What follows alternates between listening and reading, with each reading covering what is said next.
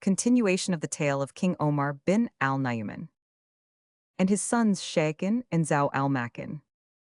Now when it was the 125th night, Shahrazad continued, It hath reached me, O auspicious king, that Aziz pursued to Taj al-Muluk. Then I entered the flower garden and made for the pavilion, where I found the daughter of Dalila, the wily one, sitting with head on knee and hand to cheek. Her color was changed and her eyes were sunken, but when she saw me she exclaimed, Praised be Allah for thy safety. And she was minded to rise but fell down for joy. I was abashed before her and hung my head. Presently, however, I went up to her and kissed her and asked, How knewest thou that I should come to thee this very night? She answered, I knew it not. By Allah, this whole year past I have not tasted the taste of sleep, but have watched through every night, expecting thee. And such hath been my case since the day thou wentest out from me, and I gave thee the new suit of clothes. And thou promisedst me to go to the hammam and to come back. So I sat awaiting thee that night, and a second night, and a third night. But thou camest not till after so great delay, and I ever expecting thy coming. For this is lover's way. And now I would have thee tell me what hath been the cause of thine absence from me the past year long? So I told her. And when she knew that I was married, her color waxed yellow, and I added, I have come to thee this night, but I must leave thee before day. Quoth she, Doth it not suffice her that she tricked thee into marrying her, and kept thee prisoner with her a whole year? But she must also make thee swear by the oath of divorce, that thou wilt return to her on the same night before morning, and not allow thee to divert thyself with thy mother or me, nor suffer thee to pass one night with either of us, away from her? How then must it be with one from whom thou hast been absent a full year, and I knew thee before she did? But Allah have mercy on thy cousin Aziza, for there befell her what never befell any, and she bore what none other ever bore, and she died by thy ill usage. Yet 'twas she who protected thee against me. Indeed, I thought thou didst love me, so I let thee take thine own way. Else had I not suffered thee to go safe in a sound skin, when I had it in my power to clap thee in jail, and even to slay thee.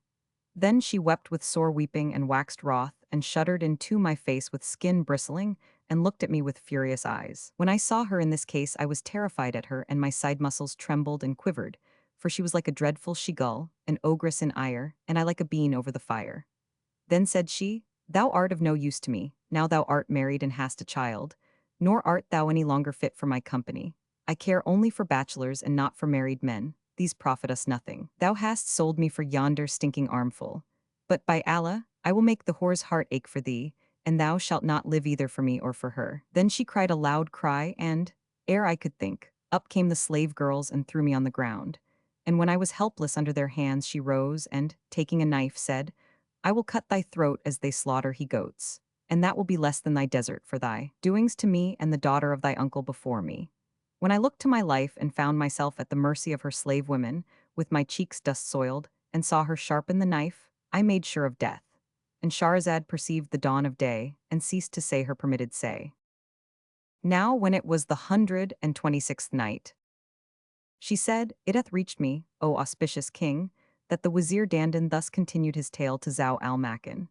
Then quoth the youth Aziz to Taj al-Muluk, Now when I found my life at the mercy of her slave women with my cheeks dust soiled, and I saw her sharpen the knife, I made sure of death and cried out to her for mercy. But she only redoubled in ferocity and ordered the slave girls to pinion my hands behind me, which they did, and, throwing me on my back, she seated herself on my middle and held down my head.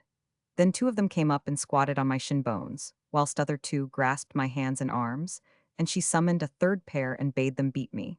So they beat me till I fainted and my voice failed. When I revived, I said to myself, 'Twere easier and better for me to have my gullet slit than to be beaten on this wise.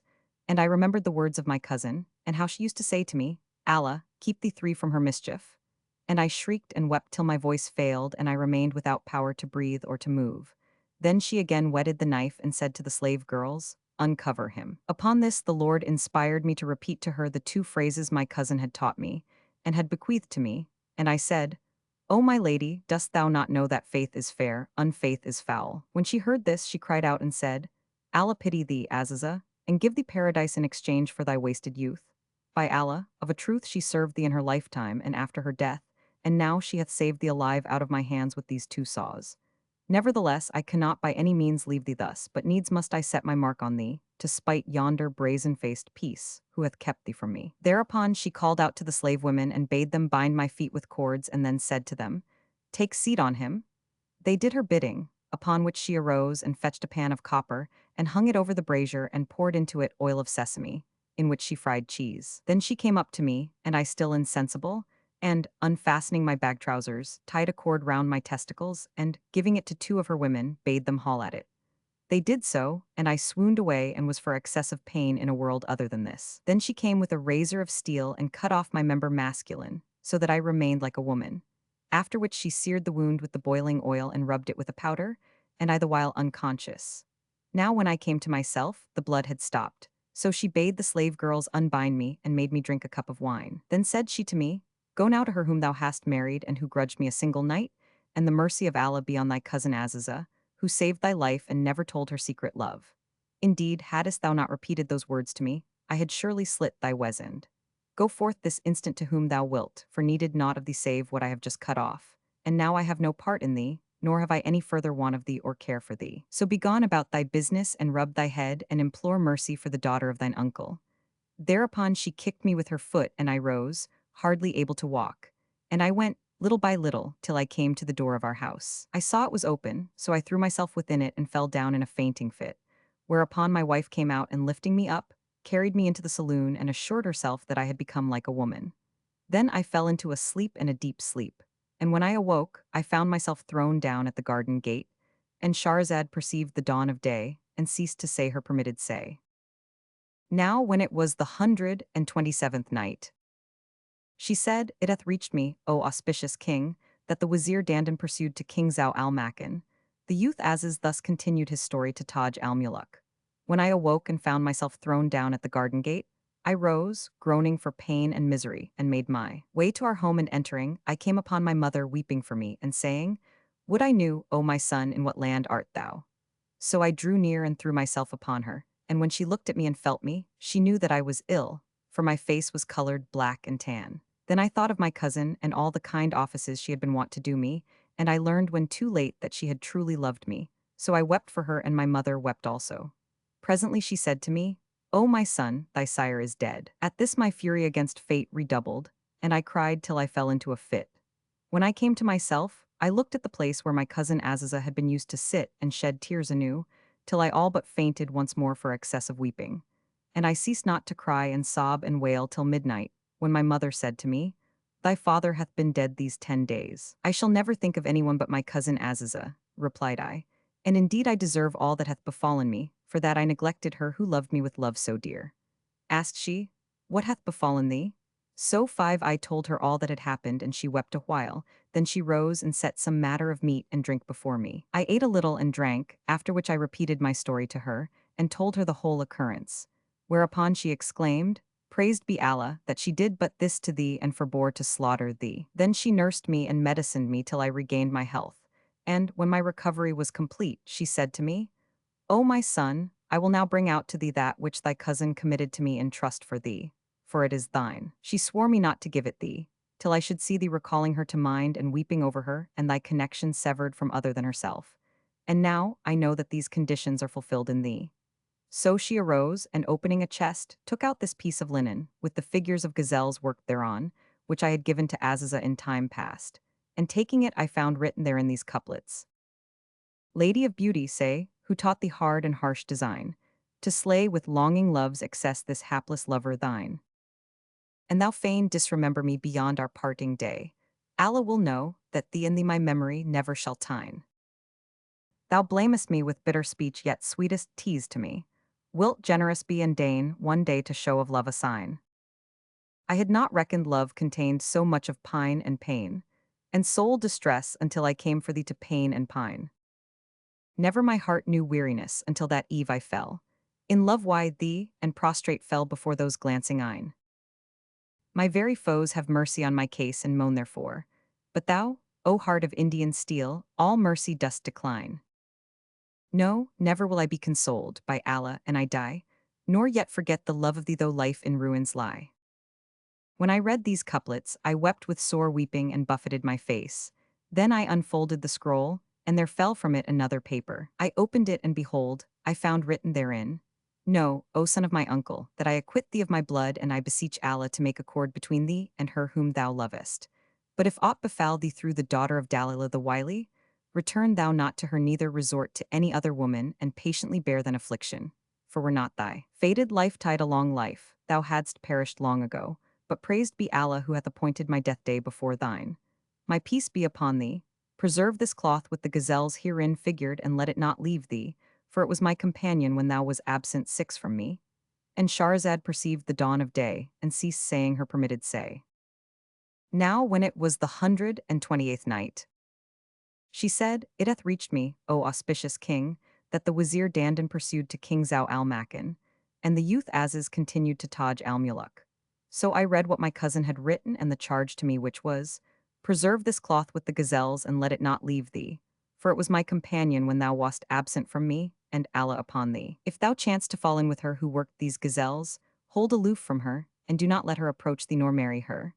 And if thou happen not on her and find no way to her, look thou consort not with any of her sex. Know that she who wrought these gazelles worketh every year a gazelle cloth, and dispatcheth it to far countries, that her report and the beauty of her broidery, which none in the world can match, may be bruited abroad. As for thy beloved, the daughter of Dalila the Wily, this cloth came to her hand, and she used to ensnare folk with it, showing it to them and saying, I have a sister who wrought this. But she lied in so saying, Allah rend her veil. This is my parting counsel. And I have not charged thee with this charge, but because I know that after my death the world will be straitened on thee, and haply, by reason of this, thou wilt leave thy native land and wander in foreign parts, and hearing of her who wrought these figures, thou mayest be minded to foregather with her. Then wilt thou remember me, when the memory shall not avail thee, nor wilt thou know my worth till after my death. And lastly, learn that she who wrought the gazelles is the daughter of the king of the Camphor Islands and a lady of the noblest. Now when I had read that scroll and understood what was written therein, I fell again to weeping, and my mother wept because I wept, and I ceased not to gaze upon it and to shed tears till nightfall. I abode in this condition a whole year, at the end of which the merchants, with whom I am in this kafala, prepared to set out from my native town. And my mother counseled me to equip myself and journey with them, so haply I might be consoled and my sorrow be dispelled, saying, Take comfort and put away from thee this morning, and travel for a year or two, 7 or 3, till the caravan return, when perhaps thy breast may be broadened and thy heart heartened. And she ceased not to persuade me with endearing words, till I provided myself with merchandise and set out with the caravan. But all the time of my wayfaring, my tears have never dried. No, never. And at every halting place where we halt, I open this piece of linen and look on these gazelles and call to mind my cousin Aziza and weep for her as thou hast seen. For indeed she loved me with dearest love and died, oppressed by my unlove. I did her naught but ill, and she did me naught but good. When these merchants return from their journey, I shall return with them, by which time I shall have been absent a whole year. Yet hath my sorrow waxed greater, and my grief and affliction were but increased by my visit to the islands of Camphor and the castle of Crystal. Now these islands are 7 in number, and are ruled by a king, by name Shahriman, who hath a daughter called Dunya. And I was told that it was she who wrought these gazelles, and that this piece in my possession was of her embroidery. When I knew this, my yearning redoubled, and I burnt with the slow fire of pining, and was drowned in the sea of sad thought. And I wept over myself for that I was become even as a woman, without manly tool like other men, and there was no help for it. From the day of my quitting the Camphor Islands, I have been tearful-eyed and heavy-hearted, and such hath been my case for a long while, and I know not whether it will be given me to return to my native land and die beside my mother or not, for I am sick from eating too much of the world. Thereupon the young merchant wept and groaned and complained and gazed upon the gazelles, whilst the tears rolled down his cheeks in streams, and he repeated these 2 couplets. Joy needs shall come, a prattler 'gan to prattle, needs cease thy blame, I was commoved to rattle. In time, quoth he, quoth I, 'tis marvellous, who shall ensure my life, O cold of tattle. 8, and he repeated also these. Well, Allah weets that since our severance day, I've wept till forced to ask of tears alone. Patience, the blamer cries, thou'lt have her yet. Quoth I, O blamer, where may patience won? Then said he, This, O king, is my tale. Hast thou ever heard one stranger? So Taj al-Muluk marveled with great marvel at the young merchant's story, and fire darted into his entrails on hearing the name of the Lady Dunya and her loveliness. And Shahrazad perceived the dawn of day, and ceased to say her permitted say. Now when it was the 129th night, she said, It hath reached me, O auspicious king, that the Wazir Dandan continued to Zau al-Makan. Now when Taj al-Muluk heard the story of the young merchant, he marveled with great marvel, and fire darted into his entrails on hearing the name of the Lady Dunya who, as he knew, had embroidered the gazelles. And his love and longing hourly grew, so he said to the youth, By Allah, that hath befallen thee whose like never befell any save thyself, but thou hast a life term, appointed which thou must fulfill, and now I would fain ask of thee a question. Quoth Aziz, And what is it? Quoth he, Wilt thou tell me how thou sawest the young lady who wrought these gazelles? Then he, O my lord, I got me access to her by a sleight, and it was this. When I entered her city with the caravan, I went forth and wandered about the garths till I came to a flower garden abounding in trees, whose keeper was a venerable old man, a sheikh stricken in years. I addressed him, saying, O ancient sir, whose may be this garden? And he replied, It belongs to the king's daughter, the Lady Dunya. We are now beneath her palace, and when she is minded to amuse herself, she openeth the private wicket and walketh in the garden and smelleth the fragrance of the flowers. So I said to him, Favor me by allowing me to sit in this garden till she come. Haply I may enjoy a sight of her as she passeth. The sheikh answered, There can be no harm in that. Thereupon I gave him a dirham or so and said to him, Buy us something to eat. He took the money gladly and opened the door and, entering himself, admitted me into the garden, where nine we strolled and ceased not strolling till we reached a pleasant spot in which he bade me sit down and await his going and his returning. Then he brought me somewhat of fruit and, leaving me, disappeared for an hour. But after a while he returned to me bringing a roasted lamb, of which we ate till we had eaten enough, my heart yearning the while for a sight of the lady. Presently, as we sat, the postern opened and the keeper said to me, Rise and hide thee. I did so, and behold, a black eunuch put his head out through the garden wicket and asked, O sheikh, is there anyone with thee? No, answered he, and the eunuch said, Shut the garden gate. So the keeper shut the gate, and lo, the Lady Dunya came in by the private door. When I saw her, methought the moon had risen above the horizon and was shining, so I looked at her a full hour and longed for her as one athirst longeth for water. After a while she withdrew and shut the door. Whereupon I left the garden and sought my lodging, knowing that I could not get at her and that I was no man for her, more especially as I was become like a woman, having no manly tool. Moreover, she was a king's daughter and I but a merchant man, so how could I have access to the like of her, or to any other woman? Accordingly, when these my companions made ready for the road, I also made preparation and set out with them, and we journeyed towards the city till we arrived at the place where we met with thee. Thou askest me, and I have answered. And these are my adventures, and peace be with thee. Now when Taj al-Muluk heard that account, fires raged in his bosom, and his heart and thought were occupied with love for the Lady Dunya, and passion and longing were sore upon him. Then he arose and mounted horse, and taking Aziz with him, returned to his father's capital, where he settled him in a separate house, and supplied him with all he needed in the way of meat and drink and dress. Then he left him and returned to his palace, with the tears trickling down his cheeks, for hearing oftentimes standeth instead of seeing and knowing. And he ceased not to be in this state till his father came into him, and finding him wan-faced, lean of limb and tearful-eyed, knew that something had occurred to chagrin him, and said, O my son, acquaint me with thy case, and tell me what hath befallen thee, that thy color is changed, and thy body is wasted. So he told him all that had passed, and what tale he had heard of Aziz, and the account of the Princess Dunya, and how he had fallen in love of her on hearsay, without having set eyes on her. Quoth his sire, O my son, she is the daughter of a king whose land is far from ours. So put away this thought and go into thy mother's palace. And Shahrazad perceived the dawn of day, and ceased saying her permitted say. Now when it was the 130th night, she said, It hath reached me, O auspicious king, that the Wazir Dandan continued to Zau al-Makan. And the father of Taj al-Muluk spake to him on this wise, O my son, her father is a king whose land is far from ours. So put away this thought and go into thy mother's palace, where are 500 maidens like moons, and whichsoever of them pleaseth thee, take her. Or else we will seek for thee in marriage some one of the king's daughters fairer than the Lady Dunya. Answered Taj al-Muluk, O my father, I desire none other, for she it is who wrought the gazelles which I saw, and there is no help but that I have her. Else I will flee into the wold and the waste, and I will slay myself for her sake. Then said his father, Have patience with me, till I send to her sire and demand her in marriage, and win thee thy wish as I did for myself with thy mother. Haply Allah will bring thee to thy desire, and, if her parent will not consent, I will make his kingdom quake under him with an army, whose rear shall be with me whilst its van shall be upon him. Then he sent for the youth Aziz and asked him, O my son, tell me, dost thou know the way to the Camphor Islands? He answered, Yes. And the king said, I desire of thee that thou fare with my wazir thither. Replied Aziz, I hear and I obey, O king of the age. Whereupon the king summoned his minister and said to him, Devise me some device, whereby my son's affair may be rightly managed, and fare thou forth to the Camphor Islands, and demand of their king his daughter in marriage for my son, Taj al-Muluk. The wazir replied, Hearkening and obedience. Then Taj al-Muluk returned to his dwelling place, and his love and longing redoubled, and the delay seemed endless to him. And when the night darkened around him, he wept and sighed and complained and repeated this poetry. 11 dark falls the night, my tears unaided rail, and fiercest flames of love my heart assail. Ask thou the nights of me, and they shall tell, and I find aught to do but weep and wail. Nightlong awake, I watch the stars what while, pour down my cheeks the tears like dropping hail. And lone and lorn I'm grown with none to aid, for kith and kin the love-lost lover fail. And when he had ended his reciting, he swooned away and did not recover his senses till the morning, at which time there came to him one of his father's eunuchs, and, standing at his head, summoned him to the king's presence.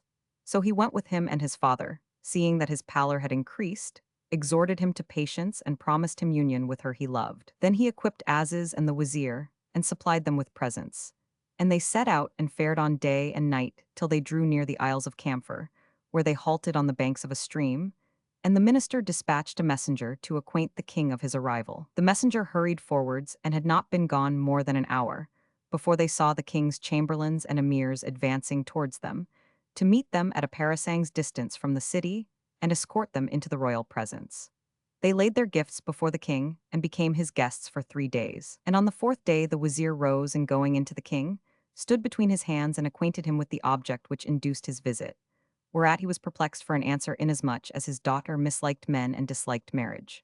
So he bowed his head groundwards a while, then raised it, and calling one of his eunuchs, said to him, Go to thy mistress, the lady Dunya, and repeat to her what thou hast heard and the purport of this wazir's coming. So the eunuch went forth, and returning after a time, said to the king, O king of the age, when I went in to the lady Dunya and told her what I had heard, she was wroth with exceeding wrath and rose at me with a staff designing to break my head. So I fled from her, and she said to me, If my father force me to wed him, whomsoever I wed I will slay. Then said her sire to the wazir and Aziz, Ye have heard, and now ye know all, so let your king wot of it, and give him my salutations, and say that my daughter misliketh men and disliketh marriage. And Shahrazad perceived the dawn of day, and ceased to say her permitted say.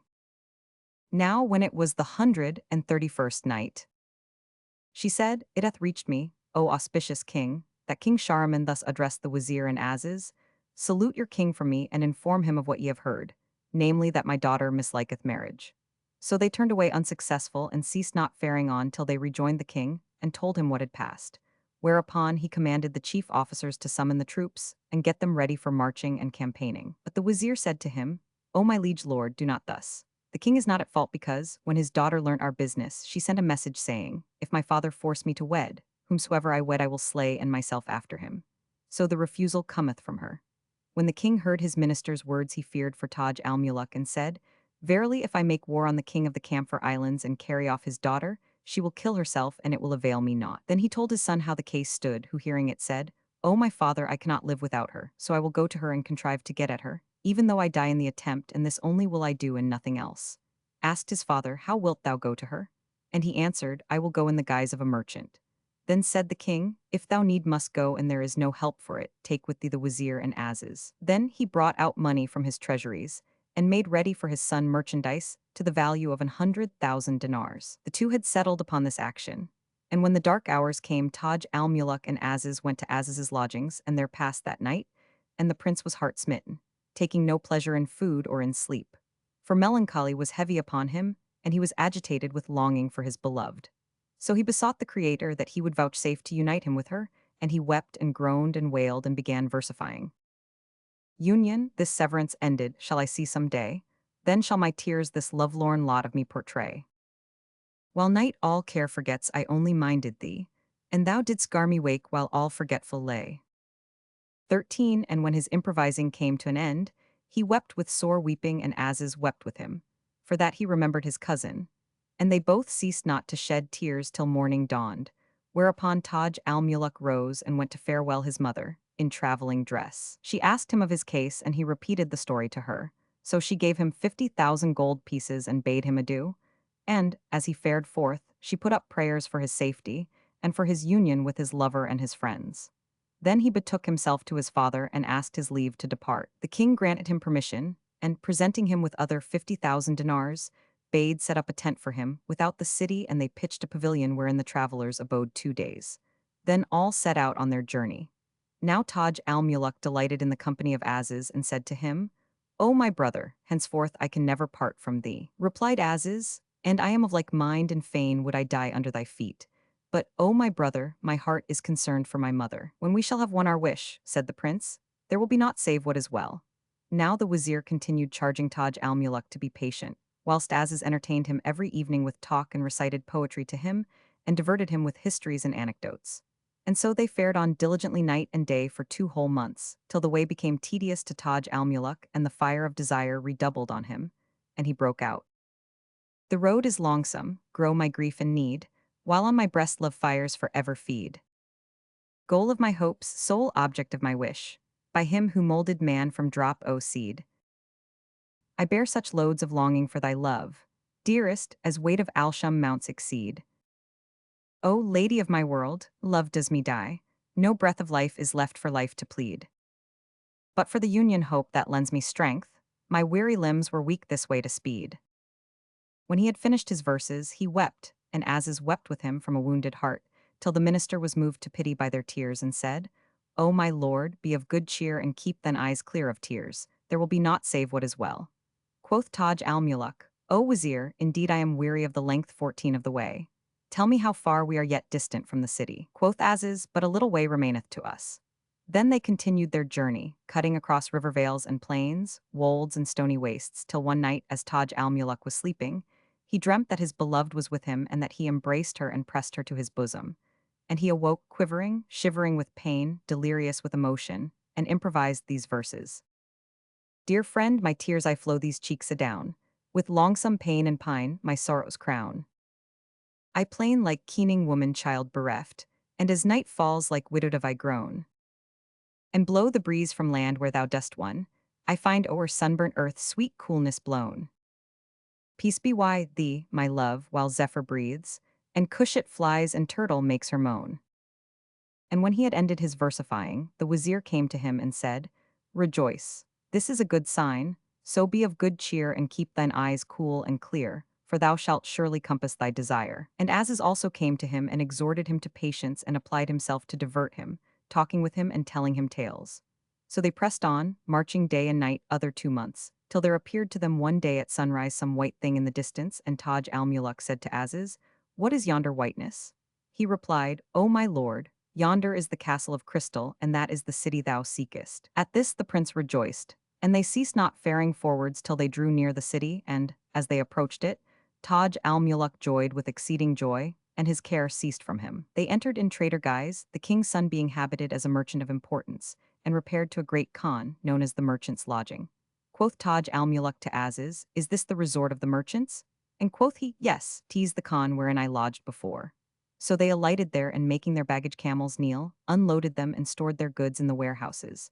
They abode 4 days for rest, when the wazir advised that they should hire a large house. To this they assented, and they found them a spacious house, fitted up for festivities, where they took up 15 their abode, and the wazir and Aziz studied to devise some device for Taj al-Muluk, who remained in a state of perplexity, knowing not what to do. Now the minister could think of nothing but that he should set up as a merchant on 'change and in the market of fine stuffs. So he turned to the prince and his companion and said to them, "Know ye that if we tarry here on this wise, assuredly we shall not win our wish nor attain our aim, but a something occurred to me whereby, if Allah please, we shall find our advantage." Replied Taj al-Muluk and Aziz, "Do what seemeth good to thee. Indeed there is a blessing on the greybeard, more specially on those who, like thyself, are conversant with the conduct of affairs. So tell us what occurreth to thy mind." Rejoined the wazir, "It is my counsel that we hire thee a shop in the stuff bazaar, where thou mayst sit to sell and buy. Every one, great and small, hath need of silken stuffs and other cloths. So if thou patiently abide in thy shop, thine affairs will prosper, inshallah. More by token as thou art comely of aspect. Make, however, as is thy factor, and set him within the shop, to hand thee the pieces of cloth and stuffs." When Taj al-Muluk heard these words, he said, "This rede is right and a right pleasant recking." So he took out a handsome suit of merchant's weed, and putting it on, set out for the bazaar, followed by his servants, to one of whom he had given 1,000 dinars, wherewith to fit up the shop. They ceased not walking till they came to the stuff market, and when the merchants saw Taj al-Muluk's beauty and grace, they were confounded and went about saying, "Of a truth Rizwan hath opened the gates of paradise and left them unguarded, so that this youth of passing comeliness hath come forth. And others, peradventure this is one of the angels. Now when they went in among the traders, they asked for the shop of the overseer of the market, and the merchants directed them thereto. So they delayed not to repair thither and to salute him, and he and those who were with him rose to them and seated them and made much of them, because of the wazir, whom they saw to be a man in years and of reverend aspect. And viewing the youth's Aziz and Taj al-Muluk in his company, they said to one another, "Doubtless our sheikh is the father of these two youths." Then quoth the wazir, "Who among you is the overseer 16 of the market?" "This is he," replied they. And behold, he came forward, and the wazir observed him narrowly, and saw him to be an old man of grave and dignified carriage, with eunuchs and servants and black slaves. The syndic greeted them with the greeting of friends, and was lavish in his attentions to them.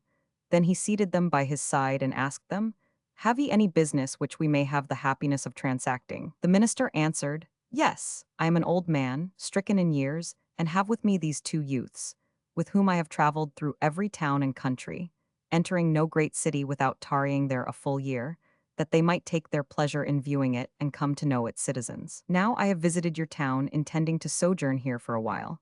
So I want of thee a handsome shop in the best situation, wherein I may establish them, that they may traffic and learn to buy and sell and give and take, whilst they divert themselves with the sight of the place, and become familiar with the usages of its people." Quoth the overseer, "There is no harm in that." And looking at the two youths, he was delighted with them and affected them with a warm affection. Now he was a great connoisseur of bewitching glances, preferring the love of boys to that of girls, and inclining to the sour rather than the sweet of love. So he said to himself, "This, indeed, is fine game. Glory be to him who created and fashioned them out of vile water." And rising, stood before them like a servant to do them honor. Then he went out and made ready for them a shop which was in the very midst of the exchange. Nor was there any larger or better in the bazaar, for it was spacious and handsomely decorated, and fitted with shelves of ivory and ebony wood. After this he delivered the keys to the wazir, who was dressed as an old merchant, saying, "Take them, O my lord, and Allah make it a blessed abiding place to thy two sons." The minister took the keys, and the three, returning to the khan where they had alighted, bade the servants transport to the shop all their goods and stuffs. And Shahrazad perceived the dawn of day, and ceased saying her permitted say. Now when it was the 132nd night, she said, "It hath reached me, O auspicious king, that when the wazir took the shop keys, he went accompanied by Taj al-Muluk and Aziz to the khan, and they bade the servants transport to the shop all their goods and stuffs and valuables, of which they had great store worth treasures of money. And when all this was duly done, they went to the shop and ordered their stock in trade and slept there that night. As soon as morning morrowed, the wazir took the two young men to the hammam bath, where they washed them clean, and they donned rich dresses and scented themselves with essences, and enjoyed themselves to the utmost. Now each of the youths was passing fair to look upon, and in the bath they were even as saith the poet. Luck to the rubber, whose deft hand o'erflies a frame begotten twixt the lymph and light. He shows the thaumaturgy of his craft, and gathers musk in form of camphor dight. After bathing they left, and, when the overseer heard that they had gone to the hammam, he sat down to await the twain, and presently they came up to him like two gazelles. Their cheeks were reddened by the bath, and their eyes were darker than ever. Their faces shone, and they were as two lustrous moons or two branches fruit-laden. Now when he saw them, he rose forthright and said to them, "O my sons, may your bath profit you alway." Whereupon Taj al-Muluk replied, with the sweetest of speech, "Allah be bountiful to thee, O my father. Why didst thou not come with us and bathe in our company?" Then they both bent over his right hand and kissed it, and walked before him to the shop, to entreat him honorably and show their respect for him, for that he was chief of the merchants in the market, and he had done them kindness in giving them the shop.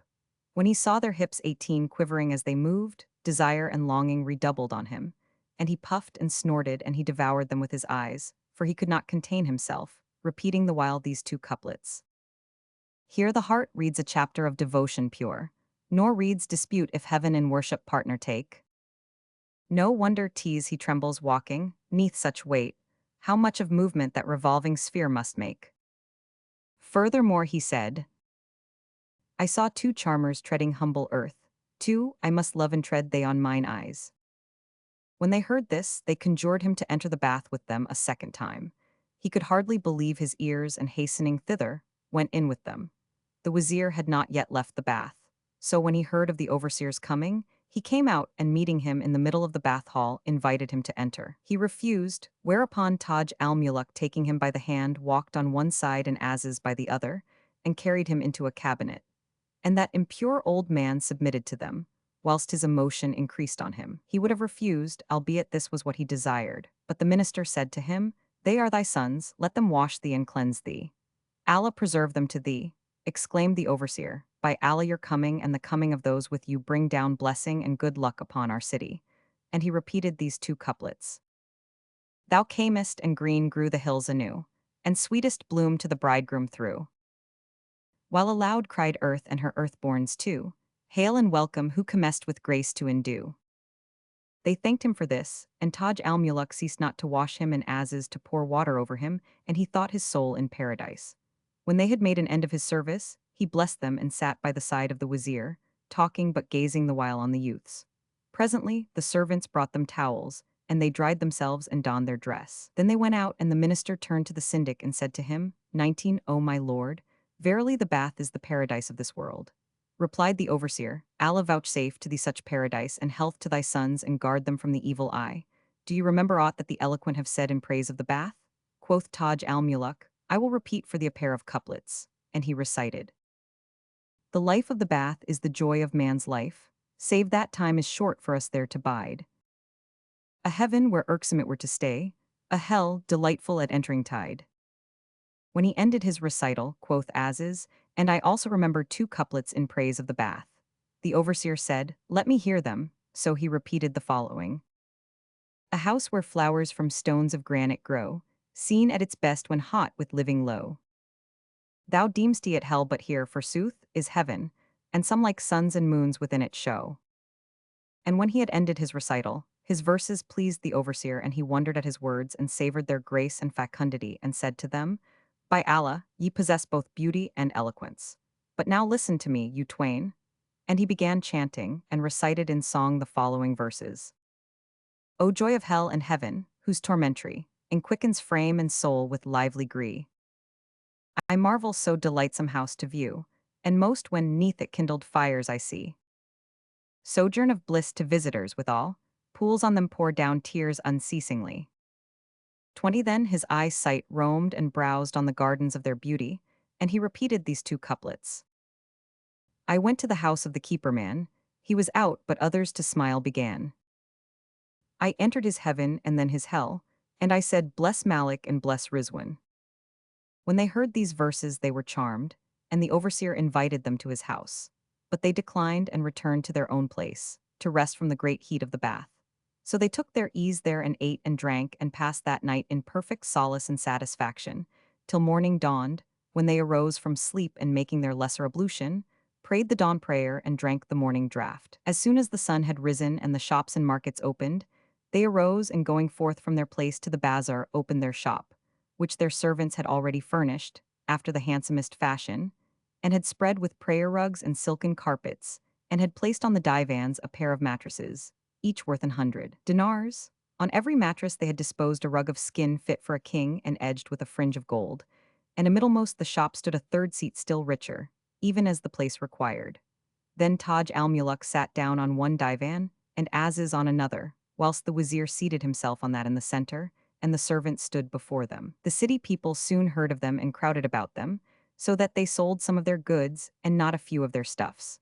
For Taj al-Muluk's beauty and loveliness had become the talk of the town. Thus they passed a trifle of time, and every day the people flocked to them and pressed upon them more and more, till the wazir, after exhorting Taj al-Muluk to keep his secret, commended him to the care of Aziz and went home, that he might commune with himself alone, and cast about for some contrivance which might profit them. Meanwhile, the two young men sat talking, and Taj al-Muluk said to Aziz, Haply someone will come from the Lady Dunya. So he ceased not expecting this chance days and nights, but his heart was troubled, and he knew neither sleep nor rest.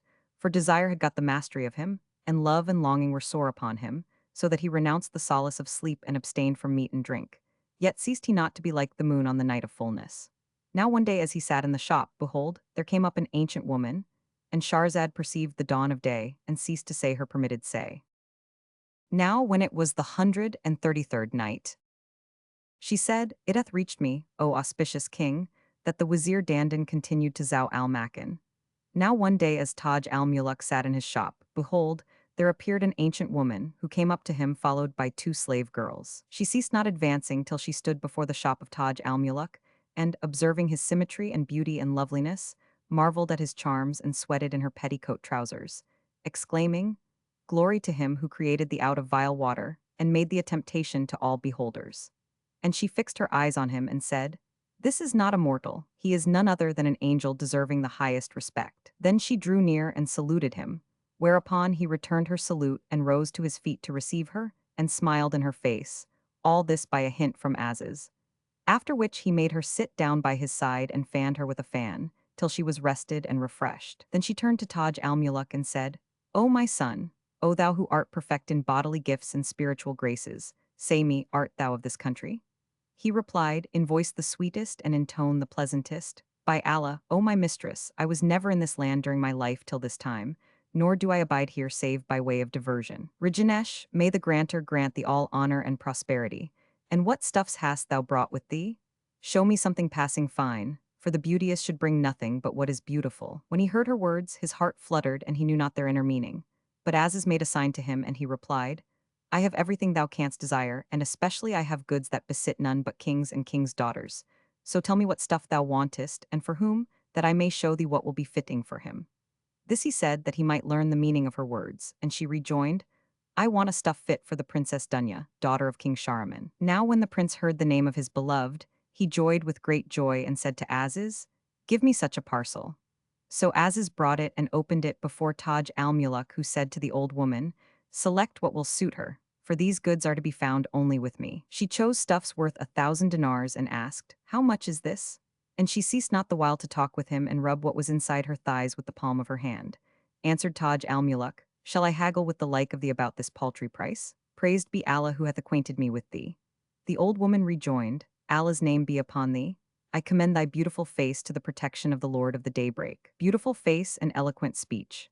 Happy she who lieth in thy bosom and claspeth thy waist in her arms and enjoyeth thy youth, especially if she be beautiful and lovely like thyself." At this, Taj al-Muluk laughed till he fell on his back and said to himself, "O thou who fulfillest desires human by means of pimping old women, they are the true fulfillers of desires." Then she asked, "O my son, what is thy name?" And he answered, "My name is Taj al-Muluk, the crown of kings." Quoth she, "This is indeed a name of kings and kings' sons, and thou art clad in merchants' clothes." Quoth Aziz, "For the love his parents and family bore him, and for the value they set on him, they named him thus." Replied the old woman, "Thou sayest sooth, Allah guard you both from the evil eye and the envious, though hearts be broken by your charms."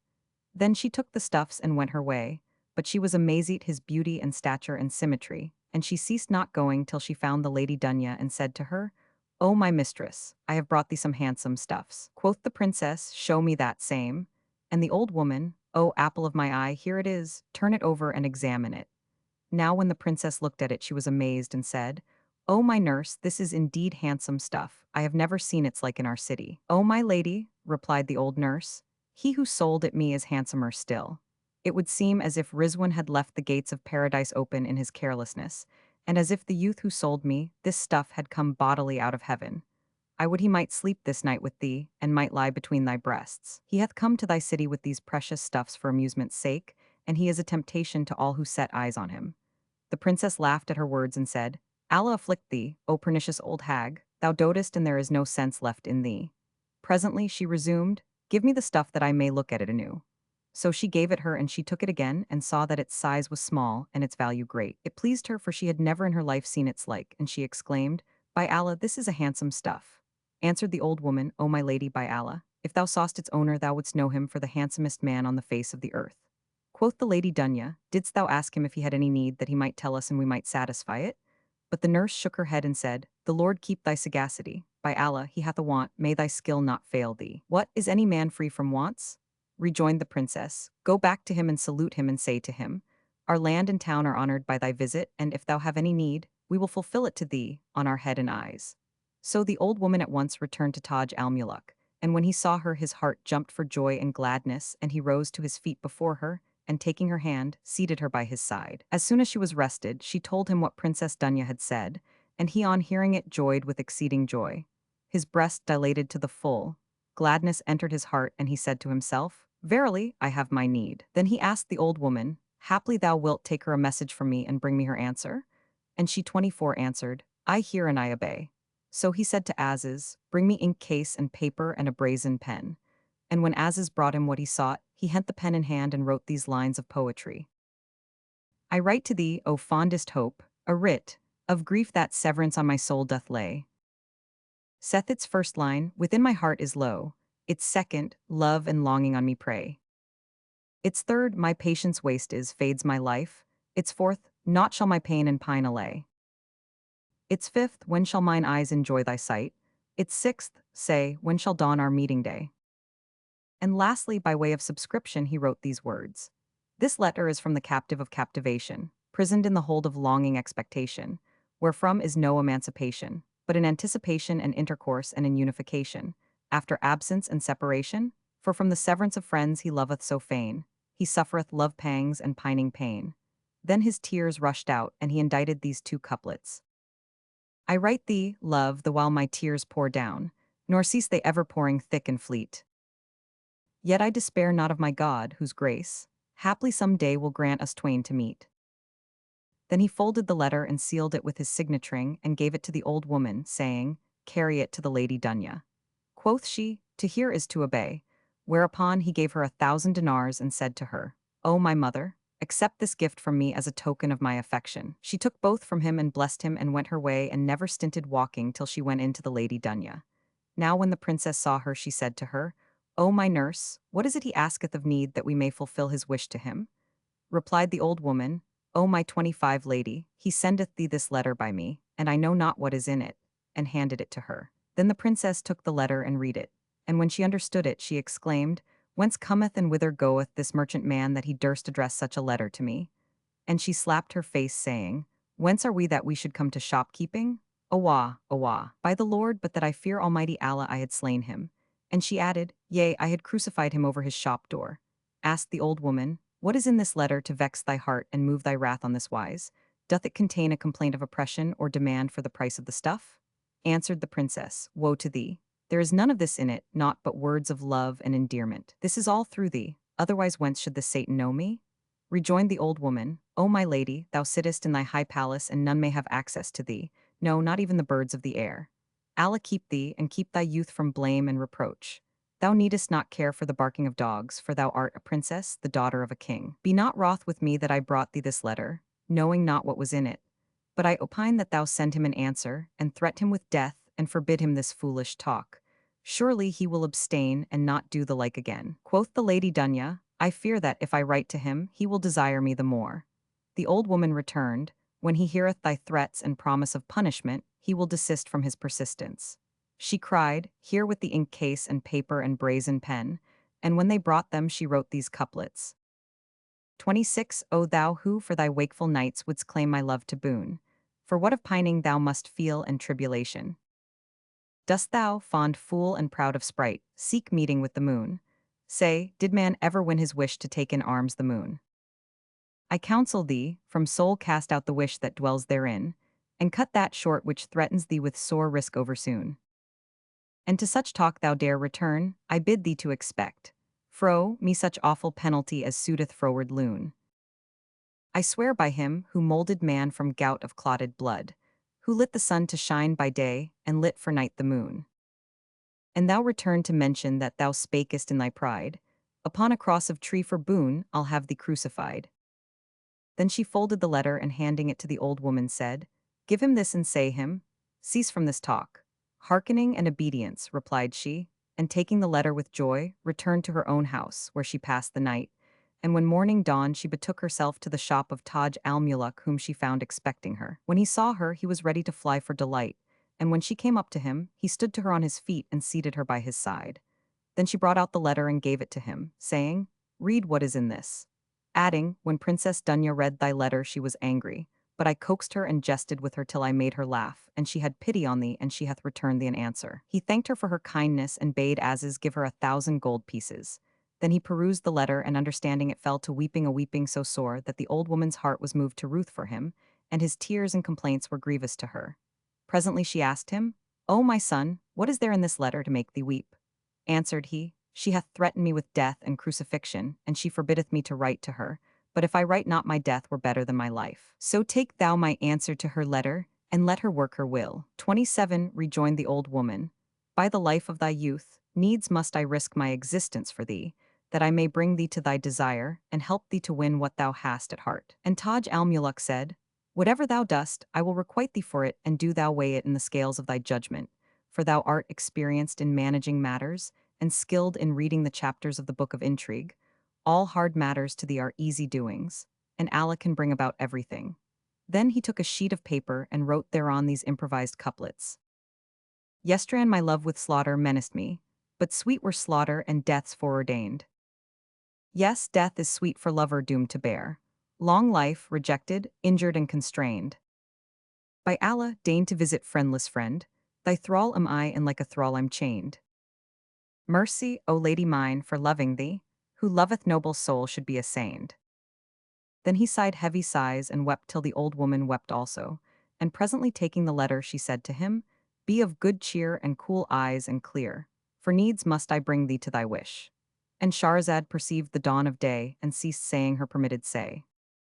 Now when it was the 134th night, she said, It hath reached me, O auspicious king, that when Taj al-Muluk wept the old woman said to him, Be of good cheer and cool eyes and clear, for needs must I bring thee to thy wish.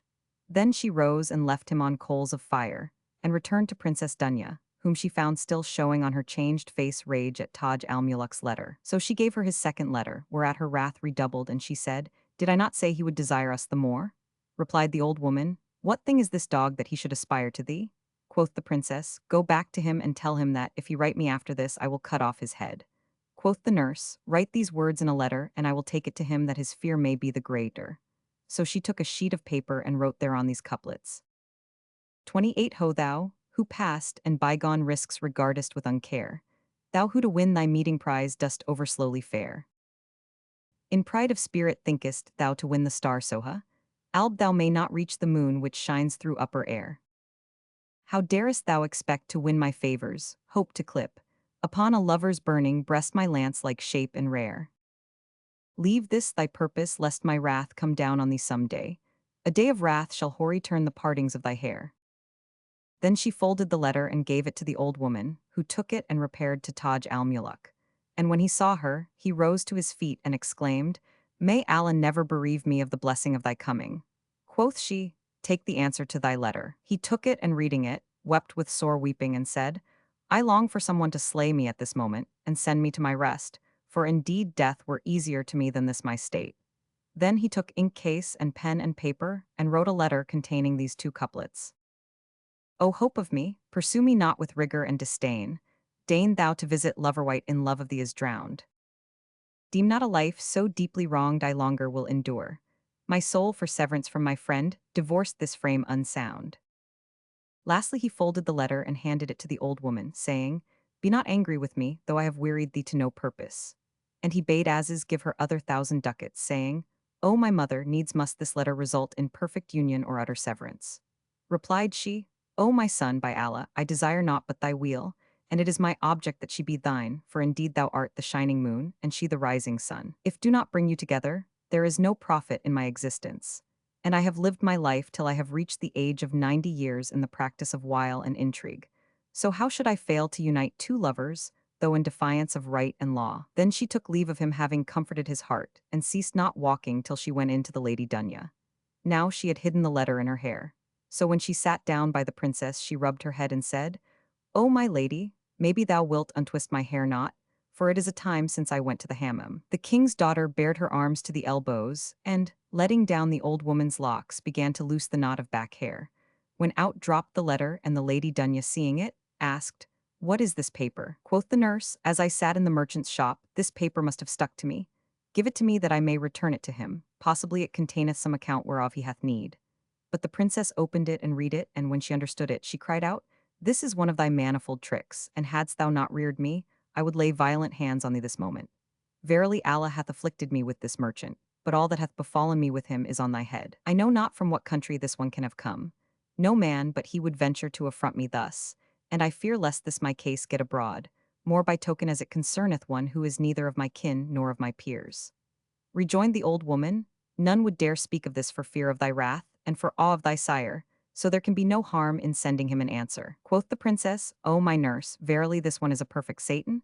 How durst he use such language to me and not dread the sultan's rage? Indeed, I am perplexed about his case. If I order him to be put to death, it were unjust, and if I leave him alive, his boldness will increase. Quoth the old woman, Come, write him a letter, it may be he will desist in dread. So she called for paper and ink case and pen and wrote these couplets. Thy folly drives thee on though long I chid, writing in verse, how long shall I forbid? For all forbiddal thou persistest more, and my sole grace it is to keep it hid. Then hide thy love nor ever dare reveal, for an thou speak of thee I'll soon be rid. If to thy silly speech thou turn anew, ravens shall croak for thee the wold amid. 30 and death shall come and beat thee down ere long, put out of sight and bury neath an earthen lid. Thy folk, fond fool, thou'lt leave for thee to mourn, and through their lives to sorrow all forlorn. Then she folded the letter and committed it to the old woman, who took it and returning to Taj al-Muluk, gave it to him. When he read it, he knew that the princess was hard-hearted and that he should not win access to her. So he complained of his case to the wazir and besought his counsel. Quoth the minister, Know thou that naught will profit thee save that thou write to her and invoke the retribution of heaven upon her. And quoth the prince, O my brother, O Aziz, do thou write to her as if my tongue spake, according to thy knowledge. So Aziz took a paper and wrote these couplets. By the 5 sheikhs, O Lord, I pray deliver me, let her for whom I suffer bear like misery. Thou knowest how I fry in flaming low of love, while she I love hath not of ruth or clemency. How long shall I, despite my pain, her feelings spare? How long shall she wreak tyranny o'er weakling me? In pains of never-ceasing death I ever grieve. O Lord, deign aid, none other helping hand I see. How fain would I forget her and forget her love, but how forget when love guard patience death to dree? O thou who hinderest love to joy fair meeting tide, say, art thou safe from time and fortune's jealousy? Art thou not glad and blessed with happy life, while I, from folk and country for thy love am doomed flee? Then Aziz folded the letter and gave it to Taj al-Muluk, who read it and was pleased with it. So he handed it to the old woman, who took it and went in with it to Princess Dunya. But when she read it and mastered the meaning thereof, she was enraged with great rage and said, All that hath befallen me cometh by means of this ill-omened old woman. Then she cried out to the damsels and eunuchs, saying, Seize this old hag, this accursed trickstress, and beat her with your slippers. So they came down upon her till she swooned away, and when she came to herself, the princess said to her, By the Lord, O wicked old woman, did I not fear Almighty Allah, I would slay thee. Then quoth she to them, 31, beat her again, and they did so till she fainted a second time, whereupon she bade them drag her forth and throw her outside the palace door. So they dragged her along on her face and threw her down before the gate. But as soon as she revived, she got up from the ground and, walking and sitting by turns, made her way home. There she passed the night till morning, when she arose and went to Taj al-Muluk and told them all that had occurred. He was distressed at this grievous news and said, O my mother, hard indeed to us is that which hath befallen thee, but all things are according to fate and man's lot. Replied she, Be of good cheer and keep thine eyes cool and clear, for I will not give over striving till I have brought thee and her together, and made thee enjoy this wanton who hath burnt my skin with beating. Asked the prince, Tell me what caused her to hate men. And the old woman answered, It arose from what she saw in a dream. And what was this dream? 'Twas this, one night as she lay asleep, she saw a fowler spread his net upon the ground and scatter wheat grain round it. Then he sat down hard by, and not a bird in the neighborhood but flocked to his toils. Amongst the rest she beheld a pair of pigeons, male and female, and whilst she was watching the net, behold, the male bird's foot caught in the meshes, and he began to struggle. Whereupon all the other birds took fright and flew away. But presently his mate came back and hovered over him, then alighted on the toils unobserved by the fowler, and fell to pecking with her beak and pulling at the mesh in which the male bird's foot was tangled, till she released the toes and they flew away together. Then the fowler came up, mended his net, and seated himself afar off. After an hour or so the birds flew back, and the female pigeon was caught in the net. Whereupon all the other birds took fright and scurried away, and the male pigeon fled with the rest and did not return to his mate, but the fowler came up and took the female pigeon and cut her throat. The princess awoke, troubled by her dream, and said, All males are like this pigeon, worthless creatures, and men in general lack grace and goodness to women. When the old woman had ended her story, the prince said to her, "O my mother, I desire to have one look at her, though it be my death. So do thou contrive me some contrivance for seeing her." She replied, "Know then that she hath under her palace windows a garden, wherein she taketh her pleasure. And thither she resorteth once in every month by the private door. After 10 days, the time of her thus going forth to 32 divert herself will arrive. So when she is about to visit the garden, I will come and tell thee, that thou mayst go thither and meet her. And look thou leave not the garden, for haply, and she see thy beauty and loveliness, her heart will be taken with love of thee, and love is the most potent means of union." He said, "I hear and obey." Whereupon he and Aziz arose and left the shop, and taking the old woman with them, showed her the place where they lodged. Then said Taj al-Muluk to Aziz, "O my brother, I have no need of the shop now, having fulfilled my purpose of it. So I give it to thee with all that is in it, for that thou hast come abroad with me, and hast left thy native land for my sake." Aziz accepted his gift, and then they sat conversing, while the prince questioned him of the strange adventures which had befallen him, and his companion acquainted him with the particulars thereof. Presently they went to the wazir and, reporting to him Taj al-Muluk's purpose, asked him, "What is to be done?" "Let us go to the garden," answered he. So each and every donned richest clothes and went forth, followed by 3 white slaves, to the garden, which they found thick with thickets and railing its rills. When they saw the keeper sitting at the gate, they saluted him with the salam, and he returned their salute. Then the wazir gave him 100 gold pieces, saying, "Prithee, take this small sum and fetch us somewhat to eat, for we are strangers, and I have with me these 2 lads whom I wish to divert." The gardener took the sequins and said to them, "Enter and amuse yourselves in the garden, for it is all yours, and sit down till I bring you what food you require." So he went to the market, while the wazir and Taj al-Muluk and Aziz entered the garden. And shortly after leaving for the bazaar, the gardener returned with a roasted lamb and cotton-white bread, which he placed before them, and they ate and drank. Thereupon he served up sweetmeats, and they ate of them, and washed their hands and sat talking. Presently the wazir said to the garth keeper, "Tell me about this garden. Is it thine, or dost thou rent it?" The sheikh replied, "It doth not belong to me, but to our king's daughter, the Princess Dunya." "What be thy monthly wages?" asked the wazir, and he answered, 1 dinar and no more. Then the minister looked round about the garden, and seeing in its midst 33 a pavilion tall and grand but old and disused, said to the keeper, "O elder, I am minded to do here a good work, by which thou shalt remember me." Replied the other, "O my lord, what is the good work thou wouldest do?" "Take these 300 dinars," rejoined the wazir. When the keeper heard speak of the gold, he said, "O my lord, whatso thou wilt do?" So the wazir gave him the monies, saying, "Inshallah, we will make a good work in this place." Then they left him and returned to their lodging, where they passed the night. And when it was the next day, the minister sent for a plasterer and a painter and a skillful goldsmith, and, furnishing them with all the tools they wanted, carried them to the garden, where he bade them whitewash the walls of the pavilion and decorate it with various kinds of paintings. Moreover, he sent for gold and lapis lazuli and said to the painter, "Figure me on the wall, at the upper end of this hall, a man fowler with his nets spread, and birds falling into them, and a female pigeon entangled in the meshes by her bill." And when the painter had finished his picture on one side, the wazir said, "Figure me on the other side a similar figure, and represent the she-pigeon alone in the snare, and the fowler seizing her and setting the knife to her neck. And draw on the third side wall a great raptor clutching the male pigeon, her mate, and digging talons into him." The artist did his bidding, and when he and the others had finished the designs, they received their hire and went away. Then the wazir and his companions took leave of the gardener and returned to their place, where they sat down to converse. And Taj al-Muluk said to Aziz, "O my brother, recite me some verses. Perchance it may broaden my breast and dispel my dolours and quench the fire flaming in my heart."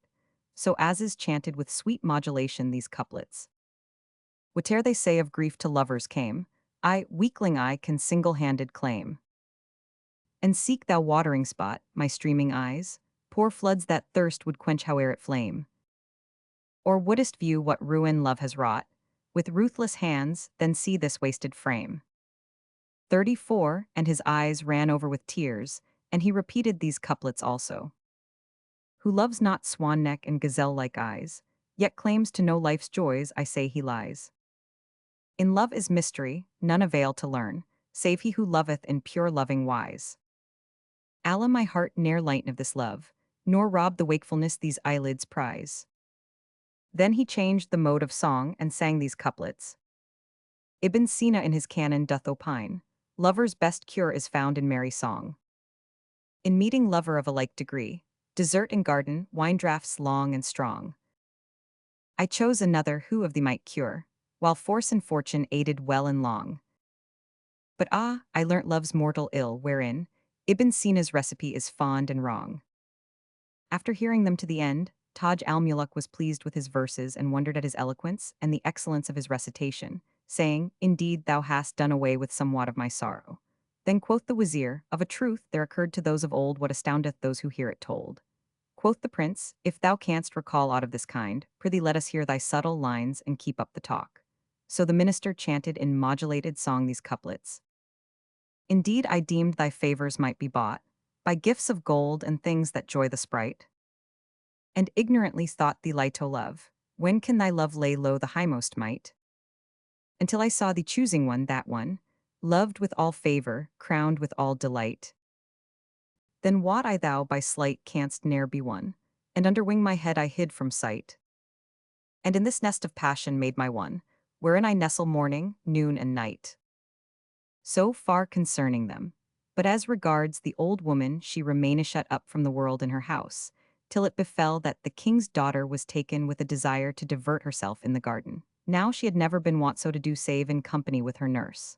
Accordingly, she sent for her and made friends with her, and soothed her sorrow, saying, "I wish to go forth to the garden, that I may divert myself with the sight of its trees and fruits, and broaden my breast with the scent of its flowers." Replied the old woman, "I hear and obey, but first I would go to my house, and soon I will be with thee." The princess rejoined, "Go home, but be not long absent from me." So the old woman left her, and, repairing to Taj al-Muluk, said to him, "Get thee ready and don thy richest dress, and go to the garden, and find out the gardener, and salute him, and then hide thyself therein."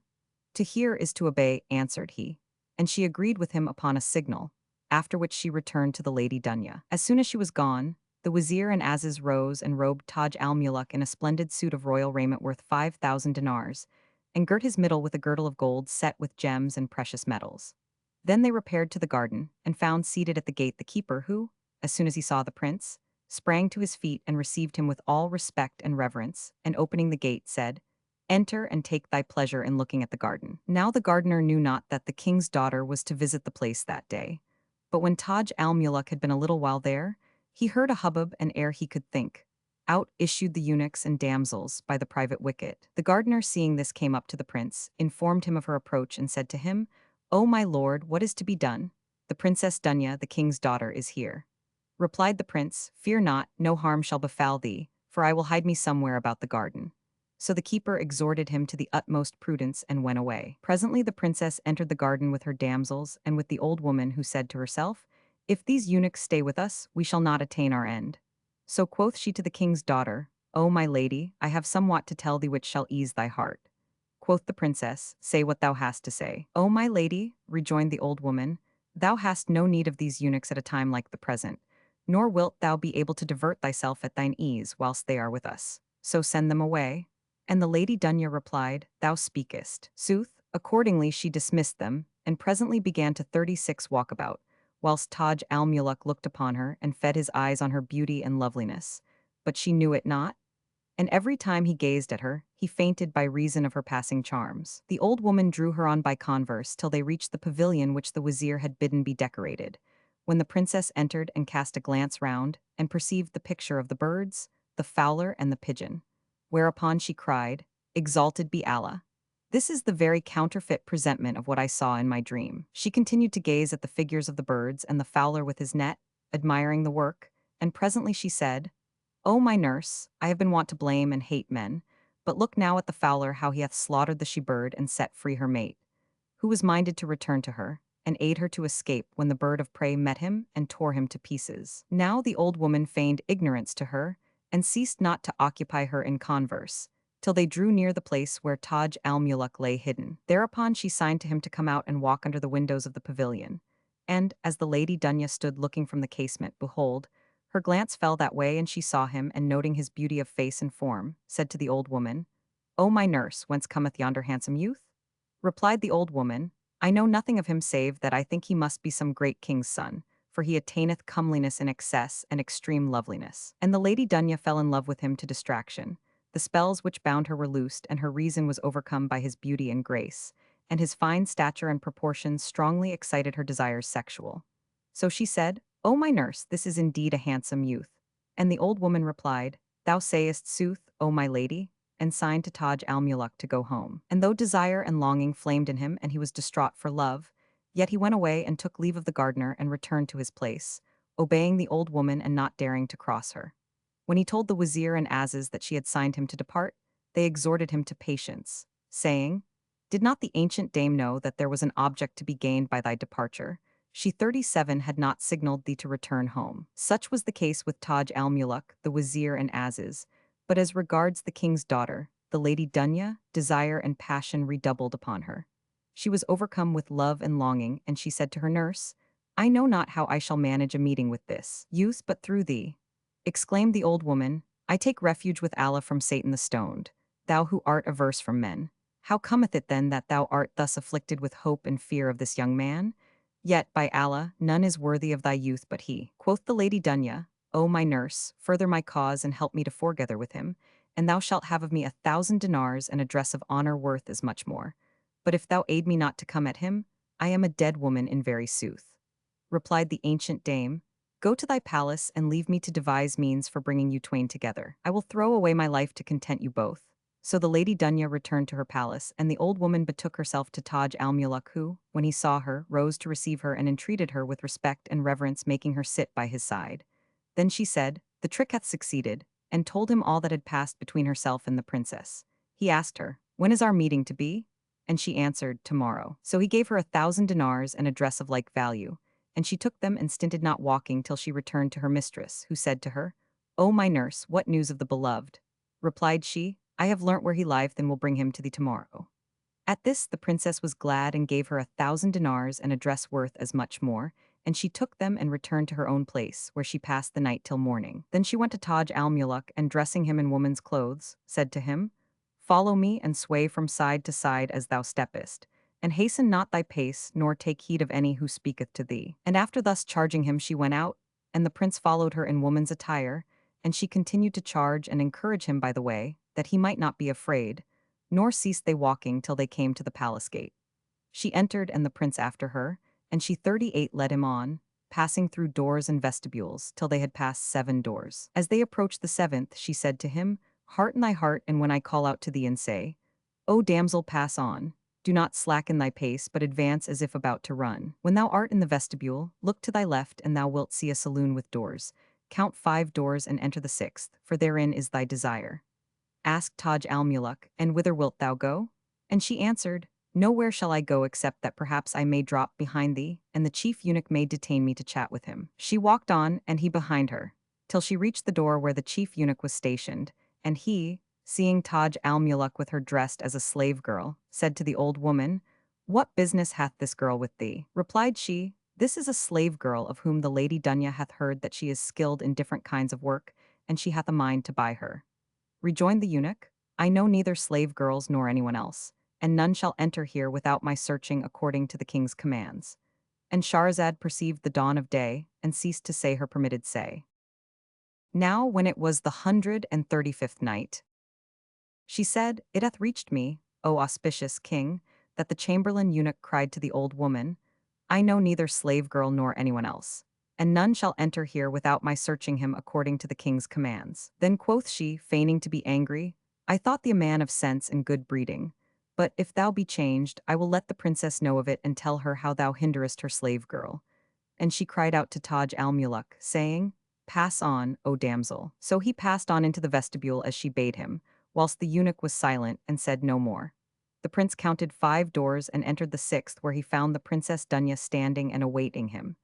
As soon as she saw him, she knew him and clasped him to her breast, and he clasped her to his bosom. Presently the old woman came in to them, having made a pretext to dismiss the princess's slave girls for fear of disgrace. And the Lady Dunya said to her, "Be thou our doorkeeper?" So she and Taj al-Muluk abode alone together, and ceased not kissing and embracing and twining leg with leg teed on. When day drew near, she left him, and, shutting the door upon him, passed into another chamber, where she sat down as was her wont, whilst her slave women came into her, and she attended to their affairs and conversed with them. Then she said to them, "Go forth from me now, for I wish to amuse myself in privacy." So they withdrew, and she betook herself to Taj al-Muluk, and the old woman brought them food, of which they ate and returned to amorous dalliance till dawn. Then the door was locked upon him as on the day before, and they ceased not to do thus for a whole month. This is how it fared with Taj al-Muluk and the Lady Dunya. But as regards the wazir and Aziz, when they found that the prince had gone to the palace of the king's daughter, and there delayed all the while, they concluded that he would never return from it and that he was lost forever. And Aziz said to the wazir, "O my father, what shall we do?"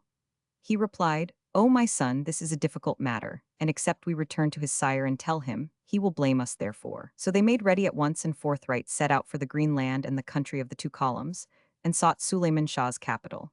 And they traversed the valleys night and day till they went in to the king, and acquainted him with what had befallen his son, and how from the time he entered the princess's palace they had heard no news of him. At this, the king was as though the day of doom had dawned for him, and regret was sore upon him, and he proclaimed a holy war throughout his realm. After which he sent forth his host without the town, and pitched tents for them, and took up his abode in his pavilion, whilst the levies came from all parts of the kingdom. For his subjects loved him by reason of his great justice and beneficence. Then he marched with an army walling the horizon, and departed in quest of his son. Thus far concerning them. But as regards Taj al-Muluk and the Lady Dunya, the two remained as they were half a year's time, whilst every day they redoubled in mutual affection.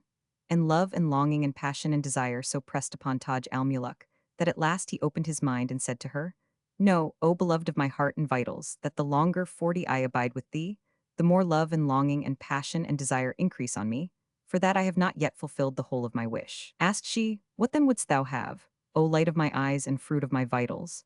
If thou desire aught beside kissing and embracing and entwining of legs with legs, do what pleaseth thee.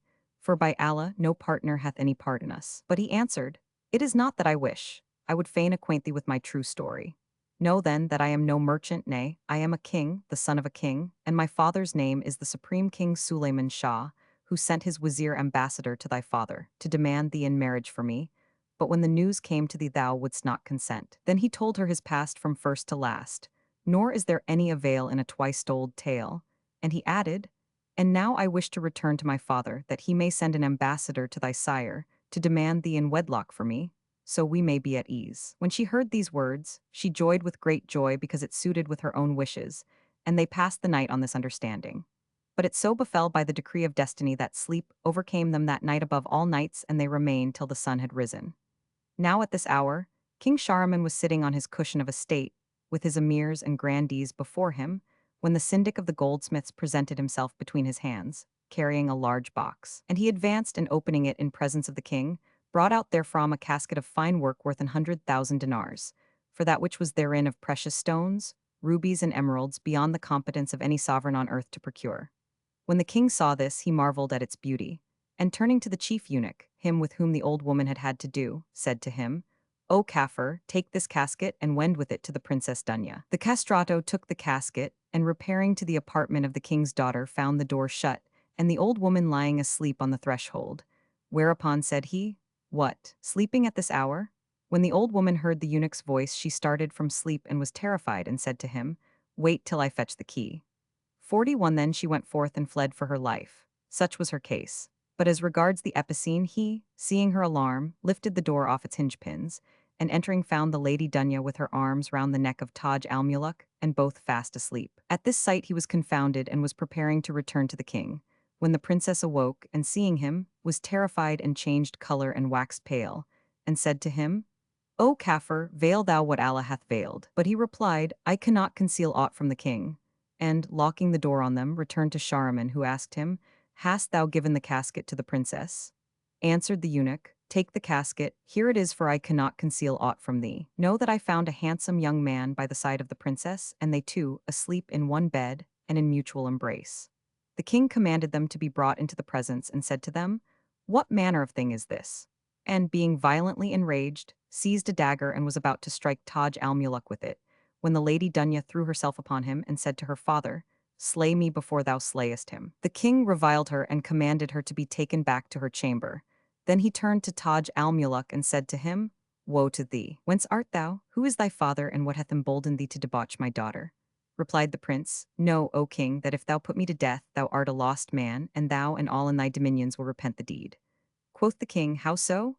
And quoth Taj al-Muluk, Know that I am the son of King Sulayman Shah, and ere thou knowest it, he will be upon thee with his horse and foot." When King Shahryar heard these words, he would have deferred killing Taj al-Muluk and would rather have put him in prison till he should look into the truth of his words. But his wazir said to him, "O king of the age, it is my opinion that thou make haste to slay this gallows bird who 42 dares debauch the daughters of kings." So the king cried to the headsman, "Strike off his head, for he is a traitor." Accordingly, the headsman took him and bound him fast and raised his hand to the emirs, signing to consult them, a first and a second signal, thinking thereby to gain time in this matter. But the king cried in anger to him, "How long wilt thou consult others? If thou consult them again, I will strike off thine own head." So the headsman raised his hand till the hair of his armpit showed, and was about to smite his neck. And Shahrazad perceived the dawn of day, and ceased to say her permitted say. Now when it was the 136th night, she said, "It hath reached me, O auspicious king, that the headsman raised his hand to smite off his head when behold, loud cries arose and the folk closed their shops. Whereupon the king said to the headsman, Wait a while, and dispatched one to learn the news. The messenger fared forth and presently returned and reported, I saw an army like the dashing sea with its clashing surge, and their horses curveting till earth trembleth with the tramp, and I know no more of them." When the king heard this, he was confounded and feared for his realm lest it should be torn from him. So he turned to his minister and said, "Have not any of our army gone forth to meet this army?" But ere he had done speaking, his chamberlains entered with messengers from the king who was approaching, and amongst them the wazir who had accompanied Taj al-Muluk. They began by saluting the king, who rose to receive them and bade them draw near, and asked the cause of their coming. Whereupon the minister came forward from amongst them and stood before him and said, "Know that he who hath come down upon thy realm is no king like unto the kings of yore and the sultans that went before." "And who is he?" asked Shahryar, and the wazir answered, "He is the lord of justice and loyalty, the brood of whose magnanimity the caravans have blazed abroad, the Sultan Sulayman Shah, lord of the green land and the 2 columns and the mountains of Ispahan. He who loveth justice and equity, and hateth oppression and iniquity. And he saith to thee that his son 43 is with thee and in thy city. His son, his heart's very core and the fruit of his loins. And if he find him in safety, his aim is won and thou shalt have thanks and praise.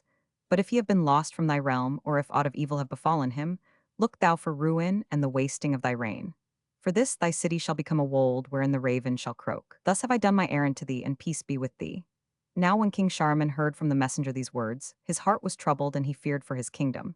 So he cried out for his grandees and ministers, chamberlains and lieutenants, and when they appeared he said to them, "Woe to you, go down and search for the youth." Now the prince was still under the headsman's hands, but he was changed by the fright he had undergone. Presently the wazir, chancing to glance around, saw the prince on the rug of blood and recognized him. So he arose and threw himself upon him, and so did the other envoys. Then they proceeded to loose his bonds and they kissed his hands and feet, whereupon Taj al-Muluk opened his eyes, and, recognizing his father's wazir and his friend Aziz, fell down a fainting for excess of delight in them. When King Shahryar made sure that the coming of this army was, indeed, because of this youth, he was confounded and feared with great fear. So he went up to Taj al-Muluk and, kissing his head, said to him, "O my son, be not wroth with me, neither blame the sinner for his sin, but have compassion on my gray hairs and waste not my realm." Whereupon Taj al-Muluk drew near unto him and kissing his hand replied, "No harm shall come to thee, for indeed thou art to me as my father. But look that naught befall my beloved, the Lady Dunya." Rejoined the king, "O my lord, fear not for her, naught but joy shall betide her." And he went on to excuse himself and made his peace with Sulayman Shah's wazir, to whom he promised much money, if he would conceal from the king what he had seen. Then he bade his chief officers take the prince with them, and repair to the hammam, and clothe him in one of the best of his own suits, and bring him back speedily. So they obeyed his bidding and bore him to the bath, and clad him in the clothes which King Shahryar had set apart for him, and brought him back to the presence chamber. When he entered, the king rose to receive him, and made all his grandees stand in attendance on him. Then Taj al-Muluk sat down to converse with his father's wazir and with Aziz, and he acquainted them with what had befallen him. After which 44 they said to him, "During that delay we returned to thy father, and gave him to know that thou didst enter the palace of the princess, and didst not return therefrom, and thy case seemed doubtful to us. But when thy sire heard of this, he mustered his forces. Then we came to this land, and indeed our coming hath brought to thee relief in extreme case, and to us great joy." Quoth he, "Good fortune hath attended your every action, first and last." While this was doing, King Shahryar went in to his daughter, Princess Dunya, and found her wailing and weeping for Taj al-Muluk. Moreover, she had taken a sword and fixed the hilt in the ground, and had set the point to the middle of her heart between her breasts. And she bent over the blade, saying, "Needs must I slay myself, and not survive my beloved." When her father entered and saw her in this case, he cried out to her, saying, "O princess of kings' daughters, hold thy hand and have ruth on thy sire and the folk of thy realm." Then he came up to her and continued, "Let it not be that an ill thing befall thy father for thy sake." And he told her the whole tale, that her lover was the son of King Sulayman Shah, and sought her to wife, and he added, "The marriage waiteth only for thy consent." Thereat she smiled and said, "Did I not tell thee that he was the son of a sultan? By Allah, there is no help for it but that I let him crucify thee on a bit of wood worth 2 pieces of silver." Replied the king, "O my daughter, have mercy on me, so Allah have mercy on thee." Rejoined she, "Up with you and make haste and go bring him to me without delay." Quoth the king, "On my head and eyes be it." And he left her, and going in hastily to Taj al-Muluk, repeated her words in his ear. So he arose and accompanied the king to the princess. And when she caught sight of her lover, she took hold of him and embraced him in her father's presence and hung upon him and kissed him, saying, "Thou hast desolated me by thine absence." Then she turned to her father and said, "Sawst thou ever any that could do hurt to the like of this beautiful being, who is moreover a king, the son of a king, and of the freeborn, guarded against ignoble deeds?"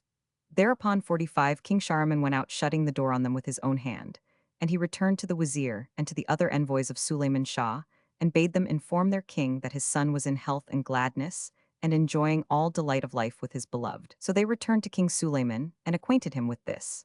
Whereupon King Shahryar ordered largesse of money and vivers to the troops of King Sulayman Shah, and when they had conveyed all he had commanded, he bade be brought out 100 coursers, and 100 dromedaries, and 100 white slaves, and 100 concubines, and 100 black slaves, and 100 female slaves, all of which he forwarded to the king as a present. Then he took horse, with his grandees and chief officers, and rode out of the city in the direction of the king's camp.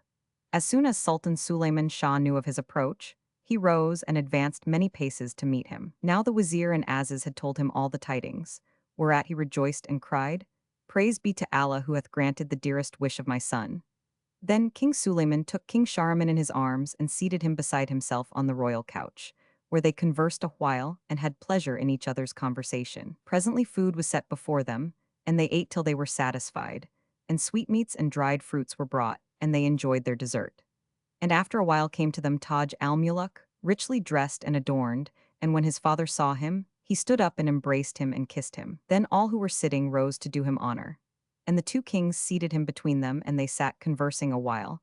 After which quoth King Sulayman Shah to King Shahryar, "I desire to have the marriage contract between my son and thy daughter drawn up in the presence of witnesses, that the wedding may be made public, even as is the custom of kings." "I hear and I obey," quoth King Shahryar, and thereon summoned the Kazi and the witnesses, who came and wrote out the marriage contract between Taj al-Muluk and the Lady Dunya. Then they gave bakshish of money and sweetmeats, and lavished incense and essences, and indeed it was a day of joy and gladness, and all the grandees and soldiers rejoiced therein.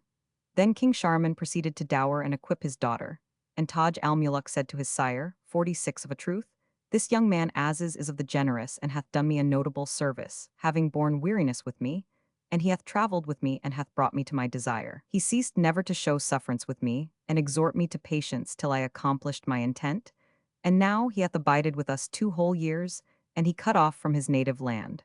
So now I purpose to equip him with merchandise, that he may depart hence with a light heart, for his country is near hand." Replied his father, "Right is thy rede." So they made ready 100 loads of the richest stuffs and the most costly, and Taj al-Muluk presented them with great store of money to Aziz, and farewelled him, saying, "O my brother and my true friend, take these loads and accept them from me by way of gift and token of affection, and go in peace to thine own country." Aziz accepted the presents, and kissing the ground between the hands of the prince and his father bade them adieu.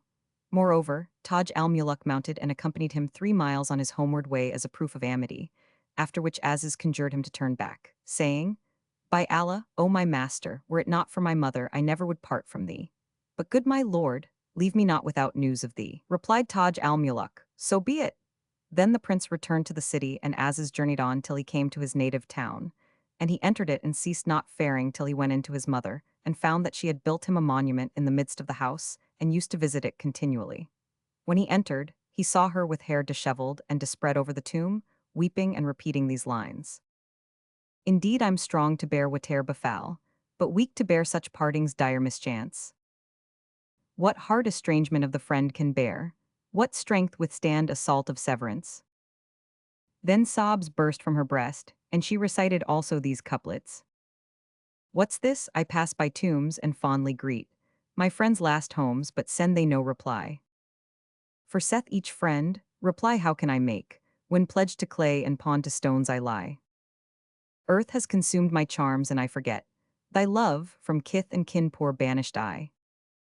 While she was thus, behold, Aziz came into her, and when she 47 saw him, she fell down, fainting for very joy. He sprinkled water on her face till she revived, and rising, took him in her arms and strained him to her breast, whilst he in like manner embraced her. Then he greeted her, and she greeted him, and she asked the reason of his long absence, whereupon he told her all that had befallen him from first to last, and informed her how Taj al-Muluk had given him 100 loads of moneys and stuffs. At this she rejoiced, and Aziz abode with his mother in his native town, weeping for what mishaps had happened to him with the daughter of Dalila the wily one, even her who had castrated him. Such was the case with Aziz. But as regards Taj al-Muluk, he went in unto his beloved, the Princess Dunya, and abated her maidenhead. Then King Shahryar proceeded to equip his daughter for her journey with her husband and father-in-law, and bade bring them provant and presents and rarities. So they loaded their beasts and set forth, whilst King Shahryar escorted them, by way of farewell, 3 days' journey on their way, till King Shah Sulayman conjured him to return. So he took leave of them and turned back, and Taj al-Muluk and his wife and father fared forwards night and day with their troops, till they drew near their capital. As soon as the news of their coming spread abroad, the folk decorated for them the city, and Shahrazad perceived the dawn of day and ceased saying her permitted say. Now when it was the 137th night, she said, It hath reached me, O auspicious king, that when Shah Sulayman drew near his capital, the folk decorated the city for him and for his son. So they entered in state, and the king, sitting on his throne with his son by his side, gave alms and largesse and loosed all who were in his jails. Then he held a second bridal for his son, and the sound of the singing women and players upon instruments was never silent for a whole month, and the Tyraman stinted not to adorn the lady Dunya and display her in various dresses. And she tired not of the displaying, nor did the women weary of gazing on her. Then Taj al-Muluk, after having foregathered a while with his father and mother, took up his sojourn with his wife, and they abode in all joyance of life and in fairest fortune, 48 till there came to them the destroyer of all delights. Now when the Wazir Dandan had ended the tale of Taj al-Muluk and the lady Dunya, Zau al-Makan said to him, Of a truth, it is the like of thee who lighten the mourner's heart, and who deserve to be the boon companions of kings, and to guide their policy in the right way. All this befell, and they were still besieging Constantinople, where they lay 4 whole years, till they yearned after their native land. And the troops murmured, being weary of vigil and besieging, and the endurance of fray and foray by night and by day. Then King Zau al-Makan summoned Rustem and Bahram and Tarkesh, and when they were in presence bespoke them thus, Know that we have lain here all these years, and we have not won to our wish. Nay, we have but gained increase of care and concern. For indeed we came, thinking to take our man-boat for King Omar bin al-Nayman, and in so doing my brother Shakin was slain. So is our sorrow grown to sorrows twain and our affliction to afflictions twain. All this came of the old woman Zat al-Dawahi, for it was she who slew the Sultan in his kingdom and carried off his wife, the Queen Sophia. Nor did this suffice her, but she must put another cheat on us and cut the throat of my brother Shakin. And indeed I have bound myself and sworn by the solemnest oaths that there is no help but I take bloodwit from her. What say ye? Ponder my address and answer me. Then they bowed their heads and answered, It is for the Wazir Dandan to opine. So the minister came forward and said, Know, O king of the age, it booteth us not to tarry here, and 'tis my counsel that we strike camp and return to our own country, there to abide for a certain time, and after that we should return for a razzia upon the worshippers of idols. Replied the king, This rede is right, for indeed the folk weary for a sight of their families, and I am another who is also troubled with yearning after my son Kanmakan and my brother's daughter Kuzia Fakan, for she is in Damascus, and I know not how is her case. When the troops heard this report, they rejoiced and blessed the Wazir Dandan. Then the king bade the crier call the retreat after 3 days. They fell to preparing for the march, and on the 4th day, they beat the big drums and unfurled the banners, and the army set forth, the Wazir Dandan in the van and the king riding in the mid-battle, with the Grand Chamberlain by his side. And all journeyed without ceasing, night and day, till they reached Baghdad city. The folk rejoiced in their return, and care and fear ceased from them, whilst the stay-at-homes met the absentees, and each emir betook him to his own house. As for Zau al-Makan, he marched up to the palace and went in to his son Kanmakan, who had now reached the age of 7, and who used to go down to the weapon plain and ride. As soon as the king was rested of his journey, he entered the hammam with his son, and returning, seated himself on his sofa of state, whilst the Wazir Dandan took up his station before him, and the emirs and lords of the realm presented themselves and stood in attendance upon him. Then Zau al-Makan called for his comrade, the fireman, who had befriended him in his wanderings, and, when he came into presence, the king rose to do him honor and seated him by his side. Now he had acquainted the Wazir with all the kindness and good turns which the stoker had done him, and he found that the wight had waxed fat and burly with rest and good fare, so that his neck was like an elephant's throat and his face like a dolphin's belly. Moreover, he was grown dull of wit, for that he had never stirred from his place. So at first he knew not the king by his aspect. But Zau al-Makan came up to him smiling in his face, and greeted him after the friendliest fashion, saying, "How soon hast thou forgot me?" With this the fireman roused himself, and looking steadfastly at Zau al-Makan, made sure that he knew him. Whereupon he sprang hastily to his feet and exclaimed, "O my friend, who hath made thee sultan?" Then Zau al-Makan laughed at him, and the Wazir, coming up to him, expounded the whole story to him and said, "In good sooth he was thy brother and thy friend, and now he is king of the land, and needs must thou get great good of him. So I charge thee, if he say, ask a boon of me, ask not but for some great thing, for thou art very dear to him." Quoth the fireman, "I fear lest, if I ask of him aught, he may not choose to give it or may not be able to grant it." Quoth the Wazir, "Have no care, whatsoever thou askest he will give thee." Rejoined the stoker, "By Allah, I must at once ask of him a thing that is in my thought. Every night I dream of it and implore Almighty Allah to vouchsafe it to me." Said the Wazir, "Take heart. By Allah, if thou ask of him the government of Damascus in place of his brother, he would surely give it thee and make thee governor." With this the stoker rose to his feet, and Zau al-Makan signed to 50 him to sit, but he refused, saying, "Allah forfend, the days are gone by of my sitting in thy presence." Answered the Sultan, "Not so, they endure even now. Thou wast in very deed the cause that I am at present alive, and by Allah, whatever thing most desired thou requirest of me, I will give that same to thee. But ask thou first of Allah and then of me." He said, "O my lord, I fear." "Fear not," quoth the Sultan. He continued, "I fear to ask aught and that thou shouldst refuse it to me, and it is only—" At this the king laughed and replied, "If thou require of me the half of my kingdom, I would share it with thee, so ask what thou wilt and leave talking." Repeated the fireman, "I fear?" "Don't fear," quoth the king. He went on, "I fear lest I ask a thing and thou be not able to grant it." Upon this the Sultan waxed wroth and cried, "Ask what thou wilt." Then said he, "I ask, first of Allah and then of thee, that thou write me a patent of syndicate over all the firemen of the baths in the holy city, Jerusalem." The Sultan and all present laughed, and Zau al-Makan said, "Ask something more than this." He replied, "O my lord, said I not I feared that thou wouldst not choose to give me what I should ask, or that thou be not able to grant it." Therewith the Wazir signed him with his foot once and twice and thrice, and every time he began, "I ask of thee," quoth the Sultan, "ask and be speedy." So he said, "I ask thee to make me chief of the scavengers in the holy city of Jerusalem, or in Damascus town." Then all those who were present fell on their backs with laughter, and the Wazir beat him. Whereupon he turned to the minister and said to him, "What art thou that thou shouldest beat me? 'Tis no fault of mine, didst thou not thyself bid me ask some important thing?" And he added, "Let me go to my own land." With this, the Sultan knew that he was jesting and took patience with him a while, then turned to him and said, "O my brother, ask of me some important thing, befitting our dignity." So the stoker said, "O king of the age, I ask first of Allah and then of thee, that thou make me viceroy of Damascus in the place of thy brother." And the king replied, "Allah granteth thee this." Thereupon the fireman kissed ground before him, and he bade set him a chair in his rank, and vested him with a viceroy's habit. Then he wrote him a patent and sealed it with his own seal, and said to the Wazir Dandan, "None shall go with him but thou. And when thou makest the return journey, do thou bring with thee my brother's daughter, Quzia Fakin." Hearkening 51 and obedience, answered the minister, and taking the fireman, went down with him and made ready for the march. Then the king appointed for the stoker servants and suite, and gave him a new litter and a princely equipage, and said to the emirs, "Whoso loveth me, let him honor this man and offer him a handsome present." So each and every of the emirs brought him his gift according to his competence, and the king named him Zibul Khan and conferred on him the honorable surname of Al-Mujahid.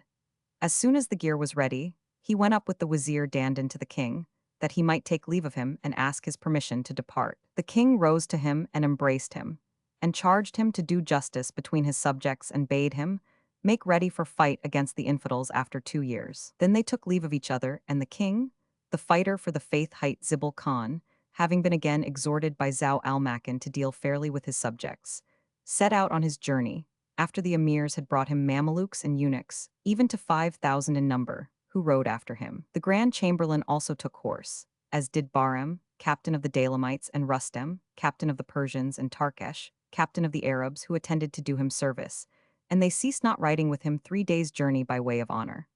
Then, taking their leave of him, they returned to Baghdad, and the Sultan Zibil Khan and the Wazir Dandan fared on with their suite and troops till they drew near Damascus. Now news was come, upon the wings of birds, to the notables of Damascus, that King Zau al-Makan had made Sultan over Damascus a king named Zibil Khan and surnamed al-Mujahid.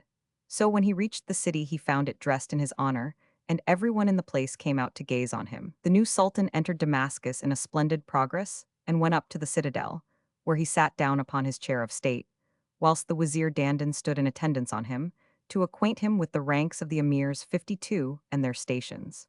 Then the grandees came in to him and kissed hands and called down blessings on him. The new king, Zibil Khan, received them graciously and bestowed on them dresses of honor and various presents and bounties, after which he opened the treasuries and gave largesse to the troops, great and small. Then he governed and did justice, and proceeded to equip the lady Quzia Fakan, daughter of King Shahryar, appointing her a litter of silk and stuff. Moreover, he furnished the Wazir Dandan equally well for the return journey and offered him a gift of coin. But he refused, saying, "Thou art near the time appointed by the king, and haply thou wilt have need of money, or after this we may send to seek of thee funds for the holy war or what not." Now when the Wazir was ready to march, Sultan al-Mujahid mounted to bid the minister farewell and brought Quzia Fakan to him, and made her enter the litter and sent with her 10 damsels to do her service. Thereupon they set forward, whilst King, fighter for the faith, returned to his government that he might order affairs and get ready his munitions of war, awaiting such time as King Zau al-Makan should send a requisition to him. Such was the case with Sultan Zibil Khan, but as regards the Wazir Dandan, he ceased not faring forward and finishing off the stages, in company with Quzia Fakan, till they came to Ruba after a month's travel, and thence pushed on, till he drew near Baghdad. Then he sent to announce his arrival to King Zau al-Makan, who, when he heard this, took horse and rode out to meet him. The Wazir Dandan would have dismounted, but the king conjured him not to do so and urged his steed till he came up to his side. Then he questioned him of Zibil Khan hight al-Mujahid, whereto the Wazir replied that he was well, and that he had brought with him Quzia Fakan, the daughter of his brother. At this the king rejoiced and said to Dandan, "Down with thee and rest thee from the fatigue of the journey for 3 days, after which come to me again." Replied the Wazir, with joy and gratitude, and betook himself to his own house, whilst the king rode up to his palace and went in to his brother's daughter, Quzia Fakan, a girl of 8 years old. When he saw her, he rejoiced in her and sorrowed for her sire. Then he bade make for her clothes and gave her splendid jewelry and ornaments, and ordered she be lodged with his son Kanmakan in one place. So they both grew up the brightest of 53, the people of their time and the bravest.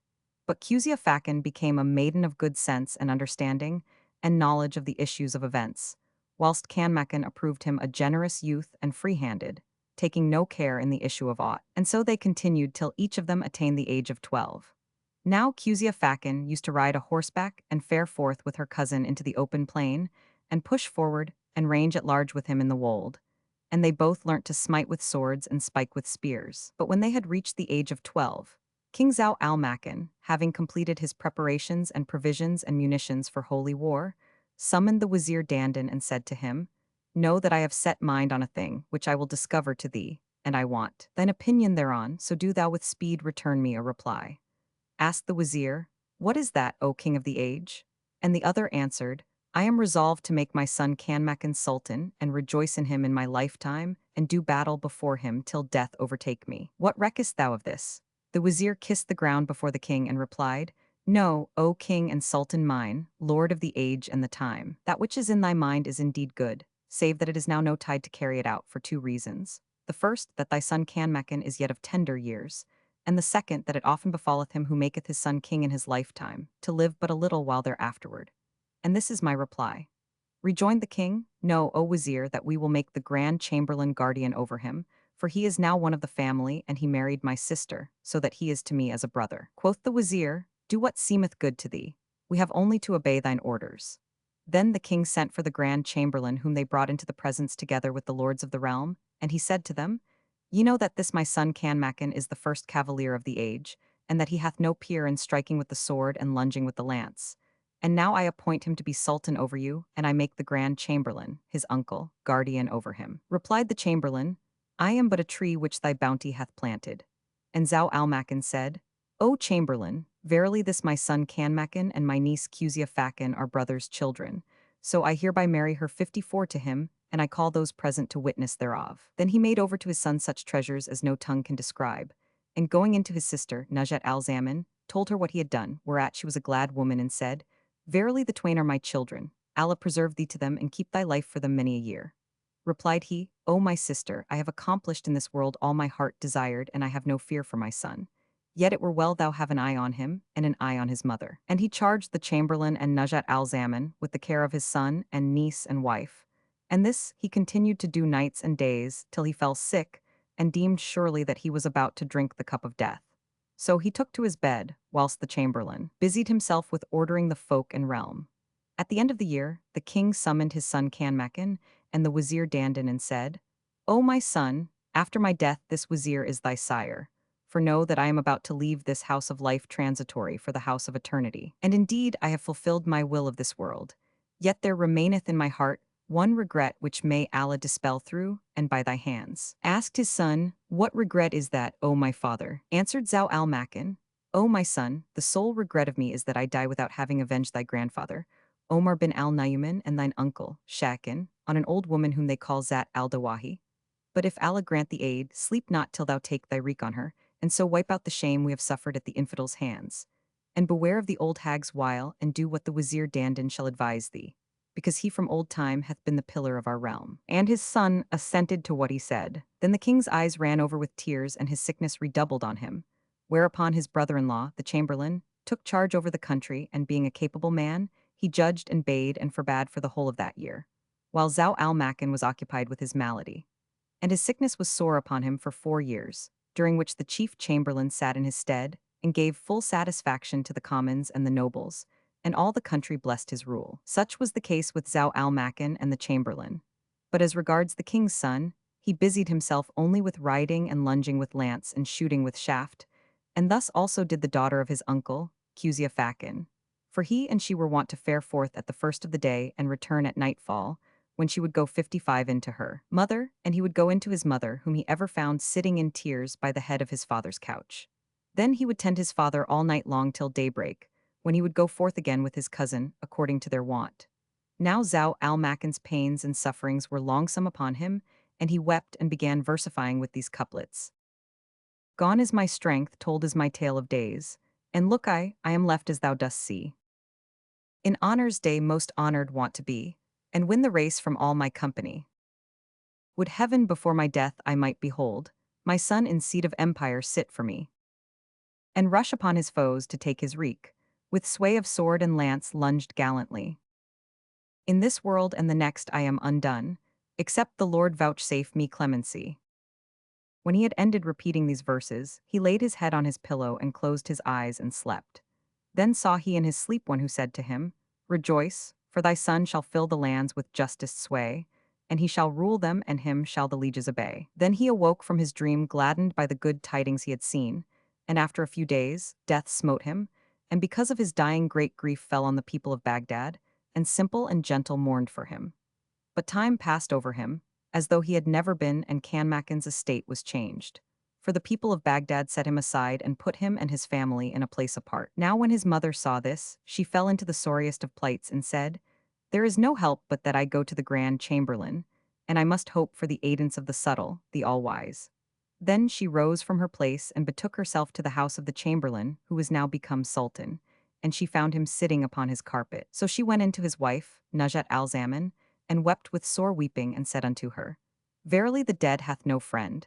May Allah never bring you to want as long as your age and the years endure, and may you cease not to rule justly over rich and poor. Thine ears have heard and thine eyes have seen all that was ours of kingship and honor and dignity and wealth and fair fortune of life and condition. And now time hath turned upon us, and fate and the world have betrayed us and wrought an hostile way with us.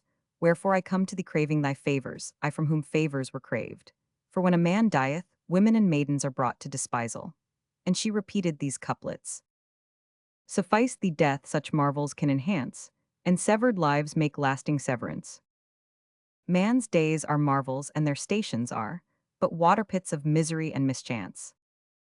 Naught rings my heart save loss of noble friends, girt round by rings of hard, harsh circumstance.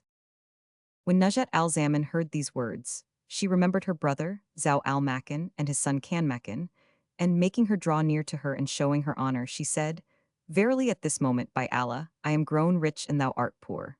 Now by the Lord, we did not cease to seek thee out, but we feared to wound thy heart lest thou shouldest fancy our gifts to thee an alms gift. Withal, whatso weal we now enjoy is from thee and thy husband. So our house is thy house, and our place thy place, and thine is all our wealth and what goods we have belong to thee. Then she robed her in sumptuous robes and set apart for her a place in the palace adjoining her own. And they abode therein, she and her son, in all delight of life. And Nujat al-Zaman clothed him also in king's raiment, and gave to them both especial handmaids for their service. After a little she related to her husband the sad case of the widow of her brother, Zau al-Makan, whereat his eyes filled with tears, and he said, Wouldest thou see the world after thee? Look thou upon the world after other than thyself. Then entreat her honorably and enrich her poverty. And Shahrazad perceived the dawn of day, and ceased to say her permitted say. Now when it was the 138th night, she said, It hath reached me, O auspicious king, that when Nujat al-Zaman related to her husband the sad case of the widow of her brother, Zau al-Makan, the chamberlain said, Entreat her honorably 57 and enrich her poverty. Thus far concerning Nujat al-Zaman and her consort, and the relict of Zau al-Makan. But as regards Kanmakan and his cousin Fakan, they grew up and flourished till they waxed like unto two fruit-laden boughs or two shining moons, and they reached the age of 15. And she was indeed the fairest of maids who are modestly veiled, lovely faced with smooth cheeks graced, and slender waist on heavy hips based. And her shape was the shaft's thin line, and her lips were sweeter than old wine, and the nectar of her mouth as it were the fountain salsabil. Even as saith the poet in these two couplets describing one like her. As though tisane of wine on her lips honeydew, dropped from the ripened grapes her mouth in clusters grew. And when her frame thou doublest, and low bends her vine, praise her creators might no creature ever knew. Of a truth Allah had united in her every charm. Her shape would shame the branch of waving tree, and the rose before her cheeks craved lenity. And the honeydew of her lips of wine made jeer, however old and clear, and she gladdened heart and beholder with joyous cheer, even as saith of her the poet. Goodly of gifts is she, and charm those perfect eyes, with lashes shaming kohl and all the fair ones cold. And from those eyne the glances pierce the lover's heart, like sword in mere al-Muminina Ali's hold. And the relator continueth, as for Kanmakan, he became unique in loveliness and excelling in perfection no less. None could even him in qualities as in seemliness, and the sheen of valor between his eyes was espied, testifying for him while against him it never testified. The hardest hearts inclined to his side, his eyelids bore lashes black as by coal, and he was of surpassing worth in body and soul. And when the down of lips and cheeks began to sprout, bards and poets sang for him far and near. Appeared not my excuse till hair had clothed his cheek, and gloom o'ercrept that side face, sight to stagger. A fawn, when eyes would batten on his charms, each glance deals thrust like point of conjure dagger. 58 And saith another. His lovers' souls have drawn upon his cheek, an ant that perfected its rosy light. I marvel at such martyrs laws apent, who yet with greeny robes of heaven are dight. Now it chanced one holiday that Fakan fared forth to make festival with certain kindred of the court, and she went surrounded by her handmaids. And indeed beauty encompassed her. The roses of her cheeks dealt envy to their mole. From out her smiling lips leaven flashed white, gleaming like the chamomile, and Kanmakan began to turn about her and devour her with his sight, for she was the moon of resplendent light. Then he took heart, and giving his tongue a start began to improvise. When shall the disappointed heart be healed of severance, and lips of union smile at ceasing of our hard mischance? Would heaven I knew shall come some night, and with it surely bring meeting with friend who like myself endureth sufferance. When Fakan heard these couplets, she showed vexation and disapproval, and putting on a haughty and angry air said to him, Dost thou name me in thy verse to shame me amongst folk? By Allah, if thou turn not from this talk, I will assuredly complain of thee to the Grand Chamberlain. Sultan of Khorasan and Baghdad, and Lord of Justice and Equity, that disgrace and punishment may befall thee. Kanmakan made no reply for anger, but he returned to Baghdad.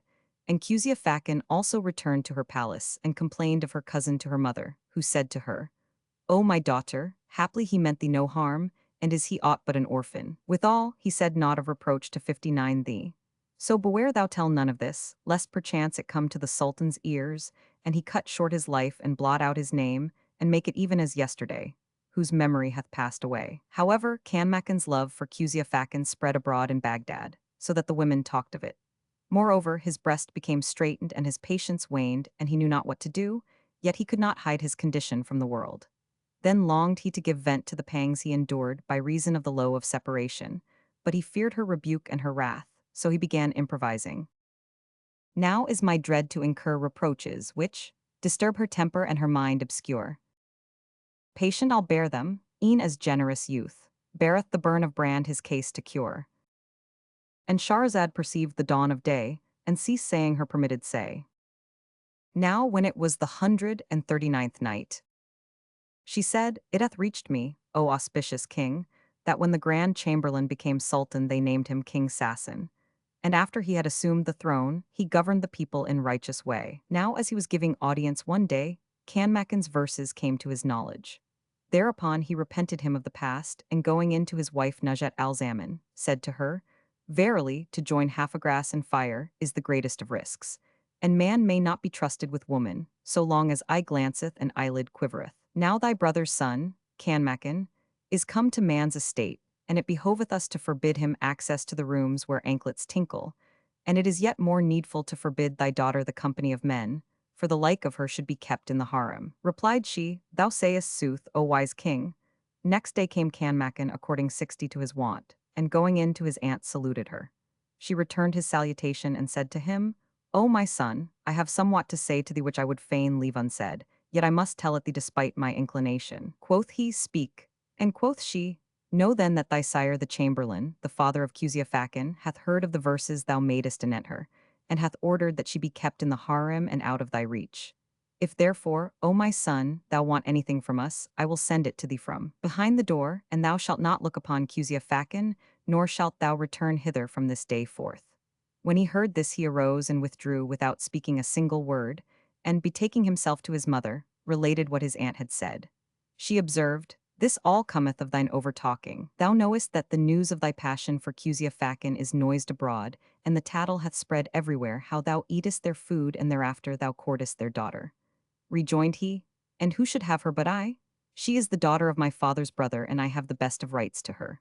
Retorted his mother, These are idle words. Be silent, lest haply thy talk come to King Sasan's ears, and it prove the cause of thy losing her, and the reason of thy ruin and increase of thine affliction.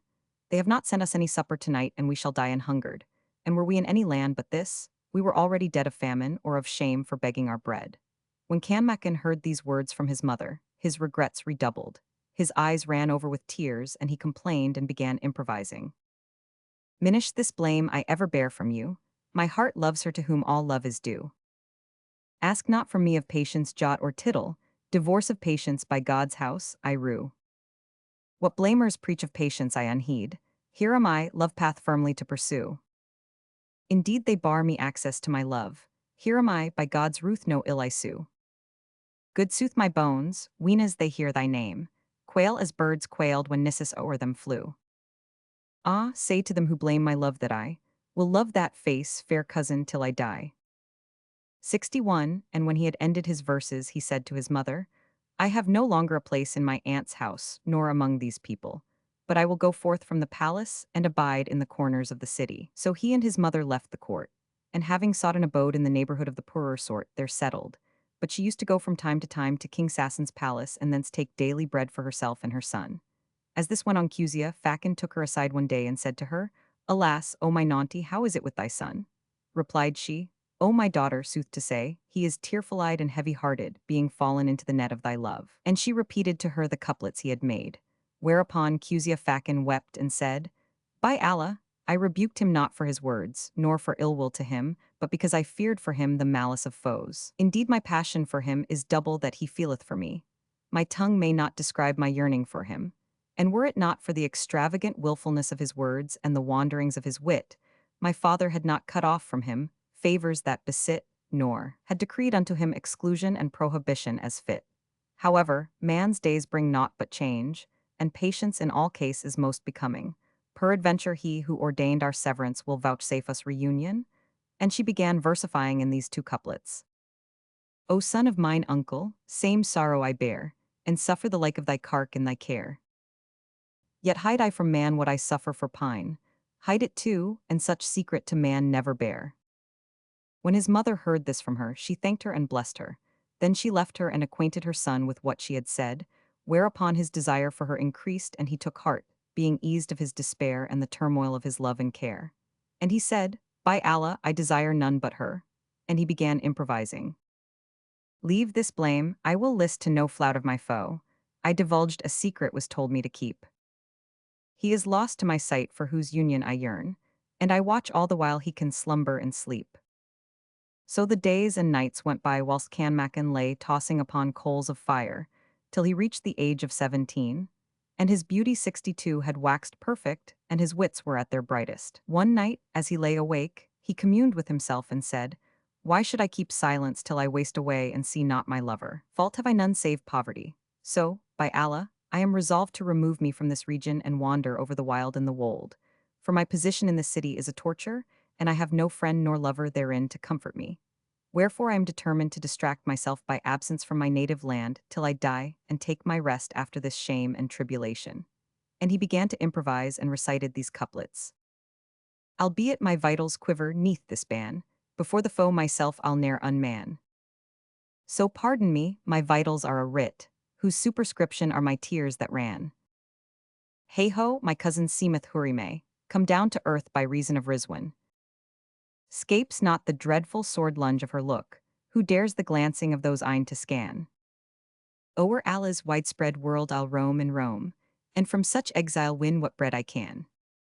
Yes, o'er broad earth I'll roam and save my soul, all but her absence bearing like a man. With gladsome heart I'll haunt the field of fight, and meet the bravest brave in battle van. So Canmacan fared forth from the palace barefoot, and he walked in a short-sleeved gown, wearing on his head a skull cap of felt 7 years old and carrying a scone 3 days stale, and in the deep glooms of night betook himself to the portal al-Araj of Baghdad. Here he waited for the gate being opened, and when it was opened, he was the first to pass through it. And he went out at random and wandered about the wastes night and day. When the dark hours came, his mother sought him but found him not. Whereupon the world waxed straight upon her for all that it was great and wide, and she took no delight in aught of weal it supplied. She looked for him a first day and a second day and a third day till 10 days were past, but no news of him reached her. Then her breast became contracted and she shrieked and shrilled, saying, O my son, O my darling, thou hast revived my regrets. Suffice not what I endured, but thou must depart from my home. After thee I care not for food nor joy in sleep, and naught but tears and mourning are left me. O my son, from what land shall I call thee? And what town hath given thee refuge? Then her sobs burst out, and she began repeating these couplets. Well learnt we, since you left, our grief and sorrow to sustain, while bows of severance shot their shafts in many a railing rain. They left me, after girthing on their cells of corduane, to fight the very pangs of death while span they sandy plain. Mysterious through the nightly gloom there came the moan of dove, a ringdove, and replied I, Cease thy plaint, how durst complain? If by my life her heart, like mine, were full of pain and pine, she had not decked her neck with ring nor soul with ruddy stain. Fled is mine own familiar friend, bequeathing me a store of parting pang and absence ache to suffer evermore. Then she abstained from food and drink, and gave herself up to excessive tear-shedding and lamentation. Her grief became public property far and wide, and all the people of the town and countryside wept with her and cried, Where is thine eye, O Zau al-Makan? And they bewailed the rigors of time, saying, Would heaven we knew what hath befallen Canmacan that he fled his native town, and chased himself from the place where his father used to fill all an hungry case, and do justice and grace. And his mother redoubled her weeping and wailing, till the news of Canmacan's departure came to King Sassan. And Shahrazad perceived the dawn of day, and ceased saying her permitted say. Now, when it was the 140th night, she said, It hath reached me, O auspicious king, that came to King Sassan the tidings of the departure of Canmacan, through the chief emirs, who said to him, "Verily he is the son of our sovereign and the seed of King Omar bin al-Nayman, and it hath reached us that he hath exiled himself from the land." When King Sassan heard these words, he was wroth with them, and ordered one of them to be hanged by way of silencing him, whereat the fear of him fell upon the hearts of all the other grandees, and they dare not speak one word. Then he called to mind all the kindness that Zau al-Makan had done him, and how he had charged him with the care of his son. Wherefore he grieved for Kanmakan and said, "Needs must I have search made for him in all countries." So he summoned Tarkash and bade him choose 100 horse, and wend with them in quest of the prince. Accordingly he went out and was absent 10 days, after which he returned and said, "I can learn no tidings of him and have hit on no trace of him, nor can any tell me aught of him." Upon this, King Sassan repented him of that which he had done by the prince, whilst his mother abode in unrest continual, nor would patience come at her call, and thus passed over her 20 days in heaviness all. This is how it fared with these. But as regards Kanmakan, when he left Baghdad, he went forth perplexed about his case and knowing not whither he should go. So he fared on alone through the desert for 3 days and saw neither footman nor horseman. Withal, his sleep fled and his wakefulness redoubled, for he pined after his people and his homestead. He ate of the herbs of the earth and drank of its flowing waters, and siested under its trees at hours of noontide heats, till he turned from that road to another way, and, following it other 3 days, came on the fourth to a land of green leas, dyed with the hues of plants and trees, and with sloping valley sides made to please, abounding with the fruits of the earth. It had drunken of the cups of the cloud, to the sound of thunders rolling loud, and the song of the turtle dove gently sowed, till its hill slopes were brightly verdant and its fields were sweetly fragrant. Then Kanmakan recalled his father's city Baghdad, and for excessive emotion he broke out into verse. "I roam, and roaming hope I to return, yet of returning see not how or when. I went for love of one I could not win, nor way of scaping ills that pressed could ken." When he ended his recital he wept, but presently he wiped away his tears and ate of the fruits of the earth enough for his present need. Then he made the wuzu ablution and prayed the ordained prayers which he had neglected all this time, and he sat resting in that place through the livelong day. When night came he slept and ceased not sleeping till midnight, when he awoke and heard a human voice declaiming these couplets. 65 What's life to me, unless I see the pearly sheen of teeth I love and sight that glorious mien? Pray for her bishops who in convents reign, vying to bow before that heavenly queen. And death is lighter than the loved one's wrath, whose phantom haunts me, seen in every scene. O joy of cup companions when they meet, and loved and lover o'er each other lean. E'en more in time of spring, the lord of flowers, when fragrant is the world with bloom and green. Drainer of vine juice, up wide thee for now, earth is a heaven where sweet waters flow. When Kanmakan heard these distichs his sorrows surged up. His tears ran down his cheeks like freshets, and flames of fire darted into his heart. So he rose to see who it was that spake these words, but saw none for the thickness of the gloom, whereupon passion increased on him, and he was frightened and restlessness possessed him. He descended from his place to the sole of the valley and walked along the banks of the stream, till he heard the same voice sighing heavy sighs and reciting these couplets. Though 'tis thy wont to hide thy love perforce, yet weep on day of parting and divorce. Twixt me and my dear love were plighted vows, pledge of reunion, fonder intercourse. With joy inspires my heart and deals it rest, Zephyr, whose coolness doth desire enforce. O Sayada, thinks of me that anklet wearer, or parting broke she troth without remorse. And say, shall nights foregather us and we, of suffered hardships tell in soft discourse? Quoth she, thou it daft for us and fay, quoth I, saying thee, how many a friend hast turned to course. If taste mine eyes sweet sleep while she's away, Allah with loss of her these eine curse. O wounds in vitals mine, for cure they lack, union and dewy lips sweet thuriac. 66 When Kanmakan heard this verse again spoken by the same voice yet saw no one, he knew that the speaker was a lover like unto himself, debarred from union with her who loved him. And he said to himself, 'Twere fitting that this man should lay his head to my head and become my comrade in this my strangerhood. Then he hailed the speaker and cried out to him, saying, O thou who farest in sombrest night, draw near to me and tell me thy tale. Haply thou shalt find me one who will succor thee in thy sufferings. And when the owner of the voice heard these words, he cried out, O thou that respondest to my complaint and wouldest hear my history, who art thou amongst the knights?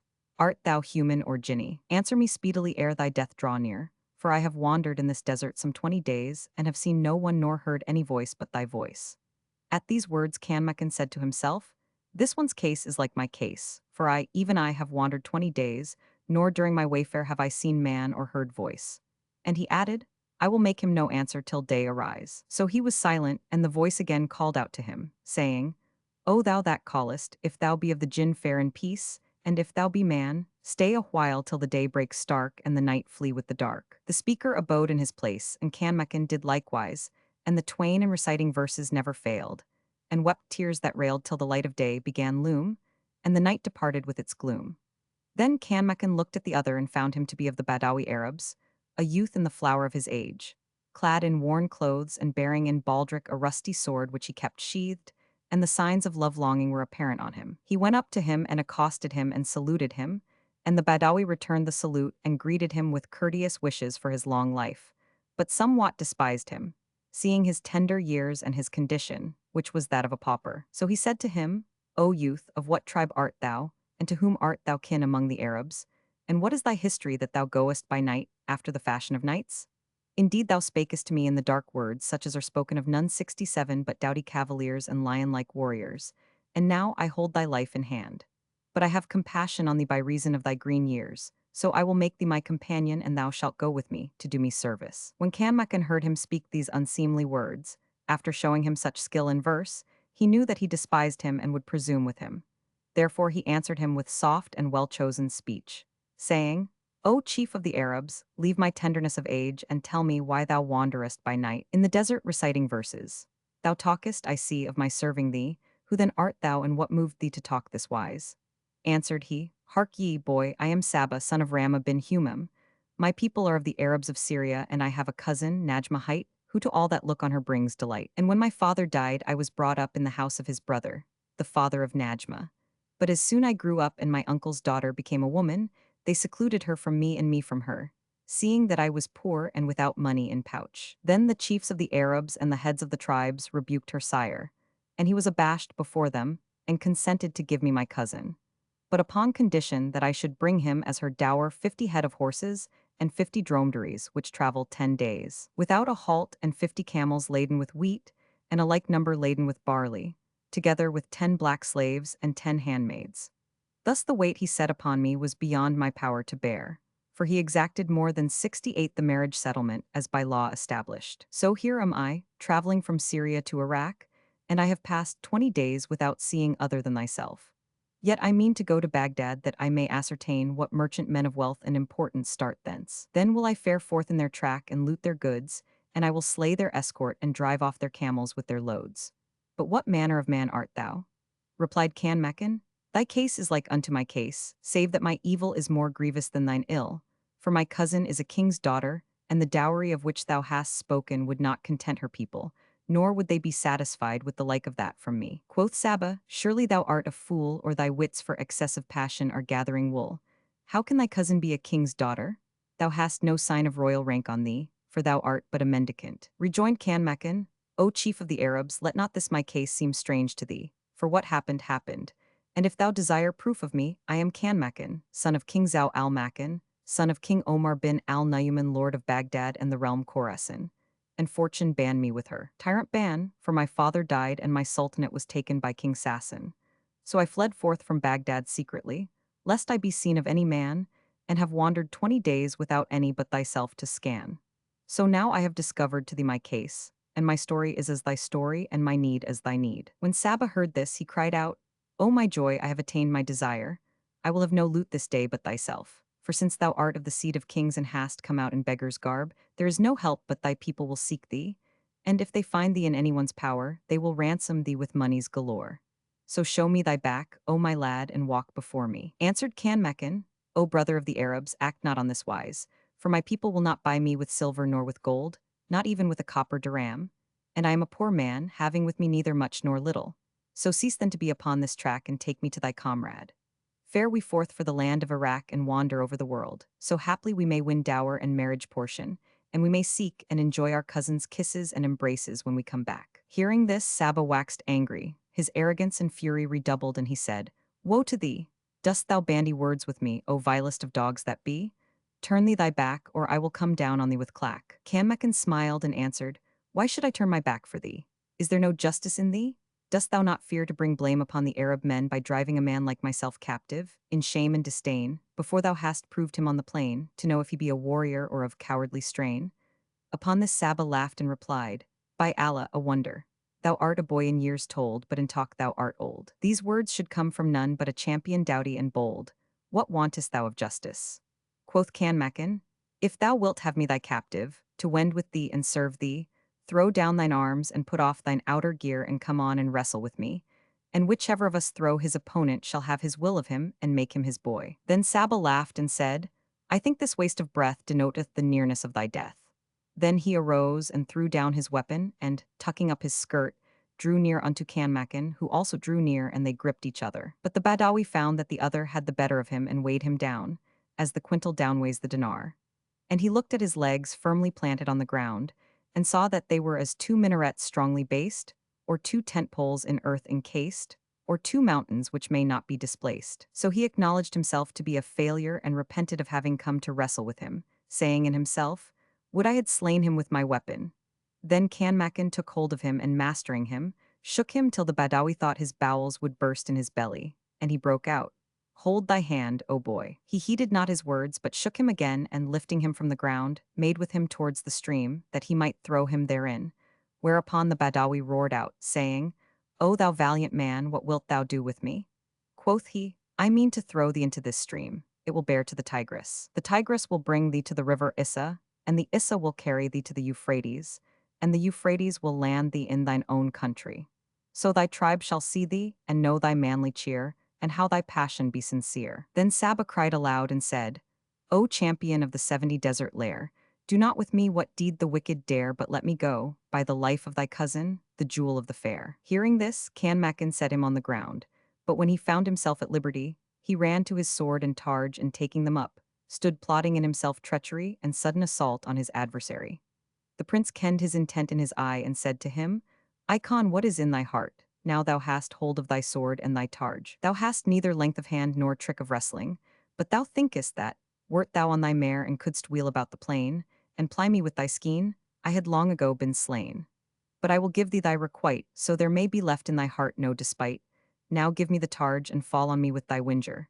Either thou shalt kill me, or I shall kill thee. Here it is, answered Saba, and, throwing him the targe, bared his brand and rushed at him sword in hand.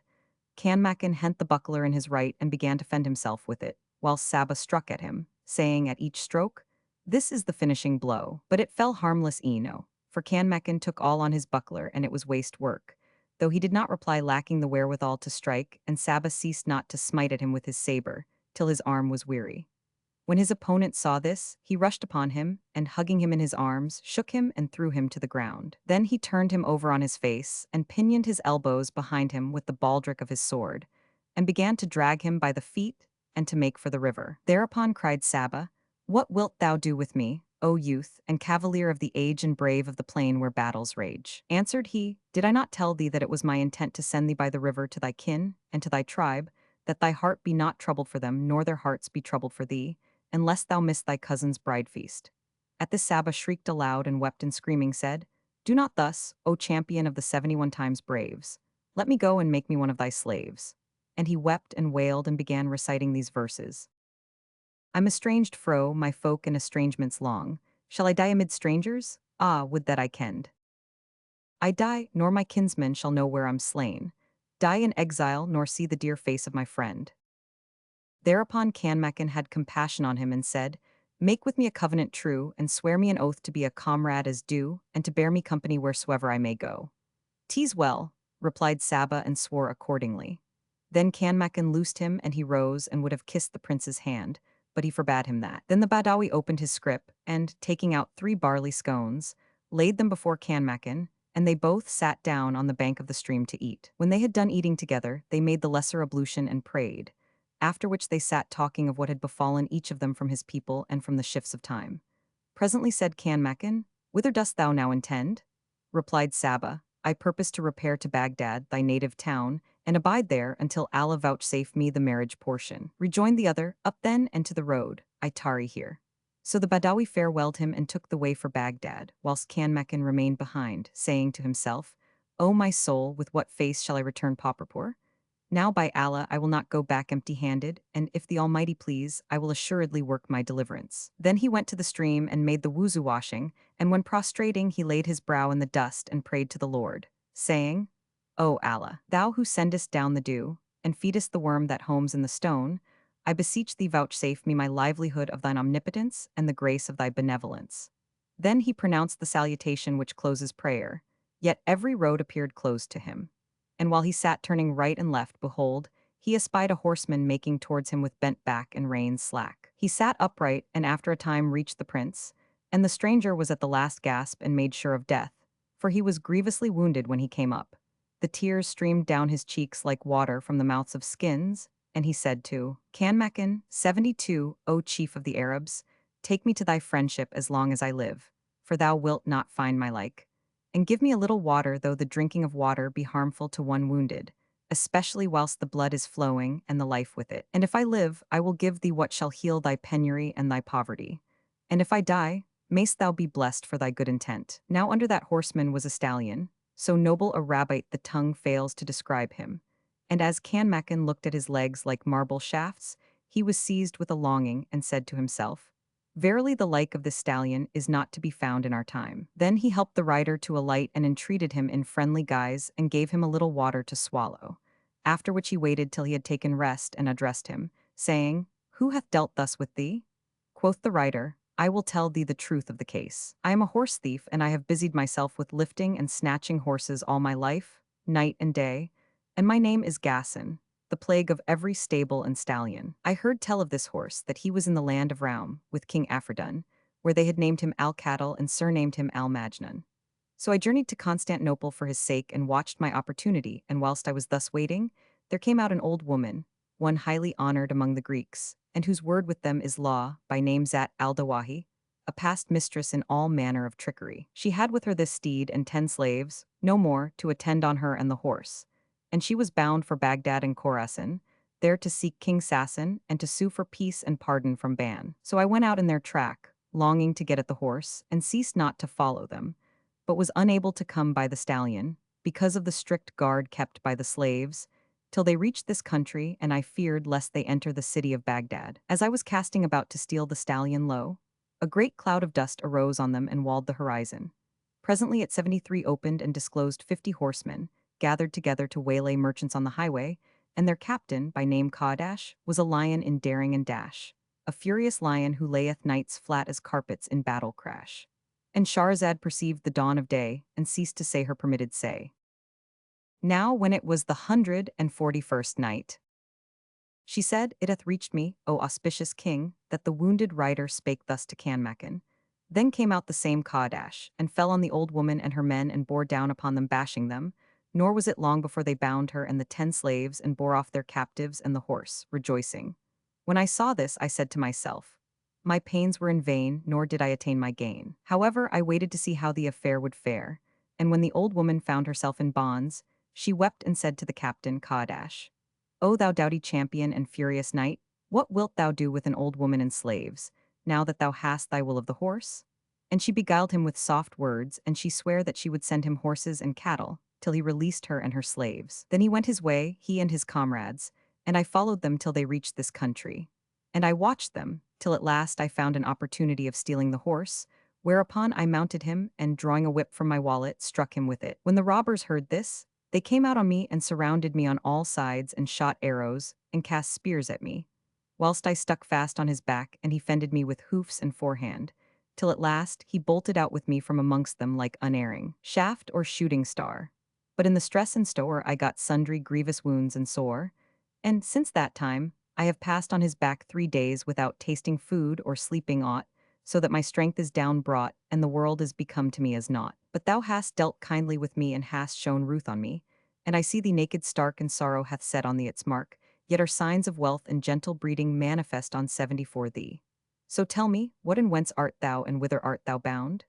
Answered the prince, my name is Kanmakan, son of Zau al-Makan, son of King Omar bin al-Nayman. When my father died and an orphan lot was my fate, a base man seized the throne and became king over small and great.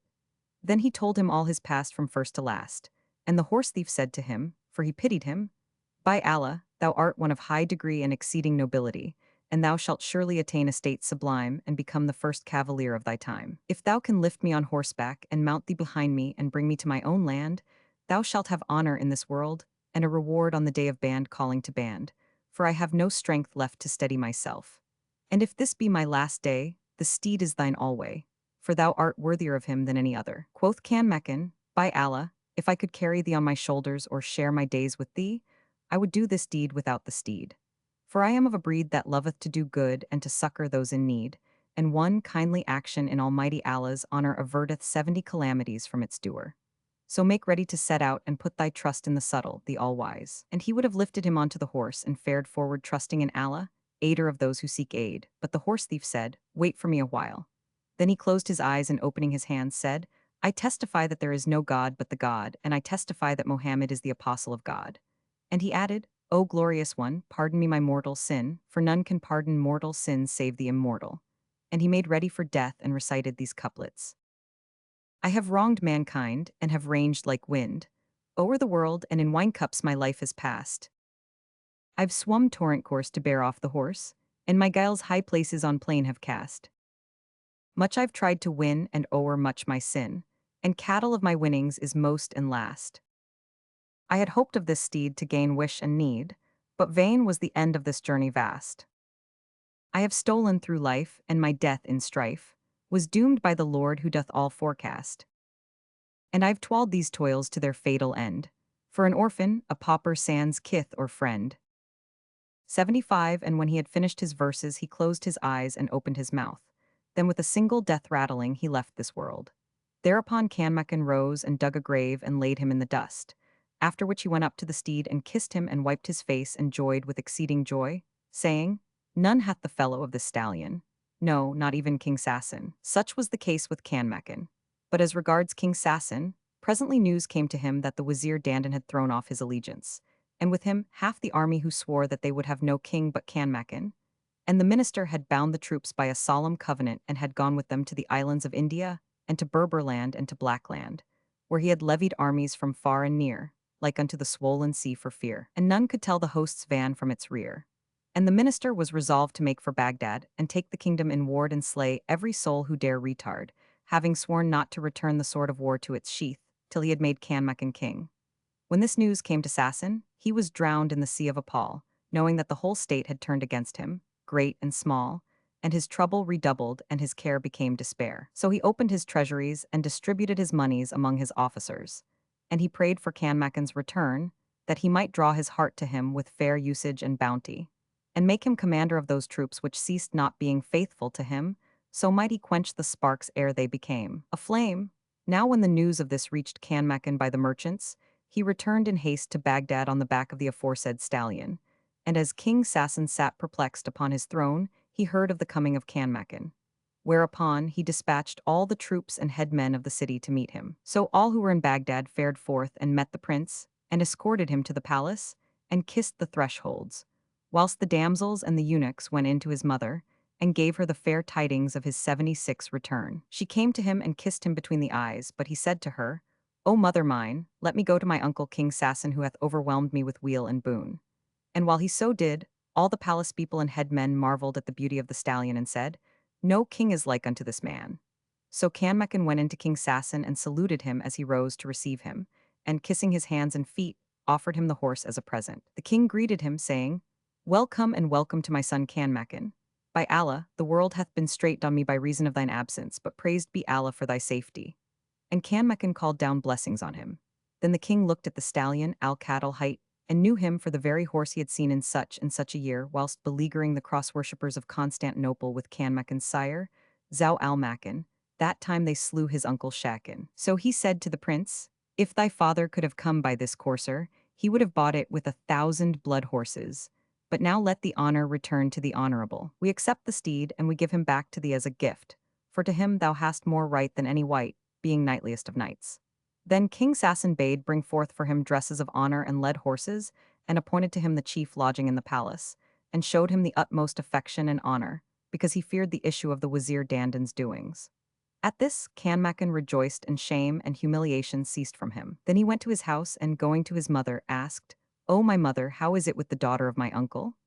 Answered she, "By Allah, O my son, my concern for thine absence hath distracted me from any other, even from thy beloved, especially as she was the cause of thy strangerhood and thy separation from me." Then he complained to her of his case, saying, "O my mother, go to her and speak with her. Haply she will vouchsafe me her sight to see and dispel from me this despondency."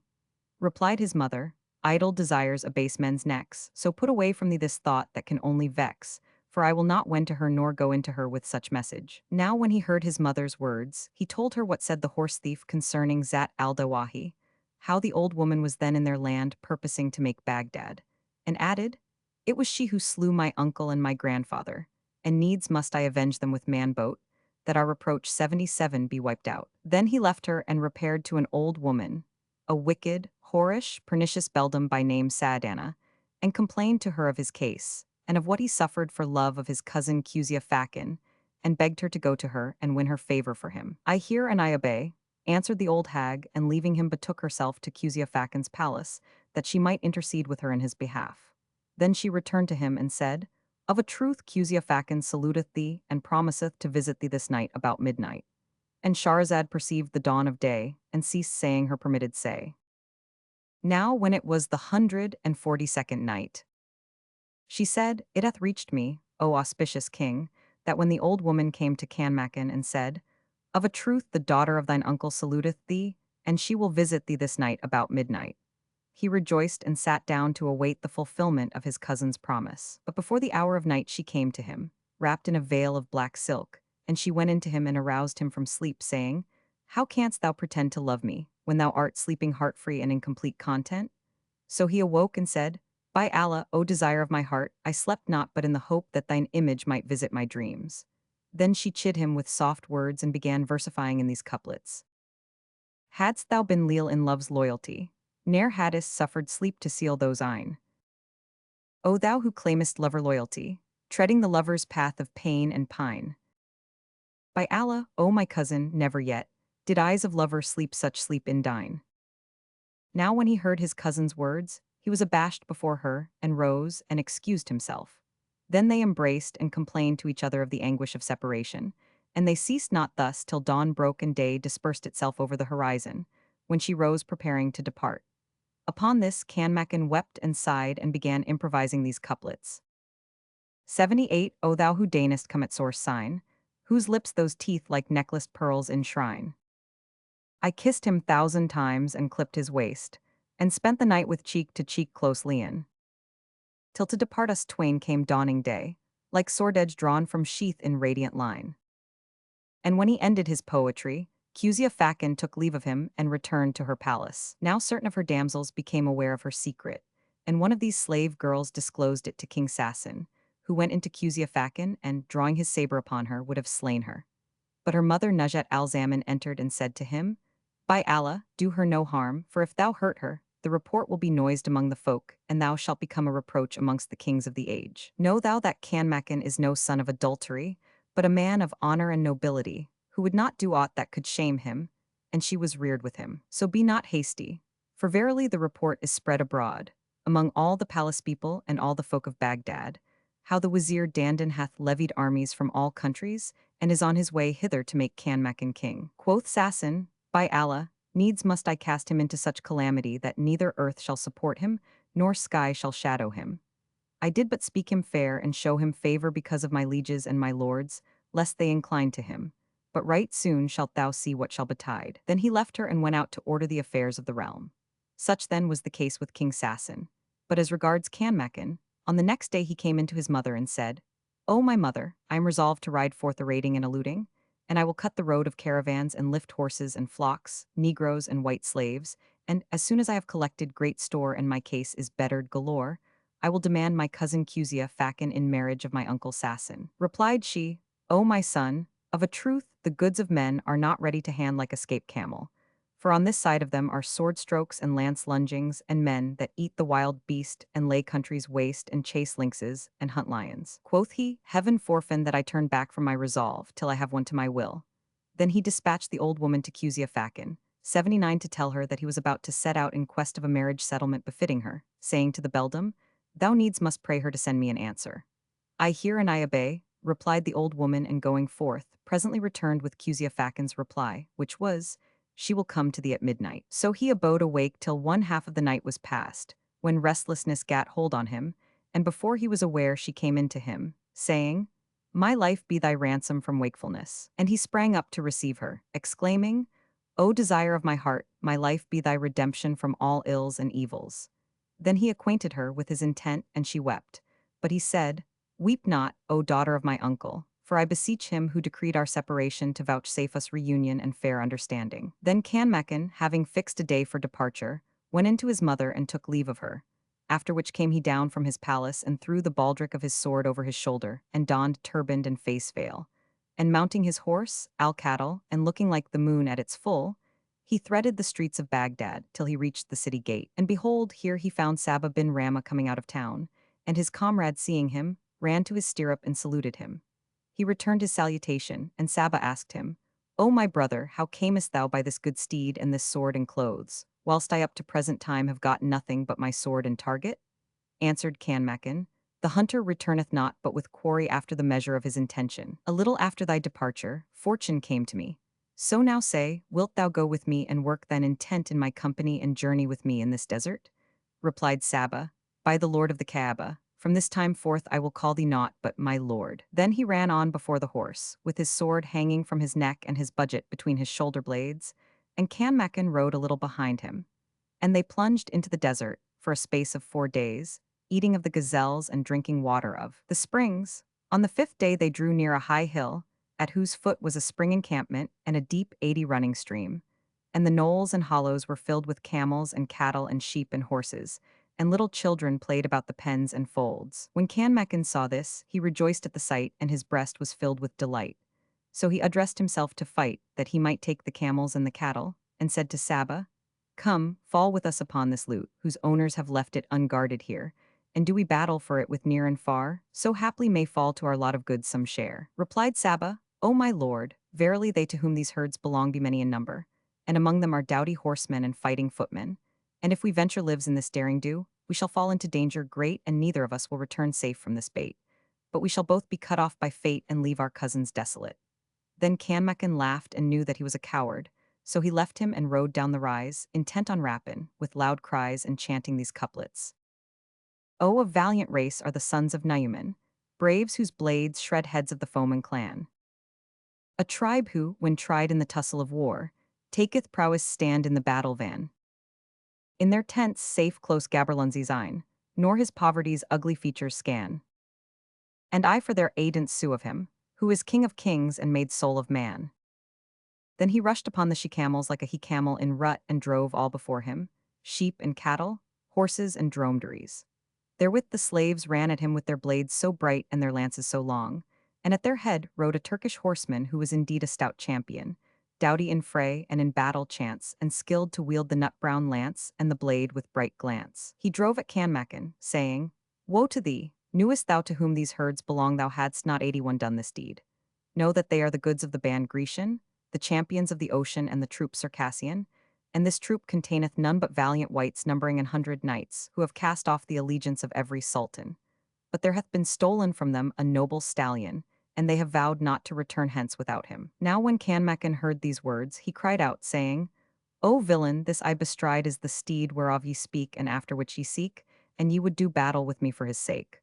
So come out against me, all of you at once, and do you dower us for the nonce." Then he shouted between the ears of Al-Cattle, who ran at them like a gull. Whereupon Canmacan let drive at the Turk and ran him through the body and threw him from his horse and let out his life. After which he turned upon a second and a third and a fourth, and also of life bereft them. When the slaves saw this, they were afraid of him, and he cried out and said to them, "Ho, sons of whores, drive out the cattle and the stud, or I will dye my spear in your blood." So they untethered the beasts and began to drive them out. And Saba came down to Canmacan with loud voicing and hugely rejoicing. When lo, there arose a cloud of dust and grew till it walled the view, and there appeared under of it riders 100 like lions and hungered. Upon this Saba took flight and fled to the hill's topmost height, leaving the assailable sight, and enjoyed sight of the fight, saying, "I am no warrior, but in sport and jest I delight." Then the 100 cavaliers made towards Canmacan and surrounded him on all sides, and one of them accosted him, saying, "Whither goest thou with this loot?" Quoth he, "I have made it my prize, and am carrying it away. 82 and I forbid you from it, or come on to the combat. For know ye that he who is before you is a terrible lion and an honorable champion, and a sword that cutteth wherever it turneth." When the horseman heard these words, he looked at Canmacan, and saw that he was a knight like a mane-clad lion in might, whilst his face was as the full moon rising on its 14th night, and valor shone from between his eyes. Now that horseman was the captain of the 100 horse, and his name was Cawdash. And when he saw in Canmacan the perfection of cavaleris with surpassing gifts of comeliness, his beauty reminded him of a beautiful mistress of his whose name was Fatin. Now she was one of the fairest of women in face, for Allah had given her charms and grace and noble qualities of all kinds, such as tongue faileth to explain, and which ravish the hearts of men. Moreover, the cavaliers of the tribe feared her prowess, and all the champions of that land stood in awe of her high spirit. And she had sworn that she would not marry nor let any possess her, except he should conquer her in combat, Cawdash being one of her suitors. And she said to her father, "None shall approach me, save he be able to deal me overthrow in the field instead of war thrust and blow." Now when this news reached Cawdash, he scorned to fight with a girl, fearing reproach, and one of his intimates said to him, "Thou art complete in all conditions of beauty and goodliness.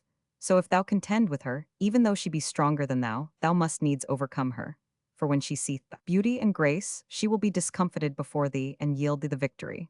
For verily women have a need of men e'en as thou heedest full plain." Nevertheless, Cawdash refused and would not contend with her, and he ceased not to abstain from her thus, till he met from Canmacan that which hath been set down. Now he took the prince for his beloved Fatin and was afraid, albeit indeed she loved him for what she had heard of his beauty and valor. So he went up to him and said, "Woe to thee, O Fatin, thou comest here to show me thy prowess. But now alight from thy steed, that I may talk with thee, for I have lifted these cattle and have foaled my friends and waylaid many a brave and man of knightly race, all for the sake of thy beauty of form and face, which are without 83 peer. So marry me now, that king's daughters may serve thee, and thou shalt become queen of these countries." When Canmacan heard these words, the fires of wrath flamed up in him, and he cried out, "Woe to thee, O Persian dog! Leave Fatin and thy trust and mistrust, and come to cut and thrust, for eftsoon thou shalt lie in the dust." And so saying, he began to wheel about him and assail him and feel the way to prevail. But when Cawdash observed him closely, he knew him for a doughty knight and a stalwart in fight. And the error of his thought became manifest to him, weenas he saw the green down on his cheeks dispread like myrtles springing from the heart of a rose bright red. And he feared his onslaught, and quoth he to those with him, "Woe to you! Let one of you charge down upon him and show him the keen sword and the quivering spear. For know that when many do battle with one man it is foul shame, even though he be a Kemperly White and an invincible knight." Upon this, there ran at Canmacan a horseman like a lion in fight, mounted on a black horse with hoofs snow white and a star on his forehead, the bigness of a duram, astounding wit and sight as he were Abjar, which was Anter's destrier, even as saith of him the poet. The courser chargeth on battling foe, mixing heaven on high with the earth down low. As though the morning had blazed his brow, and he rends her vitals as quid pro quo. He rushed upon Canmacan, and they wheeled about a while, giving blows and taking blows such as confound the sprite and dim the sight. But Canmacan was the first to smite the foe a swashing blow, that rove through turbaned and iron skullcap and reached his head, and he fell from his steed with the fall of a camel when he rolleth over. Then a second came out to him and offered battle, and in like guise a third, a fourth, and a fifth, and he did with them all as he had done with the first. Thereupon the rest at once rushed upon him, for indeed they were roused by rage and wild with wrath. But it was not long before he had pierced them all with the point of his spear. When Cawdash saw these feats of 84 arms, he feared death, for he knew that the youth was stoutest of heart, and concluded that he was unique among knights and braves. And he said to Canmacan, "I waive my claim to thy blood, and I pardon thee the blood of my comrades. So take what thou wilt of the cattle and wend thy ways, for thy firmness in fight moveth my ruth, and life is better for thee than death." Replied Canmacan, "Thou lackest not of the generosity of the noble. But leave this talk and run for thy life, and reck not of blame, nor think to get back the booty, but take the straight path for thine own safety." Thereupon Cawdash waxed exceeding wroth, and rage moved him to the cause of his death. So he said to Canmacan, "Woe to thee, and thou knew who I be, thou wouldst not wield these words in the open field. I am the lion to bash known as Cawdash, he who spoileth great kings and waileth all travellings, and seizeth the merchant's preciousest things. And the steed under thee is that I am seeking, and I call upon thee to tell me how thou camest by him and hast him in thy keeping." Replied Canmacan, Know thou that this steed was being carried to my uncle King Sassan, under the escort of an ancient dame high in rank attended by 10 slaves, when thou fellest upon her and tookest the horse from her.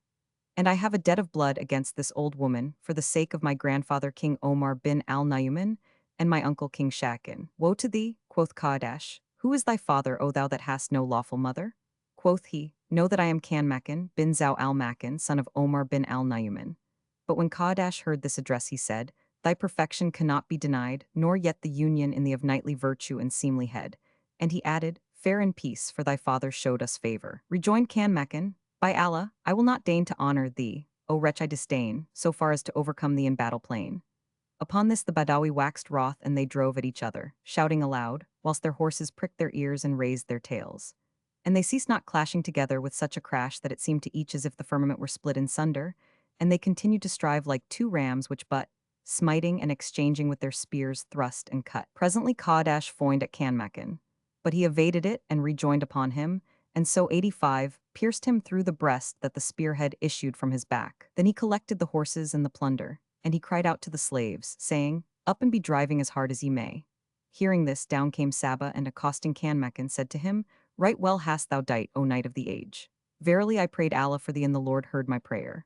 Then he cut off Kadash's head, and Kanmakan laughed and said, woe to thee, O Saba, I thought thee a rider fain of fight. Quoth the Badawi, forget not thy slave in the division of the spoil, so haply therewith I may marry my cousin Najma. Answered Kanmakan, thou shalt assuredly share in it, but now keep watch over the booty and the slaves. Then he set out for his home, and he ceased not journeying night and day till he drew near Baghdad city, and all the troops heard of Kanmakan, and saw what was his of loot and cattle and the horse thief's head on the point of Saba's spear. Also, for he was a noted highwayman, the merchants knew Kadash's head and rejoiced, saying, Allah hath rid mankind of him. And they marveled at his being slain and blessed his slayer. Thereupon all the people of Baghdad came to Kanmakan, seeking to know what adventures had befallen him, and he told them what had passed, whereupon all men were taken with awe of him, and the knights and champions feared him. Then he drove his spoil under the palace walls, and, planting the spear heel, on whose point was Kadash's head, over against the royal gate, gave largesse to the people of Baghdad, distributing horses and camels, so that all loved him and their hearts inclined to him. Presently he took Saba and lodged him in a spacious dwelling, and gave him a share of the loot. After which he went in to his mother, and told her all that had befallen him in his last journey. Meanwhile the news of him reached the king, who rose from his levee, and shutting himself up with his chief officers, said to them, know ye that I desire to reveal to you my secret, and acquaint you with the hidden facts of my case. And further know that Kanmakan will be the cause of our being uprooted from this kingdom, our birthplace. For he hath slain Kadash, albeit he had with him the tribes of the Kurds and the Turks, and our affair with him will end in our destruction, seeing that the most part of our troops are his kinsmen, and ye weet what the Wazir Dandan hath done. How he disowneth me, after all I have shown him of favors, and after being faithful he hath turned traitor. Indeed it hath reached me that he hath levied an army in the provinces, and hath planned to make Kanmakan sultan, for that the sultanate was his father's and his grandfather's. And assuredly he will slay me without mercy. Now when the lords of the realm heard from him these words, they replied, O king, verily his man is unequal to this, and did we not know him to have been reared by thee, not one of us would approve of him. And know thou that we are at thy commandment. If thou desire his death, we will do him die, and if thou wilt remove him, we will remove him. Now when King Sassan heard this, he said, verily, to slay him were wise, but needs must he swear an oath to it. So all swear to slay Kanmakan without giving him a chance, to the end that, when the Wazir Dandan should come and hear of his death, his force might be weakened and he fail of his design. When they had made this compact and covenant with him, the king honored them with the highest honors and presently retired to his own apartments. But the officers deserted him, and the troops refused their service, and would neither mount nor dismount until they should espy what might befall. For they saw that most of the army was with the Wazir Dandan. Presently, the news of these things came to Quzia Fakan, and caused her much concern, so that she sent for the old woman who was wont to carry messages between her and her cousin, and when she came, bade her go to him and warn him of the plot. Whereto he replied, bear my salutation to the daughter of my uncle and say to her, verily the earth is of Allah, to whom belong might and majesty, and he giveth it as heritage to whomsoever of his servants he willeth. How excellent is the saying of the sayer. Allah holds kingship, whoso seeks without him victory, shall be cast out with soul condemned to hell of low degree. Had I or any other man a finger breadth of land, The rule were changed, and men a twain of partner gods would see. Then the old woman returned to Cusiafacan and told her his reply, and acquainted her that he abode in the city. Meanwhile, King Sassan awaited his faring forth from Baghdad, that he might send after him some who would slay him, till it befell one morning that Canmacan went out to course and chase, accompanied by Saba, who would not leave him night or day. He caught 10 gazelles, and among them one that had tender black eyes anterned right and left. So he let her go, and Saba said to him, "Why didst thou free this gazelle?" Canmacan laughed and set the others free also, saying, "It is only humane to release gazelles that have young, and this one turned not from side to side, save to look for her fawns. So I let her go and released the others in her honor." Quoth Saba, "Do thou release me, that I may go to my people." At this Canmacan laughed and smote him with the spear butt on the breast, and he fell to the ground squirming like a snake. Whilst they were thus doing, behold, they saw a dust cloud spiring high and heard the tramp of horses, and presently there appeared under it a plump of knights and braves. Now the cause of their coming was this. Some of his followers had acquainted King Sassan with Canmacans going out to the chase. So he sent for an emir of the Daylamites, called Jami, and 20 of his horsemen, and gave them money and bade them slay Canmacan. So when they drew near the prince, they charged down upon him, and he met them in mid-charge and killed them all, to the last man. And behold, King Sassan took horse and riding out to meet his people, found them all slain, whereat he wondered and turned back. When lo, the people of the city laid hands on him and bound him straitly. As for Canmacan after that adventure, he left the place behind him and rode onward with Saba the Badawi. And the while he went, lo, he saw a youth sitting at the door of a house on his road and saluted him. The youth returned his greeting and going into the house brought out 2 platters, one full of soured milk and the other of brewies swimming in clarified butter, and he set the platter before Canmacan, saying, "Favor us by eating of our victual." But he refused, and quoth the young man to him, "What aileth thee, O man, that thou wilt not eat?" Quoth Canmacan, "I have a vow upon me." The youth asked, "What is the cause of thy vow?" And Canmacan answered, "Know that King Sassan seized upon my kingdom like a tyrant and an enemy, although it was my father's and my grandfather's before me. Yet he became master of it by force after my father's death and took no count of me, by reason of my tender years. So I have bound myself by a vow to eat no man's victual till I have eased my heart of my foe." Rejoined the youth, "Rejoice, for Allah hath fulfilled thy vow. Know that he hath been prisoned in a certain place, and methinks he will soon die." Asked Canmacan, "In what house is he confined?" "Under yon high dome," answered the other. The prince looked and saw the folk 88 entering and buffeting Sassan, who was suffering the agonies of the dying. So he arose and went up to the pavilion and noted what was therein, after which he returned to his place, and sitting down to the proffered victual, ate what sufficed him and put the rest in his wallet. Then he took seat in his own place, and ceased not sitting till it was dark night, and the youth, whose guest he was, slept. When he rose and repaired to the pavilion wherein Sassan was confined. Now about it were dogs guarding it, and one of them sprang at him. So he took out of his budget a bit of meat and threw it to him. He ceased not casting flesh to the dogs till he came to the pavilion, and making his way to where King Sassan was, laid his hand upon his head. Whereupon he said in a loud voice, "Who art thou?" He replied, "I am Canmacan whom thou strivest to kill, but Allah made thee fall into thine evil device. Did it not suffice thee to take my kingdom and the kingdom of my father, but thou must purpose to slay me?" And Sassan swore a false oath that he had not plotted his death and that the brute was untrue. So Canmacan forgave him and said to him, "Follow me." Quoth he, "I cannot walk a single step for weakness." Quoth Canmacan, "If the case be thus, we will get us 2 horses and ride forth, I and thou, and seek the open." So he did as he said, and he took horse with Sassan and rode till daybreak, when they prayed the dawn prayer and fared on, and ceased not faring till they came to a garden, where they sat down and talked. Then Canmacan rose to Sassan and said, "Is aught left to set thy heart against me?" "No, by Allah," replied Sassan. So they agreed to return to Baghdad, and Saba the Badawi said, "I will go before you, to give folk the fair tidings of your coming." Then he rode on in advance, acquainting women and men with the good news. So all the people came out to meet Canmacan with tabrets and pipes, and Cusiafacan also came out, like the full moon shining in all her splendor of light through the thick darkness of the night. So Canmacan met her, and soul yearned to soul, and body longed for body. There was no talk among the people of the time, but of Canmacan. For the knights bore witness of him that he was the most valiant of the folk of the age, and said, "It is not right that other than Canmacan 89 should be our sultan, but the throne of his grandfather shall revert to him as it began."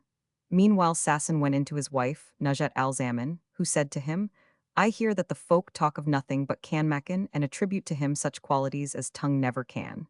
He replied, "Hearing of a man is not like seeing a man. I have seen him, but have noted in him none of the attributes of perfection. Not all that is heard is said.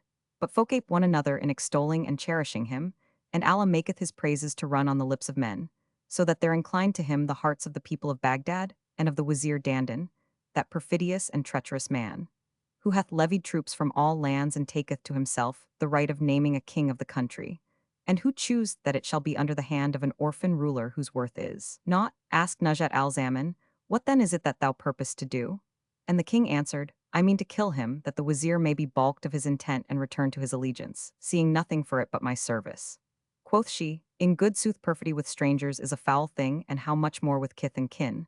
The righteous deed to do would be to marry him to thy daughter Cusia and give heed to what was said of old time. And fate some person stablish o'er thy head, and thou being worthier her choice upbraid.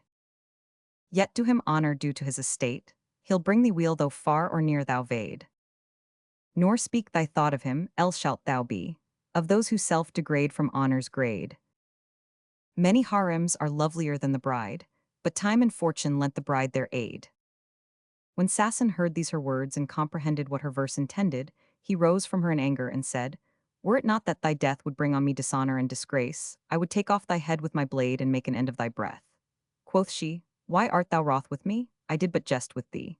Then she rose to him and bussed his head and hands, saying, right is thy foresight, and I and thou will cast about for some means to kill him forthright. When he heard this he was glad and said, make haste and contrive some deceit to relieve me of my grieving, for in my sooth the door of device is strait upon me.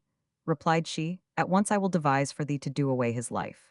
How so? Asked he, and she answered, by means of our female slave the so-called Bacchus. Now this Bacchus was past mistress in all kinds of knavery, and was one of the most pestilent of old women, in whose religion to abstain from wickedness was not lawful. She had brought up Cusia and Kanmakan, who had her in so great affection that he used to sleep at her feet.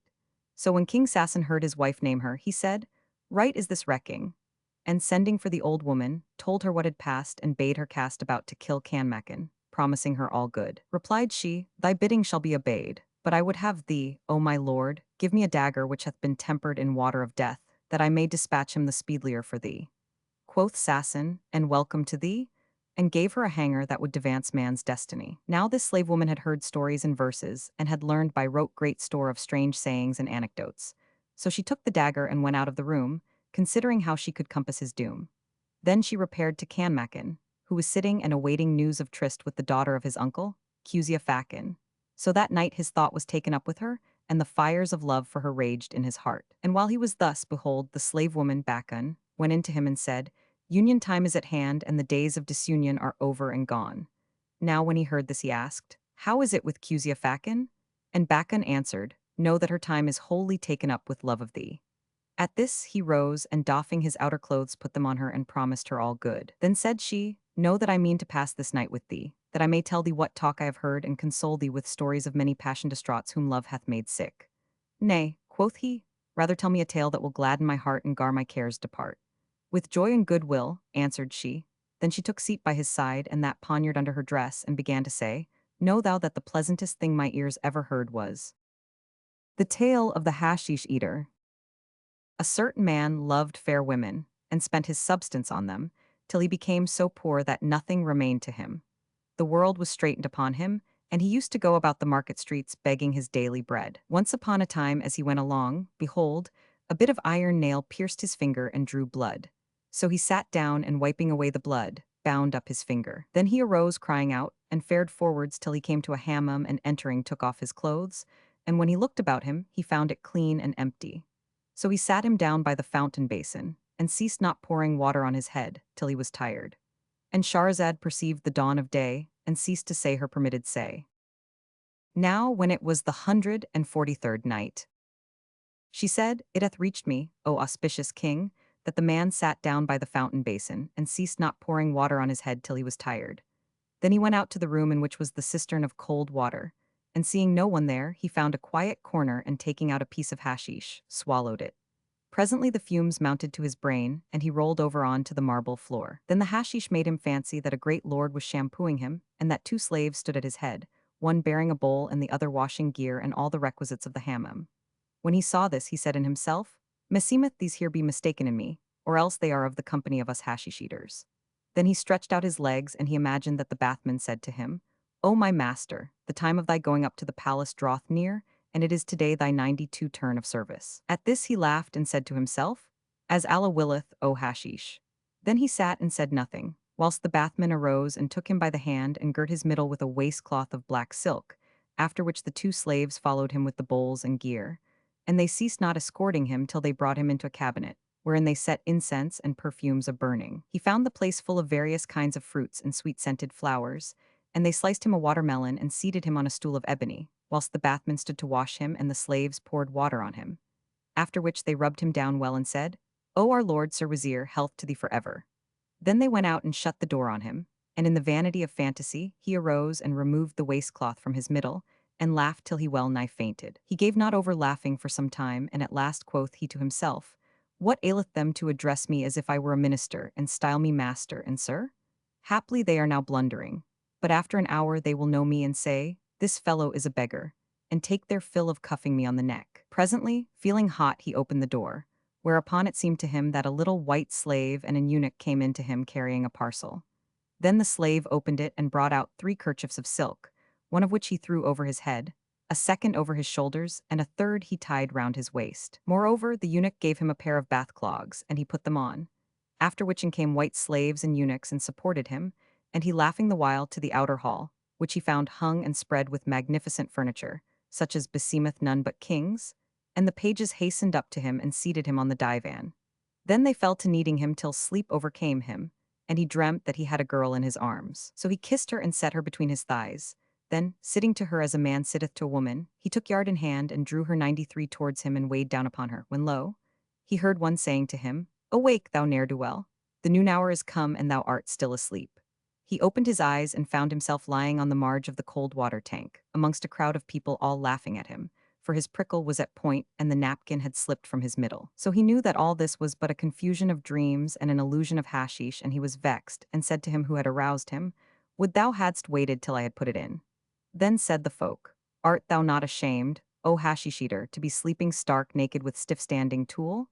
And they cuffed him till his neck was red. Now he was starving, yet forsooth had he savored the flavor of pleasure in his dream.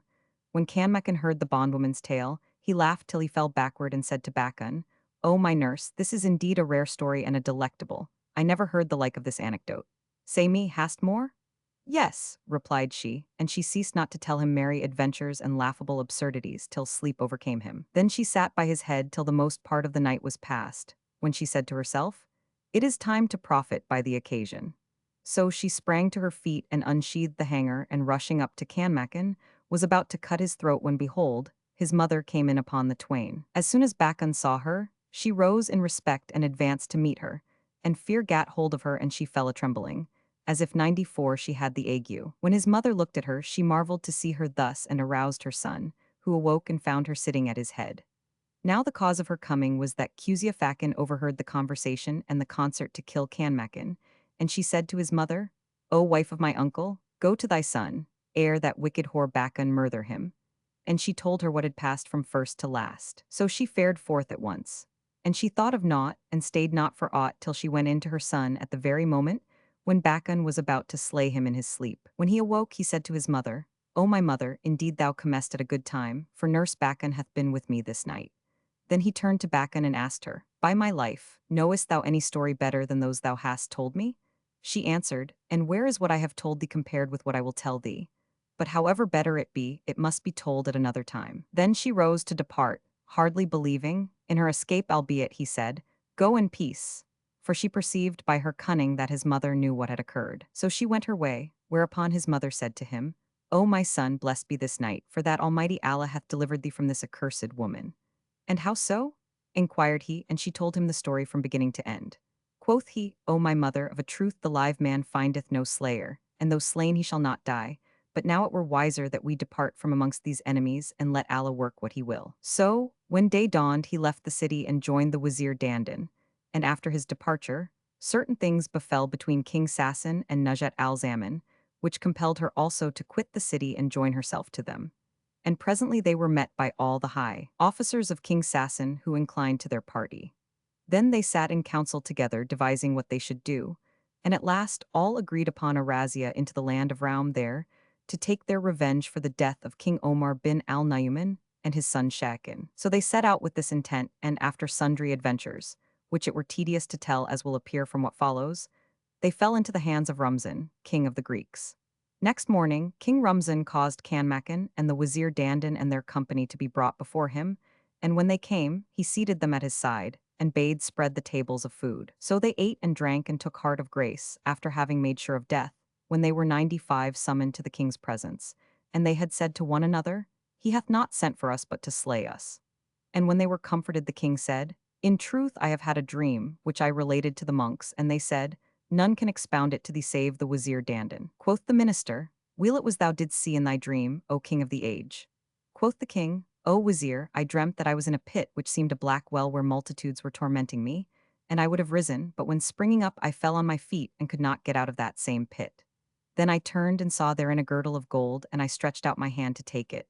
But when I raised it from the ground, I saw it was two girdles. So I girt my middle with them both, and behold, the girdles became one girdle. And this, O Wazir, is my dream and what I saw when my sleep was deepest. Said Dandan, O our lord the Sultan, know that this thy dream denoteth thou hast a brother or a brother's son, or an uncle's son, or other near kinsman of thy flesh and blood whom thou knowest not. Withal he is of the noblest of you all. Now when the king heard these words, he looked at Kanmakan, and Nujat al-Zaman, and Quzia Fakan, and the Wazir Dandan and the rest of the captives, and said to himself, If I smite these people's necks, their troops will lose heart for the destruction of their chiefs, and I shall be able to return speedily to my realm, lest the kingship pass out of my hands. So having determined upon this, he called the sworder, and bade him strike off Kanmakan's head upon the spot and forthright, when lo, up came Rumzan's nurse and said to him, O auspicious king, what purposest thou? Quoth he, I purpose slaughtering these prisoners who are in my power, and after that I will throw their heads among their men. Then will I fall upon them, I and all my army in one body, and kill all we can kill and rout the rest. So will this be the decisive action of the war, and I shall return speedily to my kingdom ere aught of accident befall among my subjects. When the nurse heard these words, she came up to him and said in the Frankish tongue, How canst thou prevail upon thyself to slay thine own brother's son, and thy sister, and thy sister's daughter? When he heard this language, he was wroth with exceeding wrath and said to her, O accursed woman, didst thou not tell me that my mother was murdered, and that my father died by poison? Didst thou not give me a jewel and say to me, Of a truth this jewel was thy father's? Why didst thou 96 not tell me the truth? Replied she, All that I told thee is true, but my case and thy case are wonderful, and my history and thy history are marvelous. My name is Marjana, and thy mother's name was Abriza, and she was gifted with such beauty and loveliness and valor that proverbs were made of her, and her prowess was renowned among men of war. And thy father was King Omar bin al-Nayman, lord of Baghdad and Khorasan, without doubt or double dealing or denial. He sent his son Shakin on a razzia in company with this very Wazir Dandan, and they did all that men can.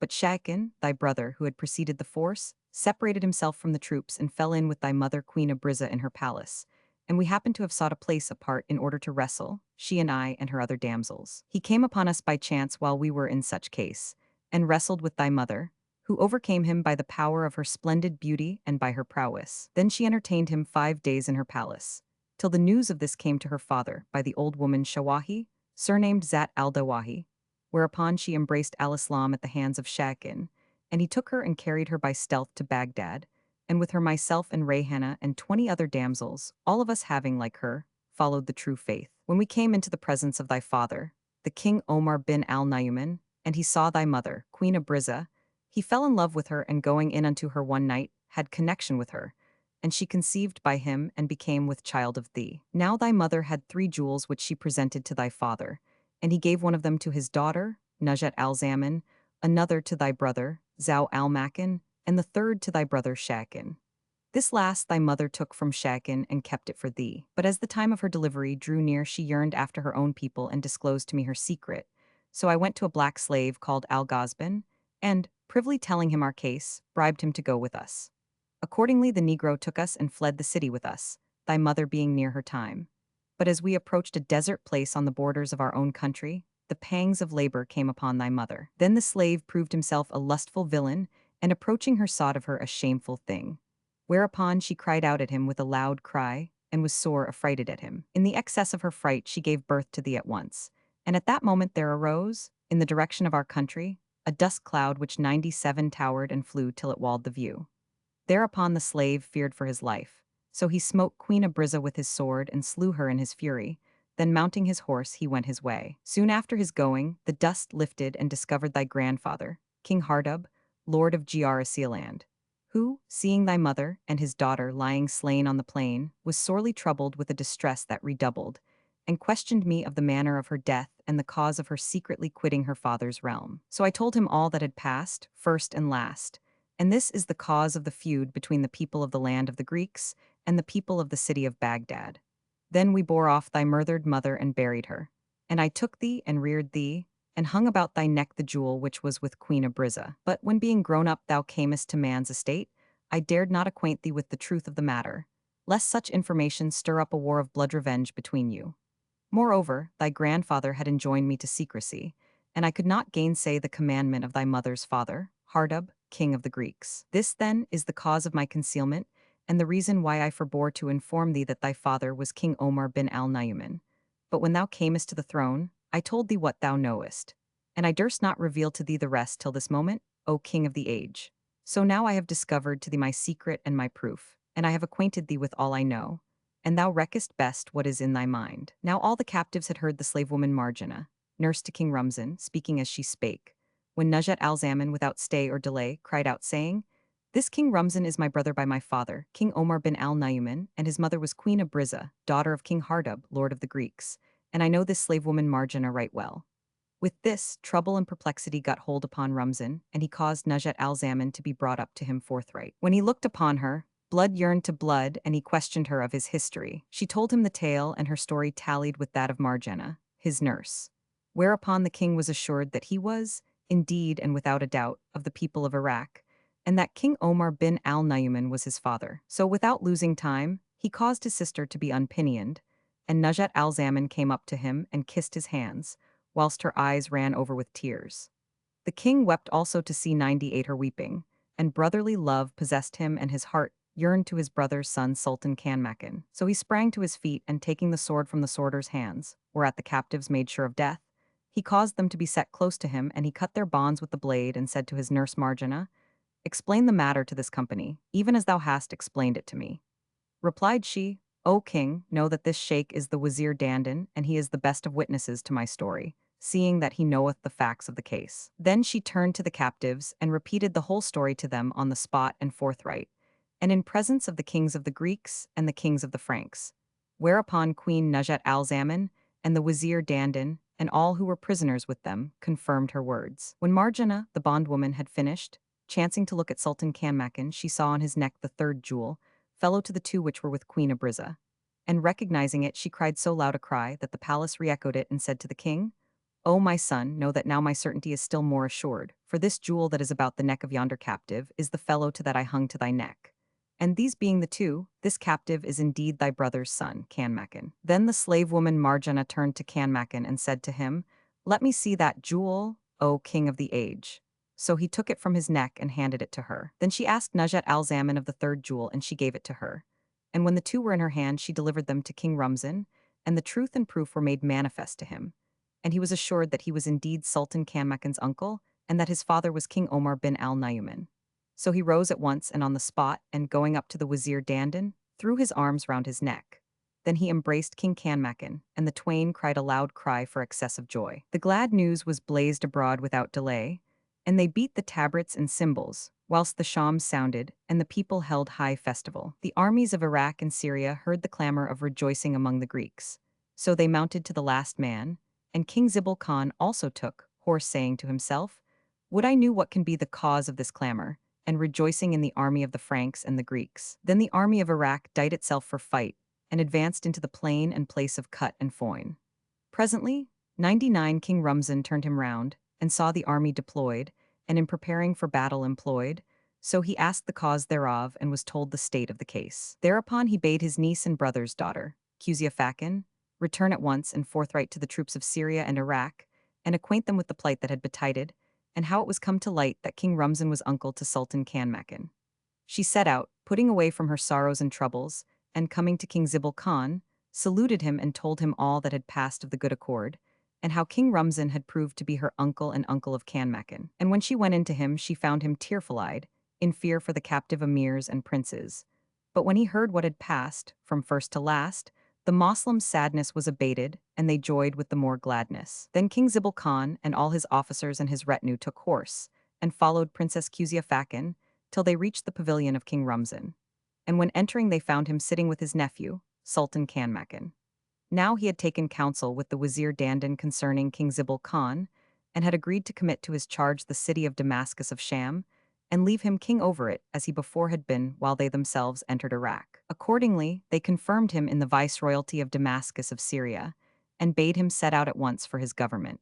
So he fared forth with his troops, and they rode with him a part of the way to bid him farewell. Then they returned to their own places, whereupon the two armies foregathered and gave orders for the march upon Iraq.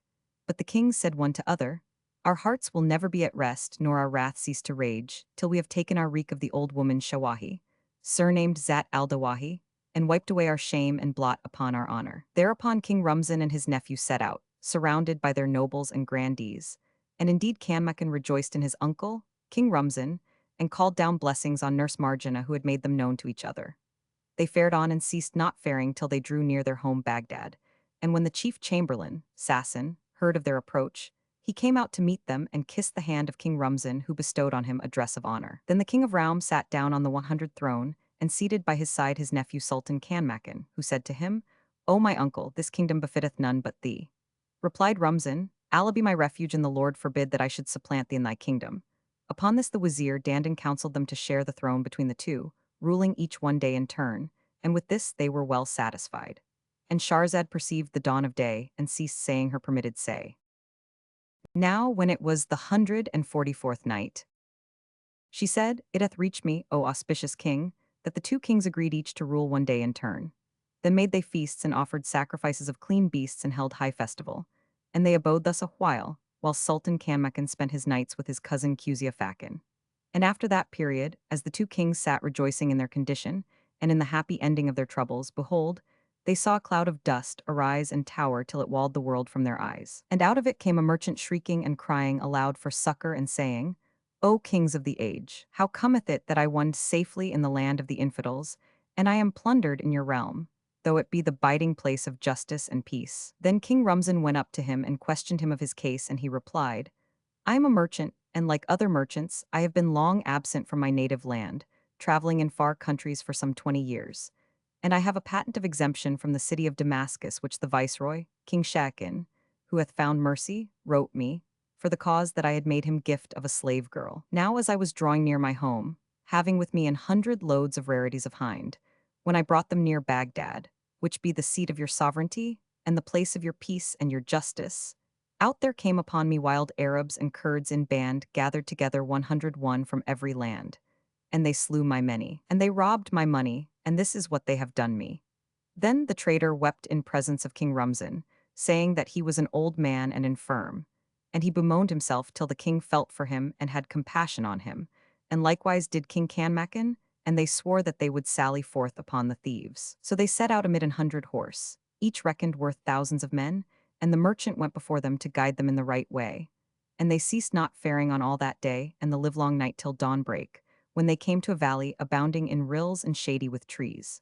Here they found the foray dispersed about the valley, having divided that merchant's bales among them, but there was yet some of the goods left. So the 100 horsemen fell upon them and surrounded them on all sides, and King Rumzan shouted his war cry, and thus also did his nephew Kanmakan, and ere long they made prize of them all, to the number of near 300 horsemen, banded together of the refuse of rascality. They took what they could find of the merchant's goods, and, binding them tightly, brought them to Baghdad, where King Rumzan and his nephew, King Kanmakan, sat down together on one throne and, passing the prisoners in review before them, questioned them of their case and their chiefs. They said, "We have no chiefs but these 3 men, and it was they who gathered us together from all corners and countries." The king said to them, "Point out to us your head men." And, when this was done, they bade lay hands on the leaders and set their comrades free, after taking from them all the goods in their possession and restoring them to the merchant, who examined his stuffs and moneys, and found that a fourth of his stock was missing. The kings engaged to make good the whole of his loss, whereupon the trader pulled out 2 letters, one in the handwriting of 102 Shakin, and the other in that of Najat al-Zaman. For this was the very merchant who had bought Najat al-Zaman of the Badawi, when she was a virgin, and had forwarded her to her brother Shakin. and that happened between them which happened. Hereupon King Kanmakan examined the letters and recognized the handwriting of his uncle Shakin, and, having heard the history of his aunt, Nujat al-Zaman, he went into her with the second letter written by her to the merchant who had lost through her his moneys. Kanmakan also told her what had befallen the trader from first to last. She knew her own handwriting, and, recognizing the merchant, dispatched to him guest gifts and commended him to her brother and nephew, who ordered him largesse of money and black slaves and pages to wait on him. Besides which Nujat al-Zaman sent him 100,000 dirhams in cash and 50 loads of merchandise and presented to him other rich presents. Then she sent for him, and when he came, she went up to him and saluted him, and told him that she was the daughter of King Omar bin al-Nayman, and that her brother was King Rumzan, and that King Kanmakan was her nephew. Thereupon the merchant rejoiced with great joy, and congratulated her on her safety and on her reunion with her brother, and kissed her hands thanking her for her bounty, and said to her, "By Allah, a good deed is not lost upon thee." Then she withdrew to her own apartment, and the trader sojourned with them 3 days, after which he took leave of them and set out on his return march to the land of Syria. Thereupon the two kings sent for the 3 robber chiefs who were of the highwaymen, and questioned them of their case, when one of them came forward and said, "Know ye that I am a Badawi who am wont to lie in wait, by the way, to snatch small children and virgin girls, and sell them to merchants. And this I did for many a year until these latter days, when Satan incited me to join yon 2 gallows birds in gathering together all the riffraff of the Arabs and other peoples, that we might plunder merchandise and waylay merchants." Said the kings, "Tell us the rarest of the adventures that have befallen thee in kidnapping children and maidens." Replied he, "O kings of the age, the strangest thing that happened to me was that one day, 22 years ago, I snatched a girl who belonged to the holy city. She was gifted with beauty and comeliness, despite that she was but a servant and was clad in threadbare clothes with a piece of camlet cloth on her head. So I entrapped her by guile as she came out of the caravanserai, and at that very hour mounting her on a camel, made off with her, thinking to carry her to my own people in the desert, and there set her to pasture the camels and gather their droppings in the valley. But she wept with so sore a weeping that, after coming down upon her with blows, I took her and carried her to Damascus city, where a merchant saw her with me, and, being astounded at her beauty and marveling at her accomplishments, wished to buy her of me and kept on bidding me more and more for her, till at last I sold her to him for 100,000 dirhams. After selling her, I heard her display prodigious eloquence, and it reached me that the merchant clothed her in handsome gear and presented her to the viceroy of Damascus, who gave him 3 times the price which he had paid to me, and this price, by my life, was but little for such a damsel. This, O kings of the age, is the strangest thing that ever befell me. When the two kings heard her story, they wondered thereat. But when Nujat al-Zaman heard what the Badawi related, the light became darkness before her face, and she cried out and said to her brother Rumzan, "Sure and sans doubt this is the very Badawi who kidnapped me in the holy city Jerusalem." Then she told them all that she had endured from him in her strangerhood of hardship, blows, hunger, humiliation, contempt, adding, "And now it is lawful for me to slay him." So saying, she seized a sword and made at him to smite him. And behold, he cried out and said, "O kings of the age, suffer her not to slay me, till I shall have told you the rare adventures that have betided me." And her nephew Kanmakan said to her, "O my aunt, let him tell us his tale, and after that do with him as thou wilt." So she held her hand, and the king said to him, "Now let us hear thy history." Quoth he, "O kings of the age, if I tell you a rare tale, will ye pardon me?" "Yes," answered they. Then the Badawi robber chief began. The tale of Hamad the Badawi. And he said, "Know ye that a short while ago, I was sore wakeful one night and thought the morn would never dawn. So as soon as it was break of day, I rose, without stay or delay, and slinging over my shoulder my sword, mounted horse and set my lance in rest. Then I rode out to sport and hunt, and as I went along, a company of men accosted me and asked me whither I was bound. I told them, and they said, 'We will keep thee company.' So we all fared on together, and, whilst we were faring, lo and behold, up started an ostrich, and we gave her chase. But she escaped our pursuit, and spreading wings ceased not to fly before us, and we following by sight, till she lost us in a desert wherein there was neither grass nor water, nor heard we aught therein save hiss of snake and wail of gin and howl of gull. And when we reached that place, the ostrich disappeared, nor could we tell whether she had flown up into the sky or into the ground had gone down. Then we turned our horses' heads and thought to return, but found that to retrace our steps at that time of burning heat would be toilsome and dangerous. For the sultry air was grievous to us, so that we thirsted with sore thirst, and our steeds stood still. We made sure of death, but while we were in this case, we suddenly espied from afar a spacious mead where gazelles were frisking. Therein was a tent pitched, and by the tent side a horse tethered, and a spear was planted with head glittering in the sun. Upon this our hearts revived after we had despaired, and we turned our horses' heads towards that tent, making for the meadow and the water which irrigated it. And all my comrades fared for it, and I at their head, and we ceased not faring till we reached the mead. Then we alighted at the spring and watered our beasts. But I was seized with a fever of foolish curiosity, and went up to the door of that tent, wherein I saw a young man, without hair on his cheeks, who followed the new moon, and on his right hand was a slender-waisted maid, as she were a willow wand. No sooner did I set eyes on her than love gat hold upon my heart, and I saluted the youth, who returned my greeting. Then said I, O my brother, tell me who thou art, and what to thee is this damsel sitting by thy 105 side. Thereupon the youth bent his head groundwards a while, then raised it and replied, Tell me first who thou art, and what are these horsemen with thee? Answered I am Hamed son of Al-Fazari, the renowned knight, who is reckoned among the Arabs as 500 horse. We went forth from our place this morning to sport and chase, and were overcome by thirst. So I came to the door of this tent, thinking haply to get of thee a draught of water. When he heard these my words, he turned to the fair maiden and said, Bring this man water and what food there is ready. So she arose, trailing her skirts, whilst the golden bangles tinkled on her ankles and her feet stumbled in her long locks, and she disappeared for a little while. Presently she returned, bearing in her right hand a silver vessel full of cold water, and in her left hand a bowl brimming with milk and dates, together with some flesh of wild cattle. But I could take of her nor meat nor drink for the excess of my passion, and I applied to her these two couplets, saying, It was as though the sable dye upon her palms were raven perching on a swathe of freshest snow. Thou seest sun and moon conjoined in her face, while sun fear dimmed and moon fright pallid show. After I had eaten and drunk, I said to the youth, Know thou, O chief of the Arabs, that I have told thee in all truth who and what I am, and now I would fain have thee do the like by me and tell me the truth of thy case. Replied the young man, As for this damsel, she is my sister. Quoth I, It is my desire that thou give me her to wife of thy free will, else will I slay thee and take her by force. Upon this he bowed his head groundwards a while, then he raised his eyes to me and answered, Thou sayest sooth in avouching thyself a renowned knight, and famed in fight, and verily thou art the lion of the desert. But if ye all attack me treacherously, and slay me in your wrath, and take my sister by force, it will be a stain upon your honor. And you be, as ye aver, cavaliers who are counted among the champions, and reck not the 106 shock of foray and fray.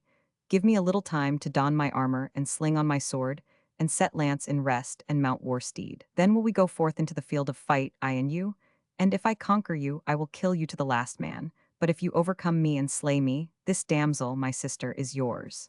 Hearing such words I replied, This is only just, and we oppose it not. Then I turned back my horse's head, for my love for the damsel waxed hotter and hotter, and returned to my companions, to whom I set forth her beauty and loveliness, as also the comeliness of the young man who was with her, together with his valor and strength of soul, and how he had avouched himself a match for 1,000 horse. Moreover, I described to my company the tent and all the riches and rarities therein, and said to them, Know ye that this youth would not have cut himself off from society, and have taken up his abode alone in this place, were he not a man of great prowess.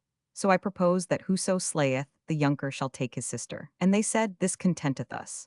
Then my company armed themselves, and mounting, rode to the tent, where we found that the young man had donned his gear and backed his steed, but his sister ran up to him, her veil being drenched with tears, and took hold of his stirrup and cried out, saying, Alas, and woe worth the day, in her fear for her brother, and recited these couplets. To Allah will I make my moan of travail and of woe. Maybe Iller of Arsh will smite their faces with affright. Fain would they slay thee, brother mine, with purpose fell and fell. Alb no cause of vengeance was, nor fault forwent the fight. Yet for a rider art thou known to those who back the steed, and twixt the east and west of nights thou art the prowess knight. Thy sister's honor thou shalt guard, though little might be hers, for thou art her brother, and for thee she sooth Allah's might. Then let not enemy possess my soul, nor thrall my frame, and work on me their will, and treat thy sister with despite. I'll ne'er abide, by Allah's truth, in any land or home, where thou art not, though dight it be with joyance and delight. For love and yearning after thee myself, I fain will slay, and in the gloomy darksome tomb spread bed upon the clay. But when her brother heard her verse, he wept with sore weeping 107, and turned his horse's head towards his sister, and made this answer to her poetry. Stand by and see the daring do which I today will show. When meet we and I deal them blows that rend and cleave and split. E'en though rush out to seek about the lion of the war, the stoutest-hearted brave of all, and eke the best in wit. To him I'll deal without delay a Salabian blow, and dye my cane spear's joint in blood by wound of foe bespit. If all I beat not off from thee, O sister, may this frame be slain, and cast my corpse to birds, for so it would befit. Yes, for thy dearest sake I'll strike my blows with might and main, and when we're gone shall this event in many a book be writ. And when he had ended his verse, he said, O my sister, give ear to what I shall enjoin on thee. Whereto she replied, hearkening and obedience. Quoth he, If I fall, let none possess thy person. And thereupon she buffeted her face and said, Allah forbid, O my brother, that I should see thee laid low and yield myself to thy foe. With this the youth put out his hand to her and withdrew her veil from her face, whereupon it shone forth as the sun shineth out from the white clouds. Then he kissed her between the eyes and bade her farewell, after which he turned to us and said, Holla, knights! Come ye as guests or crave ye cuts and thrusts? If ye come to us as your hosts, rejoice ye in the guest right. And if ye covet the shining moon, come ye out against me, night by night, into this plain and place of fight. Thereupon rushed out to him a doughty rider, and the young man said to him, Tell me thy name and thy father's name, for I am under an oath not to slay any whose name tallies with mine, and whose father's name is that of my father. And if this be the case with thee, I will give thee up the maid. Quoth the horseman, My name is Bilal. And the young man answered him, saying, 108 Thou least when speaking of benefits, while thou comest to front with thine evilest will. And of prowess thou at prow, to my words give ear, I'm he who makes champions in battlefield reel. With keen blade like the horn of the cusped moon, so, where thrust that shall drill through the durest hill. Then they charged down, each at each, and the youth thrust his adversary in the breast so that the lance head issued from his back. With this, another came out, and the youth cried, Ho thou hound, who art rotten with foulness in grain, what high meed is there easy for warrior to gain? 'Tis none save the lion of strain purest pure, who uncareth for life in the battle plain. Nor was it long before the youth left him drowned in his blood and cried out, Who will come forth to me? So a third horseman rushed out upon the youth and began saying, To thee come I forth with my heart aflame, and summon my friends and my comrades by name. When thou slewest the chief of the Arabs this day thou remainest the pledge of my claim. Now when the youth heard this, he answered him in these words, Thou least, O foulest of Satans that are, and with leasings calumnious thou comest to war. This day thou shalt fall by a death-dealing point, where the lances lunge and the cimeters jar. Then he so foined him in the breast that the spear point issued from his back, and he cried out, saying, Ho, will none come out? So a fourth fared forwards, and the youth asked him his name, and he answered, My name is Hillel, the new moon. And the youth began repeating, Thou hast failed who would sink me in ruin sea, thou who camest in malice with perfidy. I, whose verses hast heard from the mouth of me, will ravish thy soul though unknown to thee. Then they drave at each other, and delivered 2 cuts, but the youth's stroke devanced that of the rider his adversary anslew him, and thus he went on to kill all who sallied out against him. Now when I saw my comrades slain, I said to myself, If I go down to fight with him, I shall not be able to prevail against him, and if I flee, I shall become a byword of shame among the Arabs. But the youth gave me no time to think, for he ran at me and dragged me from my saddle and hurled me to the ground. I fainted at the fall, and he raised his sword designing to cut off my head, but I clung to his skirts, and he lifted me in his hand as though I were a sparrow. When the maiden saw this, she rejoiced in her brother's prowess, and coming up to him, kissed him between the eyes. Then he delivered me to her, saying, Take him and look to him and entreat him hospitably, for he is come under our rule. So she took hold of the collar of my hauberk and led me away by it as one would lead a dog. Then she did off her brother's coat of mail and clad him in a robe, and set for him a stool of ivory, on which he sat down. And she said to him, Allah whiten thy honor and prevent from thee the shifts of fortune. And he answered her with these couplets. My sister said, as saw she how I stood, in fight when sun rays lit my knightlyhood. Allah assain thee for a brave of braves, to whom in vale bow lions howso would. Quoth I, Go ask the champions of my case, when feared the lords of war my warrior mood. My name is famed for fortune and for force, and soared my spirit to such altitude. Ho thou Hamed, a lion hast upstirred, shall show thee speedy death like viper brood.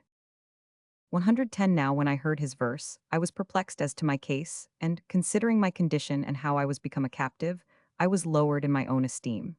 Then I looked at the damsel, his sister, and seeing her beauty I said to myself, "'Tis she who caused all this trouble." And I fell a-marveling at her loveliness till the tears streamed from my eyes, and I recited these couplets. Dear friend, ah leave thy loud reproach and blame. Such blame but irks me yet may not alarm. I'm clean distraught for one whom saw I not, without her winning me by winsome charm. Yestreen her brother crossed me in her love, a brave, stout-hearted, and right long of arm. Then the maiden set food before her brother, and he bade me eat with him, whereat I rejoiced and felt assured that I should not be slain. And when he had ended eating, she brought him a flagon of pure wine, and he applied him to it, till the fumes of the drink mounted to his head, and his face flushed red. Then he turned to me and said, Woe to thee, O Hamed, dost thou know me or not? Replied I, By thy life I am rich and not save ignorance. Quoth he, O Hamed, I am Abd bin Tamim bin Salaba, and indeed Allah giveth thee thy liberty, and leadeth thee to a happy bride, and spareth the confusion. Then he drank to my long life, and gave me a cup of wine, and I drank it off. And presently he filled me a second, and a third, and a fourth, and I drained them all, while he made merry with me, and swore me never to betray him. So I swear to him 1,500 oaths that I would never deal perfidiously with him at any time, but that I would be a friend and a helper to him. Thereupon he bade his sister bring me 10 suits of silk. So she brought them and laid them on my person, and this dress I have on my body is one of them. Moreover, he made bring one of the best of his she-dromedaries carrying stuffs in Provant. He 111 bade her also bring a sorrel horse, and when they were brought he gave the whole of them to me. I abode with them 3 days, eating and drinking, and what he gave me of gifts is with me to this present. At the end of the 3 days he said to me, O Hamed, O my brother, I would sleep a while and take my rest, and verily I trust my life to thee.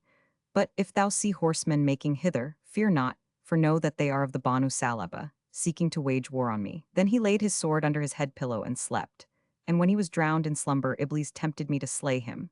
So I arose in haste, and drawing the sword from under his head, dealt him a blow that made his head fall from his body. But his sister knew what I had done, and rushing out from within the tent, threw herself on his corpse, rending her raiment and repeating these couplets. To kith and kin bear thou sad tidings of our plight. From doom always decreed shall none of men take flight. Low art thou laid, O brother, strewn upon the stones, with face that mirrors moon when shining brightest bright. Good sooth, it is a day accursed, thy slaughter day, shivering thy spear that won the day in many a fight. Now thou be slain, no rider shall delight in steed, nor man-child shall the breeding woman bring to light. This morn Hamed uprose and foully murthered thee, falsing his oath and troth with foulest perjury. When she had ended her verse, she said to me, O thou of accursed forefathers, wherefore didst thou play my brother false and slay him when he purposed returning thee to thy native land with provisions? And it was his intent also to marry thee to me at the first of the month? Then she drew a sword she had with her, and planting the hilt in the earth, with the point set to her breast, she bent over it and threw herself thereon till the blade issued from her back, and she fell to the ground dead. I mourned for her and wept and repented when repentance availed me not. Then I arose in haste and went to the tent, and, taking whatever was light of load and weighty of worth, went my way. But in my haste and horror, I took no heed of my dead comrades, nor did I bury the maiden and the youth. And this my tale is still more wondrous than the story of the serving girl I kidnapped from the holy city, Jerusalem. But when Nujat al-Zaman heard these words from the Badawi, the light was changed in her eyes to night, and Shahrazad perceived the dawn of day, and ceased to say her permitted say.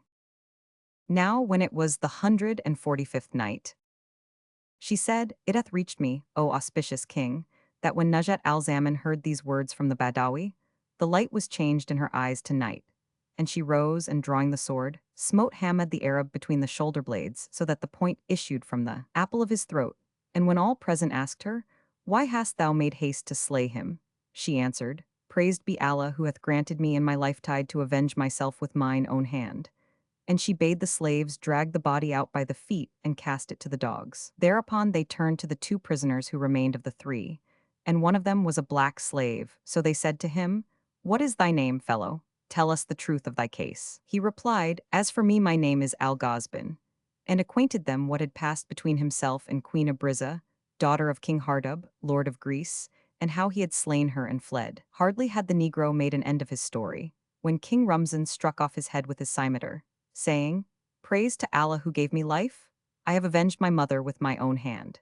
Then he repeated to them what his nurse Marjana had told him of this same slave whose name was Al-Ghazban, after which they turned to the third prisoner. Now this was the very camel driver whom the people of the holy city, Jerusalem, hired to carry Zau al-Makan and lodge him in the hospital at Damascus of Syria. But he threw him down on the ashes midden and went his way. And they said to him, "Acquaint us with thy case and tell the truth." So he related to them all that had happened to him with Sultan Zau al-Makan, how he had been carried from the holy city, at the time when he was sick, till they made Damascus, and he had been thrown into the hospital. How also the Jerusalem folk had paid the cameleer money to transport the stranger to Damascus, and he had taken it and fled after casting his charge upon the midden by the side of the ash heap of the Hammam. But when he ended his words, Sultan 113 Kanmakan took his sword forthright and cut off his head, saying, "Praised be Allah who hath given me life, that I might requite this traitor what he did with my father. For I have heard this very story from King Zau al-Makan himself." Then the kings said each to other, "It remaineth only for us to wreak our revenge upon the old woman Shawahi, yclept Zat al-Dawahi, because she is the prime cause of all these calamities, and cast us into adversity on this wise. Who will deliver her into our hands that we may avenge ourselves upon her, and wipe out our dishonor?" And King Rumzan said, "Needs must we bring her hither." So without stay or delay he wrote a letter to his grandmother, the aforesaid ancient woman, giving her to know therein that he had subdued the kingdoms of Damascus and Mosul and Iraq, and had broken up the host of the Moslems and captured their princes, adding, "I desire thee of all urgency to come to me, bringing with thee Queen Sophia, daughter of King Afridun, and whom thou wilt of the Nazarene chiefs, but no armies, for the country is quiet and wholly under our hand." And when she read the letter and recognized the writing of King Rumzan, she rejoiced with great joy and forthright equipping herself and Queen Sophia, set out with their attendants and journeyed, without stopping, till they drew near Baghdad. Then she foresent a messenger to acquaint the king of her arrival, whereupon quoth Rumzan, "We should do well to don the habit of the Franks and fare forth to meet the old woman, to the intent that we may be assured against her craft and perfidy." Whereto Kanmakan replied, "Hearing is consenting." So they clad themselves in Frankish clothes, and when Fakan saw them, she exclaimed, "By the truth of the Lord of Worship, did I not know you, I should take you to be indeed Franks." Then they sallied forth with 1,000 horse, King Rumzan riding on before them to meet the old woman.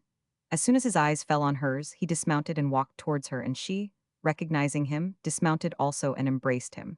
But he pressed her ribs with his hands till he well nigh broke them. Quoth she, "What is this, O my son?" But before she had done speaking, up came Kanmakan and Dandan, and the horsemen with them cried out at the women and slaves and took them all prisoners. Then the two kings returned to Baghdad with their captives, and Rumzan bade them decorate the city, which they did for 3 days, at the end of which they brought out the old woman Shawahi, hight Zat al-Dawahi, with a peaked red turban of palm leaves on her head, diademed with ass's dung, and preceded by a herald proclaiming aloud, "This is the reward of those who presume to lay hands on kings and the sons of kings." Then they crucified her on one of the gates of Baghdad, and when her companions saw what befell her, all embraced in a body the faith of al-Islam. As for Kanmakan and his uncle Rumzan and his aunt Najat al-Zaman and the Wazir Dandan, they marveled at the wonderful events that had betided them, and bade the scribes chronicle them in books that those who came after might read. Then they all abode for the remainder of their days in the enjoyment of every solace and comfort of life, till there overtook them the destroyer of all delights and the sunderer of all societies. And this is the whole that hath come down to us of the dealings of fortune, with King Omar bin al-Nayman, and his sons Shaikan and Zau al-Makan, and his son's son Kanmakan, and his daughter Najat al-Zaman, and her daughter Fakan. Thereupon quoth Shahryar to Shahrazad, "I desire that thou tell me somewhat about birds." And hearing this, Dunyazad said to her sister, "I have never seen the Sultan light at heart all this while till the present night, and his pleasure garreth me hope that the issue for thee with him may be a happy issue." Then drowsiness overcame the Sultan, so he slept. And Shahrazad perceived the approach of day and ceased saying her permitted say. Two things than ice are colder cold. An old man young, a young man old. A cold of countenance equals a fool. May Allah make cold thy face, equals may it show want and misery. By Allah, a cold speech equals a silly or abusive tirade pilgrimage. To whom thou'rt hid, day is darksome night. To whom shone, Soha as Sohail is bright. See also Al-Hariri, Roman 32, and Roman 36. The saying, "I show her Soha and she shows me the moon," AP arose as follows. In the ignorance, a beautiful Amazon defied any man to take her maidenhead, and a certain Ibn al-Ghaz won the game by struggling with her till she was nearly senseless. He then asked her, "How is thine eyesight? Dost thou see Soha?" And she, in her confusion, pointed to the moon and said, "That is it. O wretched Turk is thy heart's desire, and to them thou showest thee dam and sire." His successor Al-Wasik, Vathek, of the terrible eyes, was the first to appoint a Turk his sultan or regent. After his reign, they became Atorians and led to the downfall of the Abbasids. Now, when it was the 146th night, Shahrazad began to relate in these words: The tale of the birds and beasts and the carpenter. Quoth she, "It hath reached me, O auspicious king, that in times of yore and in ages long gone before, a peacock abode with his wife on the seashore. Now the place was infested with lions 115 and all manner wild beasts, withal it abounded in trees and streams. So cock and hen were wont to roost by night upon one of the trees, being in fear of the beasts, and went forth by day questing food. And they ceased not thus to do, till their fear increased on them, and they searched for some place, wherein to dwell other than their old dwelling place. And in the course of their search, behold, they happened on an island abounding in streams and trees. So they alighted there, and ate of its fruits and drank of its waters.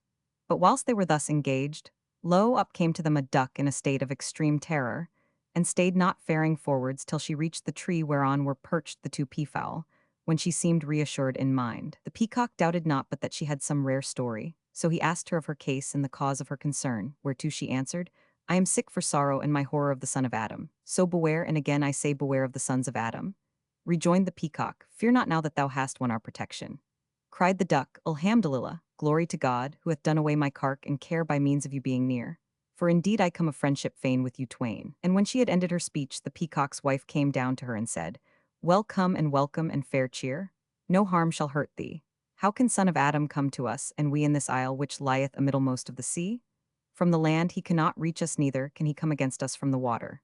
So be of good cheer, and tell us what hath betided thee from the child of Adam." Answered the duck, "Know then, O thou peahen, that of a truth I have dwelt all my life in this island safely and peacefully, nor have I seen any disquieting thing, till one night, as I was asleep, I sighted in my dream the semblance of a son of Adam, who talked with me and I with him. Then I heard a voice say to me, O thou duck, beware of the son of Adam, and be not imposed on by his words, nor by that he may suggest to thee.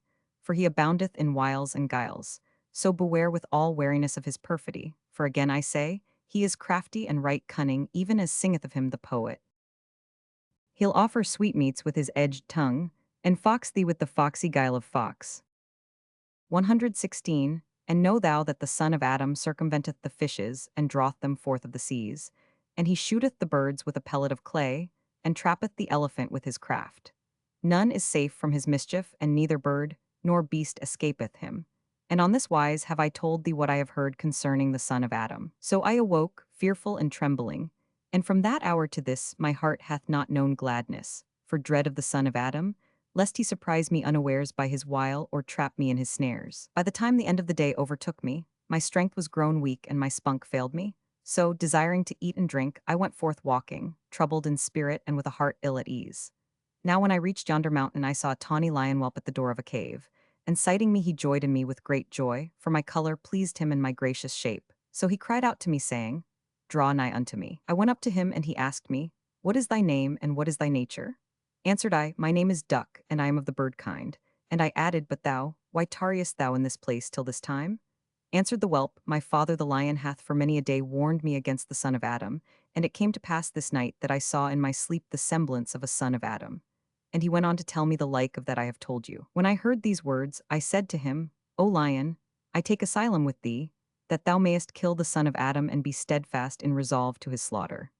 Verily I fear him for myself with extreme fear, and to my fright a fright is added for that thou also dreadest the son of Adam, albeit thou art sultan of savage beasts. Then I ceased not, O my sister, to bid the young lion beware of the son of Adam and urge him to slay him, till he rose of a sudden and at once from his stead and went out and he fared on, and I after him and I noted him lashing flanks with tail. We advanced in the same order till we came to a place where the roads forked and saw a cloud of dust arise which, presently clearing away, discovered below it a runaway naked ass, now galloping and running at speed, and now rolling in the dust. When the lion saw the ass, he cried out to him, and he came up to him in all humility. Then said the lion, Hark I, crack-brained brute, what is thy kind, and what be the cause of thy coming hither? He replied, 117, O son of the Sultan, I am by kind an ass, asinus cabalus, and the cause of my coming to this place is that I am fleeing from the son of Adam. Asked the lion whelp, Dost thou fear then that he will kill thee? Answered the ass, Not so, O son of the Sultan, but I dread lest he put a cheat on me and mount upon me. For he hath a thing called pack saddle, which he setteth on my back, also a thing called girths, which he bindeth about my belly, and a thing called crupper, which he putteth under my tail, and a thing called bit, which he placeth in my mouth. And he fashioneth me a goad, and goadeth me with it, and maketh me run more than my strength. If I stumble, he curseth me, and if I bray, he revileth me. And at last, when I grow old and can no longer run, he putteth on me a panel of wood, and delivereth me to the water carriers, who load my back with water from the river in skins and other vessels, such as jars, and I cease not to one in misery and abasement and fatigue till I die, when they cast me on the rubbish heaps to the dogs. So what grief can surpass this grief, and what calamities can be greater than these calamities? Now when I heard, O peahen, the ass's words, my skin shuddered and became as goose flesh at the son of Adam. And I said to the lion whelp, O my lord, the ass of a verity hath excuse, and his words add terror to my terror. Then quoth the young lion to the ass, Whither goest thou? Quoth he, Before sunrise I espied the son of Adam afar off, and fled from him. And now I am minded to flee forth and run, without ceasing for the greatness of my fear of him, so haply I may find me a place of shelter from the perfidious son of Adam. Whilst the ass was thus discoursing with the lion whelp, seeking the while to 118 take leave of us and go away, behold, appeared to us another cloud of dust. Whereat the ass brayed and cried out and looked hard and let fly a loud fart. After a while the dust lifted and discovered a black steed, finely dight with a blaze on the forehead like a diram, round and bright, handsomely marked about the hoof with white, and with firm strong legs pleasing to sight, and he neighed with affright. This horse ceased not running till he stood before the whelp, the son of the lion, who, when he saw him, marveled and made much of him, and said, What is thy kind, O majestic wild beast, and wherefore fleest thou into this desert wide and vast? He replied, O lord of wild beasts, I am a steed of the horse kind, and the cause of my running is that I am fleeing from the son of Adam. The lion whelp wondered at the horse's speech and cried to him, Speak not such words, for it is shame to thee, seeing that thou art tall and stout. And how cometh it that thou fearest the son of Adam, thou, with thy bulk of body and thy swiftness of running? When I, for all my littleness of stature, am resolved to encounter the son of Adam, and, rushing on him, eat his flesh, that I may allay the affright of this poor duck, and make her dwell in peace in her 119 own place. But now thou hast come here, and thou hast wrung my heart with thy talk, and turned me back from what I had resolved to do. Seeing that, for all thy bulk, the son of Adam hath mastered thee, and hath feared neither thy height nor thy breadth, albeit, wert thou to kick him with one hoof thou wouldst kill him, nor could he prevail against thee.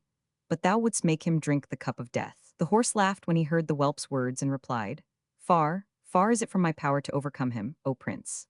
Let not my length and my breadth nor yet my bulk delude thee with respect to the son of Adam.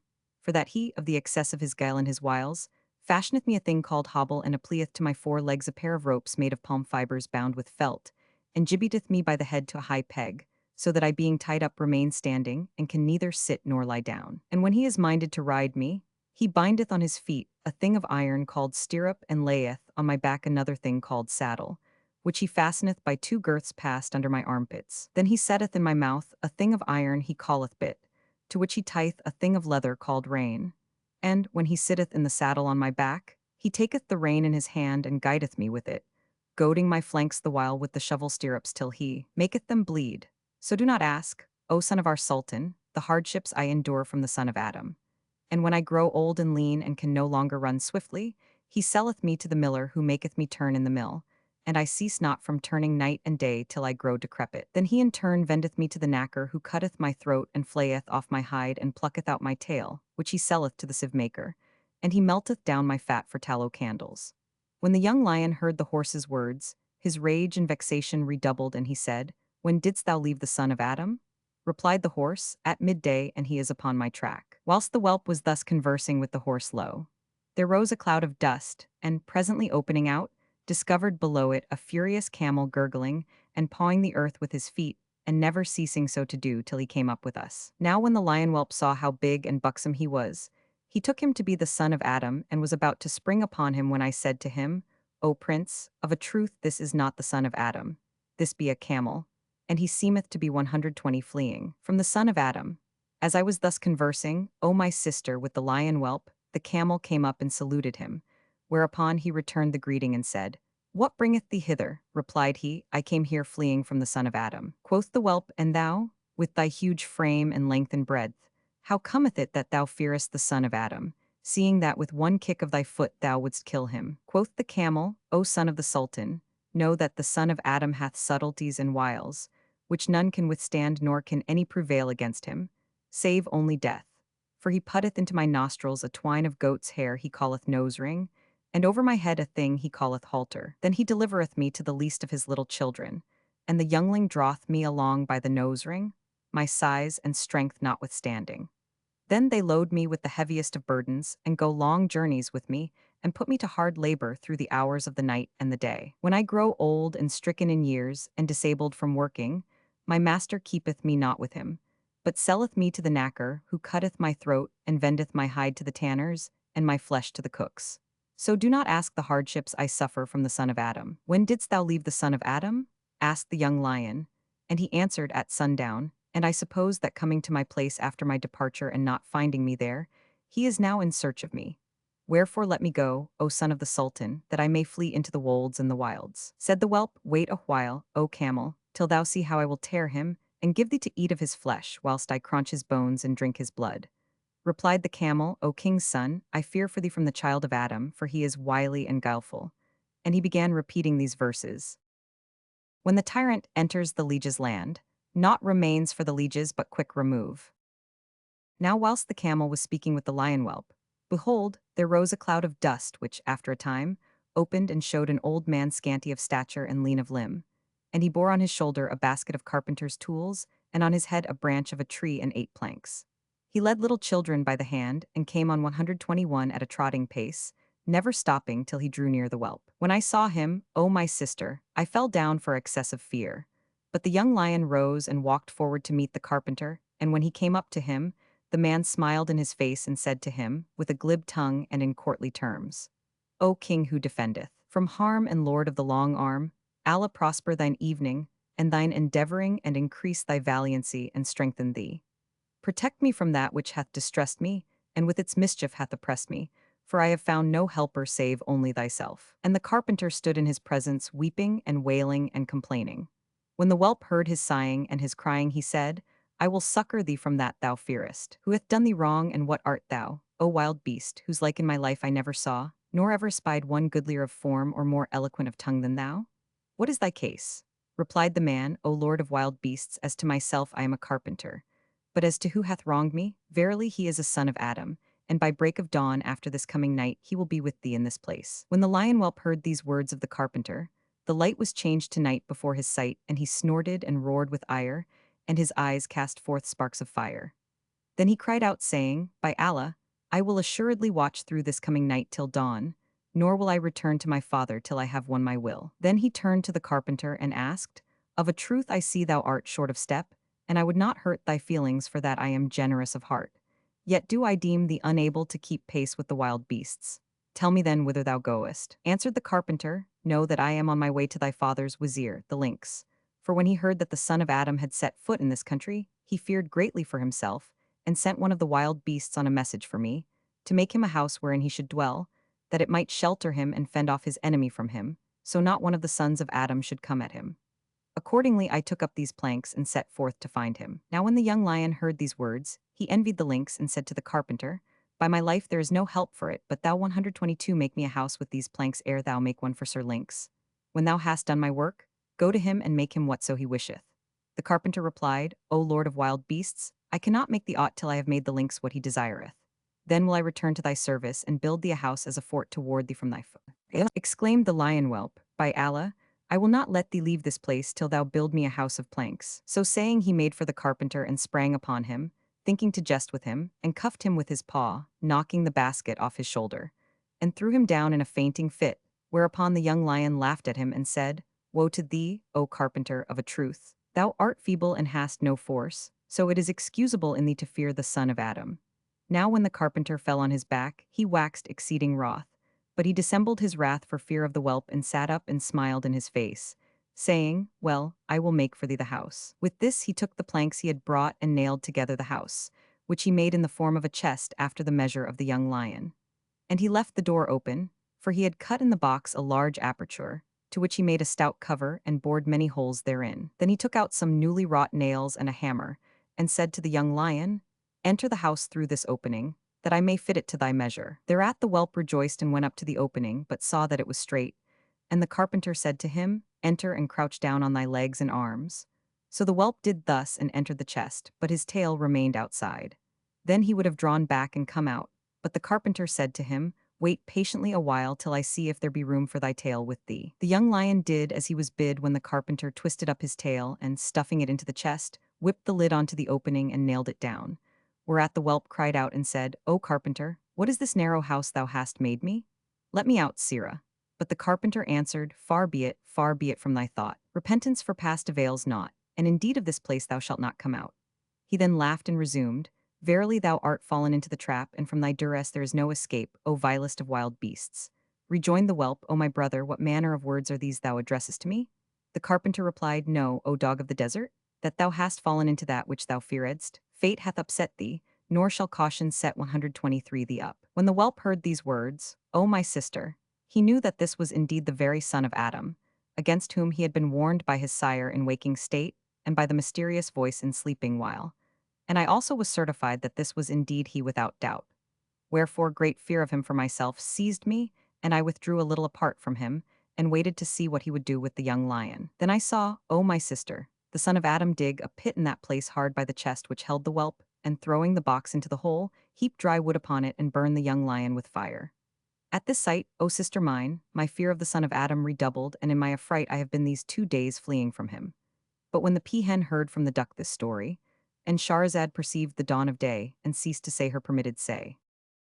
Now when it was the 147th night, she said, "It hath reached me, O auspicious king, that when the peahen heard from the duck this story, she wondered with exceeding wonder, and said to her, O my sister, here thou art safe from the son of Adam, for we are in one of the islands of the sea whither there is no way for the son of Adam. So do thou take up thine abode with us till Allah make easy thy case and our case." Quoth the duck, "I fear lest some calamity come upon me by night, for no runaway can rid him of fate by flight." Rejoined the peahen, "Abide with us and be like unto us," and ceased not to persuade her, till she yielded, saying, "O my sister, thou knowest how weak is my resistance, but verily had I not seen thee here, I had not remained." Said the peahen, "That which is on our foreheads we must indeed fulfill, and when our doomed day draweth near, who shall deliver us? But not a soul departeth except it have accomplished its predestined livelihood and term." Now the while they talked thus, a cloud of dust appeared and approached them, at sight of which the duck shrieked aloud and ran down into the sea, crying out, "Beware! Beware, though flight there is not from fate and lot." After a while, the dust opened out and discovered under it an antelope. Whereat the duck and the peahen were reassured, and the peacock's wife said to her companion, 124, "O my sister, this thou seest and wouldst have me beware of is an antelope, and here he is making for us. He will do us no hurt, for the antelope feedeth upon the herbs of the earth, and, even as thou art of the bird kind, so is he of the beast kind. Be therefore of good cheer and cease caretaking, for caretaking wasteth the body." Hardly had the peahen done speaking, when the antelope came up to them, thinking to shelter him under the shade of the tree, and, sighting the peahen and the duck, saluted them and said, "I came to this island today, and I have seen none richer in herbage nor pleasanter for habitation." Then he besought them for company and amity, and when they saw his friendly behavior to them, they welcomed him and gladly accepted his offer. So they struck up a sincere friendship and sware thereto, and they slept in one place and they ate and drank together. Nor did they cease dwelling in safety, eating and drinking their fill, till one day there came thither a ship which had strayed from her course in the sea. She cast anchor near them, and the crew came forth and dispersed about the island. They soon caught sight of the three friends, antelope, peahen, and duck, and made for them. Whereupon the peahen flew up into the tree and thence winged her way through air, and the antelope fled into the desert, but the duck abode paralyzed by fear. So they chased her till they caught her, and she cried out and said, "Caution availed me not against fate and lot." And they bore her off to the ship. Now when the peahen saw what had betided the duck, she removed from the island, saying, "I see that misfortunes lie in ambush for all.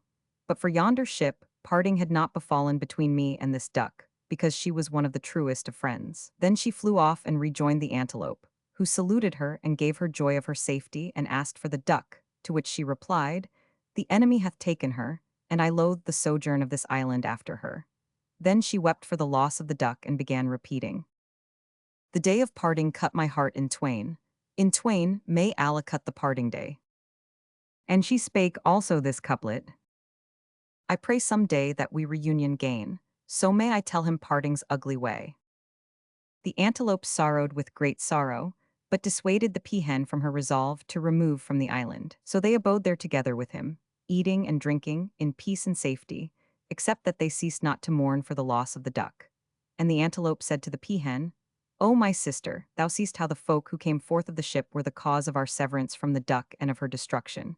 So do thou beware of them and guard thyself from them, and from the wile of the son of Adam and his guile. But the peahen replied, I am assured that naught caused her death save her neglecting to say Subhan Allah, glory to God. Indeed I often said to her, Exclaim thou, praised be Allah, and verily I fear for thee, because thou neglectest to laud the Almighty. For all things created by Allah glorify him on this wise, and whoso neglecteth the formula of praise him destruction waylays. When the antelope heard the peahen's words he exclaimed, Allah make fair thy face, and betook himself to repeating the formula of praise, and ceased not therefrom a single hour. And it is said that his form of adoration was as follows. Praise be to the requitter of every good and evil thing, the Lord of majesty and of kings the king. And a tale is also told on this wise of the hermits. A certain hermit worshipped on a certain mountain, whither resorted a pair of pigeons, and the worshipper was wont to make two parts of his daily bread. And Shahrazad perceived the dawn of day, and ceased saying her permitted say. Now when it was the 148th night, she said, It hath reached me, O auspicious king, that the worshipper was wont to make two parts of his daily bread, eating one half himself and giving the other to the pigeon pair. He also prayed for them both that they might be blessed with issue. So they increased and multiplied greatly. Now they resorted only to that mountain where the hermit was, and the reason of their foregathering with the holy man was their assiduity in repeating 126 Praised be Allah. For it is recounted that the pigeon saith in praise, Praised be the Creator of all creatures, the distributor of daily bread, the builder of the heavens and dispreader of the earths. And that couple ceased not to dwell together in the happiest of life, they and their brood till the holy man died, when the company of the pigeons was broken up, and they dispersed among the towns and villages and mountains.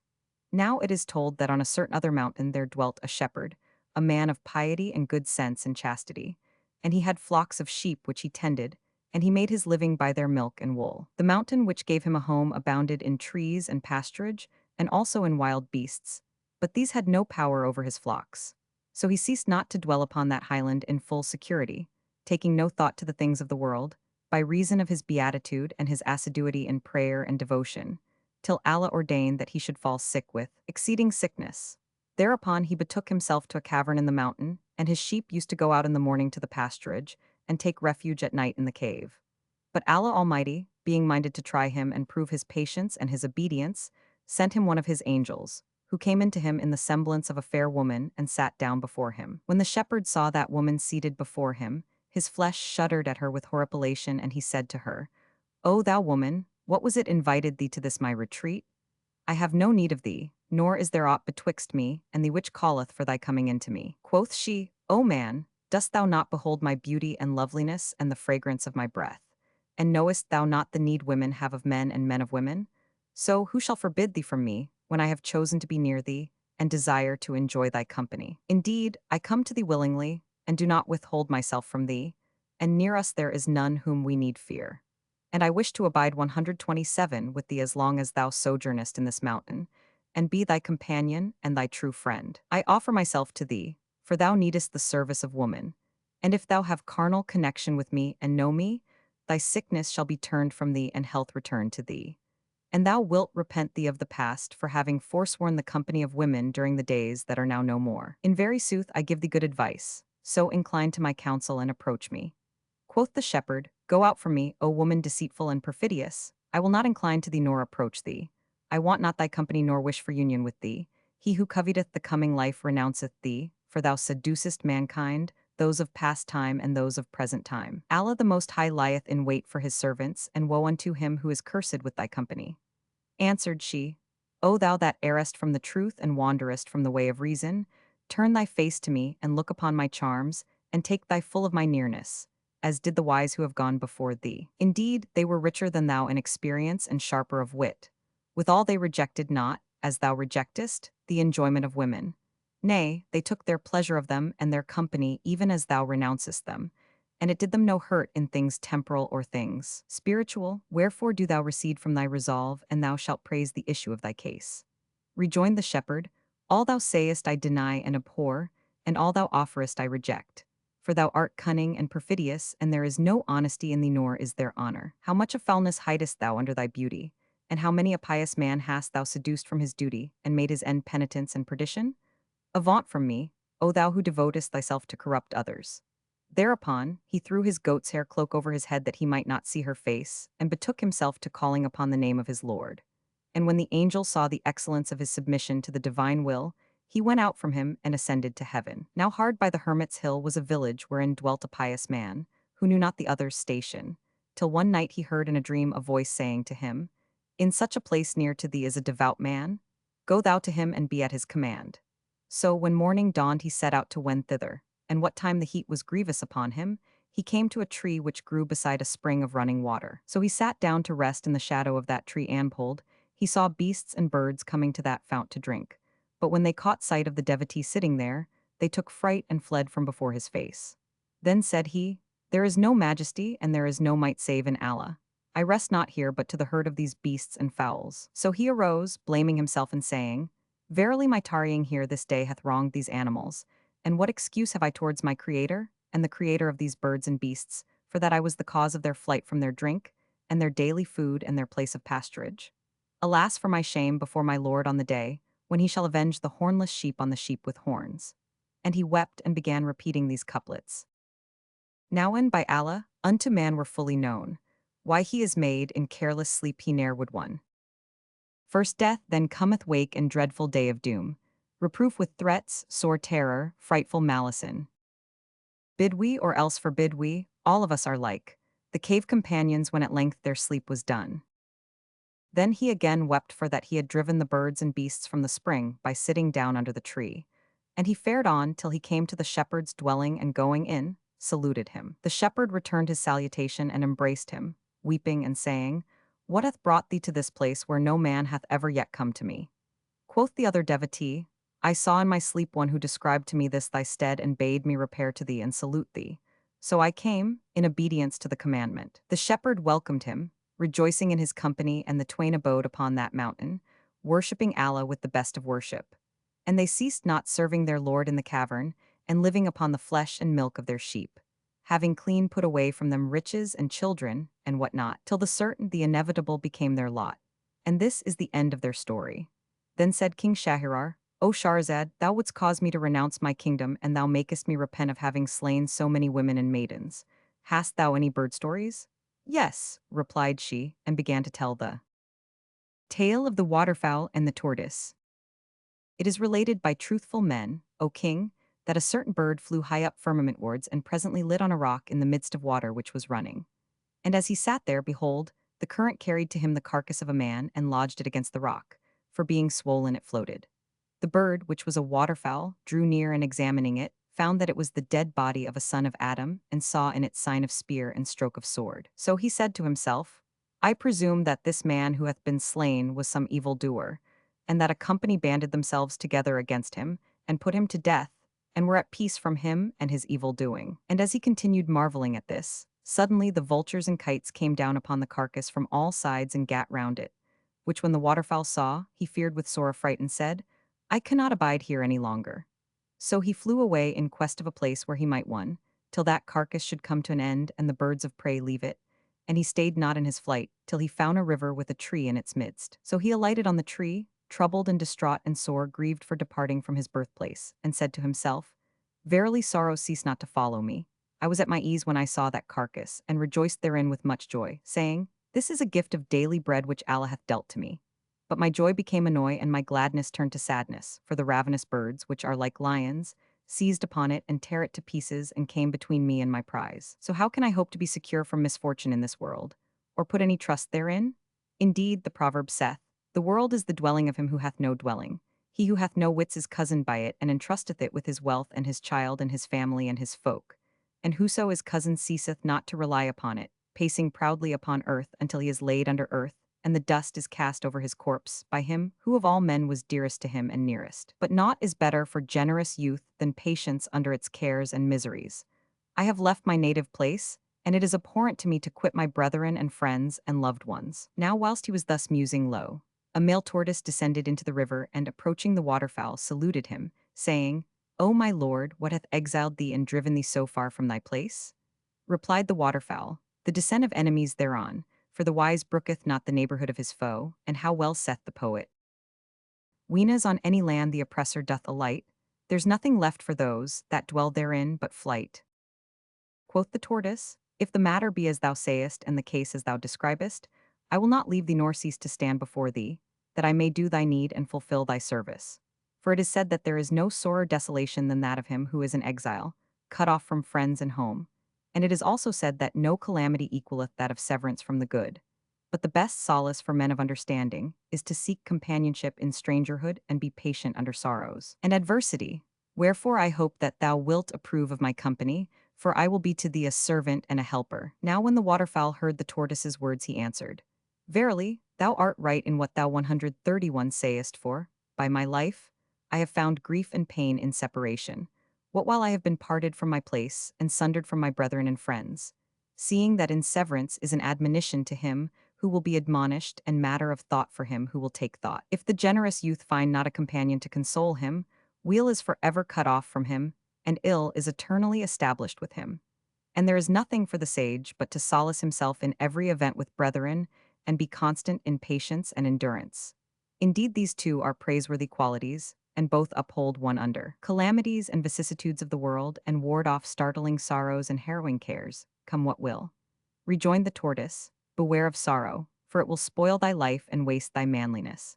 And the two gave not over conversing till the bird said, Never shall I cease fearing the shifts of time and vicissitudes of events. When the tortoise heard this, he came up to him, and kissing him between the eyes, said to him, Never may the company of the birds cease to be blessed in thee and through thee, and find wisdom in thy good counsel.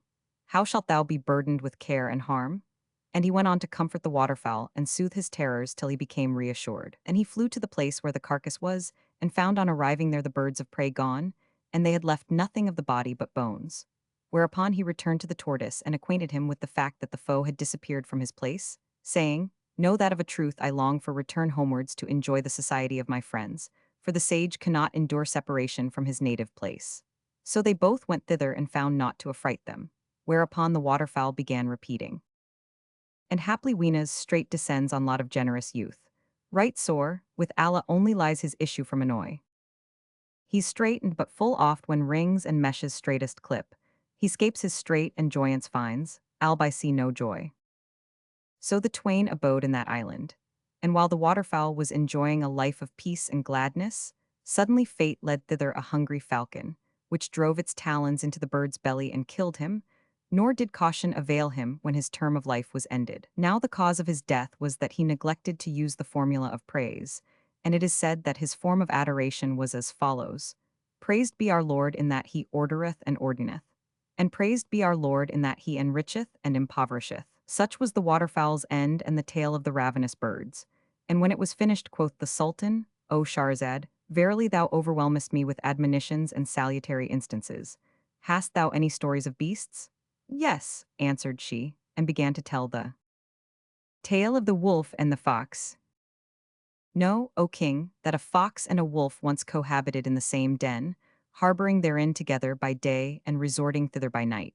But the wolf was cruel and oppressive to the fox. They abode thus a while, till it so befell that the fox exhorted the wolf to use gentle dealing and leave off his ill deeds, saying, If thou persist in thine arrogance, belike Allah will give the son of Adam power over thee, for he is past master in guile and wile, and by his artifice he bringeth down the birds from the firmament, and he haleth the mighty fish forth of the flood waters, and he cutteth the mountain and transporteth it from place to place. All this is of his craft and wiliness. Wherefore do thou betake thyself to equity and fair dealing, and leave frowardness and tyranny, and thou shalt fare all the better for it. But the wolf would not accept his counsel, and answered him roughly, saying, What right hast thou to speak of matters of weight and importance? And he dealt the fox a cuff that laid him senseless. But when he revived, he smiled in the wolf's face, and excusing himself for his unseemly speech, repeated these two couplets. If any sin I sinned, or did I aught, in love of you which hateful mischief wrought, my sin I sore repent and pardon sue, so give the sinner gift of pardon sought. 133. The wolf accepted his excuse and held his hand from further ill treatment, saying, Speak not of whatso concerneth thee not, lest thou hear what will please thee not. Answered the fox, To hear is to obey. And Shahrazad perceived the dawn of day and ceased to say her permitted say. Now when it was the 149th night, she said, It hath reached me, O auspicious king, that quoth the wolf to the fox, Speak not of whatso concerneth thee not, lest thou hear what will please thee not. Answered the fox, To hear is to obey. I will abstain henceforth from what pleaseth thee not. For the sage saith, Have a care that thou speak not of that whereof thou art not asked. Leave that which concerneth thee not for that which concerneth thee, and by no means lavish good counsel on the wrongous, for they will repay it to thee with wrong. And reflecting on the words of the wolf, he smiled in his face, but in his heart he meditated treachery against him, and privily said, There is no help but that I compass the destruction of this wolf. So he bore with his injurious usage, saying to himself, Verily insolence and evil speaking are causes of perdition and cast into confusion. And it is said, The insolent is shent, and the ignorant doth repent. And whoso feareth, to him safety is sent. Moderation marketh the noble, and gentle manners are of gains the grandest. It behoveth me to dissemble with this tyrant, and needs must he be cast down. Then quoth he to the wolf, Verily, the Lord pardoneth his erring servant, and relenteth towards him, if he confess his offences. And I am a weak slave, and have offended in presuming to counsel thee. If thou knewest the pain that befell me by thy buffet, thou wouldst ken that even the elephant could not stand against it nor endure it. But I complain not of this blow's hurt, because of the joy and gladness that hath betided me through it. For though it was to me exceeding sore, yet was its issue of the happiest. And with sooth saith the sage, The blow of the teacher is at first right hurtful, but the end of it is sweeter than strained honey. Quoth the wolf, I pardon thine offense, and I cancel thy fault. But beware of my force, and avow thyself my thrall, for thou hast learned my severity unto him who showeth his hostility. Thereupon the fox prostrated himself before the wolf, saying, Allah lengthen thy life, and mayst thou never cease to overthrow thy foes. And he stinted not to fear 130 for the wolf, and to wheedle him and dissemble with him. Now it came to pass that one day, the fox went to a vineyard and saw a breach in its walls. But he mistrusted it, and said to himself, Verily, for this breach there must be some cause, and the old saw saith, Whoso seeth a cleft in the earth, and shunneth it not, and is not wary in approaching it, the same is self-deluded, and exposeth himself to danger and destruction. Indeed, it is well known that some folk make the figure of a fox in their vineyards. Nay, they even set before the semblance grapes in plates, that foxes may see it and come to it and fall into perdition. In very sooth I regard this breach as a snare, and the proverb saith, Caution is one half of cleverness. Now prudence requireth that I examine this breach, and see if there be aught therein which may lead to perdition, and coveting shall not make me cast myself into destruction. So he went up to the hole and walked round it right warily, and lo, it was a deep pit, which the owner of the vineyard had dug to trap therein the wild beasts which laid waste his vines. Then he said to himself, Thou hast gained for that thou hast refrained. And he looked and saw that the hole was lightly covered with dust and matting. So he drew back from it, saying, Praised be Allah that I was wary of it.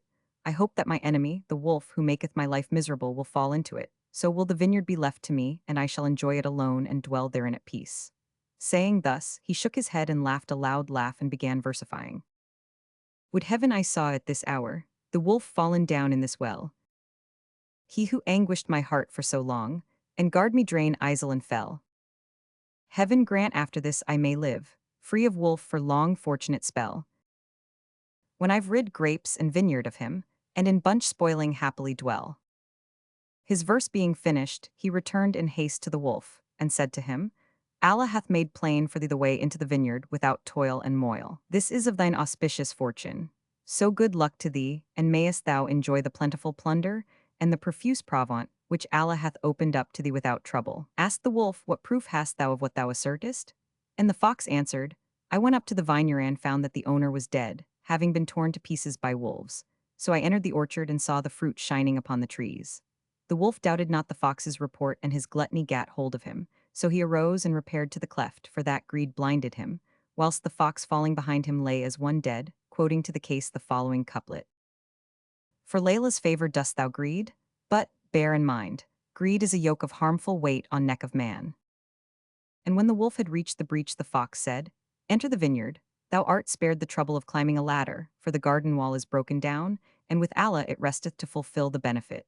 So the wolf went on walking and thought to enter the vineyard, but when he came to the middle of the pit covering he fell through, whereupon the fox shook for joy and gladness. His care and concern left him, and he sang out for delight and improvised these couplets. Fortune had mercy on the soul of me, and for my torments now shows clemency, granting whatever gift my heart desired, and far removing what I feared to see. I will, good sooth, excuse her all her sins. She sinned in days gone by, and much sinned she. Yea, her injustice she hath shown in this. She whitened locks that were so black of blee. But now for this same wolf escape there's none. Of death and doom he hath full certainty. Then all the vineyard comes beneath my rule. I'll brook no partner who's so fond a fool. Then the fox looked into the cleft, and, seeing the wolf weeping in repentance and sorrow for himself, wept with him. Whereupon the wolf raised his head to him and asked, "Is it of pity for me thou weepest, O father of the fortlet?" Answered the fox, "No, by him who cast thee into this pit. I weep for the length of thy past life, and for regret that thou didst not fall into the pit before 136 this day. For hadst thou done so before I foregathered with thee, I had rested and enjoyed repose. But thou wast spared till the fulfillment of thine allotted term and thy destined time." Then the wolf said to him as one jesting, "O evildoer, go to my mother and tell her what hath befallen me. Haply she may devise some device for my release." Replied the fox, "Of a truth thou hast been brought to destruction by the excess of thy greed and thine exceeding gluttony, since thou art fallen into a pit whence thou wilt never escape. Knowest thou not the common proverb, O thou witless wolf? Whoso taketh no thought as to how things end, him shall fate never befriend, nor shall be safe from peril's wend." "O Reynard," quoth the wolf, "thou wast wont to show me fondness and covet my friendliness and fear the greatness of my strength. Hate me not rancorously because of that I did with thee, for he who hath power and forgiveth, his reward Allah giveth, even as saith the poet. Sow kindness seed in the unfittest stead, 'twill not be wasted whereso thou shalt sow. For kindness al buried long, yet none shall reap the crop save sower who guard it grow." Rejoined the fox, "O witlessest of beasts of prey and stupidest of the wild brutes which the wolds overstray, hast thou forgotten thine arrogance and insolence and tyranny, and thy disregarding the due of good fellowship, and thy refusing to be advised by what the poet saith? Wrong not thy neighbor e'en if thou have power. The wronger alway vengeance harvest reaps. Thine eyes shall sleep while bides the wronged on wake, accursing thee, and Allah's eye ne'er sleeps." "O Abu el Hossein," replied the wolf, "twit me not with my past sins, for forgiveness is expected of the generous, and doing kind deeds is the truest of treasures. How well saith the poet, 'Haste to do kindness while thou hast much power, for at all seasons thou hast not such power.'" And he ceased not to humble himself before the fox and say, "Haply thou canst do somewhat to deliver me from destruction." Replied the fox, "O thou wolf, thou witless, deluded, deceitful trickster, hope not for deliverance, for this is but the just reward of thy foul dealing and its due retaliation." Then he laughed with chops wide open and repeated these two couplets. "No longer beguile me, thou'lt fail of thy will. What can't be thou seekest, thou hast sown so reap ill." Quoth the wolf, "O gentlest of ravenous beasts, I fain hold thee too faithful to leave me in this pit." Then he wept and complained, and with tears streaming from his eyes, recited these two couplets. "O thou whose favors have been out of compt, whose gifts are more than may be numbered. Never mischance befell me yet from time, but that I found thy hand right fain to aid. O thou ninny foe," quoth the fox, "how art thou reduced to humiliation and prostration and abjection and submission, after insolence and pride and tyranny and arrogance. Verily, I kept company with thee only for fear of thy fury, and I cajoled thee without one hope of fair treatment from thee. But now trembling is come upon thee, and vengeance hath overtaken thee." And he repeated these two couplets. "O thou who seekest innocence to guile, thou art caught in trap of thine intentions vile. Now drain the draught of shamefullest mischance, and be with other wolves cut off, thou scroyle."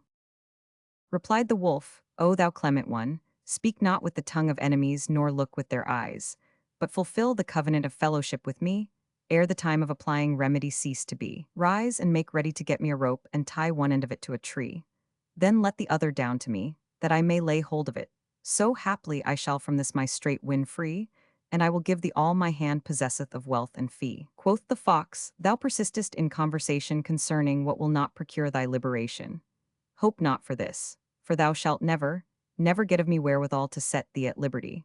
But call to mind thy past misdeeds, and the craft and perfidy thou didst imagine against me, and bethink thee how near thou art to being stoned to death. For know that thy soul is about the world to quit and cease in it and depart from it.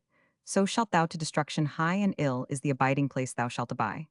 Rejoined the wolf, O father of the fortlet, hasten to return to amity and persist not in this rancorous enmity. Know that whoso from ruin saveth a soul is as if he had quickened it and made it whole, and whoso saveth a soul alive is as if he had saved all mankind. Follow not frowardness, for the wise forbid it. And it were most manifest frowardness to leave me in this pit, draining the agony of death and dight to look upon mine own doom. Ween as it lieth in thy power to deliver me from my stower. So do thy best to release me and deal with me benevolently. Answered the fox, O thou base and barbarous wretch, I compare thee, because of the fairness of thy professions and expressions, and the foulness of thy intentions and thy inventions to the falcon and the partridge. Asked the wolf, How so? And the fox began to tell the tale of the falcon and the partridge. Once upon a time, I entered a vineyard to eat of its grapes, and, whilst so doing, behold, I saw a falcon stoop upon a partridge and seize him. But the partridge escaped from the seizer, and, entering his nest, hid himself there. The falcon followed apace and called out to him, saying, O imbecile, I saw thee an hungered in the wold and took pity on thee. So I picked up for thee some grain and took hold of thee that thou mightest eat. But thou fleddest from me, and I wot not the cause of thy flight, except it were to put upon me a slight. Come out then, and take the grain I have brought thee to eat, and much good may it do thee, and with 139 thy health agree. When the partridge heard these words, he believed and came out to him, whereupon the falcon struck his talons into him and seized him. Cried the partridge, Is this that which thou toldest me thou hadst brought me from the wold, and whereof thou badest me eat, saying, Much good may it do thee, and with thy health agree? Thou hast lied to me, and may Allah cause what thou eatest of my flesh to be a killing poison in thy maw. So when the falcon had eaten the partridge, his feathers fell off and his strength failed, and he died on the spot. Know then, O wolf, pursued the fox, that he who diggeth for his brother a pit himself soon falleth into it, and thou first deceivedst me in mode unfit. Quoth the wolf, Spare me this discourse, nor saws and tales in force, and remind me not of my former ill course, for sufficeth me the sorry plight I endure perforce, seeing that I am fallen into a place, in which even my foe would pity me, much more a true friend. Rather find some trick to deliver me, and be thou thereby my saviour. If this cause thee trouble, remember that a true friend will undertake the sorest travail for his true friend's sake, and will risk his life to deliver him from evil. And indeed it hath been said, A leal friend is better than a real brother. So if thou stir thyself to save me and I be saved, I will forsure gather thee such store as shall be a provision for thee against want however sore. And truly I will teach thee rare tricks whereby to open whatso bounteous vineyards thou please, and strip the fruit-laden trees. Rejoined the fox, laughing, How excellent is what the learned say of him who aboundeth in ignorance like unto thee. Asked the wolf, What do the wise men say? And the fox answered, They have observed that the gross of body are gross of mind, far from intelligence and nigh unto ignorance. As for thy saying, O thou stupid, cunning idiot, that a true friend should undertake sore travail for his true friend's sake, it is sooth as thou sayest, but tell me, of thine ignorance and poverty of intelligence, how can I be a true friend to thee, considering thy treachery? Dost thou count me thy true friend? Nay, I am thy foe who joyeth in thy woe, and couldst thou trow it, this word were sorer to thee than slaughter by shot of shaft. As for thy promise to provide me a store against want however sore, and teach me tricks, to plunder whatso bounteous vineyards I please, and spoil fruit-laden trees, how cometh it, O guileful traitor, that thou knowest not a while to save thyself from destruction? How far art thou from profiting 140 thyself, and how far am I from accepting thy counsel? If thou have any tricks, make shift for thyself to save thee from the risk, wherefrom I pray Allah to make thine escape far distant. So look, O fool, if there be any trick with thee, and therewith save thyself from death ere thou lavish instruction upon thy neighbors. But thou art like a certain man attacked by a disease, who went to another diseased with the same disease, and said to him, Shall I heal thee of thy disease? Replied the sick man, Why dost thou not begin by healing thyself? So he left him and went his way. And thou, O ignorant wolf, art like this. So stay where thou art, and under what hath befallen thee be of good heart. When the wolf heard what the fox said, he knew that from him he had no hope of favor. So he wept for himself, saying, Verily, I have been heedless of my weal. But if Allah deliver me from this ill, I will assuredly repent of my arrogance towards those who are weaker than I, and will wear woolens and go upon the mountains, celebrating the praises of Almighty Allah and fearing his punishment. And I will withdraw from the company of other wild beasts, and for sir will I feed the poor fighters for the faith. Then he wept and wailed, till the heart of the fox softened when he heard his humble words and his professions of penitence for his past insolence and arrogance. So he took pity upon him and sprang up joyfully, and, going to the brink of the breach, squatted down on his hind quarters and let his tail hang in the hole. Whereupon the wolf arose and, putting out his paw, pulled the fox's tail, so that he fell down in the pit with him. Then said the wolf, O fox of little mercy, why didst thou exult in my misery, thou that wast my companion and under my dominion? Now thou art fallen into the pit with me, and retribution hath soon overtaken thee. Verily, the sages have said, if one of you reproach his brother with sucking the dugs 141 of a bitch, he also shall suck her. And how well quoth the poet, when fortune weighs heavy on some of us, and makes camel kneel by some other one, say to those who rejoice in our ills, awake, the rejoicer shall suffer as we have done. And death in company is the best of things. Wherefore I will certainly and assuredly hasten to slay thee ere thou see me slain. Said the fox to himself, I am fallen into the snare with this tyrant, and my case calleth for the use of craft and cunning. For indeed it is said that a woman fashioneth her jewelry for the day of display, and quoth the proverb, I have not kept thee, O my tear, save for the time when distress draweth near. And unless I make haste to circumvent this prepotent beast, I am lost without recourse. And how well saith the poet, make thy game by guile, for thou art born in a time, whose sons are lions in forest lane. And turn on the leat of thy knavery, that the mill of subsistence may grind thy grain. And pluck the fruits, or, if out of reach, why cram thy maw with the grass on plain. Then said the fox to the wolf, hasten not to slay me, for that is not the way to pay me, and thou wouldst repent it, O thou valiant wild beast, lord of force and exceeding prowess. And thou accord delay, and consider what I shall say, thou wilt ken what purpose I proposed. But if thou hasten to kill me, it will profit thee not, and we shall both die in this very place. Answered the wolf, O thou wily trickster, what garreth thee hope to work my deliverance and thine own, that thou prayest me to grant thee delay? Speak and propound to me thy purpose. Replied the fox, as for the purpose I proposed, it was one which deserveth that thou guerdon me handsomely for it. For when I heard thy promises, and the confessions of thy past misdeeds and regrets for not having earlier repented and done good, and when I heard thee vowing, shouldst thou escape from this strait to leave harming thy fellows and others, forswear the eating of grapes and of all manner fruits, devote thyself to humility, cut thy claws and break thy dog teeth, don woolens and offer thyself as an offering to Almighty Allah, then indeed I had pity upon thee, for true words are the best words. And although before I had been anxious for thy destruction, ween as I heard thy repenting, and thy vows of amending should Allah vouchsafe to save thee, I felt bound to free thee from this thy present plight. So I let down my tail, that thou mightest grasp it and be saved. Yet wouldest thou not quit thy wonted violence and habit of brutality, nor soughtest thou to save thyself by fair means, but thou gavest me a tug which I thought would sever body from soul, so that thou and I are fallen into the same place of distress and death. And now there is but one thing can save us, and, if thou accept it of me, we shall both escape. And after it behoveth thee to fulfill the vows thou hast made, and I will be thy veritable friend. Asked the wolf, what is it thou proposest for mine acceptance? Answered the fox, it is that thou stand up at full height till I come nigh on a level with the surface of the earth. Then will I give a spring and reach the ground, and, when out of the pit, I will bring thee what thou mayst lay hold of, and thus shalt thou make thine escape. Rejoined the wolf, I have no faith in thy word, for sages have said, whoso practiseth trust in the place of hate erreth, and whoso trusteth in the untrustworthy is a dupe. He who retrieth him who hath been tried shall reap repentance, and his days shall go waste. And he who cannot distinguish between case and case, giving each its due, and assigneth all the weight to one side, his luck shall be little, and his miseries shall be many. How well saith the poet, let thy thought be ill, and none else but ill, for suspicion is best of the worldling's skill. Naught casteth a man into parlous place, but good opinion and worse goodwill. And the saying of another, be sure all are villains, and so bide safe. Who lives wide awake on few ills shall light. Meet thy foe with smiles and a smooth fair brow, and in heart raise a host for the battle dight. 143, and that of yet another. He thou trusted most is thy worst unfriend, wear all and take heed with whom thou wend. Fair opinion of fortune is feeble sign, so believe her ill and her ills prepend. Quoth the fox, verily mistrust and ill opinion of others are not to be commended in every case.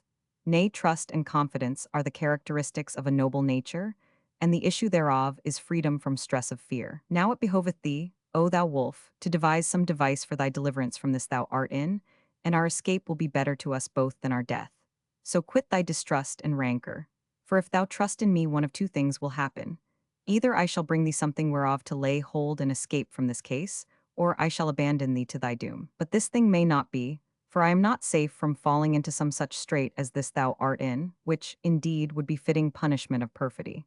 Of a truth the adage saith, faith is fair and faithlessness is foul. So it behoveth thee to trust in me, for I am not ignorant of the haps and mishaps of the world, and delay not to contrive some device for our deliverance, as the case is too close to allow further talk. Replied the wolf, for all my want of confidence in thy fidelity, verily I knew what was in thy mind, and that thou wast moved to deliver me weenas thou heardest my repentance.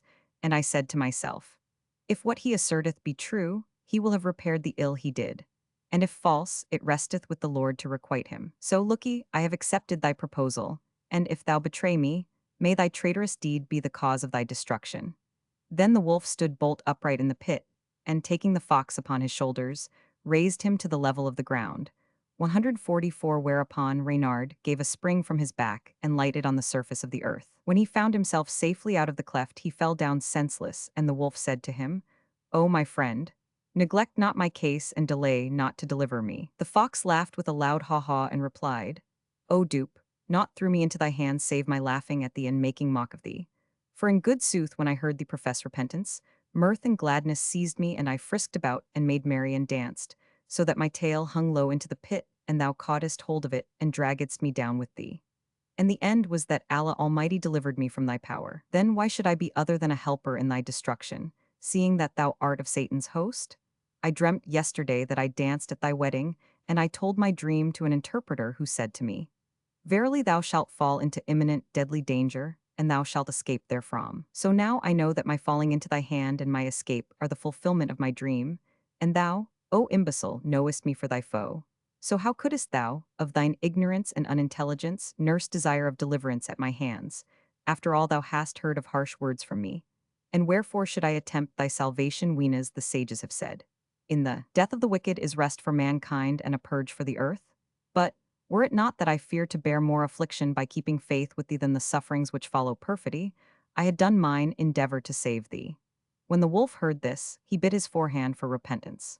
And Shahrazad perceived the dawn of day, and ceased to say her permitted say.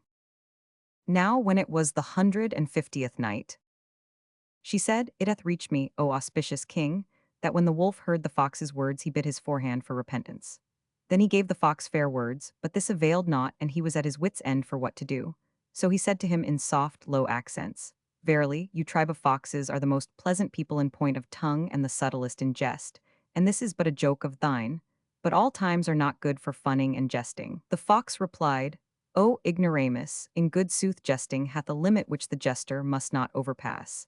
And deem not that Allah wagging give thee possession of me, after having once delivered me from thy hand. Quoth the wolf, it behoveth thee to compass my release, by reason of our brotherhood and good fellowship, and if thou release me, I will assuredly make fair thy recompense. Quoth the fox, wise men say, take not to brother the wicked fool, for he will disgrace thee in lieu of gracing thee, nor take to brother the liar, for if thou do good, he will conceal it, and if thou do ill, he will reveal it. And again the sages have said, there is help for everything but death, all may be warded off except fate. As for the reward thou declarest to be my due from thee, I compare thee herein with the serpent which fled from the charmer. A man saw her affrighted and said to her, what aileth thee, O thou serpent? Replied she, I am fleeing from the snake charmer, for he seeketh to trap me, and if thou wilt save me and hide me with thee, I will make fair thy reward, and do thee all manner of kindness. So he took her, incited thereto by lust for the recompense, and eager to find favor with heaven, and set her in his breast pocket.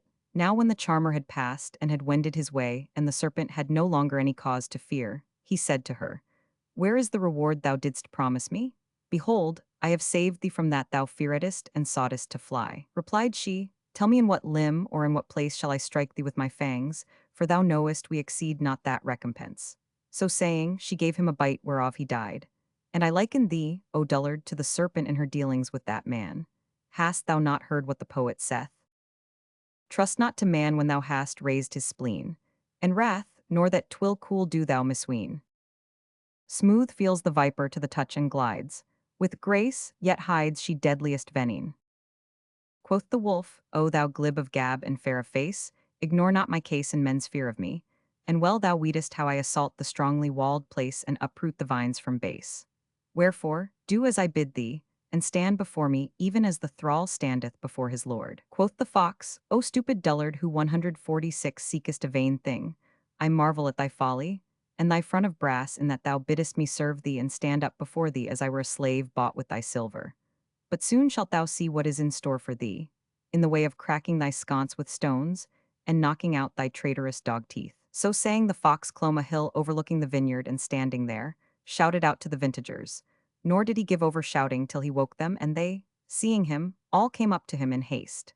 He stood his ground till they drew near him and close to the pit wherein was the wolf, and then he turned and fled. So the folk looked into the cleft, and spying the wolf, set to pelting him with heavy stones, and they stinted not smiting him with stones and sticks, and stabbing him with spears, till they killed him and went away. Thereupon the fox returned to that cleft, and standing over the spot where his foe had been slain, saw the wolf dead. So he wagged his head for very joyance and began to recite these couplets. Fate the wolf's soul snatched up from worldly stead, far be from bliss his soul that perished. Abu Sirhin, how sore thou sought'st my death, thou burnt this day in fire of sorrow dread. Thou art fallen into pit where all who fall are blown by death blast down among the dead. Thenceforward the aforesaid fox abode alone in the vineyard unto the hour of his death secure, and fearing no hurt. And such are the adventures of the wolf and the fox. But men also tell a venant alacu leyu, i.e. going in Indian file, hence the names 500 Erf and Saint Loop. In Scandinavian, the elder sister of German, Ulf, and in German, where the Jews were forced to adopt the name Wolf whence Guelph. He is also known to the Arabs as the sire of Ashilam, the figure metonymy called Cuniat by Elzid, Lucas a non lucendo, a patronymic or by name given for opposition and another specimen of inverted speech. Tale of the Mouse and the Ichneumon. A mouse and an ichneumon once dwelt in the house of a peasant who was very poor, and when one of his friends sickened, the doctor prescribed him husked sesame. So the hind sought of one of his comrades sesame to be husked by way of healing the sick man, and when a measure thereof was given to him, he carried it home to his wife and bade her dress it. So she steeped it and husked it and spread it out to dry. Now when the ichneumon saw the grain, she went up to it and fell to carrying it away to her hole, and she twalled all day, till she had borne off the most of it. Presently, in came the peasant's wife, and, seeing much of the grain gone, stood a while wondering. After which she sat down to watch and find out who might be the intruder and make him account for her loss. After a while, out crept the ichneumon to carry off the grain as was her wont, but spying the woman seated there, knew that she was on the watch for her and said in her mind, Verily, this affair is like to end blamably. And sore I fear me this woman is on the lookout for me, and fortune is no friend to who attend not to issue and end. So there is no help for it but that I do a fair deed, whereby I may manifest my innocence and wash out all the ill doings I have done. So saying, she began to 148 take the sesame out of her hole, and carry it forth and lay it back upon the rest. The woman stood by, and, seeing the ichneumon do thus, said to herself, Verily this is not the cause of our loss, for she bringeth it back from the hole of him who stole it and returneth it to its place. And of a truth she hath done us a kindness in restoring us the sesame, and the reward of those who do us good is that we do them the like good. It is clear that it is not she who stole the grain, but I will not cease my watching till he fall into my hands, and I find out who is the thief. The ichneumon guessed what was in her mind, so she went to the mouse and said to her, O my sister, there is no good in one who observeth not the claims of neighborship, and who showeth no constancy in friendship. The mouse replied, Even so, O my friend, and I delight in thee and in thy neighborhood, but what be the motive of this speech? Quoth the ichneumon, The housemaster hath brought home sesame and hath eaten his fill of it, he and his family, and hath left much. Every living being hath eaten of it, and if thou take of it in thy turn, thou art worthier thereof than any other. This pleased the mouse, and she squeaked for joy and danced and frisked her ears and tail, and greed for the grain deluded her. So she rose at once and issuing forth of her home, saw the sesame husked and dry, shining with whiteness, and the woman sitting at watch and ward. The mouse, taking no thought to the issue of the affair, for the woman had armed herself with a cudgel, and unable to contain herself, ran up to the sesame and began turning it over and eating of it. whereupon the woman smote her with that club and cleft her head. So the cause of her destruction were her greed and heedlessness of consequences. Then said the Sultan, O Shahrazad, by Allah, this be a goodly parable. Say me, hast thou any story bearing upon the beauty of true friendship and the observance of its duty in time of distress and rescuing from destruction? Answered she, Yes, it hath reached me that they tell a tale of Rakas ibn Ursin Wazamzama, el Nimsu. Danceth ibn Irs Willias Nims doth sing, and explains Nims by Ichnuman and ibn Irs as a species of small weasel or ferret very common in Egypt. It comes into the houses, feeds upon meat, is of gentle disposition, although not domesticated and full of gambols and frolic. The Cat and the Crow. Once upon a time, a crow and a cat lived in brotherhood. And one day as they were together under a tree, behold, they spied a leopard making towards them, and they were not aware of his approach till he was close upon them. The crow at once flew up to the tree top, but the cat abode confounded and said to the crow, O my friend, hast thou no device to save me, even as all my hope is in thee? Replied the crow, Of very truth it behoveth brethren in case of need, to cast about for a device when peril overtaketh them, and how well saith the poet. A friend in need is he who, ever true, for thy well-doing would himself undo. One who when fortune gars us parting rue, victimeth self-reunion to renew. Now hard by that tree were shepherds with their dogs. So the crow flew towards them and smote the face of the earth with his wings, cawing and crying out. Furthermore he went up to one of the dogs and flapped his wings in his face and flew up a little way, whilst the dog ran after him thinking to catch him. Presently, one of the shepherds raised his head, and saw the bird flying near the ground and lighting alternately. So he followed him, and the crow ceased not flying just high enough to save himself and to throw out the dogs, and yet tempting them to follow for the purpose of tearing him to pieces. But as soon as they came near him, he would fly up a little, and so at last he brought them to the tree, under which was the leopard. And when the dogs saw him, they rushed upon him, and he turned and fled. Now the leopard thought to eat the cat who was saved by the craft of his friend the crow.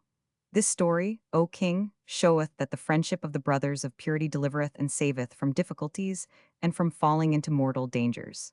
And they also tell a tale of the fox and the crow.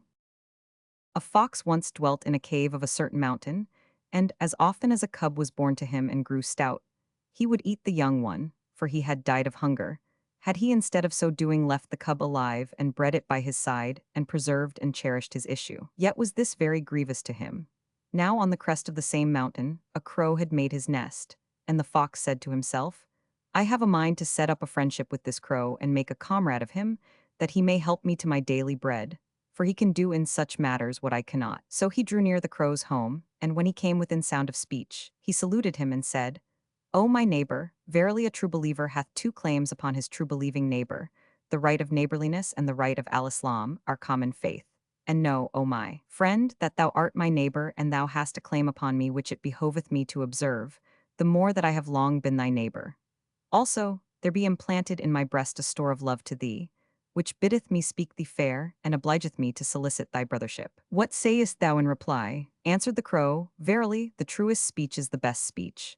And haply thou speakest with thy tongue that which is not in thy heart. So I fear lest thy brotherhood be only of the tongue, outward, and thy enmity be in the heart, inward. For that thou art the eater and I the eaten, and faring apart were apter to us than friendship and fellowship. What then maketh thee seek that which thou mayst not gain and desire what may not be done, seeing that I be of the bird kind and thou be of the beast kind? Verily, this thy proffered brotherhood may not be made, neither were it seemly to make it. Rejoined the fox, Of a truth whoso knoweth the abiding place of excellent things, maketh better choice in what he chooseth therefrom, so perchance he may advantage his brethren. And indeed I should love to one near thee, and I have sued for thine intimacy, to the end that we may help each other to our several objects. And success shall surely wait upon our amity. I have a many tales of the goodliness of true friendship, which I will relate to thee if thou wish the relating. Answered the crow, Thou hast my leave to let me hear thy communication, so tell thy tale, and relate it to me that I may hearken to it and weigh it and judge of thine intent thereby. Rejoined the fox, Hear then, O my friend, that which is told of a flea and a mouse, and which beareth out what I have said to thee. Asked the crow, How so? And the fox answered, They tell this tale of the flea and the mouse. Once upon a time, a mouse dwelt in the house of a merchant who owned much merchandise and great store of moneys. One night, a a flea took shelter in the merchant's carpet bed, and finding his body soft and being thirsty drank of his blood. The merchant was awakened by the smart of the bite, and sitting up called to his slave girls and serving men. So they hastened to him and, tucking up their sleeves, fell to searching for the flea. But as soon as the bloodsucker was aware of the search, he turned to flee and coming on the mouse's home, entered it. When the mouse saw 150 to him, she said to him, "What bringeth thee in to me, thou who art not of my nature nor of my kind, and who canst not be assured of safety from violence, or of not being expelled with roughness and ill usage?" Answered the flea, "Of a truth, I took refuge in thy dwelling to save me from slaughter, and I have come to thee seeking thy protection and on nowise coveting thy house, nor shall any mischief betide thee from me to make thee leave thy home. Nay, I hope right soon to repay thy favors to me with all good, and then shalt thou see and praise the issue of my words." And when the mouse heard the speech of the flea, and Shahrazad perceived the dawn of day, and ceased saying her permitted say. Now when it was the 151st night, she said, "It hath reached me, O auspicious king, that when the mouse heard the words of the flea, she said, If the case be as thou dost relate and describe, then be at thine ease here. For naught shall befall thee save the reign of peace and safety. Nor shall aught betide thee but what shall joy thee and shall not annoy thee, nor shall it annoy me. I will lavish on thee my affections without stint. And do not thou regret having lost the merchant's blood, nor lament for thy subsistence from him, but be content with what sustenance thou canst obtain. For indeed that is the safer for thee. And I have heard, O flea, that one of the gnomic poets saith as follows in these couplets.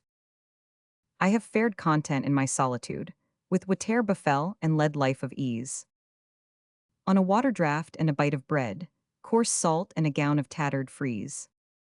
Allah might, and he pleased, give me easiest life, but with whatso pleaseth himself I please. Now when the flea heard these words of the mouse, he rejoined, I hearken to thy charge, and I submit myself to obey thee, nor have I power to gainsay thee, till life be fulfilled in this righteous intention.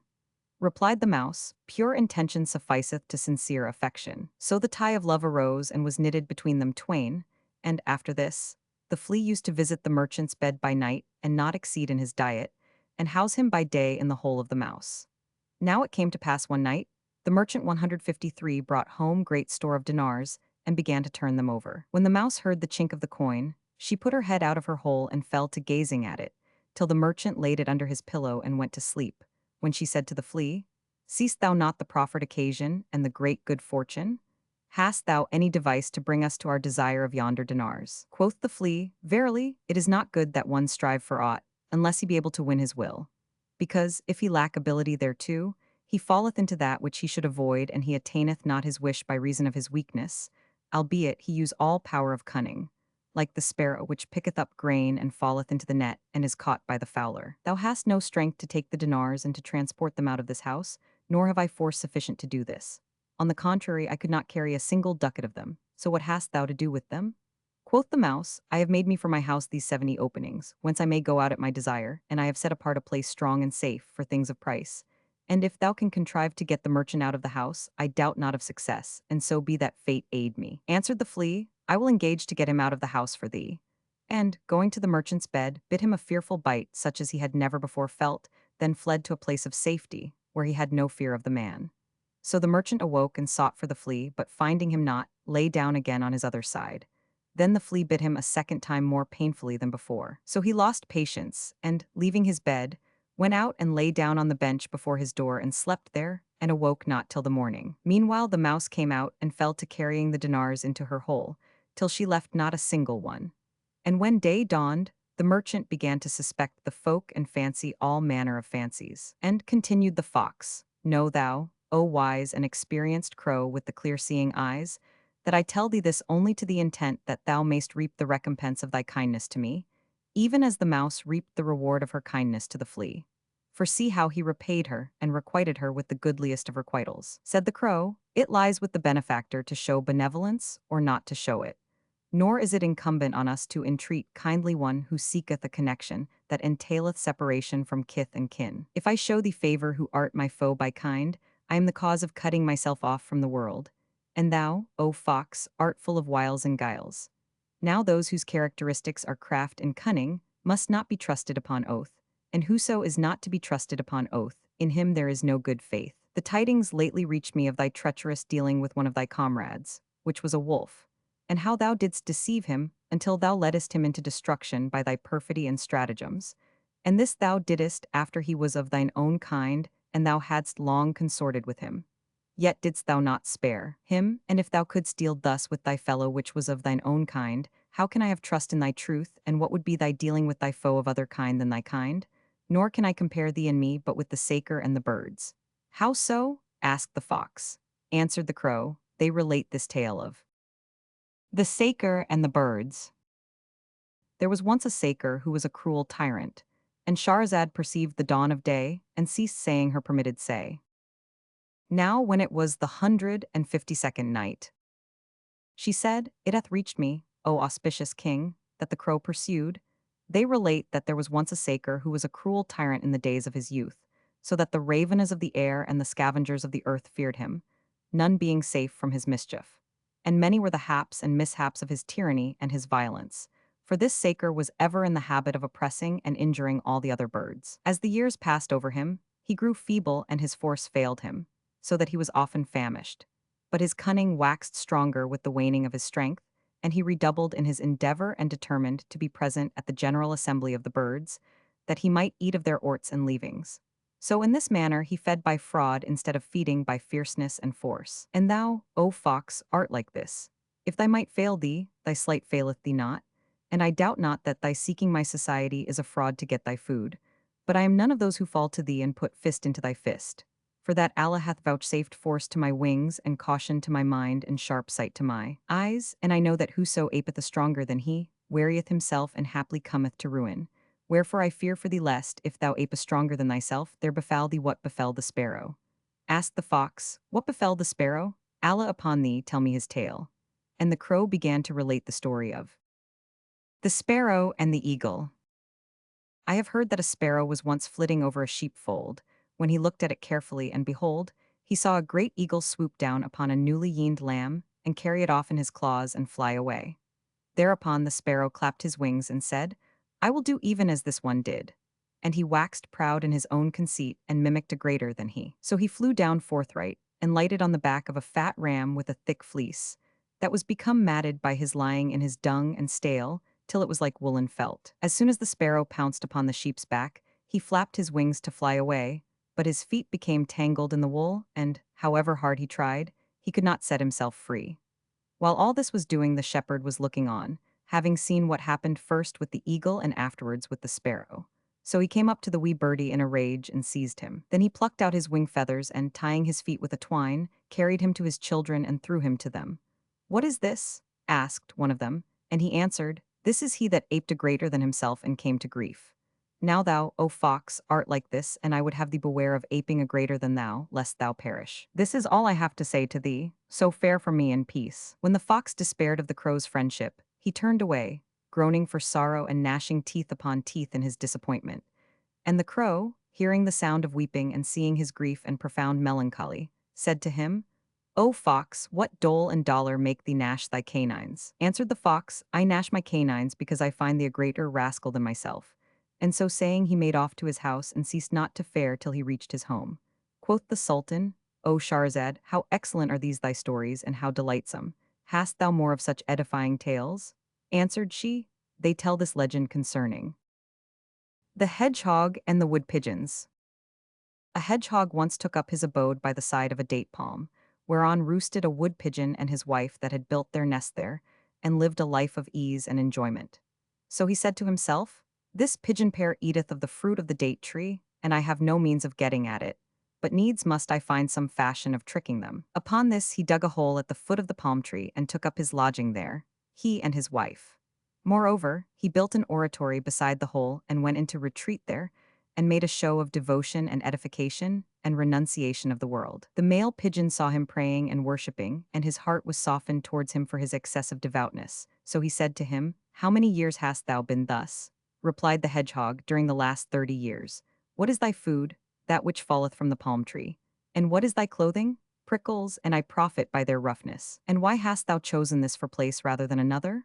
I chose it and preferred it to all others that I might guide the erring into the right way and teach the ignorant. I had fancied thy case. Quoth the wood pigeon, Other than this, but now I yearn for that which is with thee. Quoth the hedgehog, I fear lest thy deed contradict thy word, and thou be even as the husbandman who, when the seed season came, neglected to sow, saying, Verily I dread lest the days bring me not to 157 my desire, and by making haste to sow I shall only waste my substance. When harvest time came and he saw the folk earing their crops, he repented him of what he had lost by his tardiness, and he died of chagrin and vexation. Asked the wood pigeon, What then shall I do that I may be freed from the bonds of the world and cut myself loose from all things save the service of my Lord? Answered the hedgehog, Betake thee to preparing for the next world and content thyself with a pittance of provision. Quoth the pigeon, How can I do this, I that am a bird and unable to go beyond the date tree whereon is my daily bread?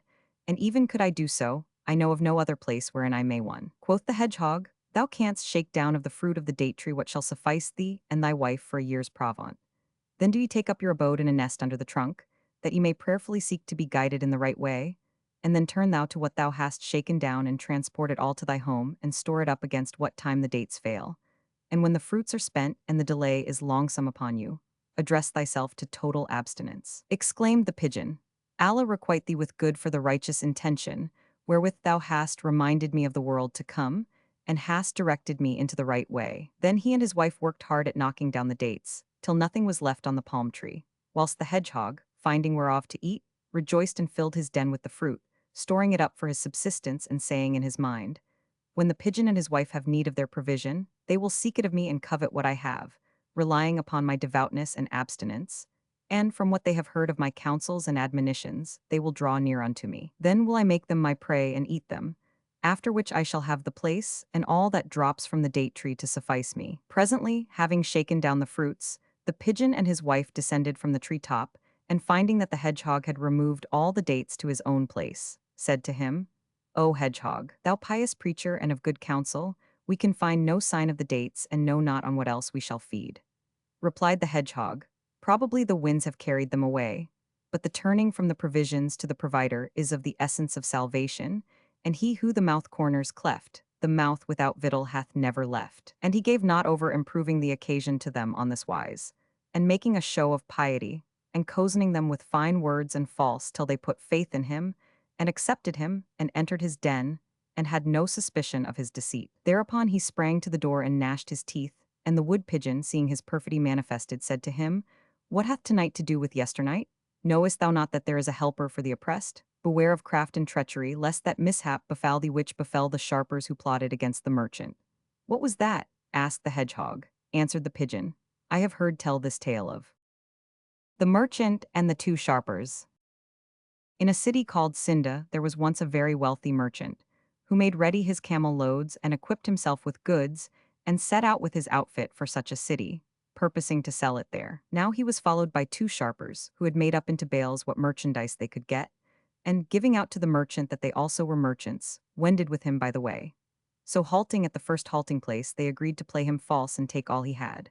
But at the same time, each inwardly plotted foul play to the other, saying in his mind, If I can cheat my comrade, times will go well with me, and I shall have all these goods to myself. So after planning this perfidy, one of them took food and putting therein poison, brought it to his fellow.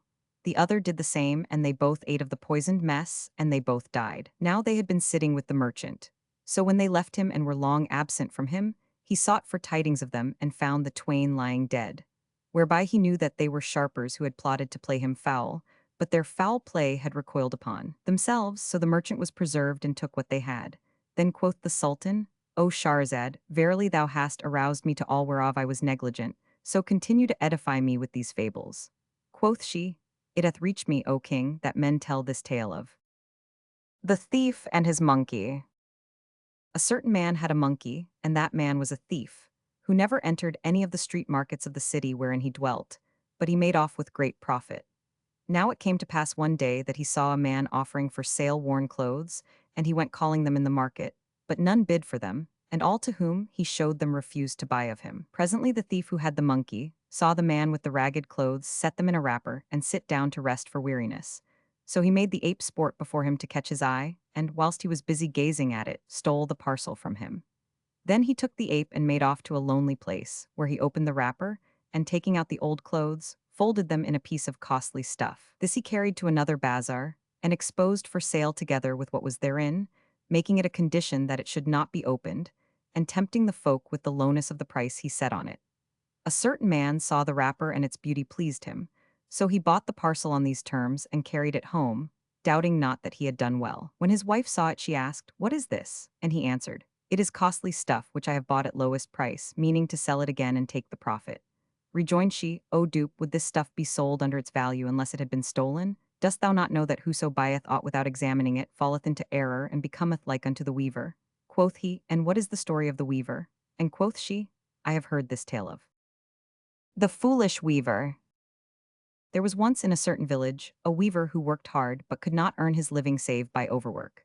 Now it chanced that one of the Richards of the neighborhood made a marriage feast 160 and invited the folk thereto. The weaver also was present and found the guests, who wore rich gear, served with delicate viands, and made much of by the housemaster for what he saw of their fine clothes. So he said in his mind, "If I change this my craft for another craft easier to compass and better considered and more highly paid, I shall amass great store of money, and I shall buy splendid attire, so I may rise in rank and be exalted in men's eyes and become even with these." Presently, he beheld one of the mountebanks, who was present at the feast, climbing up to the top of a high and towering wall, and throwing himself down to the ground, and alighting on his feet. Whereupon the weaver said to himself, "Needs must I do as this one hath done, for surely I shall not fail of it." So he arose and swarmed up the wall, and casting himself down, broke his neck against the ground and died forthright. Now I tell thee this, that thou mayst get thy living by what way thou knowest and thoroughly understandest, lest peradventure greed enter into thee, and thou lust after what is not of thy condition. Quoth the woman's husband, "Not every wise man is saved by his wisdom, nor is every fool lost by his folly. I have seen it happen to a skillful charmer, well versed in the ways of serpents, to be struck by the fangs of a snake and killed, and others prevail over serpents who had no skill in them and no knowledge of their ways." And he went contrary to his wife and persisted in buying stolen goods below their value till he fell under suspicion and perished therefore, even as perished the sparrow in the tale of the Sparrow and the Peacock. There was once upon a time a sparrow that used every day to visit a certain king of the birds, and ceased not to wait upon him in the mornings, and not to leave him till the evenings, being the first to go in and the last to go out. One day a company of birds chanced to assemble on a high mountain, and one of them said to another, "Verily, we are waxed many, and many are the differences between us, and there is no help for it but we have a king to look into our affairs. So shall we all be at one, and our differences will disappear." Thereupon up came that sparrow and counseled them to choose for king the peacock, that is, the prince he used to visit. So they chose the peacock to their king, and he, become their sovereign, bestowed largesse on them, and made the sparrow his secretary and prime minister. Now the sparrow was wont bytimes to quit his assiduous service in the presence, and look into matters in general. So one day he absented himself at the usual time, whereat the peacock was sore troubled. And, while things stood thus, he returned, and the peacock said to him, "What hath delayed thee, and thou the nearest to me of all my servants and the dearest of all my dependents?" Replied the sparrow, "I have seen a thing which is doubtful to me, and whereat I am affrighted." Asked the peacock, "What was it thou sawest?" And the sparrow answered, "I saw a man set up a net hard by my nest, peg down its pegs, strew grain in its midst, and withdraw afar off. And I sat watching what he would do, when behold, fate and fortune drave thither a crane and his wife, which fell into the midst of the net and began to cry out. Whereupon the fowler rose up and took them. This troubled me, and such is the reason of my absence from thee, O king of the age, but never again will I abide in that nest for fear of the net." Rejoined the peacock, "Depart not thy dwelling, for against fate and lot forethought will avail thee naught." And the sparrow obeyed his bidding and said, "I will forthwith arm myself with patience and forbear to depart in obedience to the king." So he ceased not taking care of himself, and carrying food to his sovereign, who would eat what sufficed him, and after feeding drink his water and dismiss the sparrow. Now one day as he was looking into matters, lo and behold, he saw two sparrows fighting on the ground, and said in his mind, "How can I, who am the king's wazir, look on and see sparrows fighting in my neighborhood? By Allah, I must make peace between them." So he flew down to reconcile them. But the fowler cast the net over the whole number, and the sparrow happened to be in their very midst. Then the fowler arose and took him and gave him to his comrade, saying, "Take care of him, I never saw fatter or finer." But the sparrow said to himself, "I have fallen into that which I feared, and none but the peacock inspired me with false confidence. It availed me not to beware of the stroke of fate and fortune, since even he who taketh precaution may never flee from destiny." And how well said the poet in this poetry, "Whatso is not to be shall ne'er become, no wise, and that to be must come to pass. Yea, it shall come to pass at time ordained, and ignoramus I shall cry, alas. Whereupon quoth the king, O Shahrazad, recount me other of these tales. And quoth she, I will do so during the coming night, if life be granted to me by the king whom Allah bring to honor. And Shahrazad perceived the dawn of day and ceased to say her permitted say. Now when it was the 153rd night, she said, I will relate the tale of Ali bin Bakr and of Shams al-Nahar. It hath reached me, O august king, that in days of yore and in times and ages long gone before, during the caliphate of Harun al-Rashid, there was a merchant who named his son Abu al-Hasan 163 Ali bin Tahir, and the same was great of goods and grace, while his son was fair of form and face and held in favor by all folk.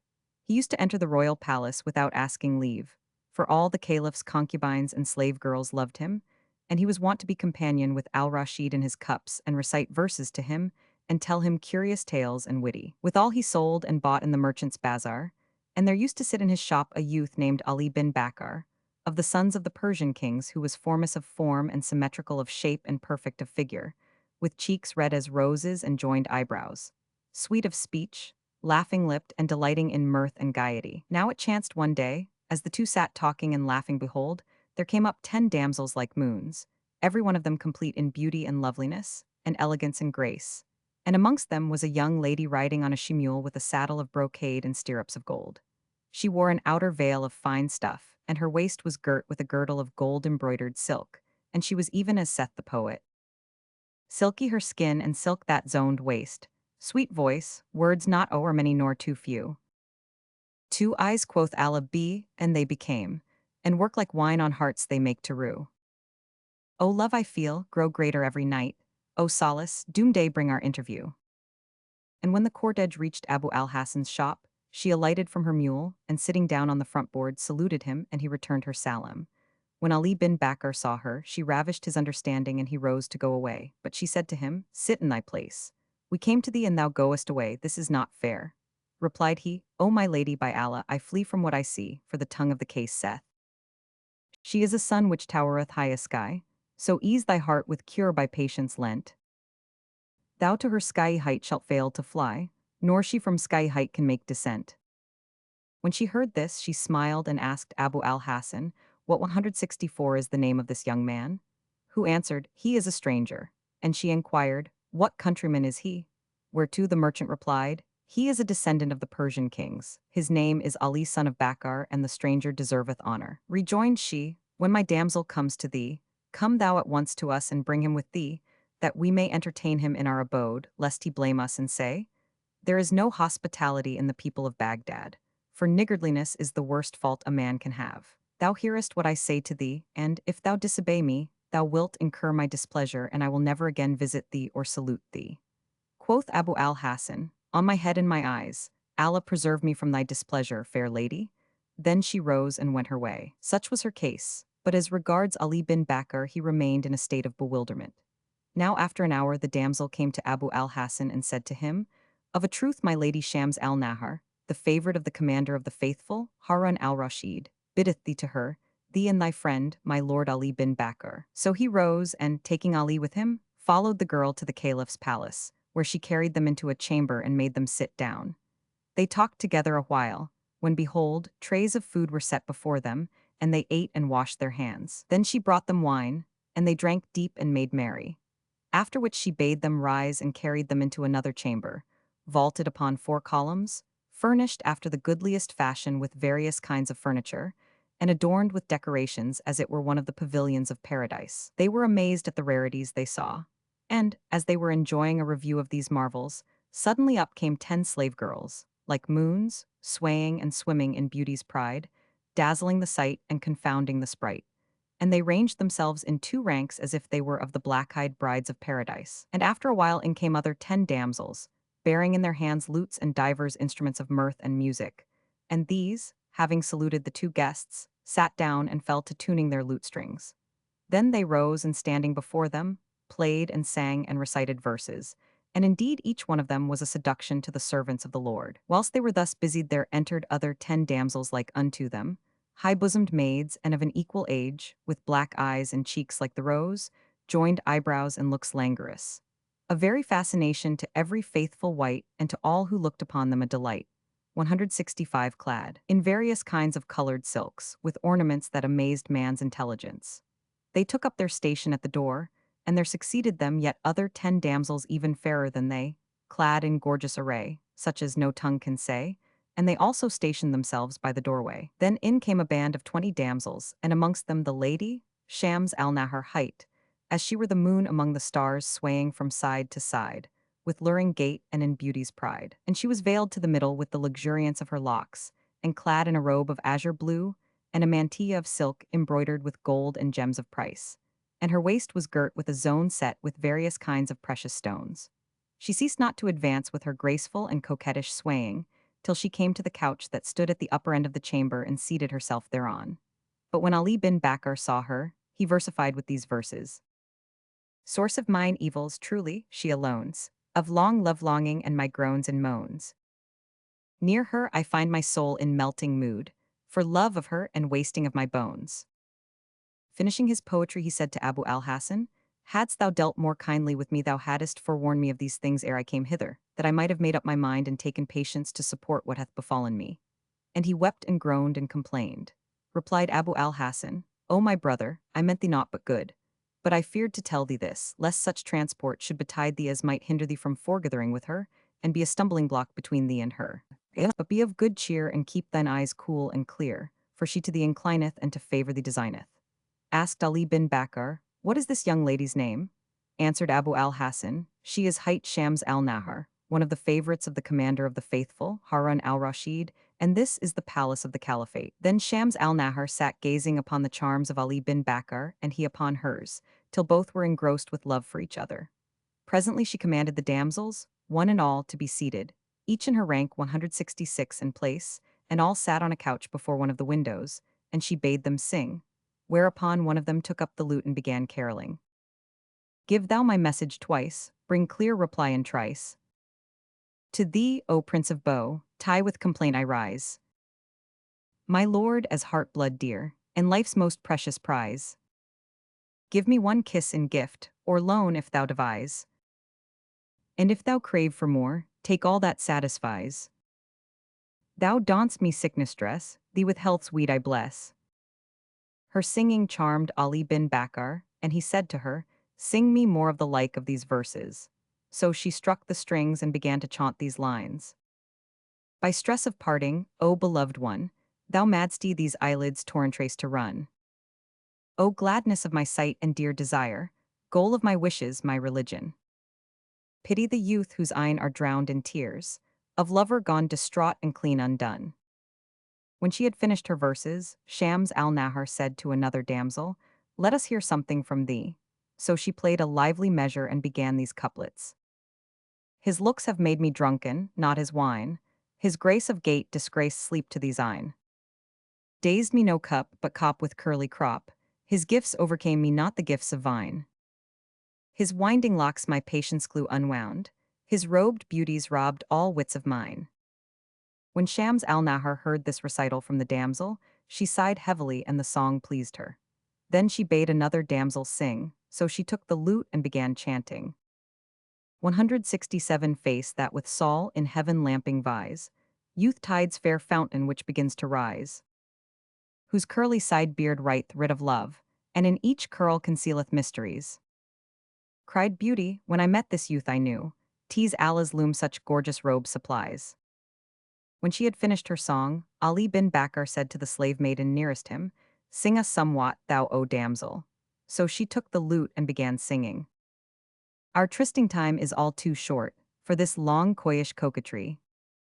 How long this nay, nay, and wait, wait, this is not old nobility. And now that time deigns lend delight, profit of th opportunity. When she ended, Ali bin Bakkar followed up her song with flowing tears. And, as Shams al-Nahar saw him weeping and groaning and complaining, she burned with love-longing and desire, and passion and transport consumed her. So she rose from the sofa and came to the door of the alcove, where Ali met her and they embraced with arms round the neck, and fell down fainting in the doorway. Whereupon the damsels came to them, and carrying them into the alcove, sprinkled rose water upon them both. When they recovered, they found not Abu al-Hassan, who had hidden himself by the side of a couch, and the young lady said, "Where is Abu al-Hassan?" So he showed himself to her from beside the couch, and she saluted him, saying, "I pray Allah to give me the means of requiting thee, O kindest of men." Then she turned to Ali bin Bakr and said to him, "O my lord, passion hath not reached this extreme pass with thee without my feeling the like. But we have nothing to do save to bear patiently what calamity hath befallen us." Replied he, "By Allah, O my lady, union with thee may not content me, nor gazing upon thee assuage the fire thou hast lighted, nor shall leave me the love of thee which hath mastered my heart, but with the leaving of my life." So saying, he wept, and the tears ran down upon his cheeks like threaded pearls. And when Shams al-Nahar saw him weep, she wept for his weeping. But Abu al-Hassan exclaimed, "By Allah, I wonder at your case and am confounded at your condition. Of a truth, your affair is amazing and your chance dazing. What, this weeping while ye are yet together? Then how will it be what time ye are parted and far separated?" And he continued, "Indeed, this is no tide for weeping and wailing, but a season for meeting and merry-making. Rejoice, therefore, and take your pleasure and shed no more tears." Then Shams al-Nahar signed to a slave girl, who arose and presently returned with handmaids bearing a table, whose dishes of silver were full of various rich viands. They set the table before the pair, and Shams al-Nahar began to eat and to place tidbits in the mouth of Ali bin Bakr, and they ceased not so doing till they were satisfied, when the table was removed and they washed their hands. Then the waiting women fetched censers with all manner of incense, aloe wood and ambergris and mixed scents, and sprinkling flasks full of rose water were also brought, and they were fumigated and perfumed. After this the slaves set on vessels of graven gold, containing all kinds of sherbets, besides fruits fresh and dried, that heart can desire and eye delight in. And lastly one brought a flagon of carnelian full of old wine. Then Shams al-Nahar chose out 10 handmaids to attend on them and 10 singing women, and dismissing the rest to their apartments, bade some of those who remained strike the lute. They did as she bade them, and one of them began to sing, "My soul to him who smiled back my salute, in breast reviving hopes that were no ma. The hand, oh, love my secret brought to light, and censors tongues what lies my ribs below. My teardrops ever pressed twixt me and him, as though my teardrops showing love would flow." When she had finished her singing, Shams al-Nahar rose and, filling a goblet, drank it off, then crowned it again and handed it to Ali bin Bakr. And Shahrazad perceived the dawn of day and ceased saying her permitted say. Now when it was the 154th night, she said, "It hath reached me, O auspicious king, that Shams al-Nahar filled a goblet and handed it to Ali bin Bakr, after which she bade another damsel sing, and she began singing these couplets. 169. My tears thus flowing rival with my wine, pouring the like of what fills cup to brink. By Allah wot I not enrun these eyne. Why, wine, or else it is of tears I drink." And when she ended her recitation, Ali bin Bakr drained his cup and returned it to Shams al-Nahar. She filled it again and gave it to Abu al-Hassan, who tossed it off. Then she took the lute, saying, "None shall sing over my cup save myself." So she screwed up the strings and intoned these verses. The tears run down his cheeks in double row, and in his breast high flamed lover low. He weeps when near, a-fearing to be far, and, whether far or near, his teardrops flow. And the words of another. Our life to thee, O cup-boy beauty dight, from parted hair to calves, from black to white. Sol beameth from thy hands, and from thy lips, Pleiads and full moon through thy collar's night. Good sooth the cups, which made our heads fly round, are those thine eyes pass round to daze the sight? No wonder lovers hail thee as full moon, waning to them, for self air waxing bright. Art thou a deity to kill and quicken, bidding this fear, forbidding other white? Allah from model of thy form made bow, tie in the zephyr scented with thy sprite. Thou art not of this order of human, ID but angel lent by heaven to man. When Ali bin Bakr and Abu al-Hassan and those present heard Shams al-Nahar's song, they were like to fly for joy, and sported and laughed. But while they were thus enjoying themselves, lo, up came a damsel, trembling for fear, and said, "O my lady, the commander of the faithful's eunuchs are at the door, of Fif and Masrer and Marjan and others whom wot I not." When they 170 heard this, they were like to die with fright, but Shams al-Nahar laughed and said, "Have no fear." Then quoth she to the damsel, "Keep answering them whilst we remove hence." And she caused the doors of the alcove to be closed upon Ali and Abu al-Hassan, and let down the curtains over the entrance, they being still within. After which she shut the door of the saloon and went out by the privy wicket into the flower garden, where she seated herself on a couch she had there, and made one of the damsels knead her feet. Then she dismissed the rest of her women to their rooms, and bade the portress admit those who were at the door. Whereupon Masrer entered, he and his company of 20 with drawn swords. And when they saluted her, she asked, "Wherefore come ye?" Whereto they answered, "The commander of the faithful saluteth thee. Indeed he is desolated for want of thy sight. He letteth thee know that this be to him a day of joy and great gladness, and he wisheth to seal his day, and complete his pleasure with thy company at this very hour. So say, wilt go to him, or shall he come to thee?" Upon this she rose, and, kissing the earth, replied, "I hear and I obey the commandment of the Prince of True Believers." Then she summoned the women guards of her household and other slave damsels, who lost no time in attending upon her, and made a show of obeying the caliph's orders. And albeit everything about the place was in readiness, she said to the eunuchs, "Go to the commander of the faithful, and tell him that I await him after a little space, that I may make ready for him a place with carpets and other matters." So they returned in haste to the caliph, whilst Shams al-Nahar, doffing her outer gear, repaired to her lover Ali bin Bakkar, and drew him to her bosom and bade him farewell, whereat he wept sore and said, "O my lady, this leave-taking will cause the ruin of my very self and the loss of my very soul. But I pray Allah grant me patience to support the passion wherewith he hath afflicted me." Replied she, "By Allah, none shall suffer perdition save I. For thou wilt fare forth to the bazaar and consort with those that shall divert thee, and thy life will be sound and thy love hidden for sure. But I shall fall into trouble and tristesse, nor find any to console me, more by token that I have given the caliph a tryst, wherein haply great peril shall betide me by reason of my love for thee and my longing for thee and my grief at being parted from thee. For with 171, what tongue shall I sing, and with what heart shall I present myself before the caliph? And with what speech shall I accompany the commander of the faithful in his cups? And with what eyes shall I look upon a place where thou art absent? And with what taste shall I drink wine of which thou drinkest not? Quoth Abu al-Hasan, "Be not troubled, but take patience, and be not remiss in entertaining the commander of the faithful this night, neither show him any neglect, but be of good heart." Now at this juncture, behold, up came a damsel who said to Shams al-Nahar, "O my lady, the caliph's pages are come." So she hastily rose to her feet and said to the maid, "Take Abu al-Hasan and his friend, and carry them to the upper balcony giving upon the garden, and there leave them till darkness came on. When do thou contrive to carry them forth?"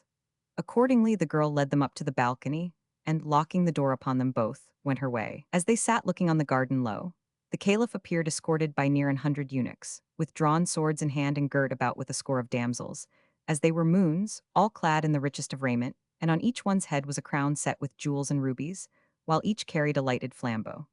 The caliph walked in their midst, they encompassing him about on all sides, and Masr and Afif and Wasif went before him, and he bore himself with a graceful gait. So Shams al-Nahar and her maidens rose to receive him, and, meeting him at the garden door, kissed ground between his hands. Nor did they cease to go before him till they brought him to the couch whereon he sat down, whilst all the waiting women who were in the garden and the eunuchs stood before him, and there came fair handmaids and concubines holding in hand lighted candles and perfumes and incense and instruments of mirth and music. Then the sovereign bade the singers sit down, each in her place, and Shams al-Nahar came up, and, seating herself on a stool by the side of the caliph's couch, began to converse with him. All this happening whilst Abu al-Hasan and Ali bin Bakkar looked on and listened, unseen of the king. Presently the caliph fell to jesting and toying with Shams al-Nahar, and both were in the highest spirits, glad and gay, when he bade them throw open the garden pavilion. So they opened the doors and windows, and lighted the tapers till the place shone in the season of darkness even as the day. Then the eunuchs removed thither the wine service, and, quoth Abu al-Hasan, "I saw drinking vessels and rarities whose like mine eyes never beheld, vases of gold and silver, and all manner of noble metals and precious stones, such as no power of description can describe, till indeed it seemed to me I was dreaming, for excessive amazement at what I saw." But as for Ali bin Bakkar, from the moment Shams al-Nahar left him, he lay strown on the ground for stress of love and desire. And, when he revived, he fell to gazing upon these things that had not their like, and saying to Abu al-Hasan, "O my brother, I fear lest the caliph see us or come to know of our case. But the most of my fear is for thee. For myself, of a truth I know that I am about to be lost past recourse, and the cause of my destruction is naught but love and longing, and excess of desire and distraction, and disunion from my beloved after union with her. but I beseech Allah to deliver us from this perilous predicament." And they ceased not to look out of the balcony on the caliph who was taking his pleasure, till the banquet was spread before him, when he turned to one of the damsels and said to her, "O Garam, let us hear some of thine enchanting songs." So she took the lute and tuning it, began singing. The longing of a Bedouin maid, whose folks are far away, who yearns after the will of the Hijaz and the Bay, whose tears, when she on travellers lights, might for their water serve, and eke her passion, with its heat, their bivouac fire purvey, is not more fierce nor ardent than my longing for my love, who deems that I commit a crime in loving him alway. Now when Shams al-Nahar heard these verses, she slipped off the stool, whereon she sat, and fell to the earth fainting, and became insensible to the world around her. Upon which the damsels came and lifted her up. And when Ali bin Bakr saw this from the balcony, he also slipped down senseless. And Abu al-Hasan said, 173, Verily fate hath divided love-desire equally upon you twain. As he spoke low, in came the damsel who had led them up to the balcony and said to him, O Abu al-Hasan, arise thou and thy friend and come down, for of a truth the world hath waxed straight upon us, and I fear lest our case be discovered, or the caliph become aware of you. Unless you descend at once, we are dead ones. Quoth he, and how shall this youth descend with me, seeing that he hath no strength to rise? Thereupon the damsel began sprinkling rose water on Ali bin Bakr till he came to his senses, when Abu al-Hasan lifted him up, and the damsel made him lean upon her. So they went down from the balcony and walked on a while till the damsel opened a little iron door, and made the two friends pass through it, and they came upon a bench by the Tigris bank. Thereupon the slave girl clapped her hands, and there came up a man with a little boat, to whom said she, Take up these two young men, and land them on the opposite side. So both entered the boat, and, as the man rowed off with them, and they left the garden behind them, Ali bin Bakr looked back towards the caliph's palace and the pavilion and the grounds, and bade them farewell with these two couplets. I offered this weak hand as last farewell, while to heart-burning fire that hand is guided. Oh, let not this end union, let not this be last provision for long road provided. Thereupon the damsel said to the boatman, Make haste with them both. So he plied his oars deftly, the slave girl being still with them, and Shahrazad perceived the dawning day and ceased saying her permitted say. Now when it was the 155th night, she said, It hath reached me, O auspicious king, that the boatman rowed them towards the other bank till they reached it and landed, whereupon she took leave of them, saying, It were my wish not to abandon you, but I can go no farther than this. Then she 174 turned back, whilst Ali bin Bakr lay prostrate on the ground before Abu al-Hasan, and by no manner of means could he rise, till his friend said to him, Indeed this place is not sure, and I fear lest we lose our lives in this very spot, by reason of the lewd fellows who infest it and highwaymen and men of lawlessness. Upon this, Ali bin Bakr arose and walked a little but could not continue walking. Now Abu al-Hasan had friends in that quarter, so he made search for one of them, in whom he trusted, and who was of his intimates, and knocked at the door. The man came out quickly and seeing them, bade them welcome and brought them into his house, where he seated them and talked with them and asked them whence they came. Quoth Abu al-Hasan, We came out but now, being obliged thereto by a person with whom I had dealings, and who hath in his hands dirhams of mine. And it reached me that he designed to flee into foreign parts with my monies. So I fared forth tonight in quest of him, taking with me for company this youth, Ali bin Bakr. But when we came hoping to see the debtor, he hid from us and we could get no sight of him. Accordingly we turned back, empty-handed without a doit, but it was irksome to us to return home at this hour of the night. So weeting not whither to go, we came to thee, well knowing thy kindness and wonted courtesy. Ye are welcome and welcome, answered the host, and studied to do them honor. So the twain abode with him the rest of their night, and as soon as the daylight dawned, they left him and made their way back without aught of delay to the city. When they came to the house of Abu al-Hasan, he conjured his comrade to enter. So they went in and lying down on the bed, slept a while. As soon as they awoke, Abu al-Hasan bade his servants spread the house with rich carpets, saying in his mind, Needs must I divert this youth and distract him from thinking of his affliction, for I know his case better than another. Then he called for water for Ali bin Bakr, who, when it was brought, rose up from his bed and making his ablutions, prayed the obligatory prayers which he had omitted for the past day and night. After which he sat down and began to solace himself by talking with his friend. When Abu al-Hasan saw this, he turned to him and said, O my lord, it were fitter for thy case that thou abide with me this night, so thy 175 breast may be broadened, and the distress of love-longing that is upon thee be dispelled, and thou make merry with us. so haply the fire of thy heart may thus be quenched. Ali replied, O my brother, do what seemeth good to thee, for I may not on any wise escape from what calamity hath befallen me, so act as thou wilt. Accordingly, Abu al-Hasan arose and bade his servants summon some of the choicest of his friends, and sent for singers and musicians who came. And meanwhile he made ready meat and drink for them. So they sat eating and drinking and making merry through the rest of the day till nightfall. Then they lit the candles, and the cups of friendship and good fellowship went round amongst them, and the time passed pleasantly with them. Presently, a singing woman took the lute and began singing. I've been shot by fortune and shaft of eye, down struck me and parted from fondest friend. Time has proved him foe and my patience failed, yet I ever expected it thus would end. When Ali bin Bakkar heard her words, he fell to the earth in a swoon and ceased not lying in his fainting fit till daybreak, and Abu al-Hasan despaired of him.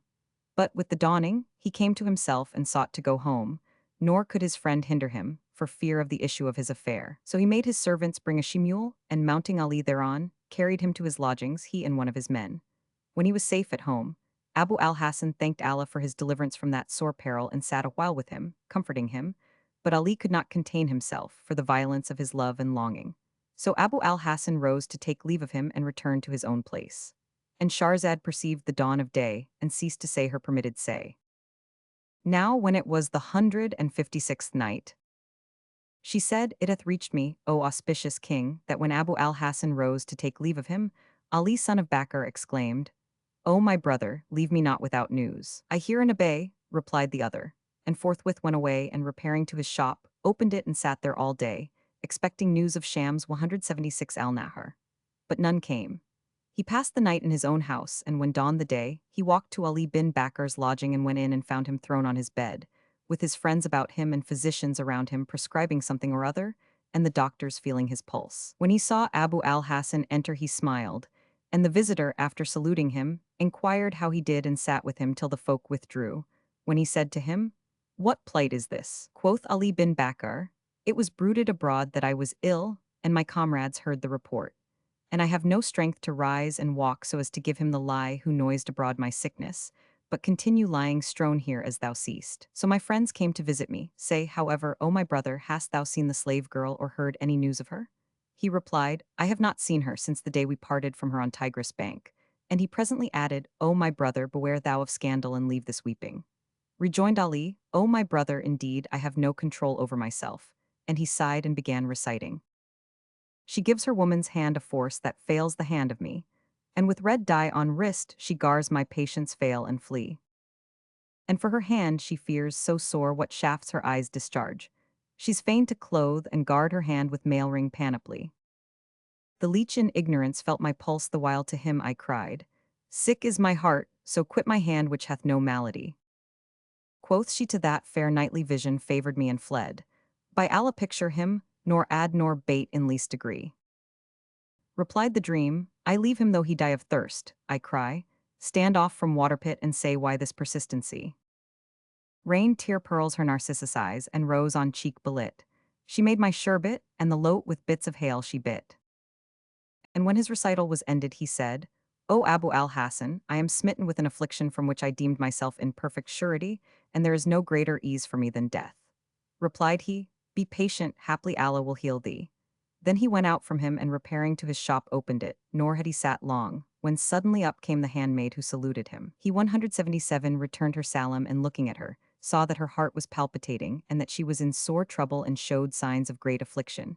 So he said to her, Thou art welcome and welcome. How is it with Shams al-Nahar?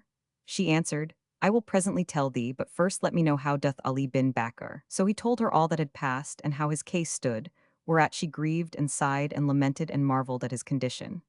Then said she, My lady's case is still stranger than this. For when you went away and fared homewards, I turned back, my heart beating hard on your account and hardly crediting your escape. On entering, I found her lying prostrate in the pavilion, speaking not nor answering any, whilst the commander of the faithful sat by her head, not knowing what ailed her, and finding none who could make known to him aught of her ailment. She ceased not from her swoon till midnight, when she recovered, and the prince of the faithful said to her, What harm hath happened to thee, O Shams al-Nahar, and what hath befallen thee this night? Now when she heard the caliph's words she kissed his feet and said, Allah make me thy ransom, O prince of true believers. Verily a sourness of stomach lighted a fire in my body, so that I lost my senses for excessive pain, and I know no more of my condition. Asked the Caliph, what hast thou eaten today? And she answered, I broke my fast on something I had never tasted before. Then she feigned to be recovered and calling for a something of wine, drank it, and begged the sovereign to resume his diversion. So he sat down again on his couch in the pavilion, and the sitting was resumed. But when she saw me, she asked me how you fared.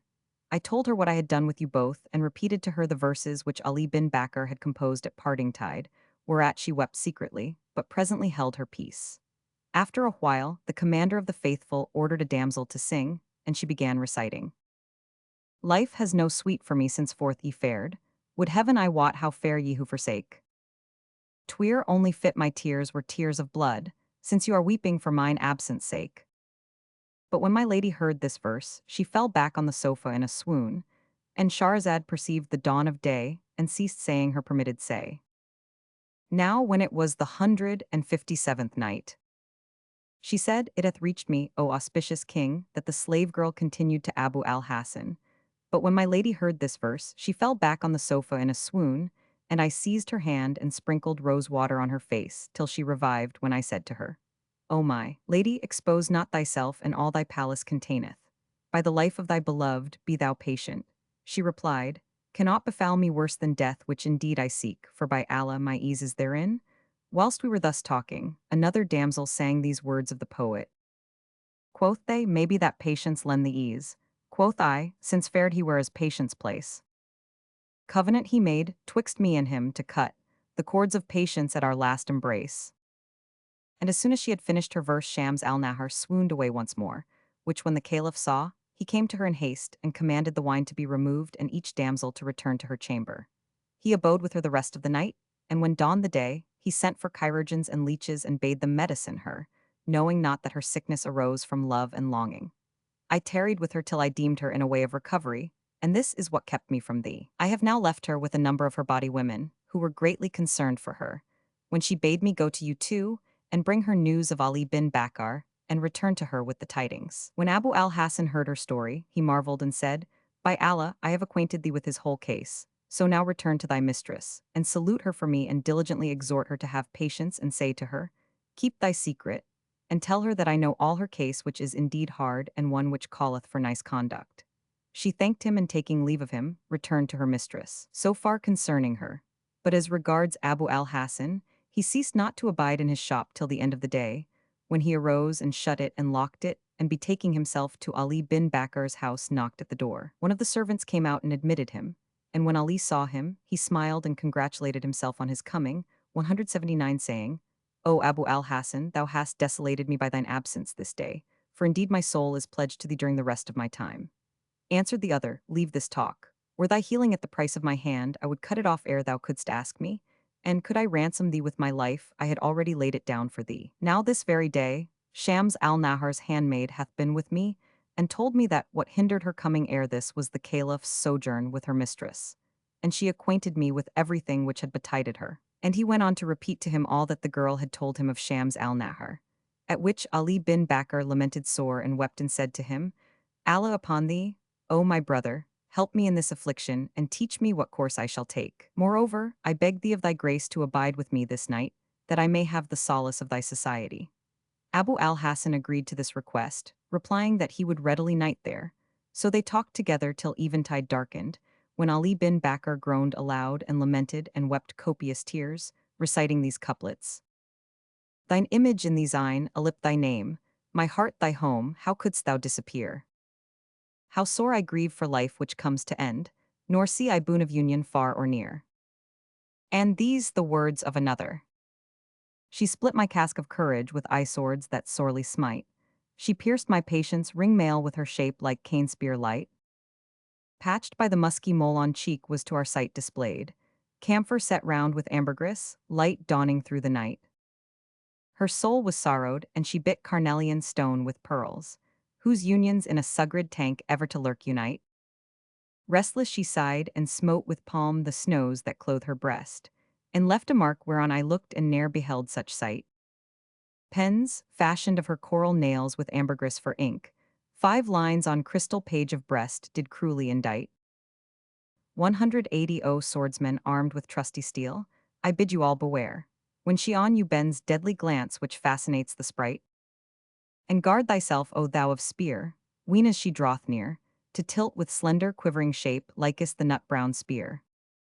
And when Ali bin Bakr ended his verse, he cried out with a great cry and fell down in a fit. Abu al-Hasan thought that his soul had fled his body, and he ceased not from his swoon till daybreak, when he came to himself and talked with his friend, who continued to sit with him till the forenoon. Then he left him and repaired to his shop, and hardly had he opened it when lo, the damsel came and stood by his side. As soon as he saw her, she made him a sign of salutation which he returned, and she delivered to him the greeting message of her mistress and asked, "How doth Ali bin Bakr?" Answered he, "O handmaid of good, ask me not of his case, nor what he suffereth for excess of love-longing. He sleepeth not by night, neither resteth he by day.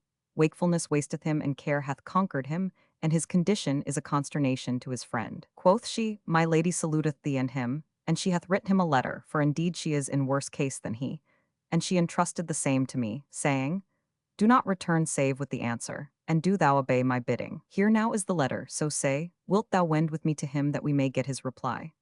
"I hear and obey," answered Abu al-Hasan, and locking his shop and taking with him the girl he went, by a way different from that whereby he came, to Ali bin Bakr's house, where he left her standing at the door and walked in, and Shahrazad perceived the dawn of day and ceased to say her permitted say. Now when it was the 158th night, she said, "It hath reached me, O auspicious king, that Abu al-Hasan went with the girl to the house of Ali son of Bakr, where he left her standing at the door and walked in to his great joy. And Abu al-Hasan said to him, The reason of my coming is that such an one hath sent his handmaid to thee with a letter, containing his greeting to thee, and mentioning therein that the cause of his not coming to thee was a matter that hath betided him. The girl standeth even now at the door. Shall she have leave to enter?" And he signed to him that it was Shams al-Nahar's slave girl. Ali understood his signal and answered, "Bring her in." 181. And when he saw her, he shook for joy and signed to her, "How doth thy lord? Allah grant him health and healing." "He is well," answered she, and pulling out the letter gave it to him. He took it and kissing it, opened and read it, after which he handed it to Abu al-Hasan, who found these verses written therein. "This messenger shall give my news to thee. Patience what while my sight thou canst not see. A lover leavest in love's insanity, whose eyne abide on wake incessantly. I suffer patience bangs and woes that none of men can medicine, such my destiny. Keep cool thine eyes, ne'er shall my heart forget, nor without dream of thee one day shall be. Look what befell thy wasted frame, and thence argue what I am doomed for love to dree. And afterwards without fingers I have written to thee, and without tongue I have spoken to thee. To resume my case, I have an eye wherefrom sleeplessness departeth not, and a heart whence sorrowful thought stirreth not. It is with me as though health I had never known, nor in sadness ever ceased to one, nor spent an hour in pleasant place. But it is as if I were made up of pine and of the pain of passion and chagrin. Sickness unceasingly troubleth, and my yearning ever redoubleth. Desire still groweth, and longing in my heart still gloweth. I pray Allah to hasten our union, and dispel of my mind the confusion. And I would fain thou favor me with some words of thine, that I may cheer my heart in pain and repine. Moreover, I would have thee put on a patience leaf, until Allah vouchsafe relief, and his peace be with thee." When Ali bin Bakr had read this letter, he said in weak accents and feeble voice, "With what hand shall I write, and with what tongue shall I make moan and lament? Indeed, she addeth sickness to my sickness, and draweth death upon my death." Then he sat up, and taking 182 in hand, ink case and paper, wrote the following reply: "In the name of Allah, the compassionating, the compassionate. Thy letter hath reached me, O my lady, and hath given ease to a sprite worn out with passion and love-longing, and hath brought healing to a wounded heart cankered with languishment and sickness. For indeed I am become even as saith the poet. Straitened bosom, reveries dispread, slumberless eyelids, body wearied. Patience cut short, disunion long so missed, reason deranged, and heart whose life is fled. And know that complaining is unavailing, but it easeth him whom love-longing disordereth and separation destroyeth, and with repeating union, I keep myself comforted. And how fine is the saying of the poet who said, Did not in love plight joys and sorrows meet, how would the message or the writ be sweet?" When he had made an end of this letter, he handed it to Abu al-Hasan, saying, "Read it and give it to the damsel." So he took it and read it, and its words stirred his soul, and its meaning wounded his vitals. Then he committed it to the girl, and when she took it, Ali bin Bakr said to her, Salute thy lady for me, and acquaint her with my love and longing, and how passion is blended with my flesh and my bones. And say to her that in very deed I need a woman who shall snatch me from the sea of destruction, and save me from this dilemma. For of a truth fortune oppresseth me with her vicissitudes. And is there any helper to free me from her turpitudes? 183. And he wept, and the damsel wept for his weeping. Then she took leave of him and went forth, and Abu al-Hasan went out with her and farewelled her. So she ganged her gate, and he returned to his shop, which he opened and sat down there, as was his wont. And Shahrazad perceived the dawn of day, and ceased saying her permitted say. Now when it was the 159th night, she said, It hath reached me, O auspicious king, that Abu al-Hasan farewelled the slave girl and returned to his shop, which he opened and sat down there according to his custom. But as he tarried, he found his heart oppressed and his breast straitened, and he was perplexed about his case. So he ceased not from melancholy the rest of that day and night, and on the morrow he betook himself to Ali bin Bakkar, with whom he sat till the folk withdrew, when he asked him how he did. Ali began to complain of desire and to descant upon the longing and distraction which possessed him, and repeated these words of the poet. Men have plained of pining before my time, live and dead by parting been terrified. But such feelings as those which my ribs immure, I have never heard of nor ever espied. And these of another poet. I have borne for thy love what never bore, for his fair, Kay's the daft one height of old. Yet I chase not the wildlings of wold and wild, like Kay's, for madness is manifo thereupon, quoth Abu al-Hasan. Never did I see or hear of one like unto thee in thy love. When thou sufferest all this transport and sickness and trouble being enamored of one who returneth thy passion, how would it be with thee if she whom thou lovest were contrary and contumelious, and thy case were discovered through her perfidy? And Ali the son of Bakkar, says Abu al-Hasan, was pleased with my words, and he relied upon them, and he thanked me for what I had said and done. I had a friend, continued Abu al-Hasan, to whom I discovered my affair and that of Ali, and who knew that we were intimates, but none other than he was acquainted with what was betwixt us. He was wont to come to me and inquire how Ali did, and after a little, he began to ask me about the damsel. But I fenced him off, saying, She invited him to her, and there was between him and her as much as can possibly take place, and this is the end of their affair. But I have devised me a plan and an idea which I would submit to thee. Asked his friend, And what is that? Answered Abu al-Hasan, I am a person well known to have much dealing among men and women, and I fear, O my brother, lest the affair of these twain come to light, and this lead to my death and the seizure of my goods, and the rending of my repute and that of my family. Wherefore I have resolved to get together my moneys, and make ready forthright and repair to the city of Bassora, and there abide, till I see what cometh of their case, that none may know of me. For love hath lorded over both, and correspondence passeth between them. At this present their go-between and confidant is a slave girl, who hath till now kept their counsel. But I fear lest haply anxiety get the better of her, and she discover their secret to some one, and the matter, being bruited abroad, might bring me to great grief and prove the cause of my ruin. For I have no excuse to offer my accusers. Rejoined his friend, Thou hast acquainted me with a parlous affair, from the like of which the wise and understanding will shrink with fear. Allah avert from thee the evil thou dreadest with such dread, and save thee from the consequences thou apprehendest. Assuredly thy wrecking is aright. So Abu al-Hasan returned to his place, and began ordering his affairs and preparing for his travel. Nor had 3 days passed ere he made an end of his business and fared forth Basrawards. His friend came to visit him 3 days after, but finding him not, asked of him from the neighbors, who answered, He set out for Bassora 3 days ago, for he had dealings with its merchants, and he is gone thither to collect monies from his debtors, but he will soon return. The young man was confounded at the news and knew not whither to wend, and he said in his mind, Would I had not parted from Abu al-Hasan. Then he bethought him of some plan whereby he should gain access to Ali bin Bakkar. So he went to his lodging and said to one of his servants, Ask leave for me of thy lord that I may go in and salute him. The servant entered and told his master, and presently returning, invited the man to walk in. So he entered and found Ali bin Bakkar thrown back on the pillow and saluted him. Ali returned his greeting and bade him welcome. Whereupon the young man began to excuse himself for having held aloof from him all that while, and added, O my lord, between Abu al-Hasan and myself, there was close friendship, so that I used to trust him with my secrets, and could not sever myself from him an hour. Now it so chanced that I was absent 3 days' space on certain business with a company of my friends, and when I came back and went to him, I found his shop locked up. So I asked the neighbors about him, and they replied, he is gone to Bassora. Now I know he had no surer friend than thou, so, by Allah, tell me what thou knowest of him. When Ali bin Bakkar heard this, his color changed, and he was troubled, and answered, I never heard till this day of his departure, and if the case be as thou sayest, weariness is come upon me. And he began repeating, for joys that are no more I want to weep, while friends and lovers stood by me unscattered. This day when disunited me and them, fortune, I weep lost loves and friendship shattered. Then he hung his head groundwards in thought a while, and presently raising it, and looking to one of his servants, said, go to Abu al-Hasan's house and inquire anent him whether he be at home or journeying abroad. If they say, he is abroad, ask whither he be gone. The servant went out and returning after a while said to his master, when I asked for Abu al-Hasan, his people told me that he was gone on a journey to Bassora.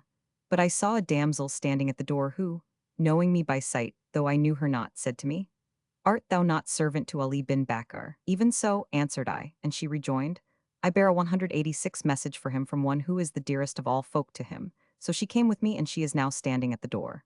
Quoth Ali bin Bakkar, bring her in. The servant went out to her and brought her in, and the man who was with Ali looked at her and found her pretty.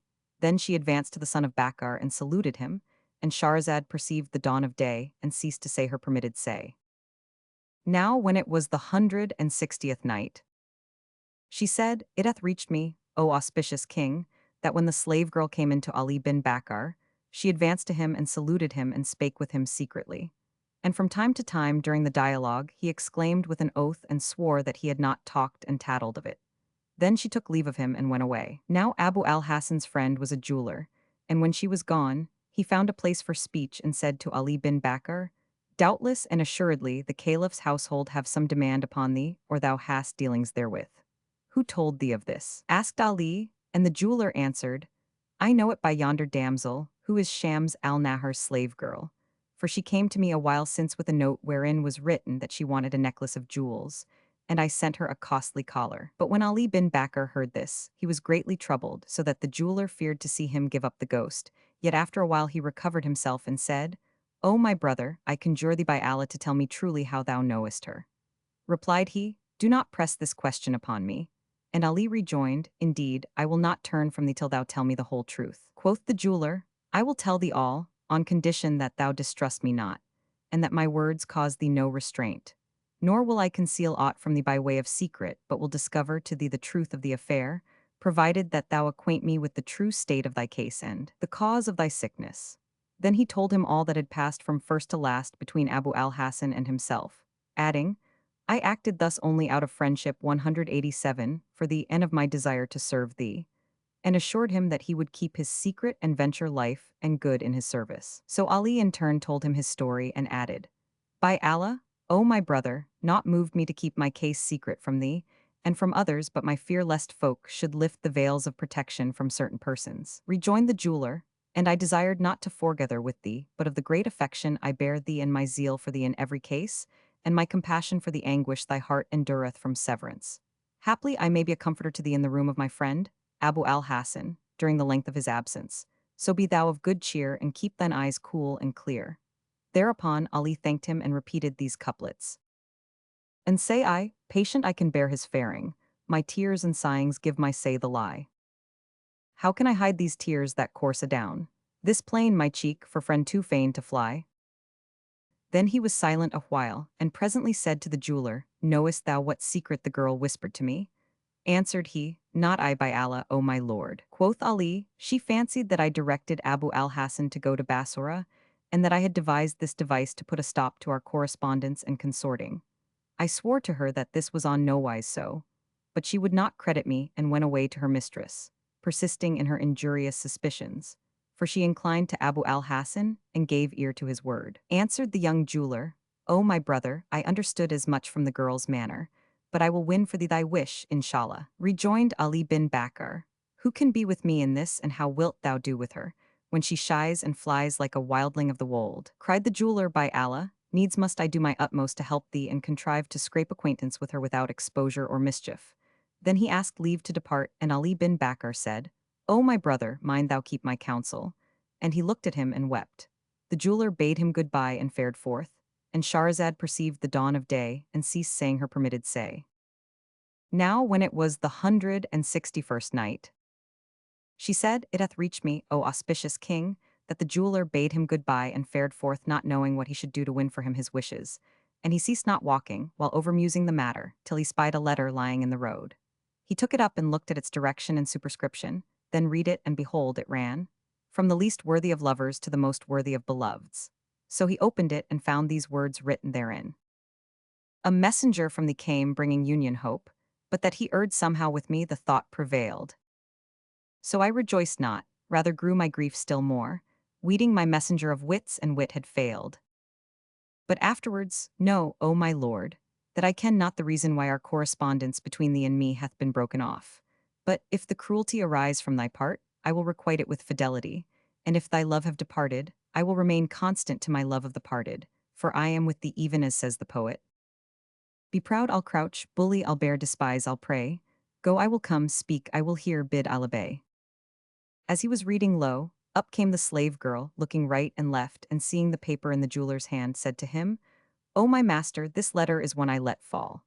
He made her no answer but walked on, and she walked behind him till he came to his house, when he entered and she after him, saying, "O my master, give me back this letter, for it fell from me." Thereupon he turned to her and said, "O handmaid of good, fear not neither grieve, for verily Allah the Protector loveth those who protect. But tell me in truthful way thy case, as I am one who keepeth counsel. I conjure thee by an oath not to hide from me aught of thy lady's affairs, for haply Allah shall help me to further her wishes and make easy by my hand that which is hard." When the slave girl heard these words, she said, "O my lord, indeed a secret is not lost whereof thou art the secretist, nor shall any affair come to naught for which thou strivest. Know that my heart inclineth to thee and would interest thee with my tidings, but do thou give me the letter." Then she told him the whole story, adding, "Allah is 189 witness to whatso I say." Quoth he, "Thou hast spoken truly, for I am acquainted with the root of the matter." Then he told her his tale of Ali bin Bakkar, and how he had learned his state of mind, and related to her all that had passed from first to last, whereat she rejoiced. And they two agreed that she should take the letter, and carry it to Ali, and return, and acquaint the jeweler with all that happened. So he gave her the letter, and she took it and sealed it up as it was before, saying, "My mistress Shams al-Nahar gave it to me sealed, and when he hath read it and given me its reply, I will bring it to thee." Then she took leave and repaired to Ali bin Bakkar, whom she found waiting, and gave him the letter. He read it, and writing a paper by way of reply, gave it to her, and she carried it to the jeweler, who tore asunder the seal and read it, and found written therein these two couplets. "The messenger who kept our commerce hid, hath failed, and showeth wrath without disguise. Choose one more leal from your many friends, who, truth approving, disapproves of lies. To proceed, verily I have not entered upon perfidy, nor have I abandoned fidelity. I have not used cruelty, neither have I put off lealty. No covenant hath been broken by me, nor hath love tie been severed by me. I have not parted from penitence, nor have I found aught but misery and ruin after severance. I know nothing of that thou avouchest, nor do I love aught but that which thou lovest. By him who knoweth the secret of hidden things none discover. I have no desire save union with my lover, and my one business is my passion to conceal. Albeit with sore sickness I ail. This is the exposition of my case, and now all hail." When the jeweler read this letter and learnt its 190 contents, he wept with sore weeping, and the slave girl said to him, "Leave not this place till I return to thee. For he suspecteth me of such and such things, in which he is excusable. So it is my desire to bring about a meeting between thee and my mistress, Shams al-Nahar, howsoever I may trick you to it. For the present I left her prostrate, awaiting my return with the reply." Then she went away, and the jeweler passed the night with a troubled mind. And when day dawned, he prayed his dawn prayer and sat expecting the girl's coming. And behold, she came in to him rejoicing with much joy, and he asked her, "What news, O damsel?" She answered, "After leaving thee I went to my mistress and gave her the letter written by Ali bin Bakkar. And when she read it and understood it, she was troubled and confounded. But I said to her, 'O my lady, have no fear of your affair being frustrated by Abu al-Hasan's disappearance, for I have found one to take his place, better than he and more of worth and a good man to keep secrets.' Then I told her what was between thyself and Abu al-Hasan, and how thou camest by his confidence, and that of Ali bin Bakkar, and how that note was dropped and thou camest by it. And I also showed her how we arranged matters betwixt me and thee." The jeweler marveled with much wonder, when she resumed, And now my mistress would hear whatso thou sayest, that she may be assured by thy speech of the covenants between thee and him.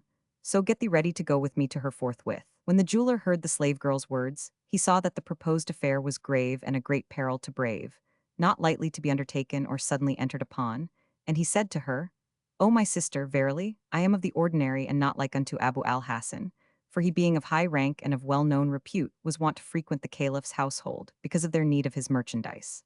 As for me, he used to talk with me, and I trembled before him the while. So, if thy mistress would speak with me, our meeting must be in some place other than the caliph's palace, and far from the abode of the commander of the faithful. For my common sense will not let me consent to what thou proposest. On this wise he refused to go with her, and she went on to say that she would be surety for his safety, adding, Take heart and fear no harm, and pressed him to courage till he consented to accompany her. Withal, his legs bent and shivered, and his hands quivered, and he exclaimed, Allah forbid that I should go with thee. Indeed, I have not 191 strength to do this thing. Replied she, Hearten thy heart, if it be hard for thee to go to the caliph's palace, and thou canst not muster up courage to accompany me, I will make her come to thee.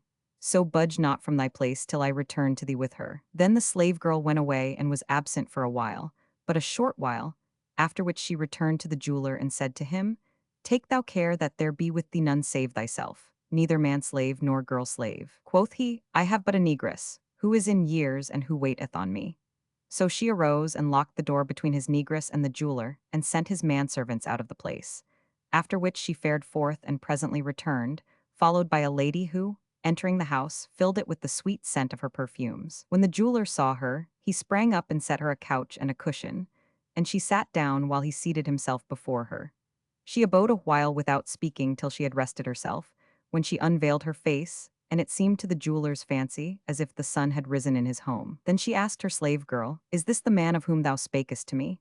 Yes, answered she, whereupon the lady turned to the jeweler and said to him, How is it with thee? Replied he, Right well, I pray Allah for thy preservation and that of the commander of the faithful. Quoth she, Thou hast moved us to come to thee and possess thee with what we hold secret. Then she questioned him of his household and family, and he disclosed to her all his circumstance and his condition, and said to her, I have a house other than this, and I have set it apart for gathering together my friends and brethren, and there is none there save the old negress, of whom I spoke to thy handmaid. She asked him on what wise he came first to know how the affair began, and the matter of Abu al-Hasan, and the cause of his wayfaring. Accordingly he told her all he knew, and how he had advised the journey. Thereupon she bewailed the loss of Abu al-Hasan, and said to the jeweler, Know, O such an one, that men's souls are active in their lusts, and that men are still men, and that deeds are not done without words, nor is end ever reached without endeavor. Rest is won only by work. And Shahrazad perceived the dawn of day, and ceased to say her permitted say. Now when it was the 162nd night, she said, It hath reached me, O auspicious king, that Shams al-Nahar thus addressed the jeweler, Rest is gained only by work, and success is gendered only by help of the generous. Now I have acquainted thee with our affair, and it is in thy hand to expose us or to shield us. I say no more, because thy generosity requireth naught.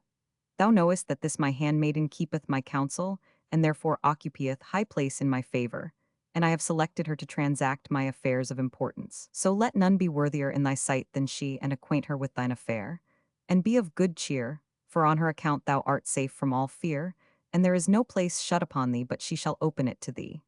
She shall bring thee my messages to Ali bin Bakkar, and thou shalt be our intermediary. So saying, she rose, scarcely able to rise, and fared forth, the jeweler faring before her to the door of her house, after which he returned and sat down again in his place. Having seen of her beauty and heard of her speech what dazzled him and dazed his wit, and having witnessed of her grace and courtesy what bewitched his sprite, he sat musing on her perfections till his mind waxed tranquil, when he called for food and ate enough to keep soul and body together. Then he changed his clothes and went out, and repairing to the house of the youth Ali bin Bakkar, knocked at the door. The servants hastened to admit him and walked before him till they had brought him to their master, whom he found strown upon his bed. Now when he saw the jeweler, he said to him, Thou hast tarried long from me, and that hath heaped care upon my care. Then he dismissed his servants and bade the doors be shut, after which he said to the jeweler, By Allah, O my brother, I have not closed my eyes since the day I saw thee last. For the slave girl came to me yesterday with a sealed letter from her mistress Shams al-Nahar, and went on to tell him all that had passed with her, adding, By the Lord, I am indeed perplexed concerning mine affair, and my patience faileth me. for Abu al-Hassan was a comforter who cheered me because he knew the slave girl. When the jeweler heard his words, he laughed, and Ali said, "Why dost thou laugh 193 at my words, thou on whose coming I congratulated myself, and to whom I looked for provision against the shifts of fortune?" Then he sighed and wept and repeated these couplets. Full many laugh at tears they see me shed, who had shed tears and bore they what I bore. None feeleth pity for afflicted's woe, save one as anxious and in woe galore. My passion, yearning, sighing, thought, repine, are for me cornered in my heart's deep core. He made a home there which he never quits, yet rare our meetings, not as heretofore. No friend to stablish in his place I see, no intimate but only he and he. Now when the jeweler heard these lines and understood their significance, he wept also and told him all that had passed betwixt himself and the slave girl and her mistress since he left him. And Ali bin Bakkar gave ear to his speech, and at every word he heard his color shifted from white to red, and his body grew now stronger and then weaker till the tale came to an end, when he wept and said, "O my brother, I am a lost man in any case. Would mine end were nigh, that I might be at rest from all this. But I beg thee of thy favor to be my helper and comforter in all my affairs till Allah fulfill whatso be his will, and I will not gainsay thee with a single word." Quoth the jeweler, "Nothing will quench thy fire save union with her whom thou lovest, and the meeting must be in other than this perilous place. Better it were in a house of mine, where the girl and her mistress met me, which place she chose for herself, to the intent that ye twain may there meet, and complain each to other of what you have suffered from the pangs of love." Quoth Ali bin Bakkar, "O good sir, do as thou wilt, and with Allah be thy reward. And what thou deemest is right, do it forthright. But be not long in doing it, lest I perish of this anguish." So I abode with him, said the jeweler, that night conversing with him till the morning morrowed. And Shahrazad perceived the dawn of day, and ceased saying her permitted say. Now when it was the 163rd night, she said, "It hath reached me, O auspicious king," that the jeweler continued. So I abode with him that night conversing with him till the morning morrowed, when I prayed the dawn prayers, and going out from him, returned to my house. Hardly had I settled down when the damsel came up and saluted me, and I returned her salutation, and told her what had passed between myself and Ali bin Bakkar. And she said, "Know that the Caliph hath left us, and there is no one in our place, and it is safer for us." And "Better," replied I, "sooth thou sayest, yet is it not like my other house which is both fitter and surer for us?" And the slave girl rejoined, "Be it as thou seest fit. I am now going to my lady, and will tell her what thou sayest and acquaint her with all thou hast mentioned." So she went away and sought her mistress and laid the project before her, and presently returned and said to me, "It is to be as thou sayest, so make us ready the place and expect us." Then she took out of her breast pocket a purse of dinars and gave this message, "My lady saluteth thee and saith to thee, take this and provide therewith what the case requireth." But I swore that I would accept naught of it. So she took the purse and returning to her mistress told her, he would not receive the money but gave it back to me. "No matter," answered Shams al-Nahar. As soon as the slave girl was gone, continued the jeweler, I arose and betook myself to my other house and transported thither all that was needful, by way of vessels and furniture and rich carpets. And I did not forget china vases and cups of glass and gold and silver, and I made ready meat and drink required for the occasion. When the damsel came and saw what I had done, it pleased her, and she bade me fetch Ali bin Bakkar. But I said, "None shall bring him save thou." Accordingly she went to him and brought him back perfectly dressed and looking his best. I met him and greeted him, and then seated him upon a divan befitting his condition, and set before him sweet-scented flowers in vases of china and vari-colored glass. Then I set on a tray of many-tinted meats, such as broaden the breast with their 195 sight, and sat talking with him and diverting him, whilst the slave girl went away and was absent till after sundown prayers, when she returned with Shams al-Nahar, attended by 2 maids and none else. Now as soon as she saw Ali bin Bakkar and he saw her, he rose and embraced her, and she on her side embraced him, and both fell in a fit to the ground. They lay for a whole hour insensible. Then, coming to themselves, they began mutually to complain of the pains of separation. Thereupon they drew near to each other and sat talking charmingly, softly, tenderly, after which they somewhat perfumed themselves and fell to thanking me for what I had done for them. Quoth I, "Have ye a mind for food?" "Yes," quoth they. So I set before them a small matter of food, and they ate till they were satisfied, and then washed their hands. After which I led them to another sitting room and brought them wine. So they drank and drank deep and inclined to each other. And presently Shams al-Nahar said to me, O my master, complete thy kindness by bringing us a lute or other instrument of mirth and music that the measure of our joy may be fully filled. I replied, on my head and eyes. And rising brought her a lute, which she took and tuned. Then laying it in her lap, she touched it with a masterly touch, at once exciting to sadness and changing sorrow to gladness. After which she sang these two couplets. My sleeplessness would show I love to bide on wake, and would my leanness prove that sickness is my make? And tear floods course adown the cheeks they only scald. Would I new union shall disunion overtake? Then she went on to sing the choicest and most affecting poesy to many and various modes, till our senses were bewitched, and the very room danced with excess of delight and surprise at her sweet singing, and neither thought nor reason was left in us. When we had sat a while, and the cup had gone round amongst us, the damsel took the lute and sang to a lively measure these couplets. My love a meeting promised me, and kept it faithfully. One night as many I shall count in number and degree. O night of joyance fate vouchsafed to faithful lovers tway, uncaring for the railer loon and all his company. My lover lay the night with me and clipped me with his right, while I with left embraced him, a faint for ecstasy, and hugged him to my breast and sucked the sweet wine of his lips, full savoring the honey draught the honeyman sold to me. 196 Whilst we were thus drowned in the sea of gladness, continued the jeweler, behold, there came in to us a little maid trembling and said, O my lady, look how you may go away, for the folk have found you out and have surrounded the house, and we know not the cause of this. When I heard her words, I arose startled and low. In rushed a slave girl who cried, Calamity hath come upon you. At the same moment the door was burst open, and there rushed in upon us 10 men masked in kerchiefs with hangers in their hands and swords by their sides, and as many more behind them. When I saw this, the world was straitened on me for all its wideness, and I looked to the door but saw no issue. So I sprang from the terrace into the house of one of my neighbors and there hid myself. Thence I found that folk had entered my lodgings and were making a mighty hubbub, and I concluded that the caliph had got wind of us and had sent his chief of the watch to seize us and bring us before him. So I abode confounded and ceased not remaining in my place, without any possibility of quitting it till midnight. And presently the housemaster arose, for he had heard me moving, and he feared with exceeding great fear of me. So he came forth from his room with drawn brand in hand and made at me, saying, Who is this in my house? Quoth I am thy neighbor the jeweler. And he knew me and retired.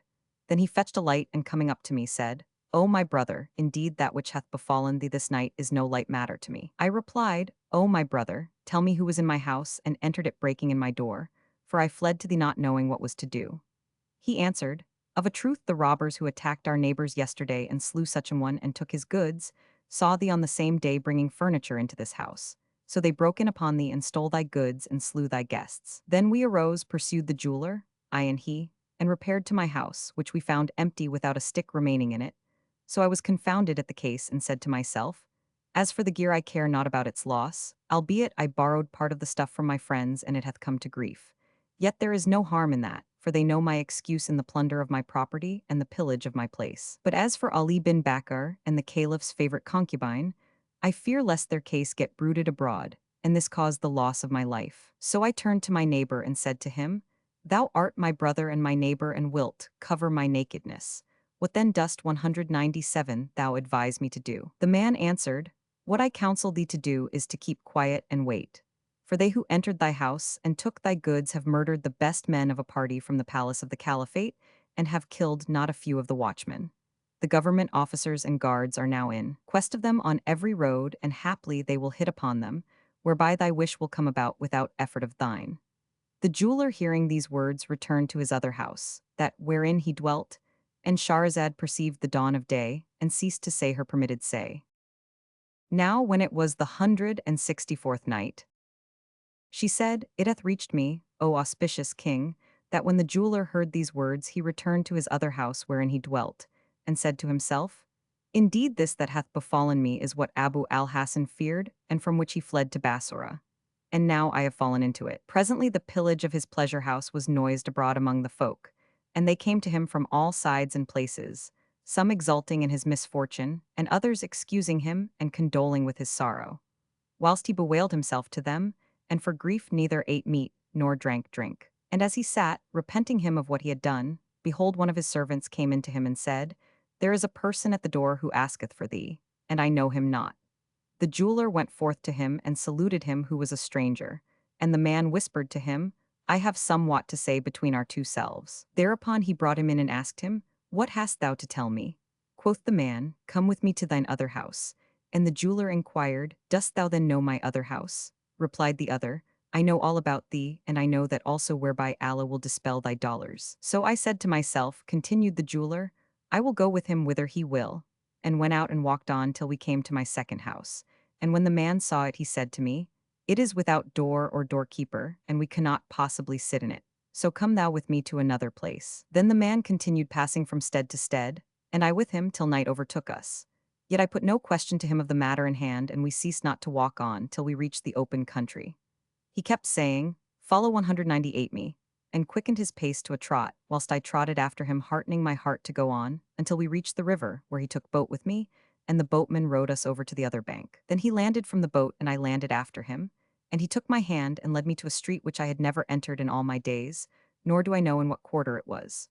Presently the man stopped at the door of a house, and opening it entered and made me enter with him, after which he locked the door with an iron padlock, and led me along the vestibule, till he brought me in the presence of 10 men who were as though they were one and the same man, they being brothers. We saluted them, continued the jeweler, and they returned our greeting and bade us be seated, so we sat down.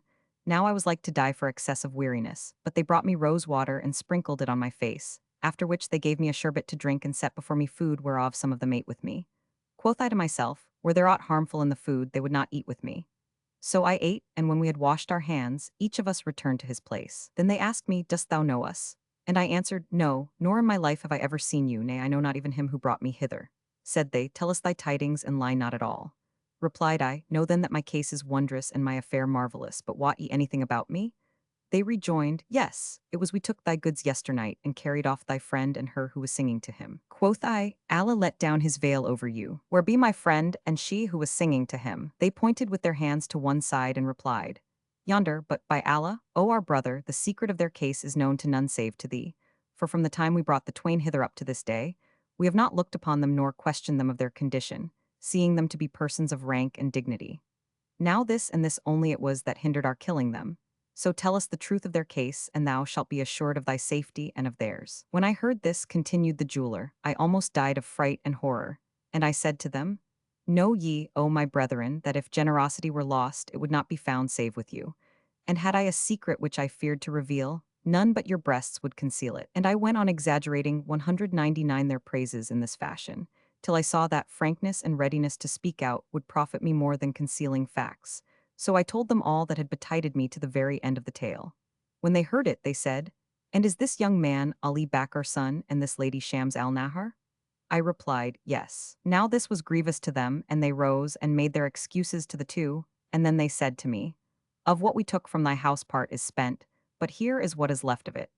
So speaking, they gave me back most of my goods, and they engaged to return them to their places in my house, and to restore me the rest as soon as they could. My heart was set at ease till they split into two parties, one with me and the other against me, and we fared forth from that house, and such was my case. But as regards Ali bin Bakr and Shams al-Nahar, they were well nigh dying for excess of fear, when I went up to them and saluting them, asked, What happened to the damsel and the two maids, and where be they gone? And they answered only, We know nothing of them. Then we walked on and stinted not till we came to the river bank where the bark lay, and we all boarded it, for it was the same which had brought me over on the day before. The boatman rowed us to the other side, but hardly had we landed and taken seat on the bank to rest, when a troop of horse swooped down on us like eagles and surrounded us on all sides and places, whereupon the robbers with us sprang up in haste like vultures, and the boat put back for them and took them in, and the boatman pushed off into midstream, leaving us on the river bank, unable to move or to stand still. Then the chief horseman said to us, Whence be ye? And we were perplexed for an answer, but I said, continued the jeweler, Those ye saw with us are rogues, we know them not. As for us, we are singers, and they intended taking us to sing for them, nor could we get free of them, save by subtlety and soft words. So on this occasion they let us go, their works being such as you have seen. But they looked at Shams al-Nahar and Ali bin Bakr and said to me, Thou hast not spoken sooth, but, if thy tale be true, tell us who ye are and whence ye are, and what be your place and in what quarter you dwell. I knew not what to answer them, but Shams al-Nahar sprang up and approaching the captain of the horsemen spoke with him privily, whereupon he dismounted from his steed, and, setting her on horseback, took the bridle and began to lead his beast.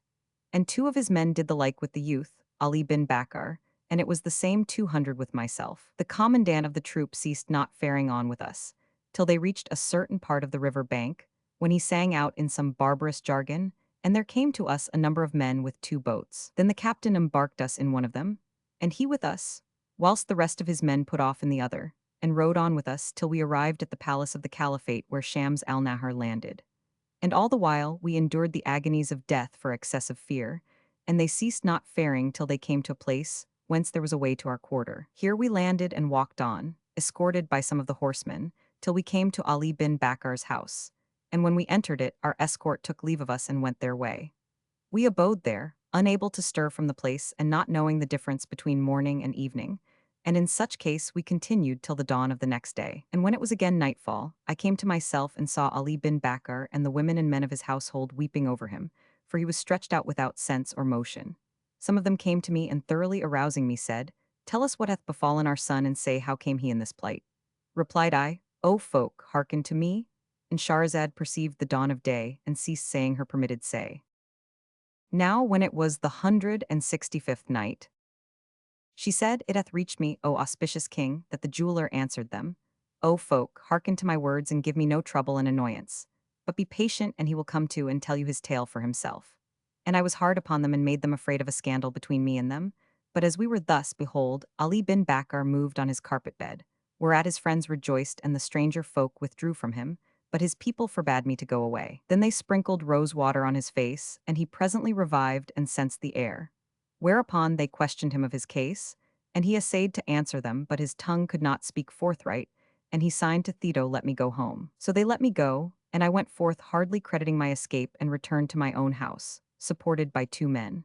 When my people saw me thus, they rose up and set to shrieking and slapping their faces, but I signed to them with my hand to be silent, and they were silent. Then the 2 men went their way, and I threw myself down on my bed, where I lay the rest of the night and awoke not till the forenoon, when I found my people gathered round me and saying, "What calamity befell thee, and what evil with its mischief did fell thee?" Quoth I, "Bring me somewhat to drink." So they brought me drink, and I drank of it what I would and said to them, "What happened, happened."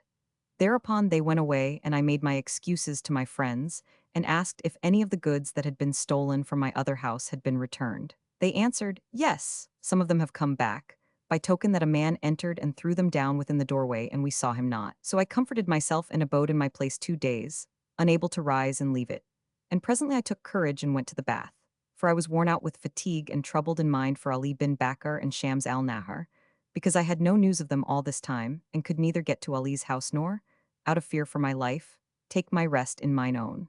And I repented to Almighty Allah of what I had done and praised him for my safety. Presently my fancy suggested to me to go to such and such a place and see the folk and solace myself, so I went on foot to the cloth market and sat a while with a friend of mine there. When I rose to go, I saw a woman standing over against me, so I looked at her, and lo, it was Shams al-Nahar's slave girl. When I saw her, the world grew dark in my eyes, and I hurried on. She followed me, but I was seized with affright and fled from her, and whenever I looked at her, a trembling came upon me whilst she pursued me, saying, "Stop, that I may tell thee somewhat." But I heeded her not, and never ceased walking till I reached a mosque, and she entered after me.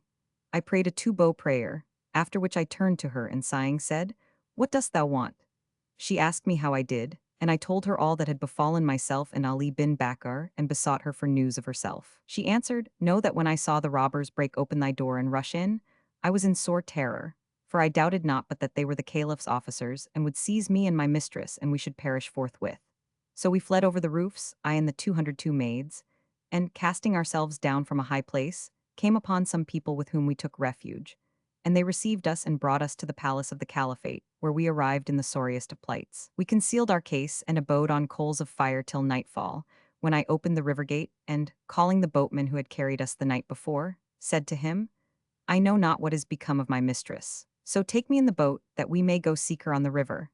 Haply I shall chance on some news of her." Accordingly he took me into the boat, and went about with me, and ceased not wending till midnight, when I spied a bark making towards the water gate, with 1 man rowing and another standing up, and a woman lying prostrate between them twain. And they rowed on till they reached the shore, when the woman landed, and I looked at her, and behold, it was Shams al-Nahar. Thereupon I got out and joined her, dazed for joy to see her after having lost all hopes of finding her alive. And Shahrazad perceived the dawn of day, and ceased saying her permitted say. Now when it was the 166th night, she said, It hath reached me, O auspicious king, that the slave girl went on telling the jeweler. I was dazed for joy to see her, after having lost all hopes of finding her alive. When I came up to her, she bade me give the man who had brought her thither 1,000 gold pieces. And we carried her in, I and the two maids, and laid her on her bed, where she passed that night in a sorely troubled state. And when morning dawned, I forbade the women and eunuchs to go into her, or even to draw near her for the whole of that day. But on the next she revived and somewhat recovered, and I found her as if she had come out of her grave. I sprinkled rose water upon her face and changed her clothes and washed her hands and feet, nor did I cease to coax her, till I brought her to eat a little and drink some wine, though she had no mind to any such matter. As soon as she had breathed the fresh air and strength began to return to her, I took to upbraiding her, saying, O my lady, consider and have pity on thyself. Thou seest what hath betided us. Surely enough and more than enough of evil hath befallen thee, for indeed thou hast been nigh upon death. She said, By Allah, O good damsel, in sooth 203 death were easier to me than what hath betided me, for it seemed as though I should be slain and no power could save me. When the robbers took us from the jeweler's house, they asked me, Who mayst thou be? And hearing my answer, I am a singing girl, they believed me. Then they turned to Ali bin Bakkar and made inquiries about him. And who art thou and what is thy condition? Whereto he replied, I am of the common kind. So they took us and carried us along, without our resisting, to their abode, and we hurried on with them for excess of fear. But when they had us set down with them in the house, they looked hard at me, and seeing the clothes I wore and my necklaces and jewelry, believed not my account of myself, and said to me, Of a truth these necklaces belong to no singing girl, so be soothfast and tell us the truth of thy case. I returned them no answer whatever, saying in my mind, Now will they slay me for the sake of my apparel and ornaments, and I spoke not a word. Then the villains turned to Ali bin Bakkar, asking, And thou, who art thou and whence art thou? For thy semblance seemeth not as that of the common kind. But he was silent, and we ceased not to keep our counsel and to weep, till Allah softened the rogues' hearts to pity, and they said to us, Who is the owner of the house wherein ye were? We answered, Such an one, the jeweler. Whereupon quoth one of them, I know him right well, and I wot the other house where he liveth, and I will engage to bring him to you this very hour. Then they agreed to set me in a place by myself, and Ali bin Bakkar in a place by himself, and said to us, Be at rest ye twain, and fear not lest your secret be divulged. Ye are safe from us. Meanwhile their comrade went away and returned with the jeweler, who made known to them our case, and we joined company with him. After which a man of the band fetched a bark, wherein they embarked us all three, and, rowing us over the river, landed us with scant ceremony on the opposite bank, and went their ways. Thereupon up came a horse patrol and asked us who we were. So I spoke with the captain of the watch and said to him, I am Shams al-Nahar, the caliph's favorite. I had drunken strong wine and went out to visit certain of my acquaintance of the wives of the wazirs, when yonder rogues came upon me and laid hold of me and brought me to this place, but when they saw you, they fled as fast as they could. I met these men with them, so do thou escort me and them to a place of safety. I will requite thee as I am well able to do. When the captain of the watch heard my speech, he knew me, and alighting, mounted me on his horse, and in like manner did two of his men with Ali bin Bakkar. So I spoke to her, continued the handmaid, and blamed her doings, and bade her beware, and said to her, O my lady, have some care for thy life. But she was angered at my words and cried out at me. Accordingly I left her and came forth in quest of thee, but found thee not, and dared not go to the house of Ali bin Bakkar. So stood watching for thee, that I might ask thee of him and wot how it goes with him. And I pray thee of thy favor to take of me some money, for thou hast doubtless borrowed from thy friends part of the gear, and as it is lost, it behoveth thee to make it good with folk. I replied, To hear is to obey, go on, and I walked with her till we drew near my house, when she said to me, Wait here till I come back to thee. And Shahrazad perceived the dawn of day, and ceased to say her permitted say. Now when it was the 167th night, she said, It hath reached me, O auspicious king, that after the slave girl had addressed the jeweler, Wait here till I come back to thee. She went away and presently returned with the money, which she put, continued the jeweler, into my hand, saying, O my master, in what place shall we meet?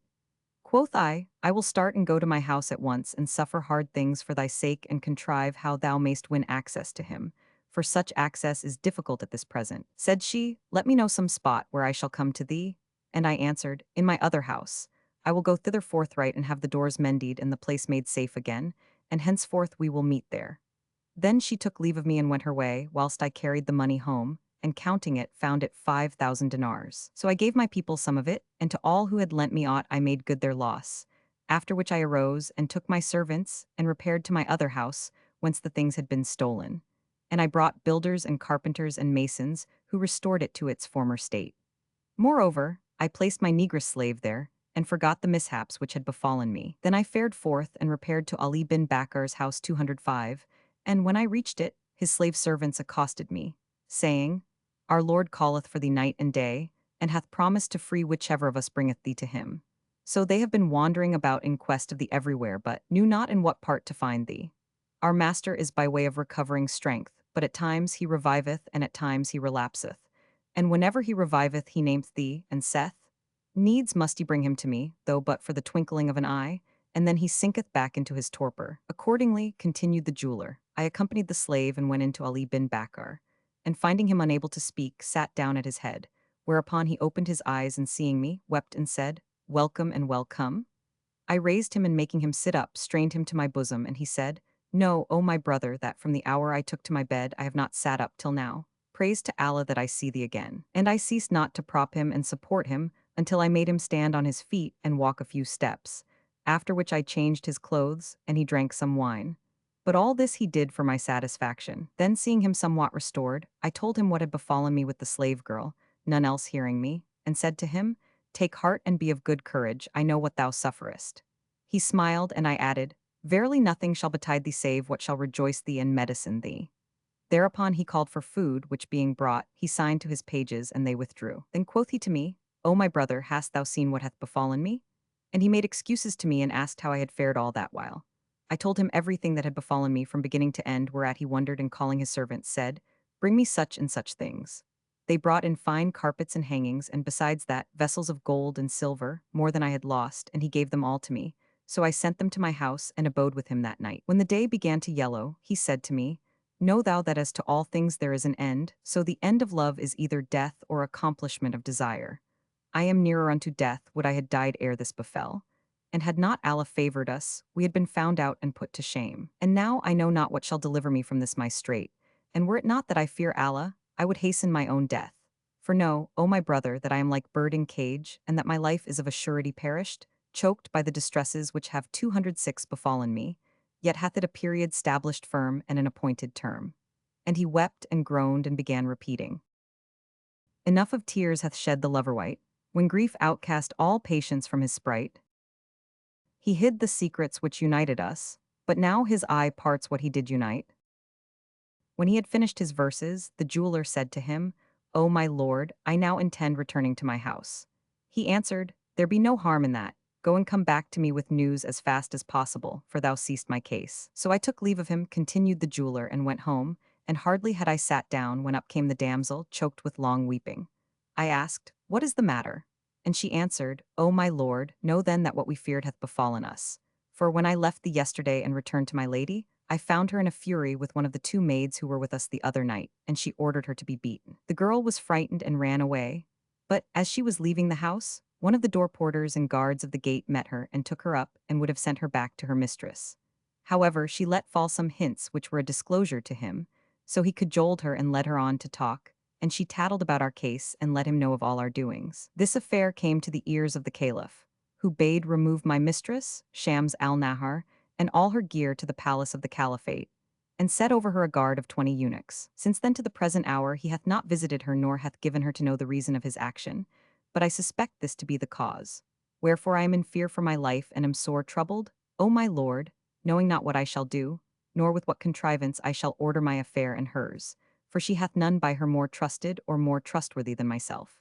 And Shahrazad perceived the dawn of day, and ceased saying her permitted say. Now when it was the 168th night, she said, It hath reached me, O auspicious king, that the slave girl thus addressed the jeweler. And in very sooth my lady hath none by her more trusted or more trustworthy in matter of secrecy than myself.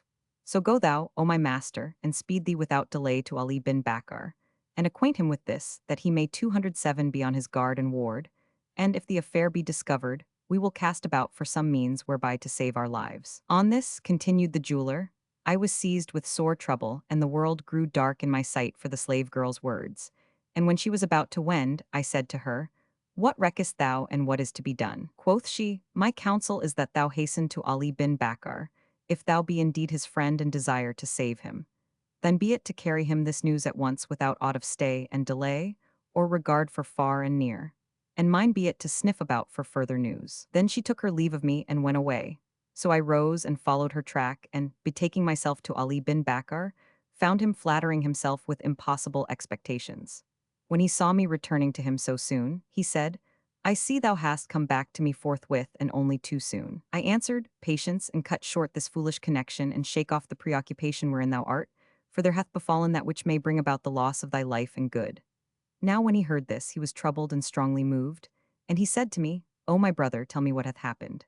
Replied I, O my lord, know that such and such things have happened, and thou art lost without recourse, if thou abide in this thy house till the end of the day. At this he was confounded, and his soul well nigh departed his body, but he recovered himself and said to me, What shall I do, O my brother, and what counsel hast thou to offer? Answered I, My advice is that thou take what thou canst of thy property and whom of thy slaves thou trustest, and flee with us to a land other than this, ere this very day come to an end. And he said, I hear and I obey. So he rose, confused and dazed like one in epilepsy, now walking and now falling, and took what came under his hand. Then he made an excuse to his household and gave them his last injunctions, after which he loaded 3 camels and mounted his beast, and I did likewise. We went forth privily in disguise and fared on and ceased not our wayfare the rest of that day and all its night, till nigh upon morning, when we unloaded, and hobbling our camels, lay down to sleep. But we were worn with fatigue, and we neglected to keep watch, so that there fell upon us robbers, who stripped us of all we had and slew our slaves. When these would have beaten them off, leaving us naked and in the sorriest of plights, after they had taken our money and lifted our beasts and disappeared. As soon as they were gone, we arose and walked on till morning dawned, when we came to a village which we entered, and finding a mosque took 208 refuge therein, for we were naked. So we sat in a corner all that day, and we passed the next night without meat or drink. And at daybreak we prayed our dawn prayer and sat down again. Presently, behold, a man entered and saluting us prayed a 2-bow prayer, after which he turned to us and said, O folk, are ye strangers? We replied, Yes. The bandits waylaid us and stripped us naked, and we came to this town, but know none here with whom we may shelter. Quoth he, What say ye? Will you come home with me? And pursued the jeweler, I said to Ali bin Bakkar, Up and let us go with him, and we shall escape 2 evils. The first, our fear lest someone who knoweth us enter this mosque and recognize us, so that we come to disgrace, and the second, that we are strangers and have no place wherein to lodge. And he answered helplessly, As thou wilt. Then the man said to us again, O ye poor folk, give ear unto me and come with me to my place. And I replied, Hearkening and obedience. Whereupon he pulled off a part of his own clothes and covered us therewith, and made his excuses to us and spoke kindly to us. Then we arose and accompanied him to his house, and he knocked at the door, whereupon a little slave boy came out and opened to us. The host entered and we followed him, when he called for a bundle of clothes and muslins for turbans, and gave us each a suit and a piece. So we dressed and turbanded ourselves and sat us down. Presently, in came a damsel with a tray of food and set it before us, saying, Eat. We ate some small matter, and she took away the tray. After which we abode with our host till nightfall, when Ali bin Bakkar sighed and said to me, Know, O my brother, that I am a dying man past hope of life, and I would charge thee with a charge.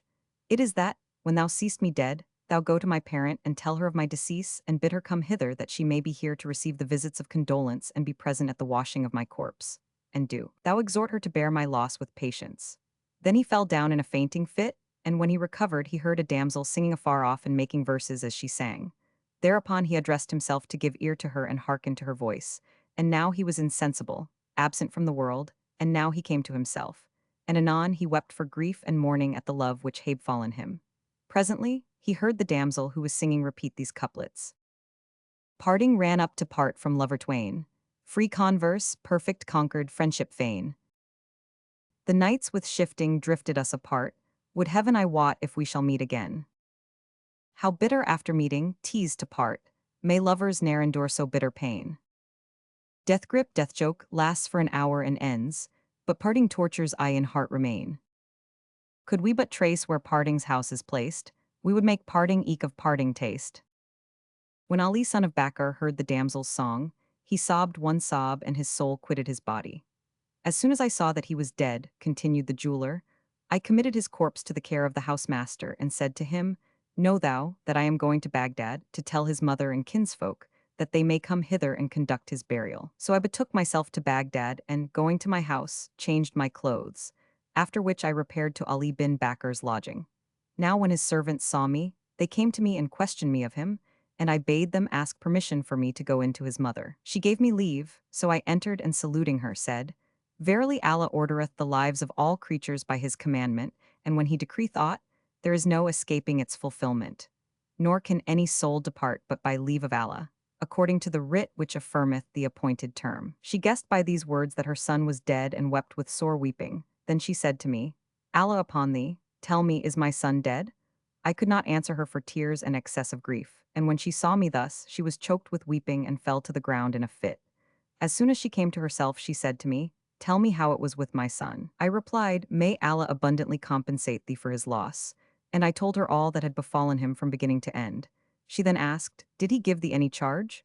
And I answered, Yes, and told her what he had said, adding, Hasten to perform his funeral. When she heard these words, she swooned away again, and when she recovered, 210 she addressed herself to do as I charged her. Then I returned to my house, and as I went along musing sadly upon the fair gifts of his youth, behold, a woman caught hold of my hand. And Shahrazad perceived the dawn of day, and ceased to say her permitted say. Now when it was the 169th night, she said, It hath reached me, O auspicious king, that the jeweler thus continued.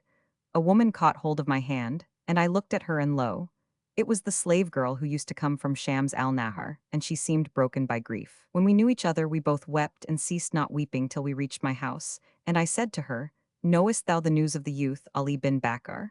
She replied, No, by Allah. So I told her the manner of his death and all that had passed, whilst we both wept. After which quoth I to her, How is it with thy mistress? Quoth she, The commander of the faithful would not hear a single word against her, but for the great love he bore her, saw all her actions in a favorable light, and said to her, O Shams al-Nahar, thou art dear to me, and I will bear with thee and bring the noses of thy foes to the grindstone. Then he bade them furnish her an apartment decorated with gold and a handsome sleeping chamber. And she abode with him in all ease of life and high favor. Now it came to pass that one day, as he sat at wine according to his custom, with his favorite concubines in presence, he bade them be seated in their several ranks and made Shams al-Nahar sit by his side. But her patience had failed and her disorder had redoubled upon her. Then he bade one of the damsels sing. So she took a lute and tuning it struck the chords and began to sing these verses. One craved my love and I gave all he craved of me, and tears on cheek betray how 'twas I came to yield. Teardrops, meseemeth, are familiar with our case, revealing what I hide, hiding what I revealed. How can I hope in secret to conceal my love, which stress of passion ever showeth unconcealed? Death, since I lost my lover, is grown sweet to me. Would I knew what their joys when I shall quit the field. Now when Shams al-Nahar heard these verses sung by the slave girl, 211 she could not keep her seat, but fell down in a fainting fit, whereupon the caliph cast the cup from his hand and drew her to him, crying out. And the damsels also cried out, and the prince of true believers turned her over and shook her, and lo and behold, she was dead. The caliph grieved over her death with sore grief and bade break all the vessels and dulcimers, and other instruments of mirth and music which were in the room. Then carrying her body to his closet, he abode with her the rest of the night. When the day broke, he laid her out and commanded to wash her and shroud her and bury her. And he mourned for her with sore mourning, and questioned not of her case, nor of what caused her condition. And I beg thee in Allah's name, continued the damsel, to let me know the day of the coming of Ali bin Bakr's funeral procession, that I may be present at his burial. Quoth I, for myself, where thou wilt thou canst find me. But thou, where art thou to be found, and who can come at thee where thou art? She replied, On the day of Shams al-Nahar's death, the commander of the faithful freed all her women, myself among the rest, and I am one of those now abiding at the tomb in such a place.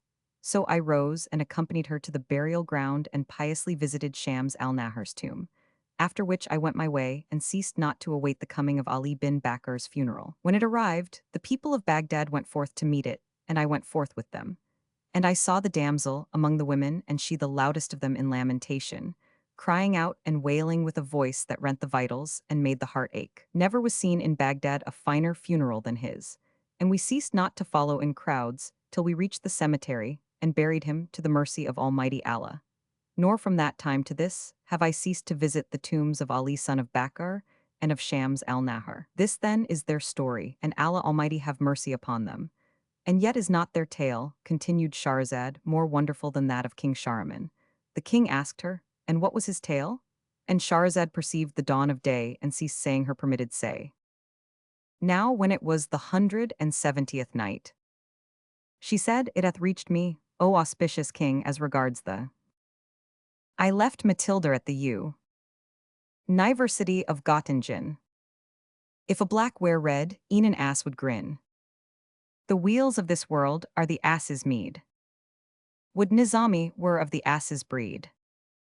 The series in the East begins chronologically with Yusuf and Zuleika, Potiphar's wife, sung by Jami Nat. AH 817 equals 1414.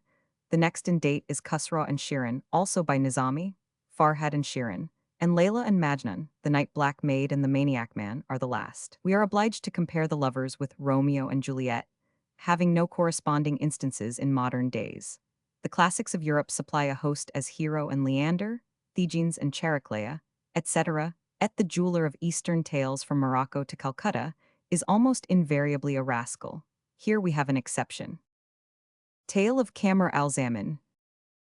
That there was in times of yore and in ages long gone before a king called Shahryar, who was lord of many troops and guards and officers, and who reigned over certain islands, known as the Khalidan Islands, on the borders of the land of the Persians. But he was stricken in years and his bones were wasted, without having been blessed with a son, albeit he had 4 wives, daughters of kings, and 60 concubines, with each of whom he was wont to lie one night in turn.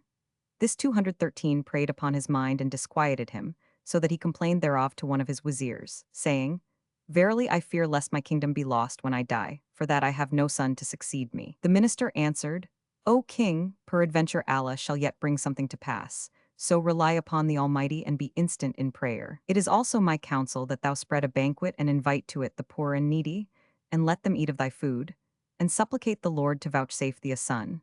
For perchance there may be among thy guests a righteous soul, whose prayers find acceptance, and thereby thou shalt win thy wish. So the king rose, made the lesser ablution, and prayed a 2-bow prayer, then he cried upon Allah with pure intention, after which he called his chief wife to bed and lay with her forthright.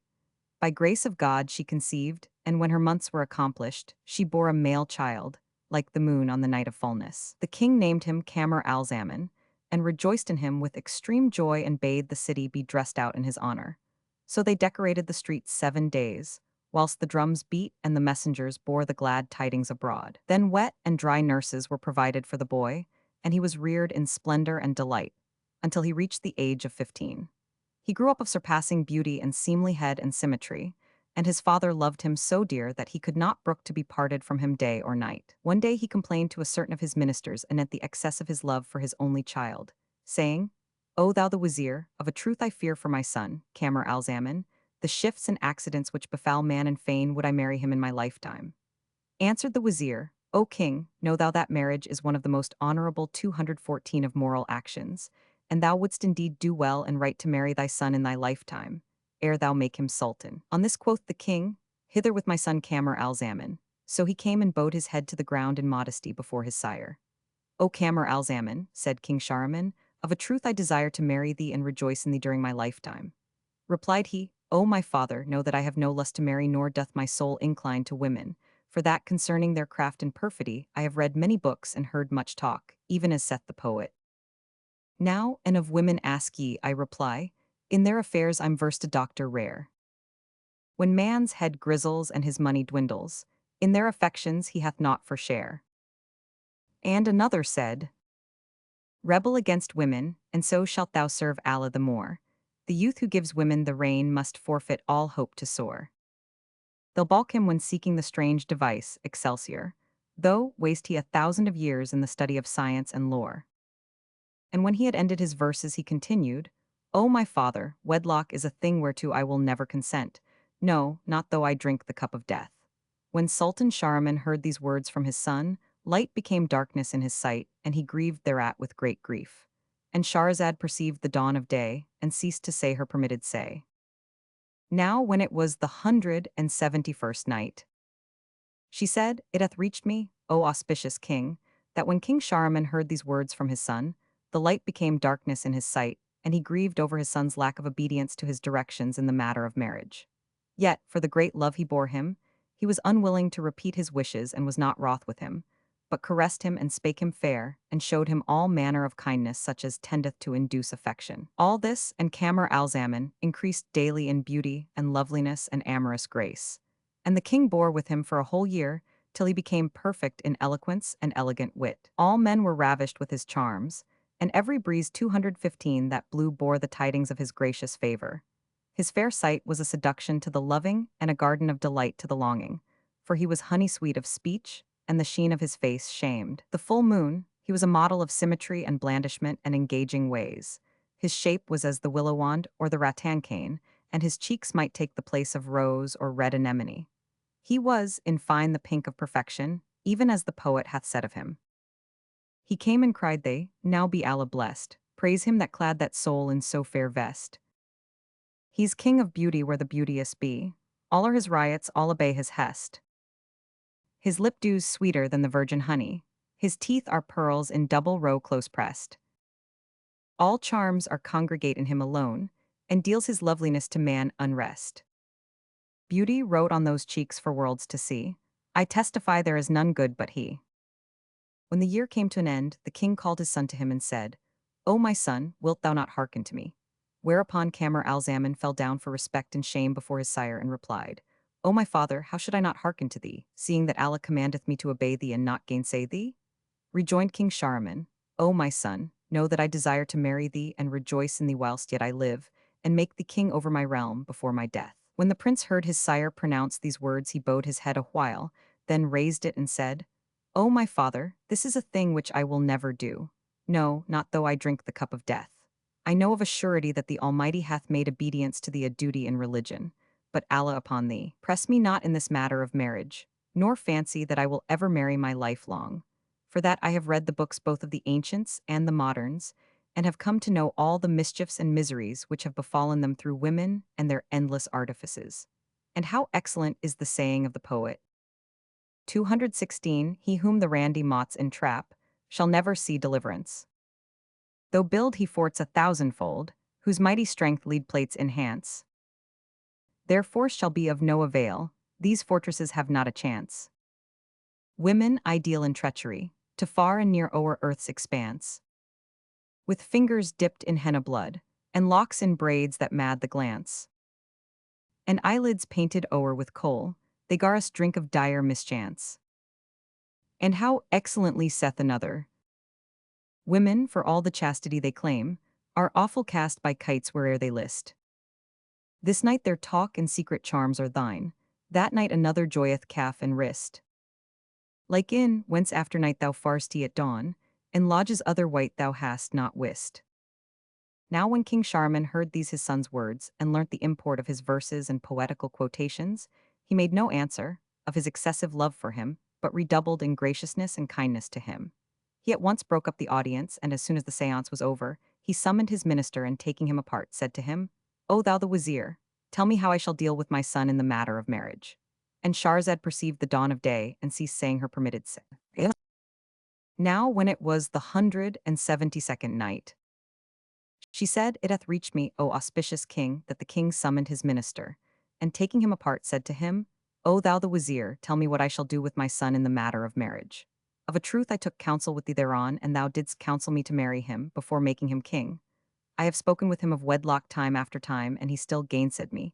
So do thou, O wazir, forthright advise me what to do. Answered the minister, O king, wait another year, and if after that thou be minded to speak to him on the matter of marriage, speak not to him privily, but address him on a day of 217 state, when all the emirs and wazirs are present with the whole of the army standing before thee. And when all are in crowd, then send for thy son, Camar al-Zaman, and summon him. And, when he cometh, broach to him the matter of marriage before the wazirs and grandees and officers of state and captains. For he will surely be bashful and daunted by their presence, and will not dare to oppose thy will. Now when King Shahryar heard his wazir's words, he rejoiced with exceeding joy, seeing success in the project, and bestowed on him a splendid robe of honor. Then he took patience with his son another year, whilst, with every day that passed over him, Camar al-Zaman increased in beauty and loveliness, and elegance and perfect grace, till he was nigh 20 years old. Indeed, Allah had clad him in the cloak of comeliness, and had crowned him with the crown of completion. His eye glance was more bewitching than Harut and Marut, and the play of his luring looks more misleading than Taghut, and his cheeks shone like the dawn rosy red, and his eyelashes stormed the keen-edged blade. The whiteness of his brow resembled the moon, shining bright, and the blackness of his locks was as the murky night, and his waist was more slender than the gossamer and his back parts than two sand heaps bulkier, making a babel of the heart with their softness. But his waist complained of the weight of his hips and loins, and his charms ravished all mankind, even as one of the poets saith in these couplets. By his eyelash tendril curled, by his slender waist I swear. By the dart his witchery feathers, fatal hurtling through the air. By the just roundness of his shape, by his glances bright and keen. By the swart limbing of his locks, and his fair forehead shining sheen. By his eyebrows which deny that she who looks on them should sleep.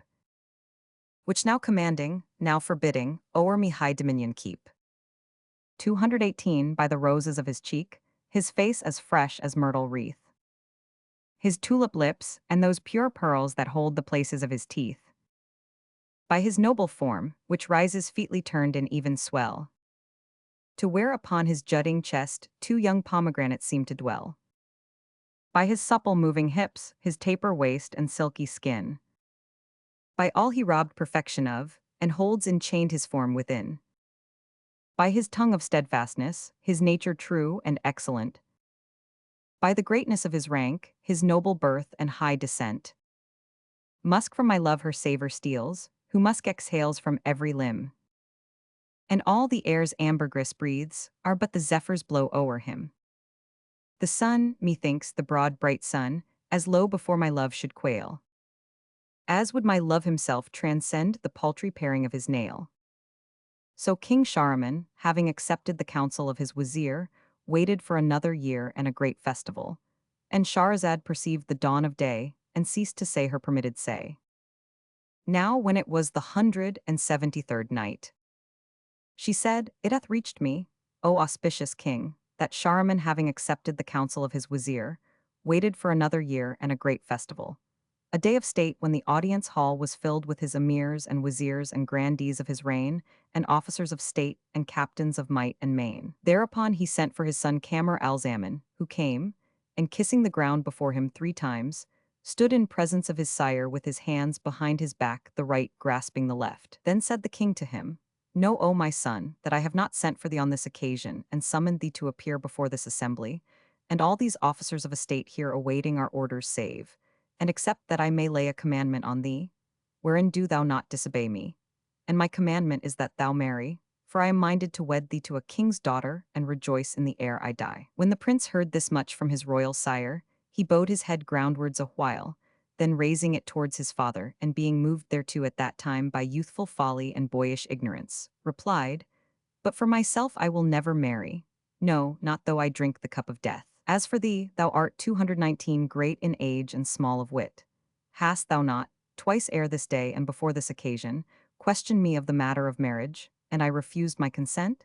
Indeed thou dotest and are not fit to govern a flock of sheep. So saying, Kamar al-Zaman unclasped his hands from behind his back, and tucked up his sleeves above his elbows before his father, being in a fit of fury. Moreover, he added many words to his sire, knowing not what he said in the trouble of his spirits. The king was confounded and ashamed, for that this befell in the presence of his grandees and soldier officers, assembled on a high festival and a state occasion. But presently the majesty of kingship took him, and he cried out at his son and made him tremble. Then he called to the guard standing before him and said, Seize him.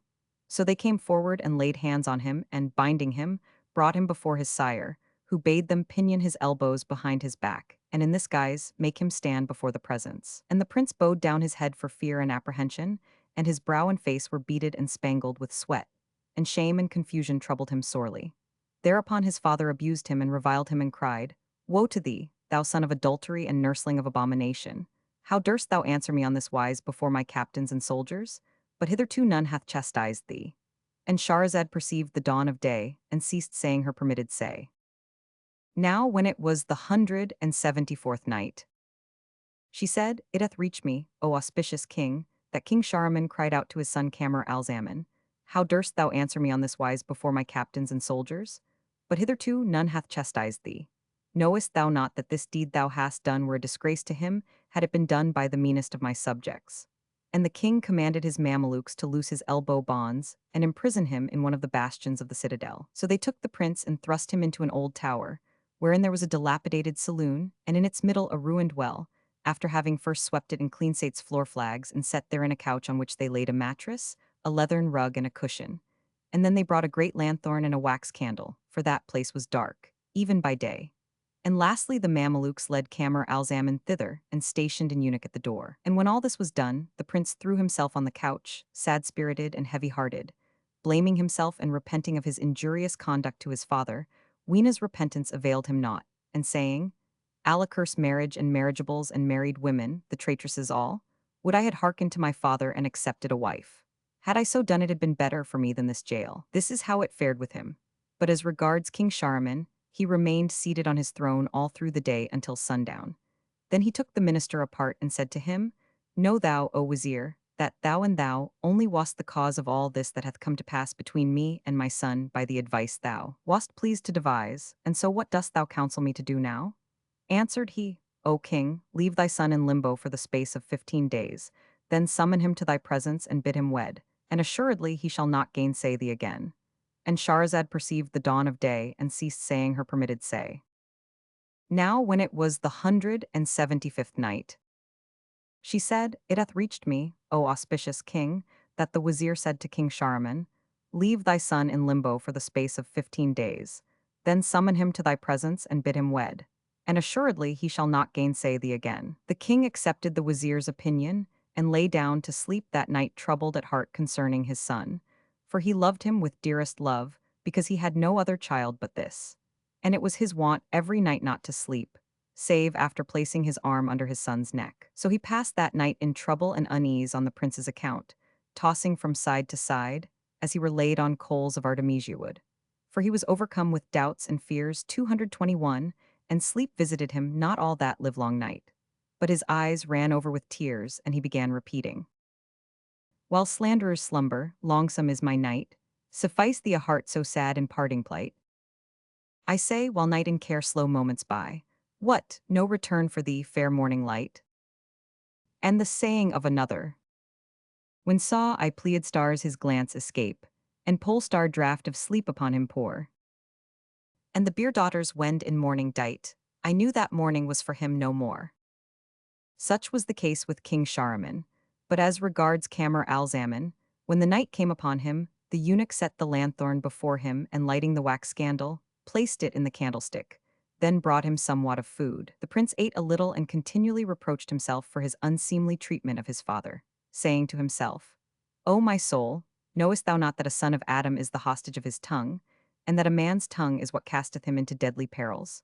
Then his eyes ran over with tears, and he bewailed that which he had done, from anguished vitals and aching heart, repenting him with exceeding repentance of the wrong wherewith he had wronged his father, and repeating, Fair youth shall die by stumbling of the tongue, stumble of foot works not man's life such wrong. The slip of lip shall oft smite off the head, while slip of foot shall never harm one long.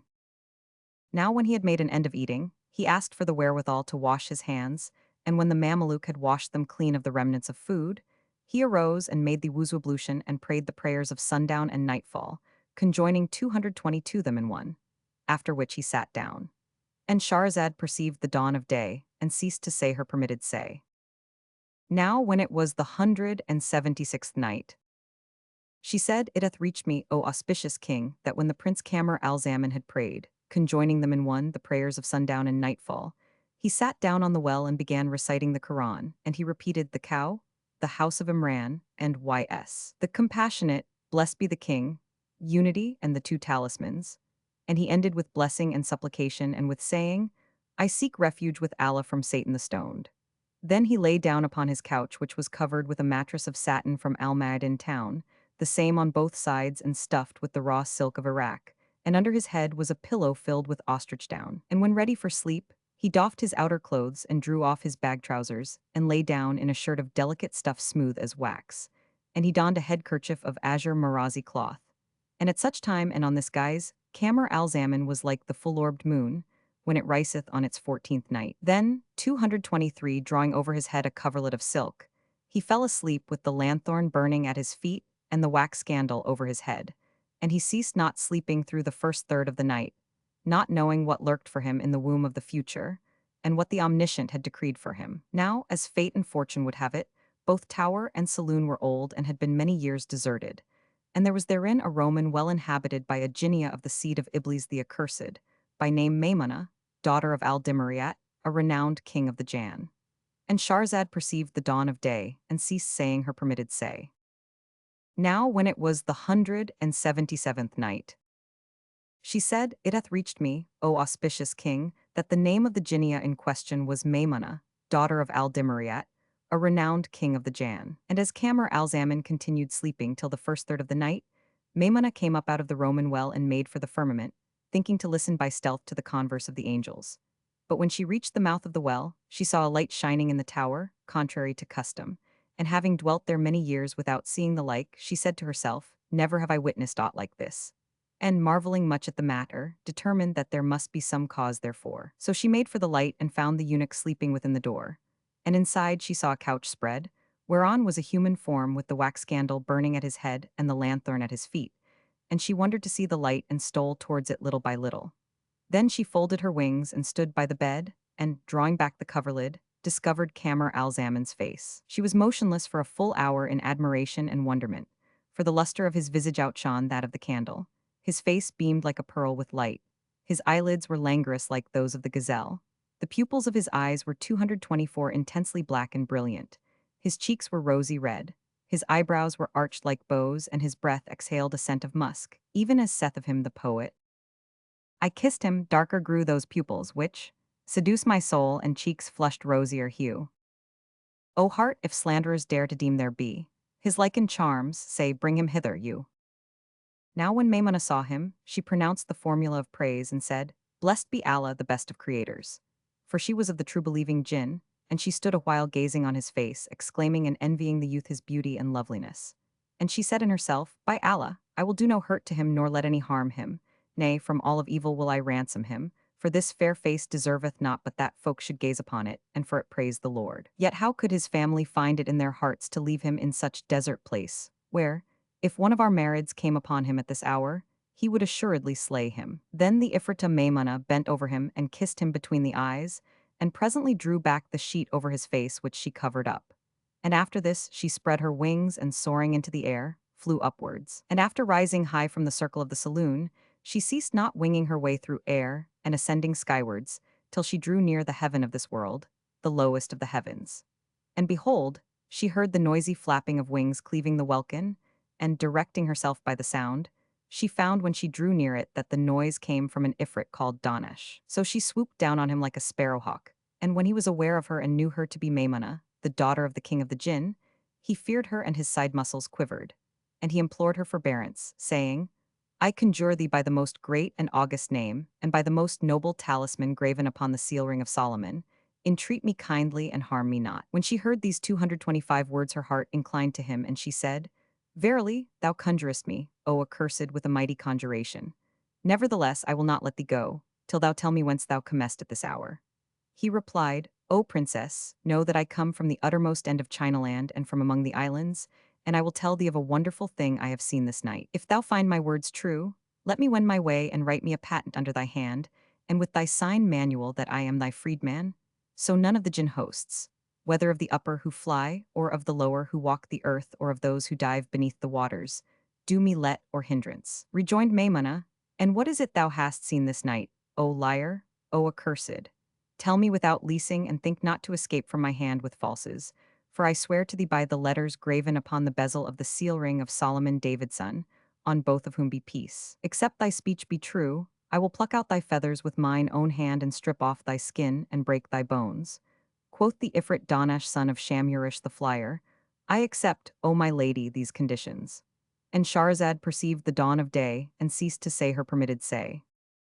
Now when it was the 178th night, she said, It hath reached me, O auspicious king, that Danash spoke thus to Maimuna, I accept, O my lady, these conditions. Then he resumed, "Know, O my mistress, that I come tonight from the islands of the inland sea in the parts of China, which are the realms of King Shahryar, lord of the islands and the seas and the 7 palaces. There I saw a daughter of his, than whom Allah hath made none fairer in her time. I cannot picture her to thee, for my tongue would fail to describe her with her due of praise, but I will name to thee a somewhat of her charms by way of approach. Now her hair is like the nights of disunion and separation, and her face like the days of union and delectation, and right well hath the poet said when picturing her. She dispread the locks from her head one night, showing fourfold nights into one night run. And she turned her visage towards the moon, and 2 moons showed at moment one. She hath a nose like the edge of the burnished blade, and cheeks like purple wine or anemone's blood red. Her lips as coral and cornelian shine, and the water of her mouth is sweeter than old wine. Its taste would quench hell's fiery pain. Her tongue is moved by wit of high degree and ready repartee. Her breast is a seduction to all that see it, glory be to him who fashioned it and finished it. And joined thereto are 2 upper arms smooth and rounded, even as saith of her the poet Al-Walahan. She hath wrists which, did her bangles not contain, would run from out her sleeves in silvern rain. She hath breasts like 2 globes of ivory, from whose brightness the moons borrow light, and a stomach with little waves as it were a figured cloth of the finest Egyptian linen made by the Copts, with creases like folded scrolls, ending in a waist slender past all power of imagination, based upon back parts like a hillock of blown sand, that force her to sit when she would lief stand, and awaken her, when she fain would sleep, even as saith of her and describeth her the poet. She hath those hips conjoined by thread of waist, hips that o'er me and her to tyrannize. My thoughts they daze whene'er I think of them, and weigh her down whene'er she would uprise. 227 And those back parts are upborne by thighs smooth and round, and by a calf like a column of pearl, and all this reposeth upon 2 feet, narrow, slender, and pointed like spear blades, the handiwork of the protector and requitter. I wonder how, of their littleness, they can sustain what is above them. But I cut short my praises of her charms, fearing lest I be tedious. And Shahrazad perceived the dawn of day, and ceased saying her permitted say. Now when it was the 179th night, she said, It hath reached me, O auspicious king, that the Ifrit Danash bin Shamhurish said to the Ifrita Maimuna, Of a truth I cut short my praises, fearing lest I be tedious. Now when Maimuna heard the description of that princess and her beauty and loveliness, she stood silent in astonishment. Whereupon Danash resumed, The father of this fair maiden is a mighty king, a fierce knight, immersed night and day in fray and fight, for whom death hath no fright and the escape of his foe no dread, for that he is a tyrant masterful and a conqueror irresistible, lord of troops and armies and continents and islands, and cities and villages, and his name is King Shahryar, lord of the islands and of the seas and of the 7 palaces. Now he loveth his daughter, the young maiden whom I have described to thee, with dearest love, and for affection of her, he hath heaped together the treasures of all the kings and built her therewith 7 palaces, each of a different fashion.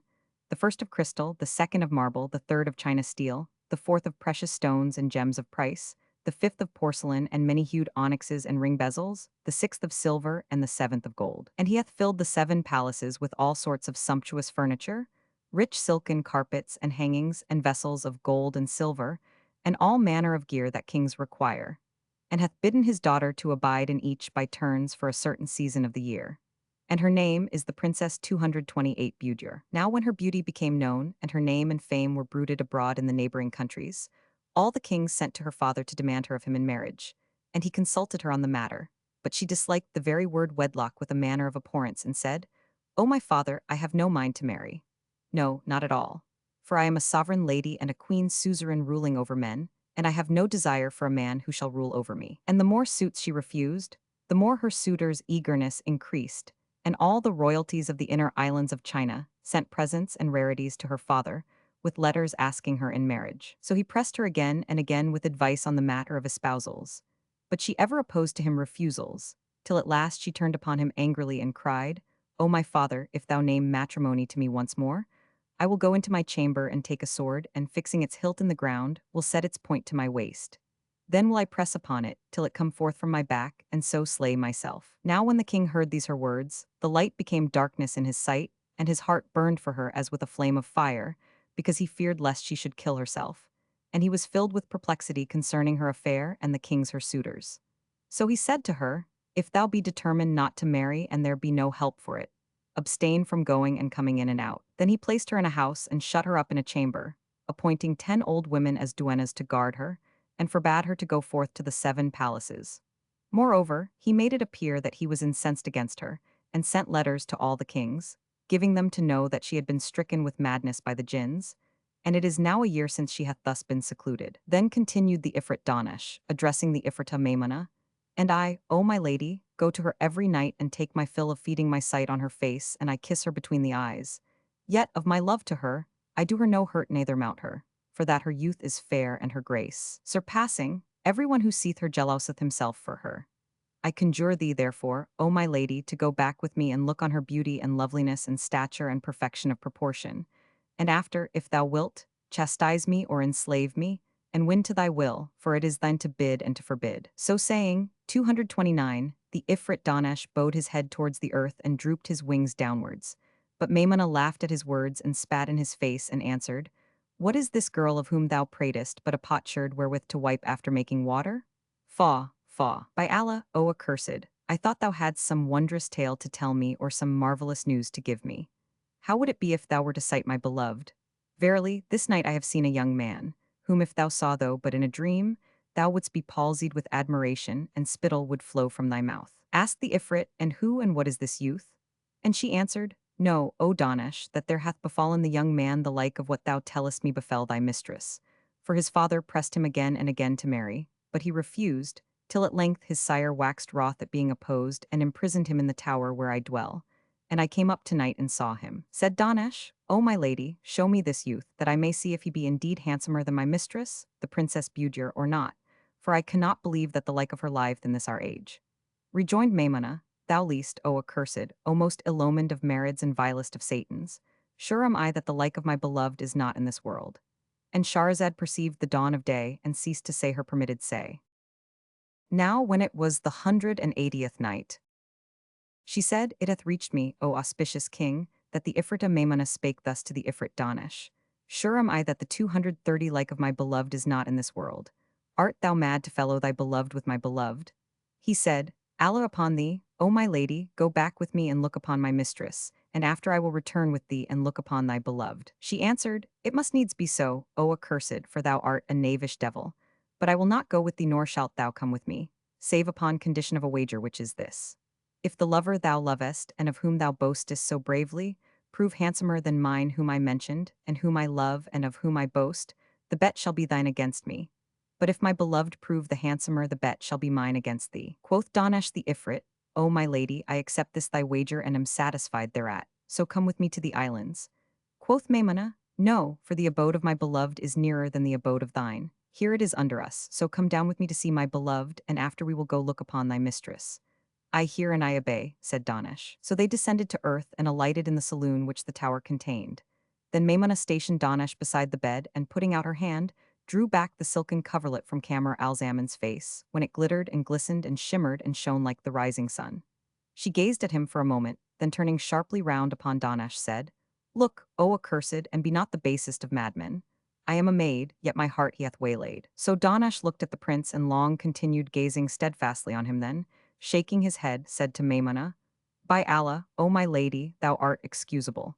But there is yet another thing to be considered, and this is, that the estate female differeth from the male. By Allah's might, this thy beloved is the likest of all created things to my mistress in beauty, and loveliness, and grace, and perfection. And it is as though they were both cast alike in the mold of seemlihead.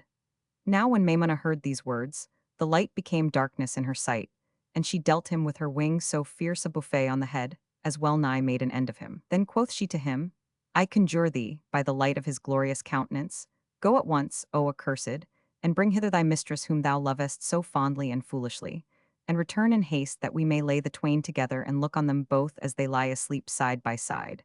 So shall it appear to us which be the goodlier and more beautiful of the two. Except thou obey me this very moment, O accursed, I will dart my sparks at thee with my fire, and consume 231 thee. Yea, in pieces I will rend thee, and into the deserts cast thee, that to stay at home and wayfarer an example thou be. Quoth Danesh, O my lady, I will do thy behests, for I know for sure that my mistress is the fairer and the sweeter. So saying, the Ifrit flew away, and Maimuna flew with him to guard him. They were absent a while, and presently returned, bearing the young lady, who was clad in a shift of fine Venetian silk, with a double edging of gold, and purfled with the most exquisite of embroidery, having these couplets worked upon the ends of the sleeves. 3 matters hinder her from visiting us in fear of hateful, slandering envier and his hired spies. The shining light of brow, the trinket's tinkling voice, and scent of essences that tell whene'er she hies. Gian that she hide her brow with edge of sleeve and leave. At home her trinketry, how shall her scent disguise? And Danash and Maimuna stinted not bearing that young lady till they had carried her into the saloon and had laid her beside the youth Kamar al-Zaman. And Shahrazad perceived the dawn of day and ceased saying her permitted say. Now when it was the 181st night, she said, It hath reached me, O auspicious king, that the Ifrit Danash and the Ifrita Maimuna stinted not bearing Princess Budger till they descended and laid her on the couch beside Kamar al-Zaman. Then they uncovered both their faces, and they were the likest of all folk, each to other as they were twins or an only brother and sister. And indeed they were a seduction to the pious, even as saith of them the poet Al-Mubin. 232 O heart, be not thy love confined to one, lest thou by doting or disdain be undone. Love all the fair and thou shalt find with them, if this be lost, to thee that shall be won. And quoth another, Mine eyes beheld two lying on the ground, both had I loved if on these eyne they lay. So Danash and Maimuna gazed on them a while, and he said, By Allah, O my lady, it is good. My mistress is assuredly the fairer. She replied, Not so, my beloved is the fairer. Woe to thee, O Danash! Art blind of eye and heart that lean from fat thou canst not depart? Wilt thou hide the truth? Dost thou not see his beauty and loveliness and fine stature and symmetry? Out on thee, hear what I purpose to say in praise of my beloved, and if thou be a lover true to her thou dost love, do thou the like for her thou lovest. Then she kissed Kamar al-Zaman again and again between the eyes and improvised this ode. How is this? Why should the blamer abuse thee in his pride? What shall console my heart for thee, that art but slender bough? A nature cold eye thou hast that witcheth far and wide. From pure platonic love of it deliverance, none I trow. Those glances fell as plundering Turk, to heart such havoc deal. As never havocked cimeter made keenest at the curve. On me thou layest load of love the heaviest while I feel. So feeble grown that under weight of chamizet I swerve.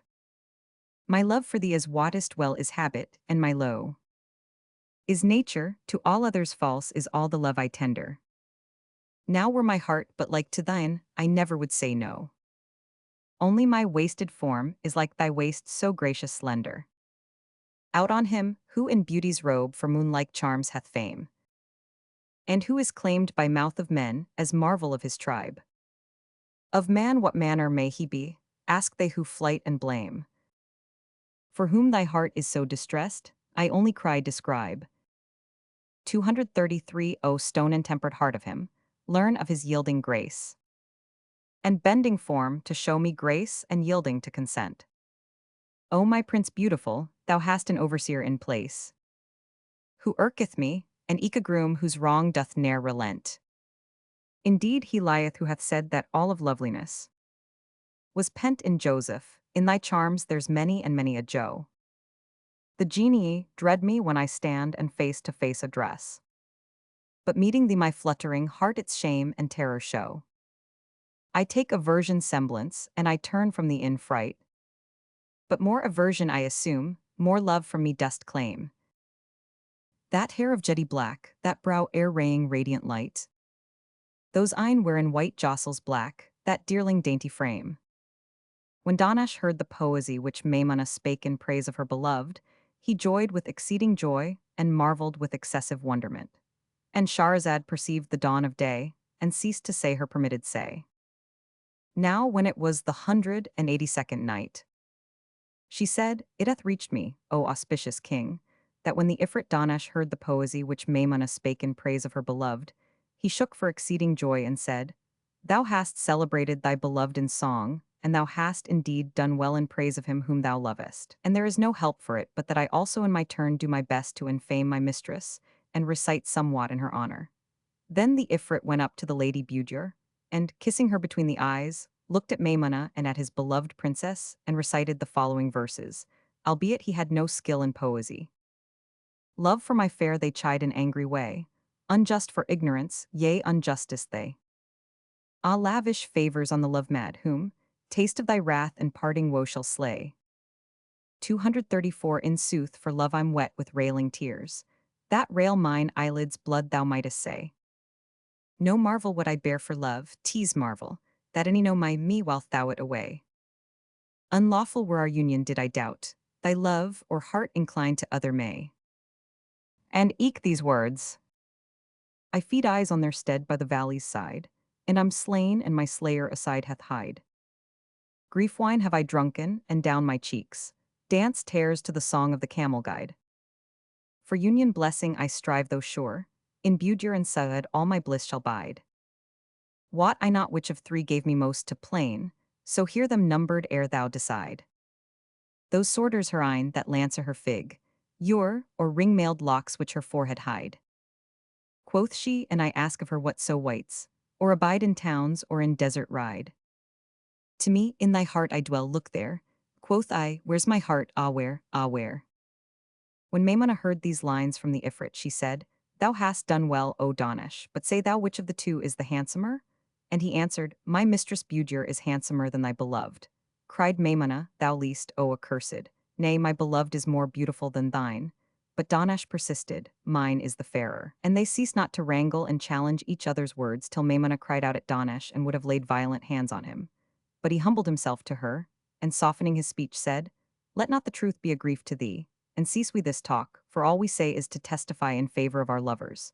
Rather let each of us withdraw 235 the claim, and seek we one who shall judge fairly between us which of the two be fairer.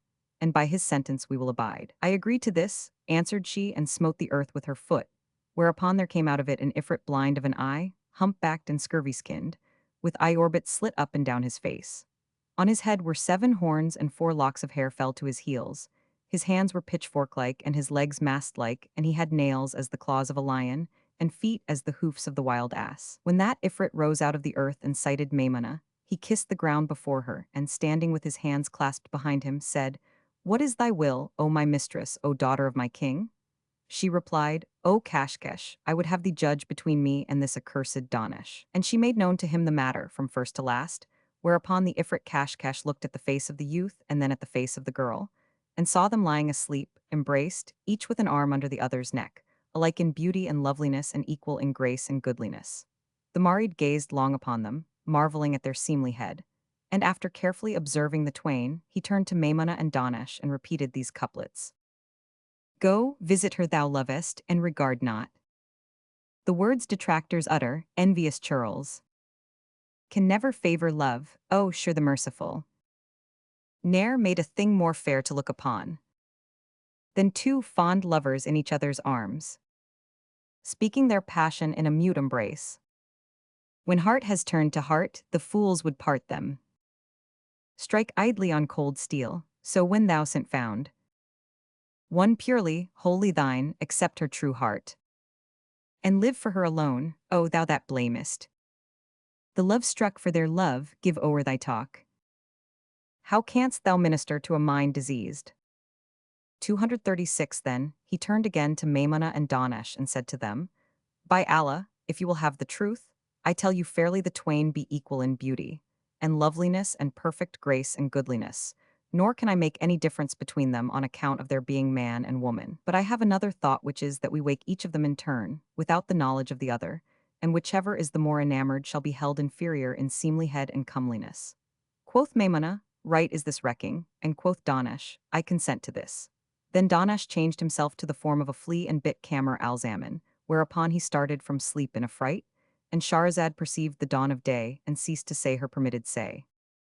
Now when it was the 183rd night, she said, It hath reached me, O auspicious king, that Danash changed himself to the form of a flea and bit Kamar al-Zaman, who started from sleep in a fright and rubbed the bitten part, his neck, and scratched it hard because of the smart. Then turning sideways, he found lying by him something whose breath was sweeter than musk, and whose skin was softer than cream. Hereat marveled he with great marvel, and he sat up and looked at what lay beside him. When he saw it to be a young lady like an union pearl, or a shining sun, or a dome seen from afar on a well-built wall. For she was 5 feet tall, with a shape like the letter Arabic Caliph, bosomed high and rosy-cheeked, even as saith of her the poet. 237 Four things which ne'er conjoin, unless it be to storm my vitals and to shed my blood. Brow white as day and tresses black as night, cheeks rosy red and lips which smiles o'erflood. And also quoth another, a moon she rises, willow wand she waves, breathes ambergris and gazes a gazelle. Meseems that sorrow woos my heart and wins, and when she wendeth hastes therein to dwell. And when Camar Alzaman saw the Lady Budur, daughter of King Shahryar, and her beauty and comeliness, she was sleeping clad in a shift of Venetian silk, without her petticoat trousers, and wore on her head a kerchief embroidered with gold and set with stones of price. Her ears were hung with twin earrings which shone like constellations, and round her neck was a collar of union pearls, of size unique, past the competence of any king. When he saw this, his reason was confounded, and natural heat began to stir in him. Allah awoke in him the desire of coition, and he said to himself, whatso Allah willeth, that shall be, and what he willeth not shall never be. So saying, he put out his hand, and turning her over, loosed the collar of her chemise. Then arose before his sight her bosom, with its breasts like double globes of ivory, whereat his inclination for her redoubled, and he desired her with exceeding hot desire. He would have awakened her, but she would not awake, for Danesh had made her sleep heavy. So he shook her and moved her, saying, O my beloved, awake and look on me. I am Camar Alzaman. But she awoke not, neither moved her head. Whereupon he considered her case for a long hour and said to himself, if I guess aright, this is the damsel to whom my father would have married me, and these 3 years past I have refused her. But inshallah, God willing, as soon as it is dawn, I will say to him, marry me to her that I may enjoy her. And Shahrazad perceived the dawn of day and ceased to say her permitted say. Now when it was the 184th night, she said, it hath reached me, O auspicious king, that Camar Alzaman said to himself, by Allah, when I see dawn I will say to my sire, marry me to her that I may enjoy her, nor will I let 238 half the day pass ere I possess her, and take my fill of her beauty and loveliness. Then he bent over Budur to buss her, whereat the Jinniyah Maimuna trembled and was abashed, and Danesh, the Ifrit, was like to fly for joy. But, as Camar Alzaman was about to kiss her upon the mouth, he was ashamed before Allah and turned away his head and averted his face, saying to his heart, have patience. Then he took thought a while and said, I will be patient.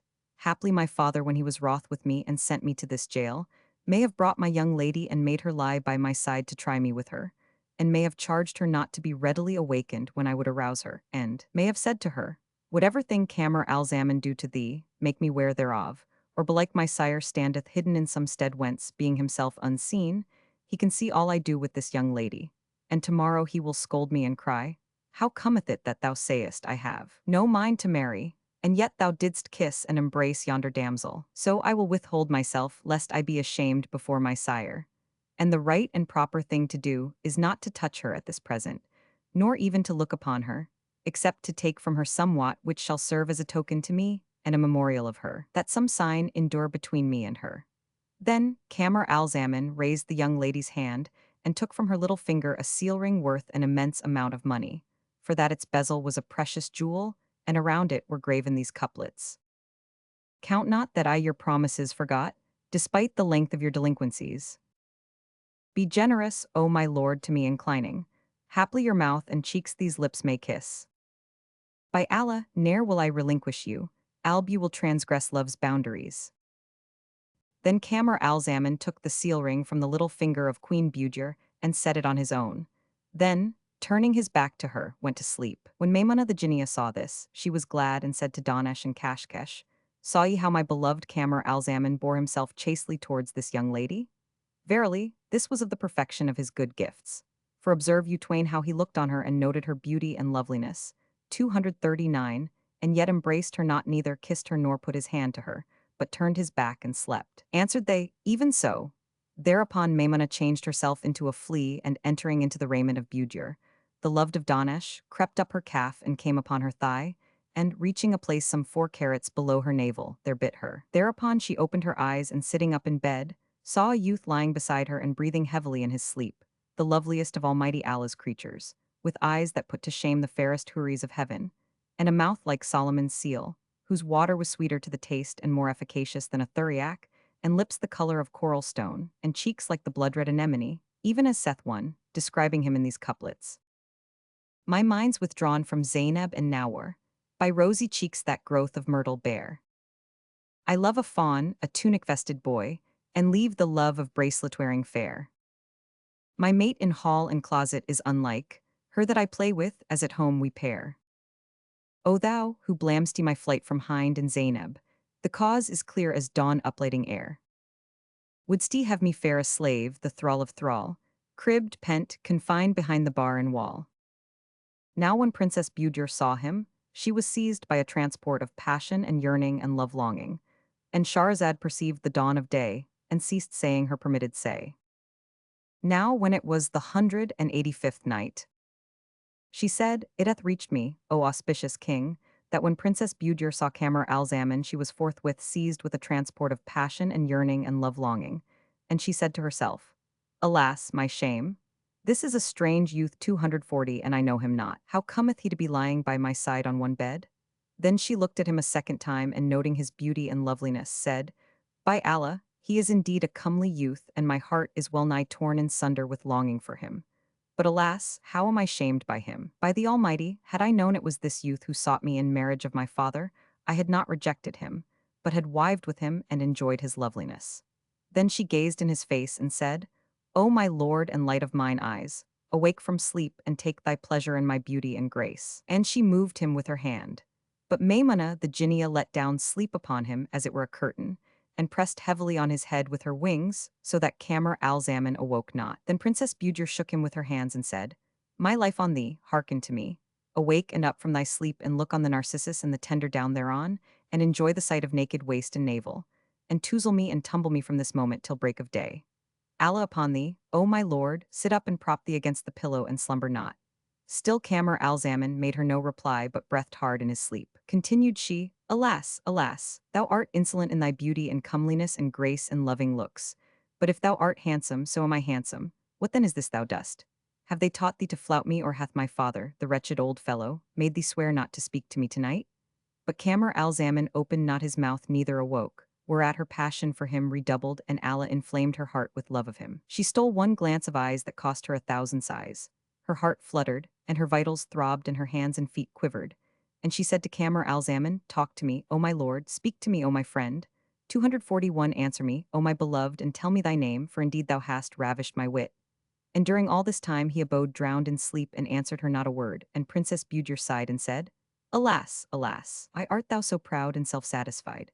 Then she shook him and turning his hand over, saw her seal ring on his little finger, whereat she cried a loud cry, and followed it with a sigh of passion and said, Alack, alack, by Allah thou art my beloved and thou lovest me.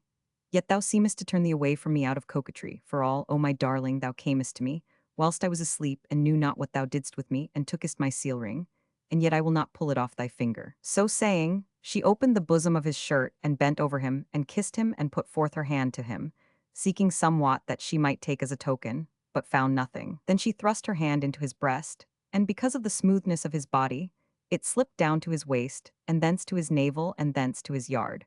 Whereupon her heart ached and her vitals quivered and lust was sore upon her. For that the desire of women is fiercer than the desire of men, and she was ashamed of her own shamelessness. Then she plucked his seal ring from his finger, and put it on her own instead of the ring he had taken, and bussed his inner lips and hands, nor did she leave any part of him unkissed. After which she took him to her breast and embraced him, and laying one of her hands under his neck and the other under his armpit, nestled close to him and fell asleep by his side. And Shahrazad perceived the dawn of day, and ceased to say her permitted say.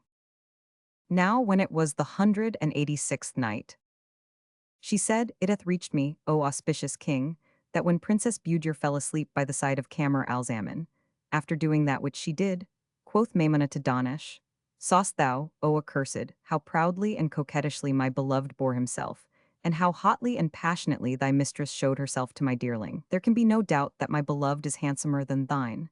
Nevertheless, I pardon thee. Then she wrote him a document of manumission and turned to Kashkesh and said, Go, help Dahnesh to take up his mistress and aid him to carry her back to her own place, for the night waneth apace and there is but little left of it. I hear and I obey, answered Kashkesh. So the two Ifrits went forward to Princess Budur and upraising her flew away with her.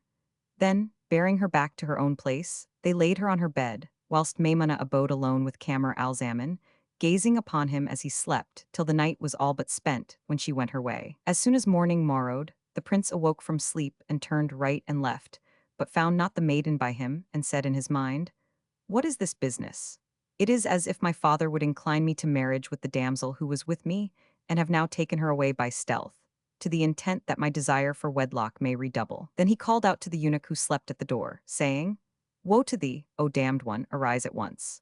So the eunuch rose, bemused with sleep, and brought him basin and ewer, whereupon Kamar al-Zaman entered the water closet and did his need. Then, coming out, made the wuzu ablution ampered the dawn prayer, after which he sat telling on his beads the 99 names of Almighty Allah. Then he looked up, and seeing the eunuch standing in service upon him, said, Out on thee, O Sawab! Who was it came hither and took away the young lady from my side, and I still sleeping? Asked the eunuch, O my lord, what manner of young lady? The young lady who lay with me last night, replied Kamar al-Zaman. The eunuch was startled at his words and said to him, By Allah, there hath been with thee neither young lady nor other. How should young lady have come into thee, when I was sleeping in the doorway and the door was locked? By Allah, O my lord, neither male nor female hath come into thee. Exclaimed the prince, Thou least, O pestilent slave. Is it of thy competence also to hoodwink me, and refuse to tell me what is become of the young lady who lay with me last night and declined to inform me who took her away? Replied the eunuch, and he was affrighted at him, By Allah, O my lord, I have seen neither young lady nor young lord. His words only angered Kamar al-Zaman the more, and he said to him, O accursed one, my father hath indeed taught thee deceit. Come hither. So the eunuch came up to him, and the prince took him by the collar and dashed him to the ground, whereupon he let fly a loud fart, and Kamar al-Zaman, kneeling upon him, kicked him and throttled him till he fainted away. Then he dragged him forth and tied him to the well rope, and let him down like a bucket into the well and plunged him into the water, then drew him up and lowered him down again. Now it was hard winter weather, and Kamar al-Zaman ceased not to plunge the eunuch into the water and pull him up again, and douse him and haul him whilst he screamed and called for help. And the prince kept on saying, By Allah, O damned one, I will not draw thee up out of this well till thou tell me and fully acquaint me with the story of the young lady, and who it was took her away whilst I slept. And Shahrazad perceived the dawn of day, and ceased saying her permitted say. Now when it was the 187th night, she said, It hath reached me, O auspicious king, that Kamar al-Zaman said to the eunuch, By Allah, I will not draw thee up out of this well until thou tell me the story of the young lady, and who it was took her away whilst I slept. Answered the eunuch, after he had seen death staring him in the face, O my lord, let me go, and I will relate to thee the truth and the whole tale. So Kamar al-Zaman pulled him up out of the well, all but dead for suffering, what with cold and the pain of dipping and dousing, drubbing and dread of drowning. He shook like cane in hurricane, his teeth were clenched as by cramp, and his clothes were drenched, and his body befouled and torn by the rough sides of the well. Briefly, he was in a sad pickle. Now when Kamar al-Zaman saw him in this sorry plight, he was concerned for him. But as soon as the eunuch found himself on the floor, he said to him, O my lord, let me go and doff my clothes and wring them out and spread them in the sun to dry, and don others. After which I will return to thee forthwith and tell thee the truth of the matter. Answered the prince, O rascal slave, hadst thou not seen death face to face, never hadst thou confessed to fact nor told me a word, but go now and do thy will, and then come back to me at once and tell me the truth. Thereupon the eunuch went out, hardly crediting his escape, and ceased not running, stumbling, and rising in his haste, till he came into King Shahryar, whom he found sitting at talk with his wazir of Kamar al-Zaman's case. The king was saying to the minister, I slept not last night for anxiety concerning my son, Kamar al-Zaman, and indeed I fear lest some harm befall him in that old tower. What good was there in imprisoning him? Answered the wazir, Have no care for him. By Allah, no harm will befall him. None at all. Leave him in prison for a month till his temper yield and his spirit be broken, and he return to his senses. As the two spoke, behold, up rushed the eunuch in the aforesaid plight, making the king, who was troubled at sight of him. And he cried, O our lord the Sultan, verily, thy son's wits are fled, and he hath gone mad. He hath dealt with me thus and thus, so that I am become as thou seest me. And he kept saying, A young lady lay with me this night, and stole away secretly whilst I slept. Where is she? And he insisteth on my letting him know where 245 she is, and on my telling him who took her away. But I have seen neither girl nor boy. The door was locked all through the night, for I slept before it with the key under my head, and I opened to him in the morning with my own hand. When King Shahryar heard this, he cried out, saying, Alas, my son! And he was enraged with sore rage against the wazir, who had been the cause of all this case, and said to him, Go up, bring me news of my son, and see what hath befallen his mind. So the wazir rose, and stumbling over his long skirts in his fear of the king's wrath, hastened with the slave to the tower. Now the sun had risen, and when the minister came into Kamar al-Zaman, he found him sitting on the couch reciting the Quran. So he saluted him and seated himself by his side, and said to him, O my lord, this wretched eunuch brought us tidings which troubled and alarmed us, and which incensed the king. Asked Kamar al-Zaman, And what hath he told you of me to trouble my father? In good sooth he hath troubled none but me. Answered the Wazir, he came to us in fulsome state, and told us of the a thing which heaven forfend. And the slave added a lie which it befitteth not to repeat. Allah preserve thy youth and sound sense and tongue of eloquence, and forbid to come from the aught of offence. Quoth the prince, O Wazir, and what thing did this pestilent slave say of me? The minister replied, he told us that thy wits had taken leave of thee, and thou wouldst have it that a young lady lay with thee last night, and thou wast instant with him to tell thee whither she went, and thou didst torture him to that end.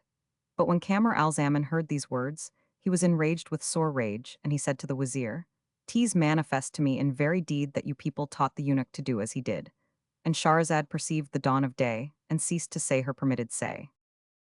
Now when it was the 188th night, she said, It hath reached me, O auspicious king, that when Kamar al-Zaman heard the words of the Wazir he was enraged with sore rage, and said to him, "'Tis manifest to me in very deed that you people taught the eunuch to do as he did, and forbade him to tell me what became of the young lady who lay with me last night. But thou, O Wazir, art clever than the eunuch. So do thou tell me without stay or delay, whither went the young lady who slept on my 246 bosom last night? For it was you who sent her and bade her sleep in my embrace, and we lay together till dawn. But when I awoke, I found her not. So where is she now?" Said the Wazir, "O my lord Kamar al-Zaman, Allah's name encompass thee about. By the Almighty, we sent none to thee last night, but thou layest alone, with the door locked on thee and the eunuch sleeping behind it, nor did there come to the young lady or any other.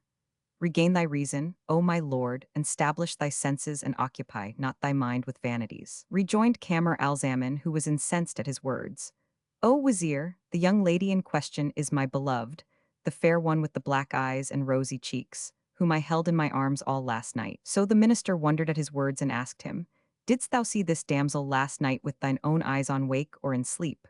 Answered Kamar al-Zaman, "O illumined old man, dost thou fancy I saw her with my ears? Indeed, I saw her with my very eyes and awake, and I touched her with my hand, and I watched by her full half the night, feeding my vision on her beauty and loveliness and grace and tempting looks. But you had schooled her and charged her to speak no word to me, so she feigned sleep and I lay by her side till dawn, when I awoke and found her gone." Rejoined the Wazir, "O my lord Kamar al-Zaman, haply thou sawest this in thy sleep. It must have been a delusion of dreams, or a deception caused by eating various kinds of food, or a suggestion of the accursed devils." Cried the prince, "O pestilent old man, wilt thou to make a mock of me and tell me this was haply a delusion of dreams, when that eunuch confessed to the young lady, saying, 'At once I will return to thee and tell thee all about her.'" With these words, he sprang up and rushed at the Wazir and gripped hold of his beard, which was long, and, after gripping it, he 247 twisted his hand in it and, hailing him off the couch, threw him on the floor. It seemed to the minister as though his soul departed his body for the violent plucking at his beard. And Kamar al-Zaman ceased not kicking the Wazir, and basting his breast and ribs, and cuffing him with open hand on the nape of his neck, till he had well nigh beaten him to death. Then said the old man in his mind, "Just as the eunuch slave saved his life from this lunatic youth by telling him a lie, thus it is even fitter that I do likewise, else he will destroy me. So now for my lie to save myself, he being mad beyond a doubt." Then he turned to Kamar al-Zaman and said, "O my lord, pardon me, for indeed thy father charged me to conceal from thee this affair of the young lady. But now I am weak and weary and wounded with tunding, for I am an old man and lack strength and bottom to endure blows. Have, therefore, a little patience with me, and I will tell thee all and acquaint thee with the story of the young woman." When the prince heard this, he left off drubbing him and said, "Wherefore couldst thou not tell me the tale until after shame and blows? Rise now, unlucky old man that thou art, and tell me her story." Quoth the Wazir, "Say, dost thou ask of the young lady with the fair face and perfect form?" Quoth Kamar al-Zaman, "Even so, tell me, O Wazir, who it was that led her to me and laid her by my side, and who was it that took her away from me by night? And let me know forthright whither she is gone, that I myself may go to her at once. If my father did this deed to me that he might try me by means of that beautiful girl, with a view to our marriage, I consent to wed her and free myself of this trouble. For he did all these dealings with me only because I refused wedlock. But now I consent, and I say again, I consent to matrimony. So tell this to my father, O Wazir, and advise him to marry me to that young lady. For I will have none other, and my heart loveth none save her alone. Now rise up at once, and haste thee to my 248 father, and counsel him to hurry on our wedding, and bring me his answer within this very hour." Rejoined the Wazir, "'Tis well," and went forth from him, hardly believing himself out of his hands. Then he set off from the tower, walking and tripping up as he went, for excess of fright and agitation, and he ceased not hurrying till he came in to King Shahryar. And Shahrazad perceived the dawn of day, and ceased saying her permitted say. Now when it was the 189th night, she said, It hath reached me, O auspicious king, that the wazir fared forth from the tower, and ceased not running till he came into King Shahryar, who said to him as he sighted him, O thou wazir, what man hath brought thee to grief, and whose mischief hath treated thee in way unlief? How happineth it that I see thee dumbfoundered, and coming to me thus astounded? Replied the wazir, O king, I bring thee good news. And what is it? Quoth Shahryar, and quoth the wazir, Know that thy son Kamar al-Zaman's wits are clean gone, and that he hath become stark mad. Now when the king heard these words of the minister, light became darkness in his sight, and he said, O wazir, make clear to me the nature of his madness. Answered the wazir, O my lord, I hear and I obey. Then he told him that such and such had passed, and acquainted him with all that his son had done. Whereupon the king said to him, Hear, O wazir, the good tidings which I give thee in return for this thy fair news of my son's insanity. And it shall be the cutting off of thy head and the forfeiture of my favor, O most ill-omened of wazirs and foulest of emirs. For I feel that thou hast caused my son's disorder by the wicked advice, and the sinister counsel thou hast given me first and last. By Allah, if aught of mischief or madness have befallen my son, I will most assuredly nail thee upon the palace dome, and make thee drain the bitterest draught of death. Then he sprang up, and taking the wazir with him, fared straight for the tower and entered it. And when Kamar al-Zaman saw the two, he rose to his father in haste from the couch whereon he sat, and kissing his hands drew back and hung down his head and stood before him with his arms behind him, and thus remained for a full hour. Then he raised his head towards his sire. The tears gushed from his eyes and streamed down his cheeks, and he began repeating. 249. Forgive the sin, neath which my limbs are trembling. For the slave seeks for mercy from his master. I've done a fault which calls for free confession. Where shall it call for mercy and forgiveness? When the king heard this, he arose and embraced his son, and kissing him between the eyes, made him sit by his side on the couch. Then he turned to the wazir, and looking on him with eyes of wrath, said, O dog of wazirs, how didst thou say of my son such and such things, and make my heart quake for him? Then he turned to the prince and said, O my son, what is today called? He answered, O my father, this day is the Sabbath, and tomorrow is first day. Then comes second day, third, fourth, fifth day, and lastly Friday. Exclaimed the king, O my son, O Kamar al-Zaman, praised be Allah for the preservation of thy reason. What is the present month called in our Arabic? Zulqa'dah, answered Kamar al-Zaman, and it is followed by Zulhijjah. Then cometh Muharram, then Safar, then Rabi'a the first and Rabi'a the second, the two Jamadas, Rajab, Sha'aban, Ramazan, and Shawwal. At this the king rejoiced exceedingly and spat in the wazir's face, saying, O wicked old man, how canst thou say that my son is mad? And now none is mad but thou. Hereupon the minister shook his head and would have spoken, but bethought himself to wait a while and see what might next befall. Then the king said to his child, O my son, what words be these thou saidst to the eunuch and the wazir, declaring, I was sleeping with a fair damsel this night. What damsel is this of whom thou speakest? Then Kamar al-Zaman laughed at his father's words and replied, O my father, know that I can bear no more jesting, so add me not another mock or even a single word on the matter, for my temper hath waxed short by that you have done with me. And know, O my father, with assured knowledge that I consent to marry, but on condition that thou give me to wife her who lay by my side this night. For I am certain it was thou sentest her to me and madest me in love with her, and then dispatchedst a message to her before the dawn and tookest her away from beside me. Rejoined the king, the name of Allah encompass thee about, O my son, and be thy wit preserved from witlessness. And Shahrazad perceived the dawn of day, and ceased to say her permitted say. Now when it was the 190th night, she said, It hath reached me, O auspicious king, that quoth King Shahryar to his son Kamar al-Zaman, the name of Allah encompass thee about, O my son, and be thy wit preserved from witlessness. What thing be this young lady whom thou fanciest I sent to thee last night, and then again that I sent to withdraw her from thee before dawn? By the Lord, O my son, I know nothing of this affair, and Allah upon thee, tell me if it be a delusion of dreaming or a deception caused by indisposition. For verily thou layest down to sleep last night with thy mind occupied in marriage, and troubled with the talk of it. Allah damn marriage, and the hour when I spake of it, and curse him who counselled it. And without doubt or diffidence, I can say that being moved in mind by the mention of wedlock, thou dreamedst that a handsome young lady embraced thee and didst fancy thou sawest her when awake. But all this, O my son, is but an imbroglio of dreams. Replied Kamar al-Zaman, Leave this talk and swear to me by Allah, the All-Creator, the Omniscient, the humbler of the tyrant Caesars and the destroyer of the Chosroes, that thou knowest not of the young lady nor of her winning place. Quoth the king, by the might of Allah Almighty, the God of Moses and Abraham, I know not of all this and never even heard of it. It is assuredly a delusion of dreams thou hast seen in sleep. Then the prince replied to his sire, I will give thee a self-evident proof that it happened to me when on wake. And Shahrazad perceived the dawn of day, and ceased saying her permitted say. Now when it was the 191st night, she said, It hath reached me, O auspicious king, that Kamar al-Zaman said to his sire, I will give thee a self-evident proof that this happened to me when on wake. Now let me ask thee, did it ever befall any man to dream that he was battling a sore battle and after to awake from sleep and find in his hand a sword blade besmeared with blood? Answered the king, No, by Allah, O my son, this hath never been. Rejoined Kamar al-Zaman, I will tell thee what happened to me, and it was this. Meseemed I awoke from sleep in the middle of the past night, and found a girl lying by my side, whose form was like mine, and whose favor was as mine. I embraced her and turned her about with my hand and took her seal ring, which I put on my finger, and she pulled off my ring and put it on hers. Then I went to sleep by her side, but refrained from her for shame of thee, deeming that thou hadst sent her to me, intending to tempt me with her and incline me to marriage, and suspecting thee to be hidden somewhere whence thou couldst see what I did with her. And I was ashamed even to kiss her on the mouth for thy account, thinking over this temptation to wedlock. And, when I awoke at point of day, I found no trace of her, nor could I come at any news of her, and there befell me what thou knowest of with the eunuch, and with the wazir.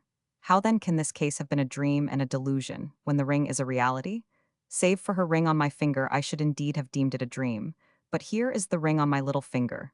Look at it, O king, and see what is its worth. So saying, he handed the ring to his father, who examined it and turned it over, then looked to his son and said, Verily, there is in this ring some mighty mystery and some strange secret. What befell thee last night with the girl is indeed a hard nut to crack, and I know not how intruded upon us this intruder.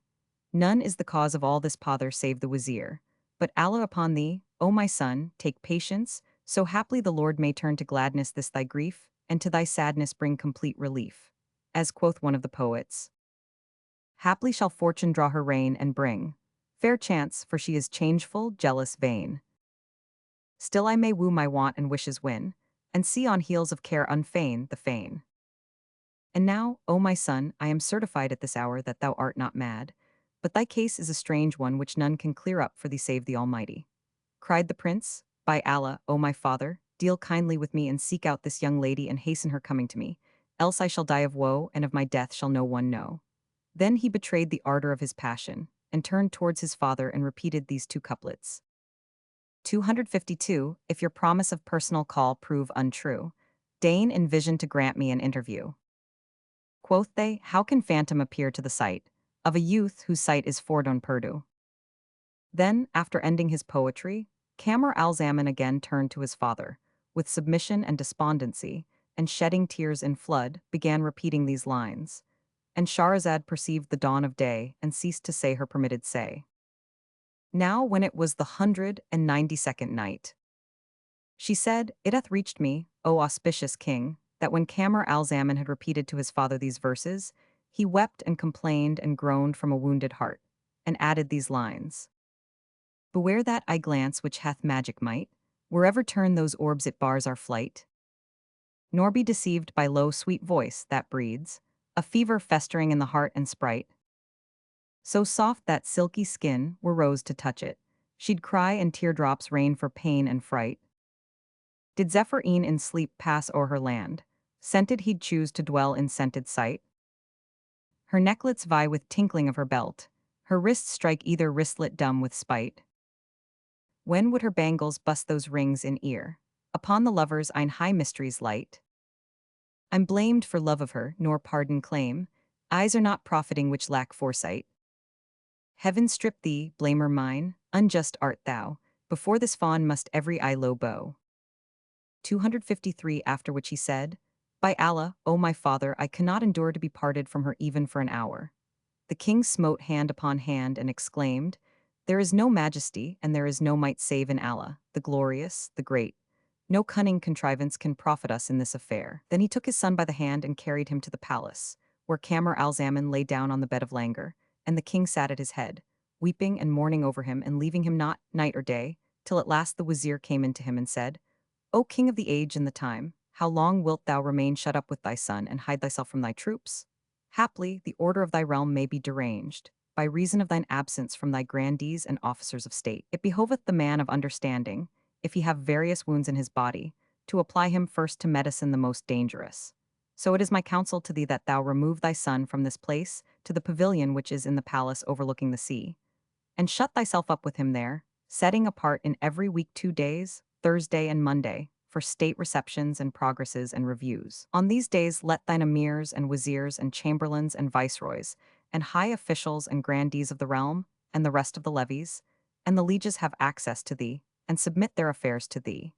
And do thou their needs, and judge among them, and give and take with them, and bid and forbid. And the rest of the week thou shalt pass with thy son, Camer al-Zaman, and cease not thus doing till Allah shall vouchsafe relief to you twain. Think not, O king, that thou art safe from the shifts of time and the strokes of change which come like a traveller in the night. For the wise man is ever on his guard, and how well saith the poet. Thou deemedst well of time when days went well, and fearedst not what ills might bring thee fate. The night so fair and restful cozened thee, for peaceful nights bring woes of heavy weight. O children of mankind whom time befriends, beware of time's deceits or soon or late. When the Sultan heard his wazir's words, he saw that they were right and deemed his counsel wise, and it had effect upon him, for he feared lest the order of the state be deranged. So he rose at 254 once, and bade transport his son from his sick room to the pavilion in the palace overlooking the sea. Now this palace was girt round by the waters, and was approached by a causeway 20 cubits wide. It had windows on all sides commanding an ocean view. Its floor was paved with party-colored marbles, and its ceiling was painted in the richest pigments and figured with gold and lapis lazuli. They furnished it for Camer al-Zaman with splendid upholstery, embroidered rugs and carpets of the richest silk, and they clothed the walls with choice brocades and hung curtains bespangled with gems of price. In the midst they set him a couch of juniper wood inlaid with pearls and jewels, and Camer al-Zaman sat down thereon, but the excess of his concern and passion for the young lady had wasted his charms and emaciated his body. He could neither eat nor drink nor sleep, and he was like a man who had been sick 20 years of sore sickness. His father seated himself at his head, grieving for him with the deepest grief, and every Monday and Thursday he gave his wazirs and emirs and chamberlains and viceroys and lords of the realm and levies and the rest of his lieges leave to come up to him in that pavilion. So they entered and did their several service and duties, and abode with him till the end of the day, when they went their ways, and the king returned to his son in the pavilion whom he left not night nor day. And he ceased not doing on this wise for many days and nights. Such was the case with Camer al-Zaman, son of King Shahryar. But as regards Princess Budur, daughter of King Gayer, lord of the isles and the 7 palaces, when the 2 jinns bore her up and laid her on her bed, she slept till daybreak, when she awoke and sitting upright looked right and left, but saw not the youth who had lain in her bosom. At this her vitals fluttered, her reason fled, and she shrieked a loud shriek which awoke all her slave girls and nurses and duennas. They flocked into her, and the chief of them came forward and asked, "What aileth thee, O my lady?" Answered the princess, "O wretched old woman, where is my beloved, the handsome youth who lay last night in my bosom? Tell me whither he is gone." Now when the duenna heard this, the light starkened in her sight, and she feared from her mischief with sore affright, and said to her, "O my lady Budur, what 255 unseemly words are these?" Cried the princess, "Woe to thee, pestilent crone that thou art! I ask thee again, where is my beloved?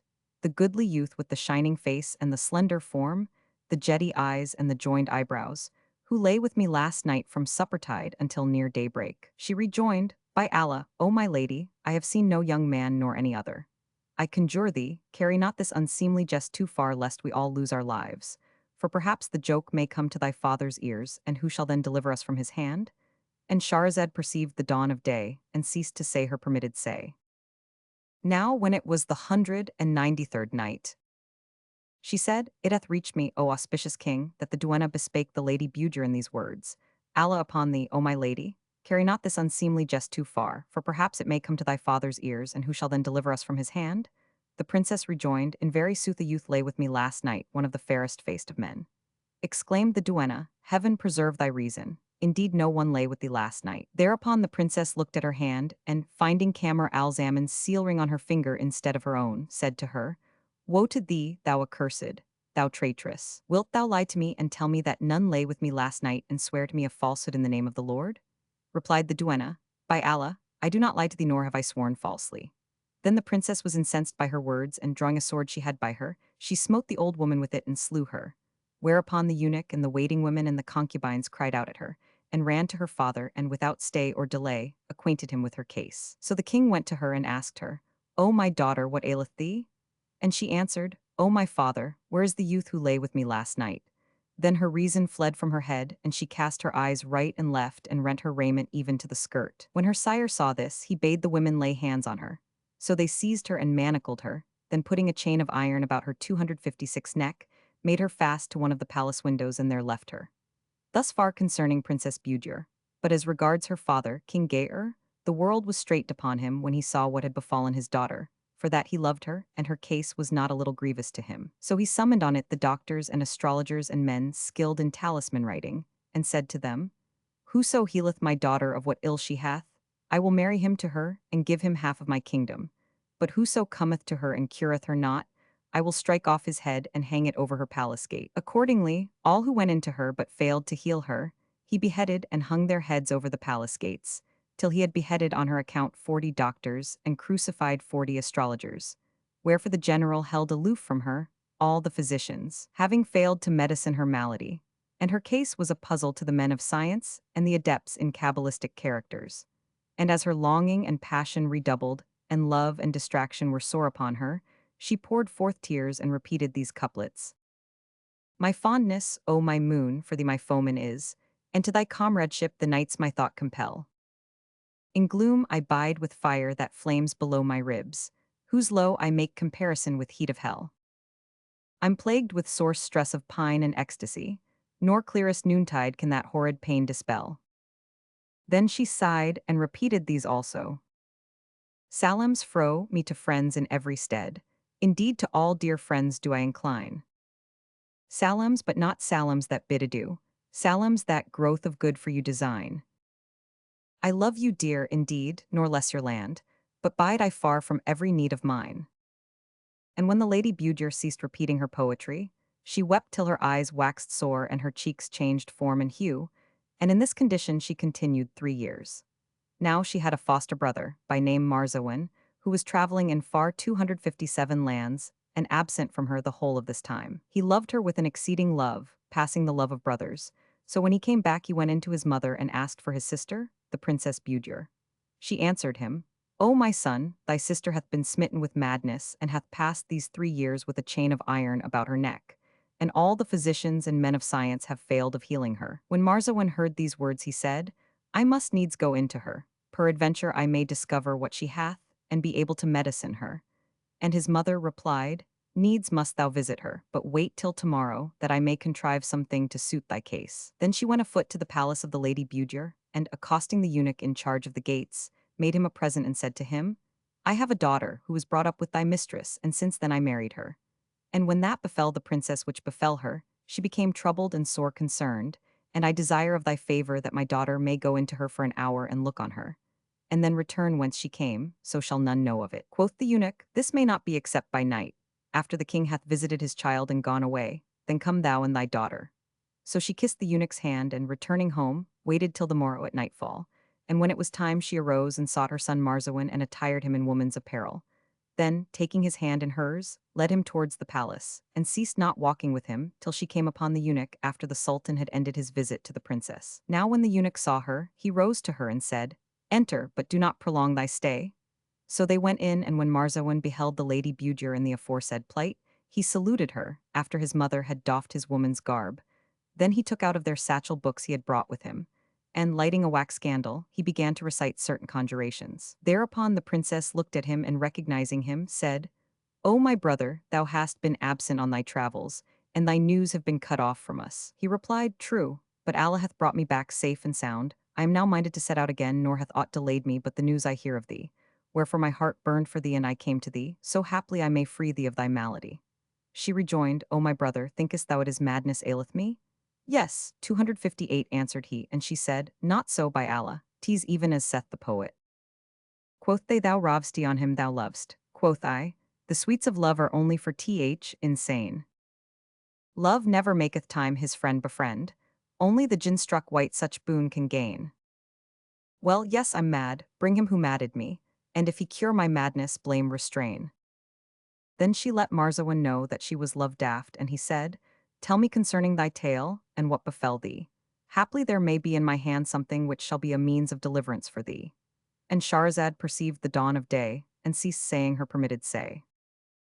Now when it was the 194th night, she said, It hath reached me, O auspicious king, that Marzawan thus addressed Princess Budur, Tell me concerning thy tale and what befell thee. Haply Allah may inspire me with a means of deliverance for thee. Quoth she, O my brother, hear my story, which is this. One night I awoke from sleep in the last third of the night, and sitting up, saw by my side the handsomest of youths that be, and tongue faileth to describe him, for he was as a willow wand or an Indian rattan cane. So methought it was my father who had done on this wise in order thereby to try me, for that he had consulted me concerning wedlock, when the king sought me of him to wife, and I had refused. It was this thought withheld me from arousing him, for I feared that, if I did aught or embraced him, he would peradventure inform my father of my doings. But in the morning, I found on my finger his seal ring, in place of my own which he had taken.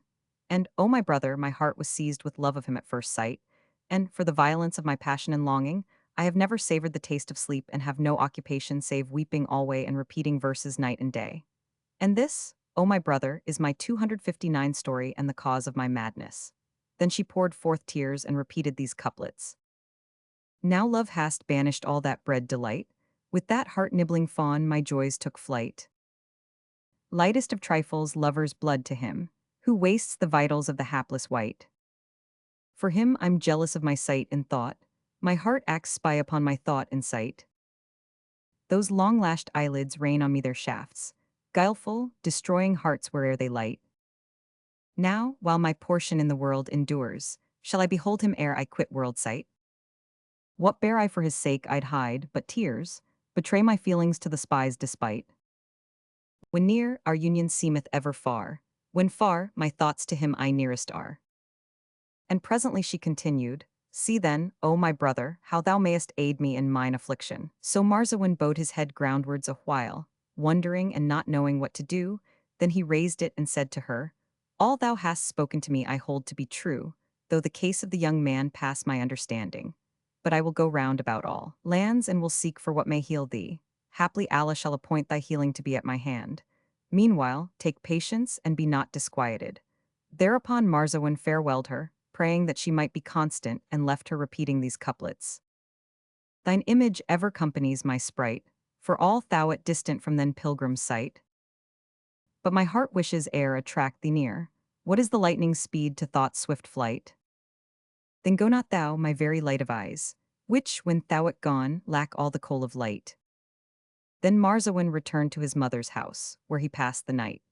And when the morrow dawned, having equipped himself for his journey, he fared forth and ceased not faring from city to city, and from island to island for a whole month, till he came to a town named Al-Tarab. Here he went about scenting news of the townsfolk, so haply he might light on a cure for the princess's malady, for in every capital he entered or passed by, it was reported that Queen Budur, daughter of King Shahryar, had lost her wits. But arriving at Al-Tarab city, he heard that Kamar al-Zaman, son of King Shahryar, was fallen sick and afflicted with melancholy madness. So Marzawan asked the name of the prince's capital, and they said to him, It is on the islands of Khalidan, and it lieth distant from our city a whole month's journey by sea. But by land it is 6 months' march. So he went down to the sea in a ship which was bound for the Khalidan Isles, and she sailed with a favoring breeze for a whole month, till they came in sight of the capital. And there remained for them but to make the land when, behold, there came out on them a tempestuous wind which carried away the masts and rent the canvas, so that the sails fell into the sea and the ship capsized with all on board. And Shahrazad perceived the dawn of day, and ceased to say her permitted say. Now when it was the 195th night, she said, It hath reached me, O auspicious king, that when the ship capsized with all on board, each sought his own safety.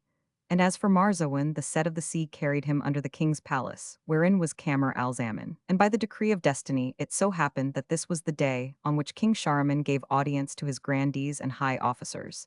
And he was sitting, with his son's head on his lap, whilst an eunuch fanned away the flies. And the prince had not spoken, neither had he eaten nor drunk for 2 days, and he was grown thinner than a spindle. Now the wazir was standing respectfully afoot near the latticed window giving on the sea, and, raising his eyes, saw Marzawan being beaten by the billows and at his last gasp, whereupon his heart was moved to pity for him, so he drew near to the king and moving his head towards him said, I crave thy leave, O king, to go down to the court of the pavilion and open the water gate that I may rescue a man who is at the point of drowning in the sea and bring him forth of danger into deliverance. Peradventure, on this account Allah may free thy son from what he hath. The king replied, O thou wazir, enough is 261 that which hath befallen my son through thee, and on thine account. Haply, if thou rescue this drowning man, he will come to know our affairs, and look on my son who is in this state and exult over me. But I swear by Allah, that if this half-drowned wretch come hither and learn our condition and look upon my son, and then fare forth and speak of our secrets to any, I will assuredly strike off thy head before his. For thou, O my minister, art the cause of all that hath betided us, first and last. Now do as thou wilt. Thereupon the wazir sprang up and, opening the private postern which gave upon the sea, descended to the causeway, then walked on 20 steps and came to the water where he saw Marzawan nigh unto death. So he put out his hand to him, and, catching him by his hair, drew him ashore in a state of insensibility, with belly full of water and eyes half out of his head. The wazir waited till he came to himself, when he pulled off his wet clothes and clad him in a fresh suit, covering his head with one of his servants' turbans. After which he said to him, Know that I have been the means of saving thee from drowning. Do not thou requite me by causing my death and thine own. And Shahrazad perceived the dawn of day, and ceased saying her permitted say. Now when it was the 196th night, she said, It hath reached me, O auspicious king, that when the wazir did to Marzawan what he did, he thus addressed him, Know that I have been the cause of saving thee from drowning, so requite me not by causing my death and thine own. Asked Marzawan, And how so? And the wazir answered, Thou art at this hour about to go up and pass among emirs and wazirs, all of them silent and none speaking, because of Kamar al-Zaman, the son of the sultan. Now when Marzawan heard the name of Kamar al-Zaman, he knew that this was he whom he had heard spoken of in sundry cities, and of whom he came in search. But he feigned ignorance and asked the wazir, And who is Kamar al-Zaman? Answered the minister, He is the son of Sultan Shahriman, and he is sore sick and lieth strown on his couch restless alway, eating not nor drinking neither sleeping night or day. Indeed he is nigh upon death, and we have lost hope of his living, and are certain that he is dying. Beware lest thou look too long 262 on him, or thou look on any place other than that where thou settest thy feet, else thou art a lost man, and I also. He replied, Allah upon thee, O wazir, I implore thee, of thy favor, acquaint me touching this youth thou describest. What is the cause of the condition in which he is? The wazir replied, I know none, save that, 3 years ago, his father required him to wed, but he refused, whereat the king was wroth and imprisoned him. And when he awoke on the morrow, he fancied that during the night he had been roused from sleep, and had seen by his side a young lady of passing loveliness, whose charms tongue can never express. And he assured us that he had plucked off her seal ring from her finger, and had put it on his own, and that she had done likewise. But we know not the secret of all this business. So by Allah, O my son, when thou comest up with me into the palace, look not on the prince, but go thy way. For the sultan's heart is full of wrath against me. So said Marzawan to himself, By Allah, this is the one I sought. Then he followed the wazir up to the palace, where the minister seated himself at the prince's feet, but Marzawan found forsooth nothing to do but go up to Kamar al-Zaman and stand before him at gaze. Upon this, the wazir died of a fright in his skin, and kept looking at Marzawan and signaling him to wend his way. But he feigned not to see him, and gave not over gazing upon Kamar al-Zaman, till he was well assured that it was indeed he whom he was seeking. And Shahrazad perceived the dawn of day, and ceased to say her permitted say. Now when it was the 197th night, she said, It hath reached me, O auspicious king, that when Marzawan looked upon Kamar al-Zaman, and knew that it was indeed he whom he was seeking, he cried, Exalted be Allah, who hath made his shape even as her shape, and his complexion as her complexion, and his cheek as her cheek.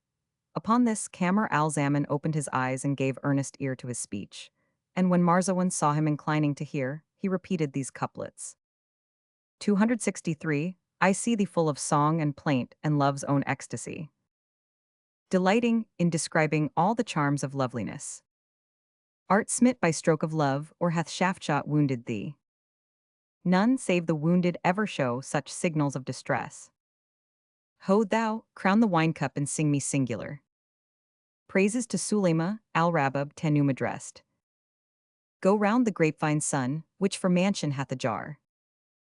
Whose east the cup boy is, and here my mouth that opes for west. I'm jealous of the very clothes that dare her sides enroll, when she veils her dainty body of the delicatest grace. I envy every goblet of her lips that taketh toll, when she sets the kissing cup on that sweetest kissing place. But deem not by the keen-edged cimeter I'm slain. The hurts and harms I dree are from arrows of her eyes. I found her fingertips, as I met her once again, deep reddened with the juice of the wood that ruddy dyes, and cried, Thy palms thou stainedst when far away was I. And this is how thou payest one distracted by his pine. Quoth she, enkindling in my heart a flame that burned high. Speaking as one who cannot hide of longing love the sign. By thy life this is no dye used for dying, so forbear thy blame, nor in charging me with falsing love persist. But when upon our parting day I saw thee haste to fare, the while were bared my hand and my elbow and my wrist, I shed a flood of blood-red tears, and with fingers brushed away. Hence blood-reddened were the tips, and still blood-red they remain. Had I wept before she wept, to my longing love a prey, before repentance came, I had quit my soul of pain. 264 But she wept before I wept, and I wept to see her care. And I said, all the merit appertains to precedent. Blame me not for loving her, now on self of love I swear. For her sake, for her only, these pains my soul torment. She hath all the lyre of Luckman and Yusuf's beauty leaf, sweet singer David's voice and Mariam's chastity, while I've all Jacob's mourning and Jonah's prison grief, and the sufferings of Job and old Adam's history. Yet kill her not, albeit of my love for her I die. But ask her why my blood to her was lawful, ask her why. When Marzawan recited this ode, the words fell upon Kamar al-Zaman's heart as freshness after fever and returning health, and he sighed and, turning his tongue in his mouth, said to his sire, O my father, let this youth come and sit by my side. And Shahrazad perceived the dawn of day, and ceased to say her permitted say. Now when it was the 198th night, she said, It hath reached me, O auspicious king, that Kamar al-Zaman said to his sire, O my father, allow this youth to come and sit by my side. Now when the king heard these words from his son, he rejoiced with exceeding joy, though at the first his heart had been set against Marzawan, and he had determined that the stranger's head needs must be stricken off.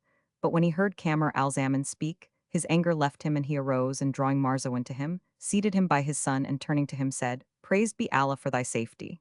He replied, Allah preserve thee, and preserve thy son to thee, and called down blessings on the king. Then the king asked, From what country art thou? And he answered, From the islands of the inland sea, the kingdom of King Shahryar, lord of the isles and the seas and the 7 palaces. Quoth King Shahryar, 265, Maybe thy coming shall be blessed to my son, and Allah vouchsafe to heal what is in him. Quoth Marzawan, Inshallah, naught shall be save what shall be well. Then turning to Kamar al-Zaman, he said to him in his ear unheard of the king and his court, O my lord, be of good cheer, and hearten thy heart, and let thine eyes be cool and clear, and with respect to her for whose sake thou art thus, ask not of her case on thine account. But thou keptest thy secret and fellest sick, while she told her secret, and they said she had gone mad. So she is now in prison, with an iron chain about her neck in most piteous plight, but Allah willing, the healing of both of you shall come from my hand. Now when Kamar al-Zaman heard these words, his life returned to him, and he took heart and felt a thrill of joy, and signed to his father to help him sit up. And the king was like to fly for gladness, and rose hastily and lifted him up. Presently of his fear for his son, he shook the kerchief of dismissal, and all the emirs and wazirs withdrew. Then he set 2 pillows for his son to lean upon, after which he bade them perfume the palace with saffron and decorate the city, saying to Marzawan, By Allah, O my son, of a truth thine aspect be a lucky and a blessed. And he made as much of him as he might, and called for food, and when they brought it, Marzawan came up to the prince and said, Rise, eat with me. So he obeyed him and ate with him, and all the while the king invoked blessings on Marzawan and said, How auspicious is thy coming, O my son. And when the father saw his boy eat, his joy and gladness redoubled, and he went out and told the prince's mother and all the household. Then he spread throughout the palace the good news of the prince's recovery, and the king commanded the decoration of the city, and it was a day of high festival. Marzawan passed that night with Kamar al-Zaman, and the king also slept with them in joy and delight for his son's recovery. And Shahrazad perceived the dawn of day, and ceased saying her permitted say. Now when it was the 199th night, she said, It hath reached me, O auspicious king, that King Shahryar also passed that night with them, in the excess of his joy for 266 his son's recovery. And when the next morning dawned, and the king had gone away, and the two young men were left alone, Kamar al-Zaman told his story from beginning to end to Marzawan, who said, In very sooth I know her with whom thou didst foregather. Her name is the Princess Budur, and she is daughter to King Gayer. Then he related to him all that had passed with the princess from first to last, and acquainted him with the excessive love she bore him, saying, All that befell thee with thy father hath befallen her with hers, and thou art without doubt her beloved, even as she is thine. So brace up thy resolution and take heart, for I will bring thee to her, and unite you both anon, and deal with you even as saith the poet.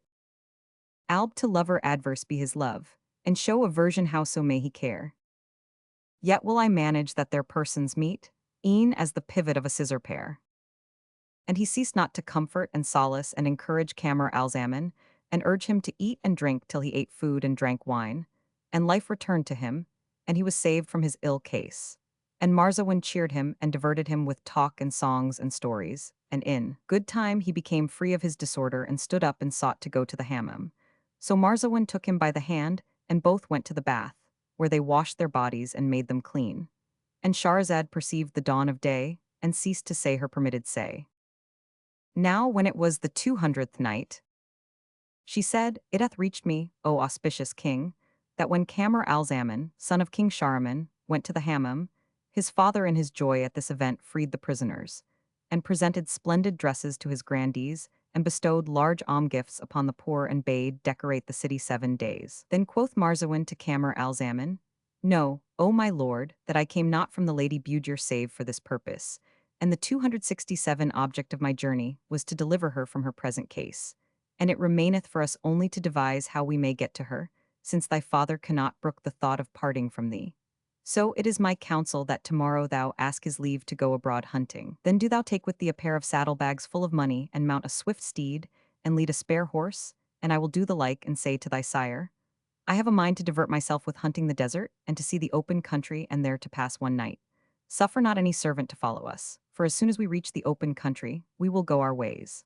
Kamar al-Zaman rejoiced in this plan with great joy and cried, It is good. Then he stiffened his back and, going into his father, sought his leave and spoke as he had been taught, and the king consented to his going forth a-hunting and said, O my son, blessed be the day that restoreth thee to health. I will not gainsay thee in this, but pass not more than one night in the desert and return to me on the morrow.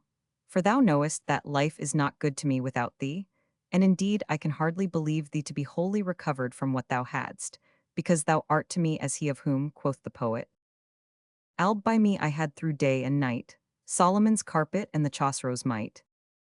Both were in value less than wing of gnat, unless these eyne could hold the eye in sight. Then the king equipped his son Kamar al-Zaman and Marzawan for the excursion, bidding make ready for them 4 horses, together with a dromedary to carry the money, and a camel to bear the water and belly timber. And Kamar al-Zaman forbade any of his attendants to follow him. His father farewelled him and pressed him to his breast and kissed him, saying, I ask thee in the name of Allah, be not absent from me more than one night, wherein sleep will be unlawful to me, for I am even as saith the poet. 268 Thou present, in the heaven of heavens I dwell, bearing thine absence is of hell's my hell. Pledged be for thee my soul, if love for thee be crime, my crime is of the fellest fell. Does love low burn thy heart as burns it mine, doomed night and day Gehenna fire to smell? Answered Kamar al-Zaman, O my father, inshallah, I will lie abroad but one night. Then he took leave of him, and he and Marzawan mounted, and leading the spare horses, the dromedary with the money, and the camel with the water and victual, turned their faces towards the open country. And Shahrazad perceived the dawning day, and ceased saying her permitted say. Now when it was the 201st night, she said, It hath reached me, O auspicious king, that Kamar al-Zaman and Marzawan fared forth and turned their faces towards the open country. And they travelled from the first of the day till nightfall, when they halted and ate and drank and fed their beasts and rested a while. After which they again took horse and ceased not journeying for 3 days, and on the 4th they came to a spacious tract wherein was a thicket. They alighted in it, and Marzawan, taking the camel and one of the horses, slaughtered them and cut off their flesh and stripped their bones.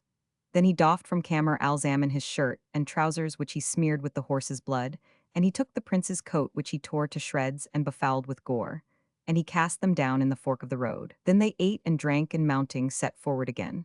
And when Kamar al-Zaman asked why this was done and said, "What is this, O my brother, and how shall it profit us?" Marzawan replied, "Know that thy father, when we have outstayed the second night after the night for which we had his leave, and yet we return not, will mount and follow in our track till he come hither.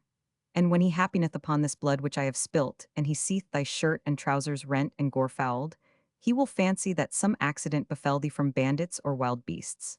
So he will give up hope of thee and return to his city, and by this device we shall win our wishes."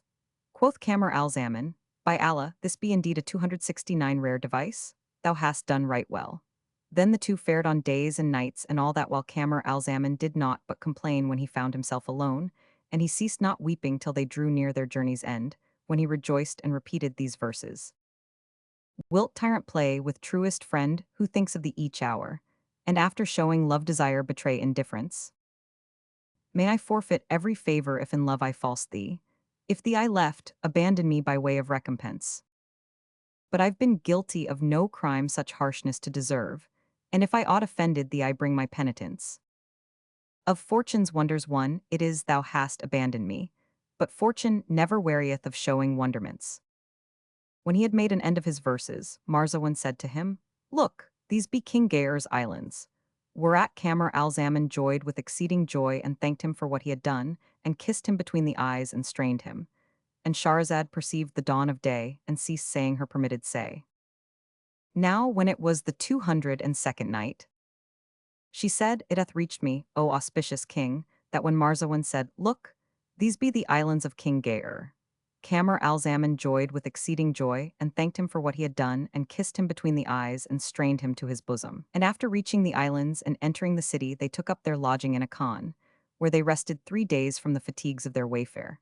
After which Marzawan carried Kamar al-Zaman to the bath, and, clothing him in merchant's gear, provided him with a geomantic tablet of gold, 270 with a set of astrological instruments, and with an astrolabe of silver, plated with gold. Then he said to him, "Arise, O my lord, and take thy stand under the walls of the king's palace, and cry out, 'I am the ready reckoner, I am the scrivener, I am he who weedeth the sought and the seeker, I am the finished man of science, I am the astrologer accomplished in experience. Where then is he that seeketh?' As soon as the king heareth this, he will send after thee and carry thee in to his daughter the princess Budur, thy lover. But when about going into her do thou say to him, 'Grant me 3 days' delay, and if she recover, give her to me to wife, and if not, deal with me as thou dealtest with those who forewent me.' He will assuredly agree to this, so as soon as thou art alone with her, discover thyself to her, and when she seeth thee, she will recover strength, and her madness will cease from her, and she will be made whole in one night. Then do thou give her to eat and drink, and her father, rejoicing in her recovery, will marry thee to her and share his kingdom with thee, for he hath imposed on himself this condition, and so peace be upon thee." Now when Kamar al-Zaman heard these words he exclaimed, "May I never lack thy benefits," and, taking the set of instruments aforesaid, sallied forth from the caravanserai in the dress of his order. He walked on till he stood under the walls of King Shahryar's palace, where he began to cry out, saying, "I am the scribe, I am the ready reckoner, I am he who knoweth the sought and the seeker. I am he who openeth the volume and summeth up the sums, who dreams can expound whereby the sought is found. Where then is the seeker?"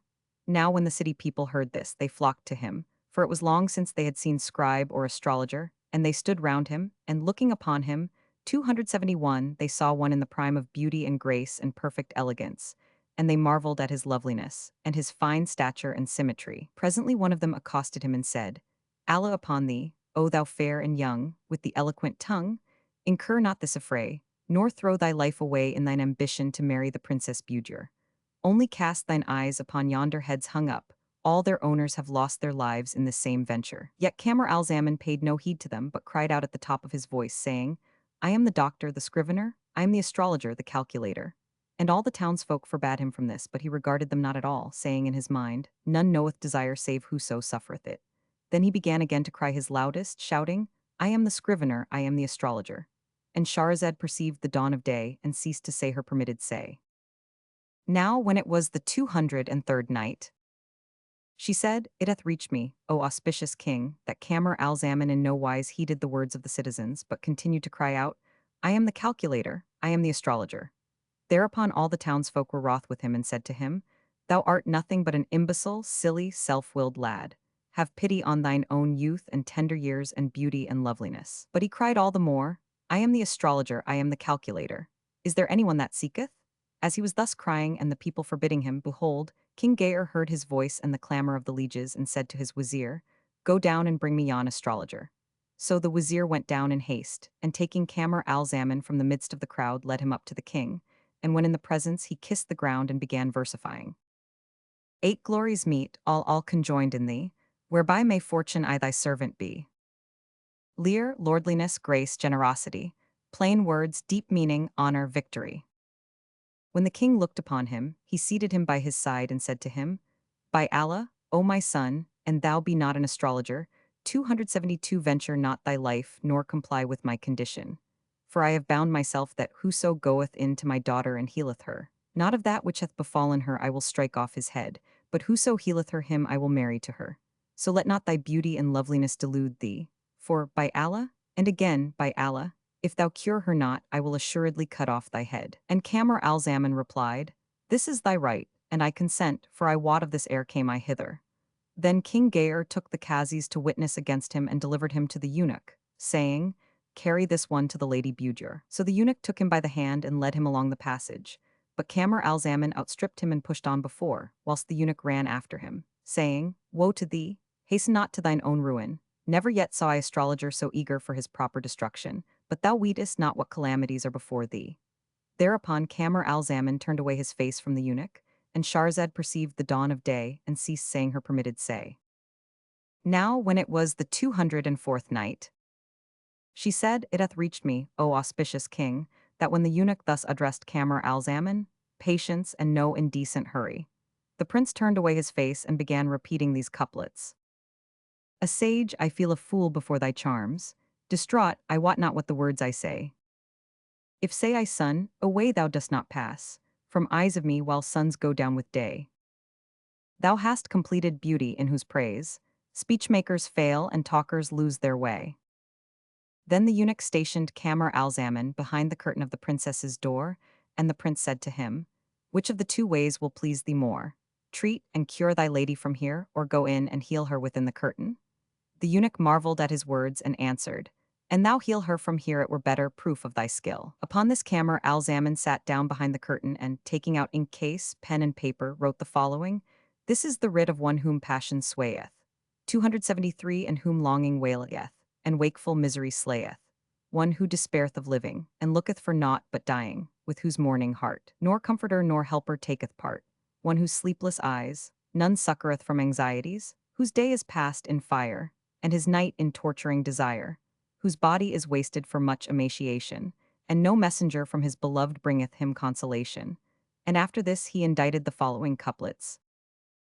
I write with heart devoted to thy thought, and eyelids chafed by tears of blood they bled, and body clad by loving pine and pain, in shirt of leanness and worn down to thread. To thee complain I of love's tormentry, which ousted hapless patience from her stead. A toy, show favor and some mercy deign, for passion's cruel hands my vitals shred. And beneath his lines he wrote these cadence sentences, The heart's pain is removed, by union with the beloved, and whomso his lover paineth. Only Allah assaineth, if we or you have wrought deceit, may the deceiver win defeat. There is naught goodlier than a lover who keeps faith, with the beloved who works him scathe.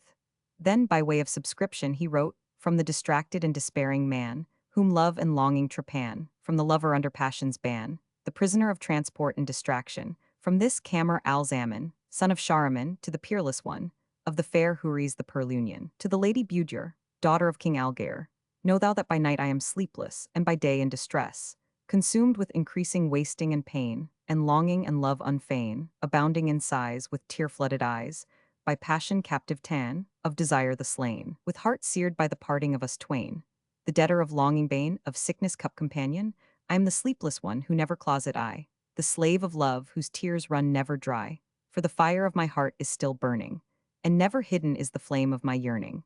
Then on the margin Camar al-Zaman wrote this admired verse. Salam from graces hoarded by my lord, to her, who holds my heart and soul in hoard. 274, and also these. Pray grant me some words from your lips, belike, such mercy may comfort and cool these eyne. From the stress of my love and my pine for you, I make light of what makes me despised, in dine. Allegard of folk whose abode was far, and whose secret I kept in the holiest shrine. Now fortune in kindness hath favored me, thrown on threshold dust of this love, O mine. By me bedded I looked on Budger, whose son, the moon of my fortunes hath made to shine. Then, having affixed his seal ring to the missive, he wrote these couplets in the place of address. Ask of my writ what wrote my pen in dole, and hear my tale of misery from this scroll. My hand is writing while my tears down flow, and to the paper plains my longing soul. My tears cease not to roll upon this sheet, and if they stopped I'd cause blood gouts to roll. And at the end he added this other verse. I've sent the ring from off thy finger bore, I when we met, now deign my ring restore. Then Camar Alzaman set the Lady Budger's ring inside the letter, and sealed it and gave it to the eunuch, who took it and went in with it to his mistress. And Shahrazad perceived the dawn of day, and ceased to say her permitted say. Now when it was the 205th night, she said, It hath reached me, O auspicious king, that Camar Alzaman, after setting the seal ring inside the epistle, gave it to the eunuch who took it and went in with it to his mistress. And when the Lady Budger opened it, she found therein her own very ring. Then she read the paper, and when she understood its purport and knew that it was from her beloved, and that he in person stood behind the curtain, her reason began to fly, and her breast swelled for joy and rose high. And she repeated these couplets. 275 long, long have I bewailed the severance of our loves, with tears that from my lids streamed down like burning rain. And vowed that, if the days deign reunite us two, my lips should never speak of severance again. Joy hath o'erwhelmed me so that, for the very stress of that which gladdens me to weeping I am fain. Tears are become to you a habit, O my eyes, so that ye weep as well for gladness as for pain. And having finished her verse, the Lady Budger stood up forthwith, and, firmly setting her feet to the wall, strained with all her might upon the collar of iron, till she brake it from her neck and snapped the chains. Then going forth from behind the curtain, she threw herself on Camar Alzaman, and kissed him on the mouth, like a pigeon feeding its young. And she embraced him with all the stress of her love and longing, and said to him, O my lord, do I wake or sleep, and hath the Almighty indeed vouchsafed us reunion after disunion? Laud be to Allah who hath our loves repaired, even after we despaired. Now when the eunuch saw her in this case, he went off running to King Shahryar, and, kissing the ground before him, said, O my lord, know that this astrologer is indeed the sheikh of all astrologers, who are fools to him, all of them. For verily he hath cured thy daughter while standing behind the curtain and without going into her. Quoth the king, Look well to it, is this news true? Answered the eunuch, O my lord, rise and come and see for thyself how she hath found strength to break the iron chains, and is come forth to the astrologer, kissing and embracing him. Thereupon the king arose and went in to his daughter, who, when she saw him, stood up in haste and covered her head and recited these two couplets. The toothstick love I not, for when I say, Siwak, I miss thee, for it sounds Siwaka. The caper tree I love, for when I say, Eric, it sounds I look on thee, Araka. 276. Thereupon the king was so transported for joy at her recovery that he felt like to fly and kissed her between the eyes, for he loved her with dearest love. Then, turning to Camar Alzaman, he asked him who he was and said, What countryman art thou? So the prince told him his name and rank, and informed him that he was the son of King Shahryar, and presently related to him the whole story from beginning to end, and acquainted him with what happened between himself and the Lady Budger, and how he had taken her seal ring from her finger and had placed it on his own. Whereat Shahryar marveled and said, Verily your story deserveth in books to be chronicled, and when you are dead and gone age after age be read. Then he summoned Qazis and witnesses forthright and married the Lady Budger to Prince Camar Alzaman, after which he bade decorate the city 7 days long. So they spread the tables with all manner of meats, whilst the drums beat and the criers announced the glad tidings, and all the troops donned their richest clothes, and they illuminated the city and held high festival. Then Camar Alzaman went into the Lady Budger, and the king rejoiced in her recovery and in her marriage, and praised Allah for that he had made her to fall in love with a goodly youth of the sons of kings.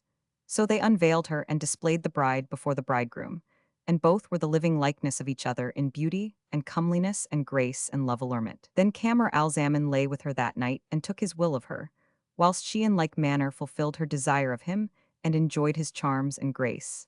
And they slept in each other's arms till the morning. On the morrow, the king made a wedding feast to which he gathered all comers from the islands of the inner and outer seas. And he spread the tables with choicest viands, nor 277 ceased the banqueting for a whole month. Now when Camar al-Zaman had thus fulfilled his will and attained his inmost desire, and weenas he had tarried a while with the Princess Budur, he bethought him of his father, King Shahryar, and saw him in a dream, saying, O my son, is it thus thou dealest with me? And reciting in the vision these two couplets. Indeed, to watch the darkness moon he blighted me, and to stargaze through longsome night he plighted me. Easy my heart, for haply he'll unite with thee, and patience sprite, with whatso ills he dight to thee. Now after seeing his father in the dream and hearing his reproaches, Camar al-Zaman awoke in the morning, afflicted and troubled, whereupon the lady Budur questioned him, and he told her what he had seen, and Shahrazad perceived the dawn of day and ceased saying her permitted say. Now when it was the 206th night, she said, It hath reached me, O auspicious king, that when Camar al-Zaman acquainted the lady Budur with what he had seen in his dream, she and he went into her sire, and telling him what had passed, besought his leave to travel. He gave the prince the permission he sought, but the princess said, O my father, I cannot bear to be parted from him. Quoth Gayer, her sire, Then go thou with him, and gave her leave to be absent a whole 12 month and afterwards to visit him in every year once. So she kissed his hand, and Camar al-Zaman did the like. Thereupon King Gayer proceeded to equip his daughter and her bridegroom for the journey, and furnished them with outfit and appointments for the march, and brought out of his stables horses marked with his own brand, blood dromedaries which can journey 10 days without water, and prepared a litter for his daughter, besides loading mules and camels with victual. Moreover, he gave them slaves and eunuchs to serve them and ammoner of traveling gear. And on the day of departure, when King Gayer took leave of Camar al-Zaman, he bestowed on him 10 splendid suits of cloth of gold embroidered with stones of price, together with 10 riding horses and 10 she-camels, and a treasury of money. And he charged him to love and cherish his daughter the lady Budur. Then the king accompanied them to the farthest limits of his islands, where, going into his daughter Budur in the litter, he kissed her and strained her to his bosom, weeping and repeating, O thou who wooest severance, easy fare, for love embrace belongs to lover friend. Fare softly, fortune's nature falsehood is, and parting shall love's every meeting end. Then leaving his daughter, he went to her husband and bade him farewell and kissed him, after which he parted from them, and, giving the order for the march, he returned to his capital with his troops. The prince and princess and their suite fared on without stopping through the first day, and the second, and the third, and the fourth. Nor did they cease faring for a whole month till they came to a spacious champaign, abounding in pasturage, where they pitched their tents. And they ate and drank and rested, and the Princess Budur lay down to sleep. Presently, Camar al-Zaman went into her, and found her lying asleep clad in a shift of apricot-colored silk that showed all and everything, and on her head was a coif of gold cloth embroidered with pearls and jewels. The breeze raised her shift, which laid bare her navel and showed her breasts, and displayed a stomach whiter than snow, each one of whose dimples would contain an ounce of benzoin ointment. At this 279 sight, his love and longing redoubled, and he began reciting. And were it asked me when by hellfire burnt, when flames of heart my vitals hold and hem, which wouldst thou chose, say wouldst thou rather them, or drink sweet cooling draught, I'd answer them. Then he put his hand to the band of her petticoat trousers and drew it and loosed it, for his soul lusted after her, when he saw a jewel, red as dyewood, made fast to the band. He untied it and examined it, and, seeing 2 lines of writing graven thereon, in a character not to be read, marveled and said in his mind, Were not this bezel something to her very dear, she had not bound it to her trousers band, nor hidden it in the most privy and precious place about her person, that she might not be parted from it. Would I knew what she doth with this, and what is the secret that is in it. So saying, he took it and went outside the tent to look at it in the light, and Shahrazad perceived the dawn of day, and ceased to say her permitted say.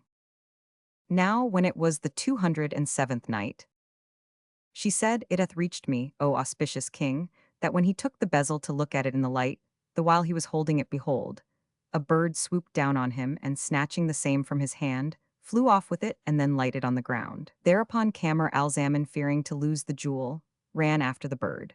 But it flew on before him, keeping just out of his reach, and ceased not to draw him on from dale to dale and from hill to hill, till the night starkened and the firmament darkened, when it roosted on a high tree. So Camar al-Zaman stopped under the tree, confounded in thought and faint for famine and fatigue, and giving himself up for lost, would have turned back, but knew not the way whereby he came, for that darkness had overtaken him.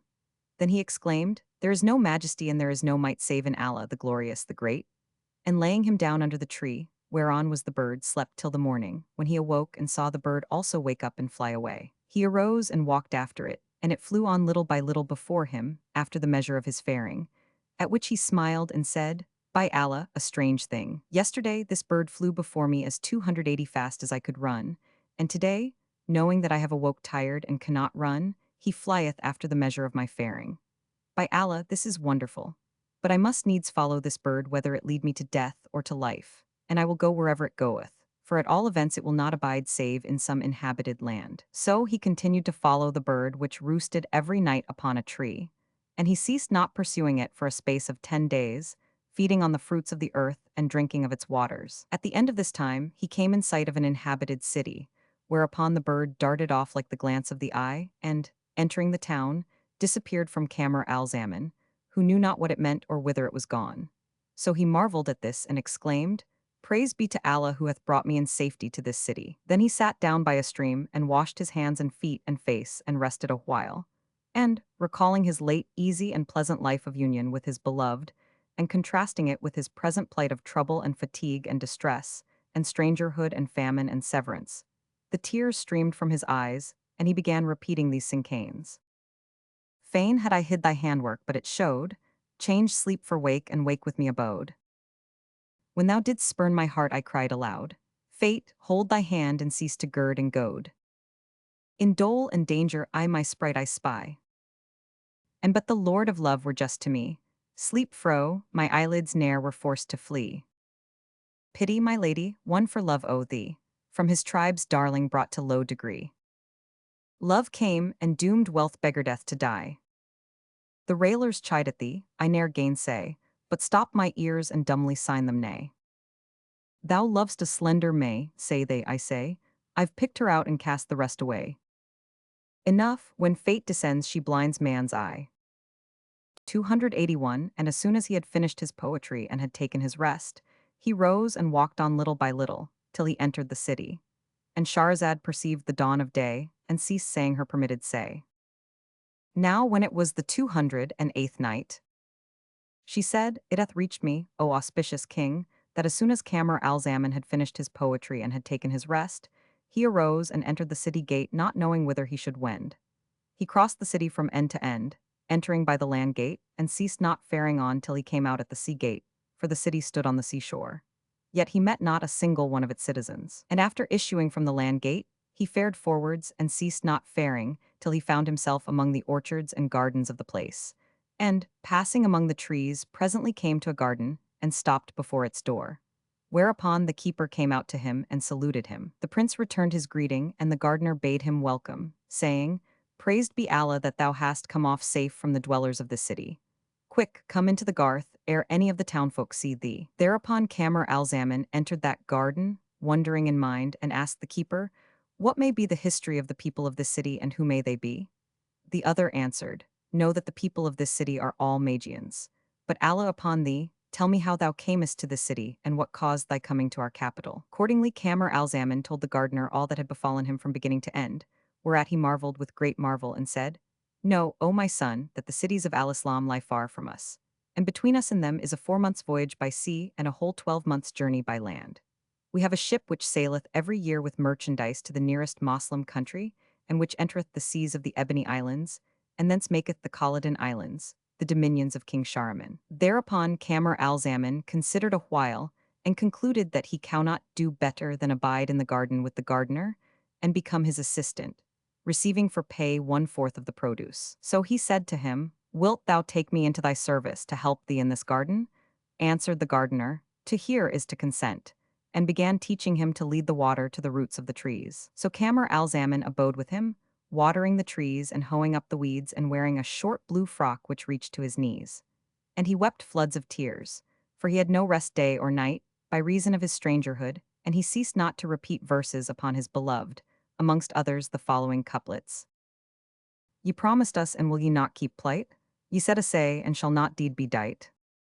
We wake for passion while ye slumber and sleep. Watchers and wakers claim not equal right. We vowed to keep our loves in secrecy, but spake the meddler and you spoke forthright. O friend in pain and pleasure, joy and grief, in all case you only claim my sprite. Mid folk is one who holds my prisoned heart, would he but show some ruth for me to sight. Not every eye like mine is wounded sore, not every heart like mine love pinings blight. Ye wrong me saying, love is wrongous I. Yea, you were right, events have proved that quite. Forget they one love thralled, whose faith the world robs not, though burn the fires in heart alight. If in my foeman shall become my judge, whom shall I sue to remedy his despite?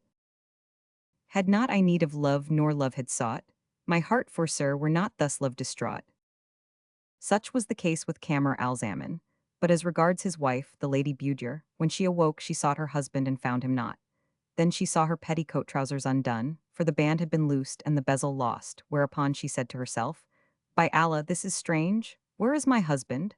It would seem as if he had taken the talisman and gone away, knowing not the secret which is in it. Would to heaven I knew whither can he have wended. But it must needs have been some extraordinary matter that drew him away, for he cannot brook to leave me a moment. Allah curse the stone and damn its hour. Then she considered a while and said in her mind, If I go out 283 and tell the varlets and let them learn that my husband is lost, they will lust after me. There is no help for it but that I use a stratagem. So she rose and donned some of her husband's clothes and riding boots, and a turban like his, drawing one corner of it across her face for a mouth veil. Then, setting a slave girl in her litter, she went forth from the tent and called to the pages who brought her Camar al-Zaman's steed. And she mounted and bade them load the beasts and resume the march. So they bound on the burdens and departed. And she concealed her trick, none doubting but she was Camar al-Zaman, for she favored him in face and form. Nor did she cease journeying, she and her suite, days and nights, till they came in sight of a city overlooking the salt sea, where they pitched their tents without the walls and halted to rest. The princess asked the name of the town and was told, It is called the City of Ebony. Its king is named Armenis, and he hath a daughter Hayat al-Nufus hight.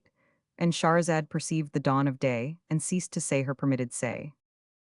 Now when it was the 209th night, she said, It hath reached me, O auspicious king, that when the Lady Budur halted within sight of the Ebony City to take her rest, King Armenis sent a messenger, to learn what king it was who had encamped without his capital.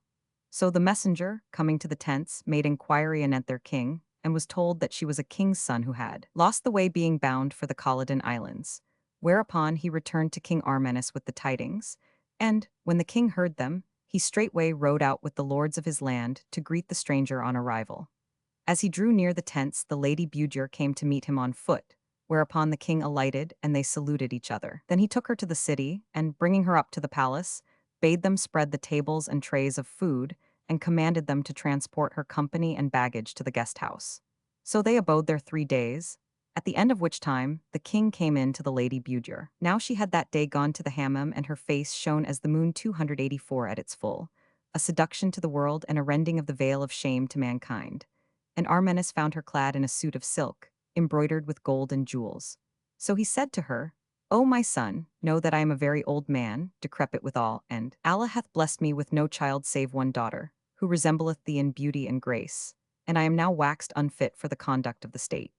She is thine, O my son, and, if this my land please thee and thou be willing to abide and make thy home here, I will marry thee to her, and give thee my kingdom, and so be at rest. When Princess Budur heard this, she bowed her head and her forehead sweated for shame, and she said to herself, How shall I do, and I a woman? If I refuse and depart from him, I cannot be safe but that haply he send after me troops to slay me, and if I consent, belike I shall be put to shame. I have lost my beloved Camar al-Zaman, and know not what is become of him. Nor can I escape from this scrape save by holding my peace and consenting and abiding here, till Allah bring about what is to be. So she raised her head and made submission to King Armenis, saying, Hearkening and obedience. Whereat he rejoiced and bade the herald make proclamation throughout the Ebony Islands to hold high festival and decorate the houses.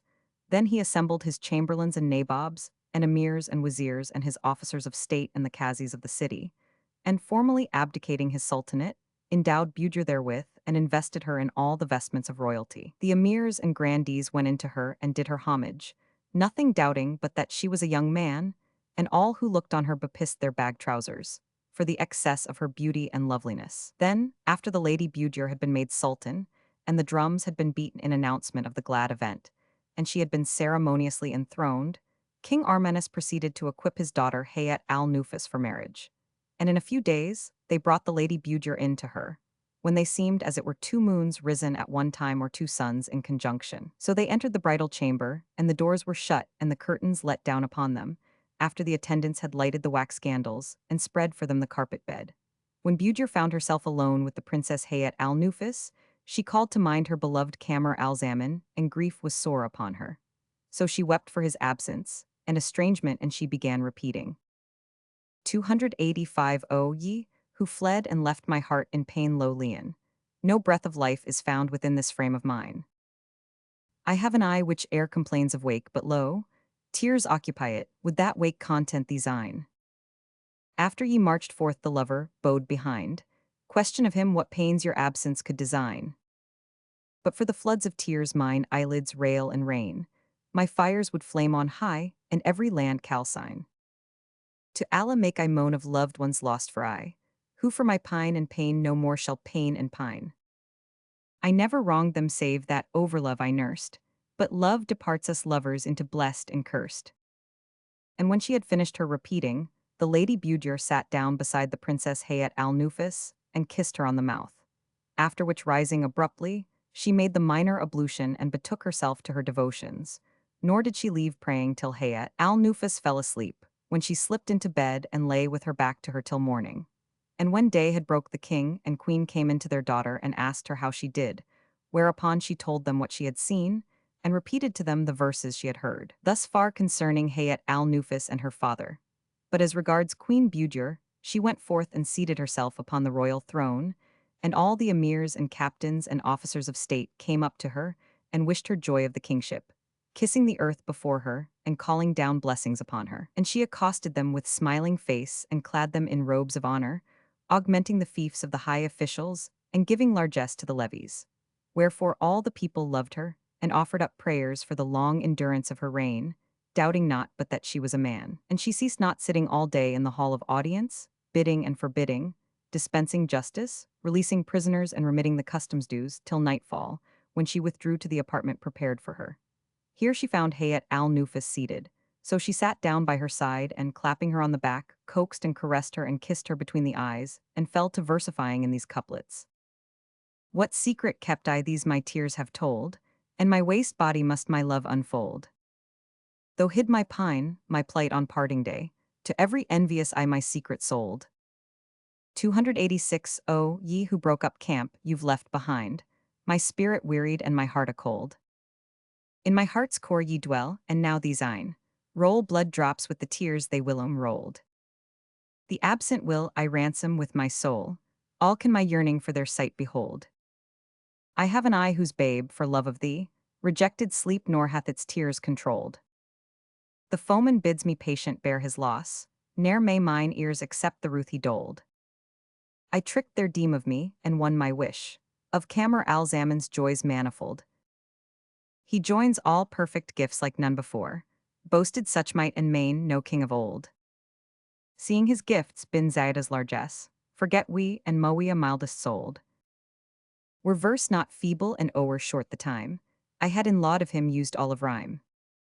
Then Queen Budir stood up and wiped away her tears, and, making the lesser ablution, applied her to pray. Nor did she give over praying till drowsiness overcame the Lady Hayat al-Nufus and she slept, whereupon the Lady Budir came and lay by her till the morning. At daybreak, she arose and prayed the dawn prayer, and presently seated herself on the royal throne, and passed the day in ordering and counterordering, and giving laws and administering justice. This is how it fared with her. But as regards King Armanis, he went in to his daughter and asked her how she did. So she told him all that had befallen her, and repeated to him the verses which Queen Budir had recited, adding, O my father, never saw I one more abounding in sound sense and modesty than my husband, save that he doth nothing but weep and sigh. He answered, O my daughter, have patience with 287 him, yet this third night, and if he go not in unto thee and do away thy maidenhead, we shall know how to proceed with him and oust him from the throne and banish him the country. And on this wise he agreed with his daughter what course he would take. And Shahrazad perceived the dawn of day, and ceased saying her permitted say. Now when it was the 210th night, she said, It hath reached me, O auspicious king, that when King Armenis had agreed with his daughter on this wise, and had determined what course he would take and night came on, Queen Budur arose from the throne of her kingdom, and betaking herself to the palace, entered the apartment prepared for her. There she found the wax candles lighted, and the Princess Hayat al-Nufus seated and awaiting her. Whereupon she bethought her of her husband, and what had betided them both of sorrow and severance in so short a space. She wept and sighed and groaned groan upon groan, and began improvising these couplets. News of my love fill all the land, I swear, as suns on Gazawold rain heat and glare. Speaketh his jest, but hard its sense to say, thus never cease to grow my cark and care. I hate fair patience since I loved thee, ere saw'st lover hate for love to bear. A glance that dealt love sickness dealt me death, glances are deadliest things with torments rare. He shook his love locks down and bared his chin, whereby I spied his beauties dark and fair.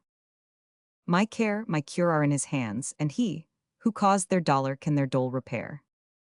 His belt went daft for softness of his waist, his hips for envy to uprise forbear.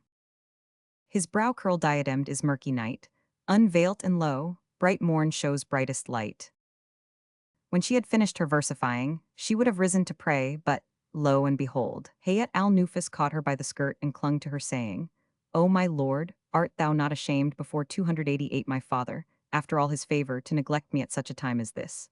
When Queen Budur heard her words, she sat down in the same place and said, O my beloved, what is this thou sayest? She replied, What I say is that I never saw any so proud of himself as thou. Is every fair one so disdainful? I say not this to incline thee to me. I say it only of my fear for thee from King Armenis, because he purposed, unless thou go in unto me this very night, and do away my maidenhead, to strip thee of the kingship on the morrow and banish thee his kingdom, and peradventure his excessive anger may lead him to slay thee. But I, O my lord, have ruth on thee and give thee fair warning, and it is thy right to wreck. Now when Queen Budur heard her speak these words, she bowed her head groundwards a while in sore perplexity, and said in herself, If I refuse I'm lost, and if I obey I'm shamed. But I am now queen of all the Ebony Islands, and they are under my rule, nor shall I ever again meet my Camar al-Zaman save in this place. For there is no way for him to his native land but through the Ebony Islands. Verily, I know not what to do in my present case, but I commit my care to Allah who directeth all for the best, for I am no man that I should arise and open this virgin girl. Then quoth Queen Budur to Hayat al-Nufus, O my beloved, that I have neglected thee, and abstained from thee is in my own despite. And she told her whole story from beginning to end, and showed her person to her, saying, I conjure thee by Allah to keep my counsel, for I have concealed my case only that Allah may reunite me with my beloved Camar al-Zaman, and then come what may. And Shahrazad perceived the dawn of day, and ceased to say her permitted say. Now when it was the 211th night, she said, It hath reached me, O auspicious king, that when the Lady Budur acquainted Hayat al-Nufus with her history and bade her keep it secret, the princess heard her with extreme wonderment and was moved to pity and prayed Allah to reunite her with her beloved, saying, Fear nothing, O my sister, but have patience 289 till Allah bring to pass that which must come to pass. And she began repeating, None but the men of worth a secret keep. With worthy men a secret's hidden deep. As in a room, so secrets lie with me, whose door is sealed, lock shot and lost the key. And when Hayat al-Nufus had ended her verses, she said, O my sister, verily the breasts of the noble and brave are of secrets the grave, and I will not discover thine. Then they toyed and embraced and kissed and slept till near the muezzin's call to dawn prayer, when Hayat al-Nufus arose and took a pigeon poult, and cut its throat over her smock and besmeared herself with its blood. Then she pulled off her petticoat trousers and cried aloud, whereupon her people hastened to her, and raised the usual lullilooing and outcries of joy and gladness. Presently her mother came in to her and asked her how she did, and busied herself about her, and abode with her till evening, whilst the Lady Budur arose with the dawn, and repaired to the bath, and after washing herself pure, proceeded to the hall of audience, where she sat down on her throne and dispensed justice among the folk. Now when King Armenis heard the loud cries of joy, he asked what was the matter, and was informed of the consummation of his daughter's marriage, whereat he rejoiced, and his breast swelled with gladness, and he made a great marriage feast, whereof the merry-making lasted a long time. Such was their case. But as regards King Shahryar, it was on this wise. After his son had fared forth to the chase accompanied by Marzawan, as before related, he tarried patiently awaiting their return at nightfall. But when his son did not appear, he passed a sleepless night, and the dark hours were long some 290 upon him. His restlessness was excessive, his excitement grew upon him, and he thought the morning would never dawn. And when day broke he sat expecting his son and waited till noon, but he came not.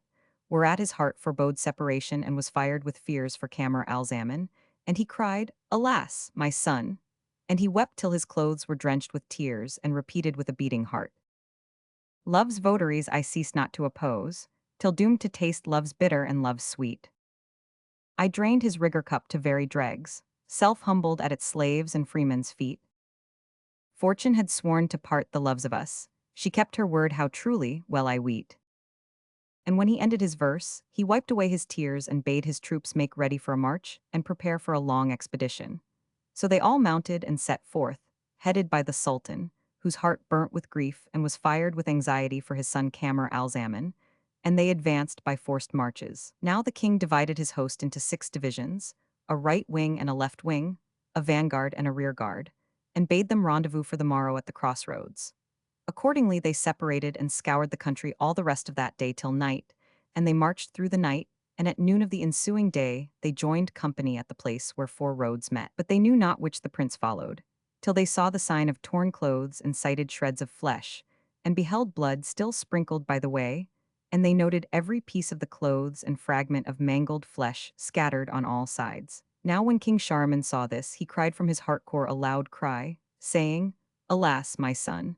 and buffeted his face and plucked his beard and rent his raiment, doubting not but his son was dead. Then he gave himself up to excessive weeping and wailing, and the troops also wept for his weeping, all being assured that Prince Kamar al-Zaman had perished. They threw dust on their heads, and the night surprised them shedding tears and lamenting till they were like to die. Then the king, with a heart on fire and with burning sighs, spake these couplets. 291 Chide not the mourner for bemourning woe. Enough is yearning every ill to show. He weeps for stress of sorrow and of pain, and these to the best evidence his low. Happy, of whom love-sickness swore that ne'er should cease his eyelids' loving tears to flow. He mourns the loss of fairest, fullest moon, shining o'er all his peers in glorious glow. But death made drink a brimming cup, what day he fared from natal country fain to go. His home left he and went from us to grief, nor to his brethren could he say adieu. Yea, his loss wounded me with parting pangs, and separation cost me many a throe. He fared farewelling as he fared our eyes, ween as his lord vouchsafed him paradise. And when King Shahryar had ended his verses, he returned with the troops to his capital, and Scheherazade perceived the dawn of day, and ceased saying her permitted say. Now when it was the 212th night, she said, "It hath reached me, O auspicious king, that when King Shahryar had ended his verses, he returned with the troops to his capital, giving up his son for lost, and deeming that wild beasts or banditti had set upon him and torn him to pieces, and made proclamation that all in the Khalidan Islands should don black in mourning for him. Moreover, he built, in his memory, a pavilion, naming it House of Lamentations, and on Mondays and Thursdays he devoted himself to the business of the state and ordering the affairs of his levies and lieges. And the rest of the week he was wont to spend in the House of Lamentations, mourning for his son and bewailing him with elegiac verses, of which the following are some. My day of bliss is that when thou appearest, my day of bale is that whereon thou farest. Though through the night I quake in dread of death, union why, thee is of all bliss the dearest. 292, and again he said, my soul be sacrifice for one whose going, afflicted hearts with sufferings sore and dread. Let joy her widowed term fulfill, for I, divorced joy with the divorce thrice said. Such was the case with King Shahryar, but as regards Queen Budger, daughter of King Gaer, she abode as ruler in the Ebony Islands, whilst the folk would point to her with their fingers and say, "Yonder is the son-in-law of King Armanis." And every night she lay with Hayat al-Nufus, to whom she lamented her desolate state and longing for her husband Kamar al-Zaman, weeping and describing to her his beauty and loveliness, and yearning to enjoy him though but in a dream. And at times she would repeat, "Well, Allah wots that since my severance from thee, I wept till forced to borrow tears at usury. Patience, my blamer cried, heartsease right soon shalt see. Quoth I, say, blamer, where may home of patience be? This is how it fared with Queen Budur. But as regards Kamar al-Zaman, he abode with the gardener in the garden for no short time, weeping night and day, and repeating verses bewailing the past time of enjoyment and delight, whilst the gardener kept comforting him, and assuring him that the ship would set sail for the land of the Moslems at the end of the year. And in this condition he continued till one day he saw the folk crowding together and wondered at this. But the gardener came in to him and said, O my son, give over work for this day nor lead water to the trees, for it is a festival day, whereon folk visit one another. So take thy rest and only keep thine eye on the garden, whilst I go look after the ship for thee. For yet but a little while and I send thee to the land of the Moslems. Upon this, he went forth from the garden, leaving to himself Kamar al-Zaman, who fell to musing upon his case till his heart was like to break, and the tears streamed from his eyes. So he wept with excessive weeping the swooned away, and when he recovered, he rose and walked about the garden, pondering what time had done with him, and bewailing the long endurance of his estrangement and separation from those he loved. As he was thus absorbed in melancholy thought, his foot stumbled and he fell on his face, his forehead striking against the projecting root of a tree, and the blow cut it open, and his blood ran down and mingled with his tears. Then he rose and, wiping away the blood, dried his tears and bound his brow with a piece of rag, then continued his walk about the garden engrossed by sad reverie. Presently he looked up at a tree and saw two birds quarreling thereon, and one of them rose up and smote the other with its beak on the neck, and severed from its body its head, wherewith it flew away, whilst the slain bird fell to the ground before Kamar al-Zaman. As it lay, behold, two great birds swooped down upon it alighting, one at the head and the other at the tail, and both drooped their wings and bowed their bills over it, and extending their necks towards it, wept. Kamar al-Zaman also wept when seeing the birds thus bewail their mate, and called to mind his wife and father. And Shahrazad perceived the dawn of day, and ceased to day her permitted say.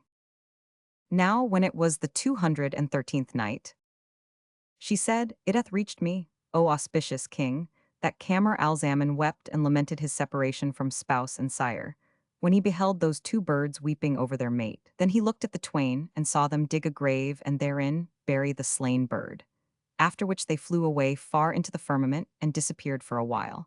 But presently they returned with the murtherer bird, and, alighting on the grave of the murthered, stamped on the slayer till they had done him to death. Then they rent his belly and, tearing out his entrails, poured the blood on the grave of the slain. Moreover, they stripped off his skin 294 and tear his flesh in pieces, and pulling out the rest of the bowels, scattered them hither and thither. All this while Kamar al-Zaman was watching them wonderingly. But presently, chancing to look at the place where the two birds had slain the third, he saw therein something gleaming. So he drew near to it and noted that it was the crop of the dead bird. Whereupon he took it and opened it and found the talisman which had been the cause of his separation from his wife. But when he saw it and knew it, he fell to the ground a-fainting for joy, and, when he revived, he said, Praised be Allah! This is a foretaste of good and a presage of reunion with my beloved. Then he examined the jewel and passed it over his eyes, after which he bound it to his forearm, rejoicing in coming weal, and walked about till nightfall awaiting the gardener's return. And when he came not, he lay down and slept in his wonted place. At daybreak he rose to his work and, girding his middle with a cord of palm fiber, took hatchet and basket and walked down the length of the garden, till he came to a carob tree and struck the axe into its roots. The blow rang and resounded, so he cleared away the soil from the place and discovered a trapdoor and raised it. And Shahrazad perceived the dawn of day, and ceased saying her permitted say. Now when it was the 214th night, she said, It hath reached me, O auspicious king, that when Kamar al-Zaman raised the trapdoor, he found a winding stair, which he descended and came to an ancient vault of the time of Ad and Thamud, hewn out of the rock. Round the vault stood many brazen vessels of the bigness of a great oil jar, which he found full of gleaming red gold. Whereupon he said to himself, Verily sorrow is gone, and solace is come. Then he mounted from the souterrain to the garden, and, replacing the trapdoor as it was before, busied himself in conducting water to the trees till the last of the day, when the gardener came back and said to him, O my son, rejoice at the good tidings of a speedy return to thy native land. The merchants are ready equipped for the voyage, and the 295 ship in 3 days' time will set sail for the city of Ebony, which is the first of the cities of the Moslems. And after making it, thou must travel by land a 6 months' march till thou come to the islands of Khalidan, the dominions of King Shahryar. At this, Camar al-Zaman rejoiced and began repeating, "Part not from one whose want is not to part from you, nor with your cruel taunts an innocent mortify. Another so long parted had ta'en heart from you, and had his whole condition changed, but not so I." Then he kissed the gardener's hand and said, "O my father, even as thou hast brought me glad tidings, so I also have great good news for thee," and told him anent his discovery of the vault. Whereat the gardener rejoiced and said, "O my son, 80 years have I dwelt in this garden and have never hit on aught, whilst thou, who hast not sojourned with me a year, hast discovered this thing. Wherefore it is heaven's gift to thee, which shall end thy crosses and aid thee to rejoin thy folk and foregather with her thou lovest." Quoth Camar al-Zaman, "There is no help but it must be shared between me and thee." Then he carried him to the underground chamber and showed him the gold, which was in 20 jars. He took 10 and the gardener 10, and the old man said to him, "O my son, fill thyself leather bottles with the sparrow olives which grow in this garden, for they are not found except in our land, and the merchants carry them to all parts. Lay the gold in the bottles and strew it over with olives. Then stop them and cover them and take them with thee in the ship." So Camar al-Zaman arose without stay or delay, and took 50 leather bottles and stored in each somewhat of the gold, and closed each one, after placing a layer of olives over the gold. And at the bottom of one of the bottles he laid the talisman. Then sat he down to talk with the gardener, confident of speedy reunion with his own people, and saying to himself, "When I come to the Ebony Islands 296, I will journey thence to my father's country and inquire for my beloved Budur. Would to heaven I knew whether she returned to her own land, or journeyed on to my father's country, or whether there befell her any accident by the way." And he began versifying. "Love in my breast they lit and fared away, and far the land wherein my love is pent. Far lies the camp and those who camp therein, far is her tent shrine where I ne'er shall tent. Patience far fled me when from me they fled, sleep failed mine eyes, endurance was forspent. They left and with them left my every joy, wending with them, nor find I peace that went. They made these eyes roll down love tears in flood, and lacking them these eyne with tears are drent. When my tryst spirit once again would see them, when pine and expectation but augment, in my heart's core their counterfeits I trace, with love and yearning to behold their grace." Then, while he awaited the end of the term of days, he told the gardener the tale of the birds and what had passed between them, whereat the hero wondered, and they both lay down and slept till the morning. The gardener awoke sick and abode thus 2 days. But on the third day his sickness increased on him, till they despaired of his life, and Camar al-Zaman grieved with sore grief for him. Meanwhile, behold, the master and his crew came and inquired for the gardener. And when Camar al-Zaman told them that he was sick, they asked, "Where be the youth who is minded to go with us to the Ebony Islands?" "He is your servant, and he standeth before you," answered the prince, and bade them carry the bottles of olives to the ship. So they transported them, saying, "Make haste thou, for the wind is fair." And he replied, "I hear and obey." Then he carried his provant on board, and, returning to bid the gardener farewell, found him in the agonies of death. So he sat down at his head and closed his eyes, and his soul departed his body. Whereupon he laid him out and committed him to the earth unto the mercy of Allah Almighty. Then he made for the ship, but found that she had already weighed anchor and set sail, nor did she cease to cleave the seas till she disappeared from his sight. So he went back to whence he came heavy-hearted with whirling head, and neither would he address 297 a soul, nor return a reply. And reaching the garden and sitting down in cark and care, he threw dust on his head and buffeted his cheeks. And Shahrazad perceived the dawn of day, and ceased saying her permitted say. Now when it was the 215th night, she said, "It hath reached me, O auspicious king, that when the ship sped on her course, Camar al-Zaman returned to the garden in cark and care. But anon he rented the place of its owner and hired a man to help him in irrigating the trees. Moreover, he repaired the trapdoor, and he went to the underground chamber, and bringing the rest of the gold to grass, stowed it in other 50 bottles which he filled up with a layer of olives. Then he inquired of the ship, and they told him that it sailed but once a year. At which his trouble of mind redoubled, and he cried sore for that which had betided him, above all for the loss of the Princess Budur's talisman, and spent his nights and days weeping and repeating verses. Such was his case. But as regards the ship, she sailed with a favoring wind till she reached the Ebony Islands. Now by decree of destiny, Queen Budur was sitting at a lattice window overlooking the sea, and saw the galley cast anchor upon the strand. At this sight, her heart throbbed, and she took horse with the chamberlains and nabobs, and riding down to the shore, halted by the ship, whilst the sailors broke bulk and bore the bales to the storehouses. after which she called the captain to her presence and asked what he had with him. He answered, "O king, I have with me in this ship aromatic drugs and cosmetics, and healing powders and ointments and plasters and precious metals, and rich stuffs and rugs of Yemen leather, not to be born of mule or camel, and all manner of otters and spices and perfumes, civet and ambergris and camphor and Sumatra aloes wood, and tamarinds and sparrow olives to boot, such as are rare to find in this country." When she heard talk of sparrow olives, her heart longed for them, and she said to the shipmaster, "How much of olives hast thou?" He replied, 50 bottles full, but their owner is not with us, so the king shall take what he will of them. Quoth she, "Bring them ashore that I may see them." Thereupon he called to the sailors, who brought her the 50 bottles, and she opened one and looking at the olives said to the captain, "I will take the whole 50 and pay you their value, whatso it be." He answered, "By Allah, O my lord, they have no value in our country. Moreover, their shipper tarried behind us, and he is a poor man." Asked she, "And what are they worth here?" And he answered, 1,000 dirhams. "I will take them at 1,000, she said, and bade them carry the 50 bottles to the palace. When it was night, she called for a bottle of olives and opened it, there being none in the room but herself and the Princess Hayat al-Nufus. Then, placing a dish before her, she turned into it the contents of the jar, when there fell out into the dish with the olives a heap of red gold. And she said to the lady Hayat al-Nufus, "This is naught but gold." So she sent for the rest of the bottles and found them all full of precious metal and scarce enough olives to fill a single jar. Moreover, she sought among the gold and found therein the talisman, which she took and examined, and behold, it was that which Kamar al-Zaman had taken from off the band of her petticoat trousers. Thereupon she cried out for joy and slipped down in a swoon, and Shahrazad perceived the dawn of day and ceased to say her permitted say. Now when it was the 216th night, she said, "It hath reached me, O auspicious king, that when King Budger saw the talisman she cried out for joy and slipped down in a swoon.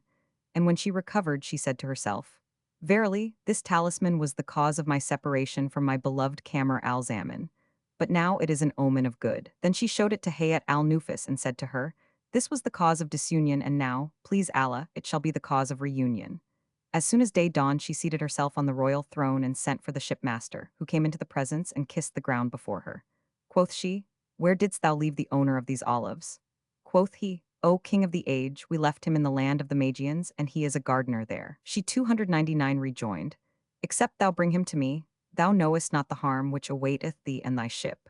Then she bade them seal up the magazines of the merchants and said to them, "Verily the owner of these olives hath borrowed of me, and I have a claim upon him for debt, and unless ye bring him to me, I will without fail do you all die and seize your goods." So they went to the captain and promised him the hire of the ship, if he would go and return a second time, saying, "Deliver us from this masterful tyrant."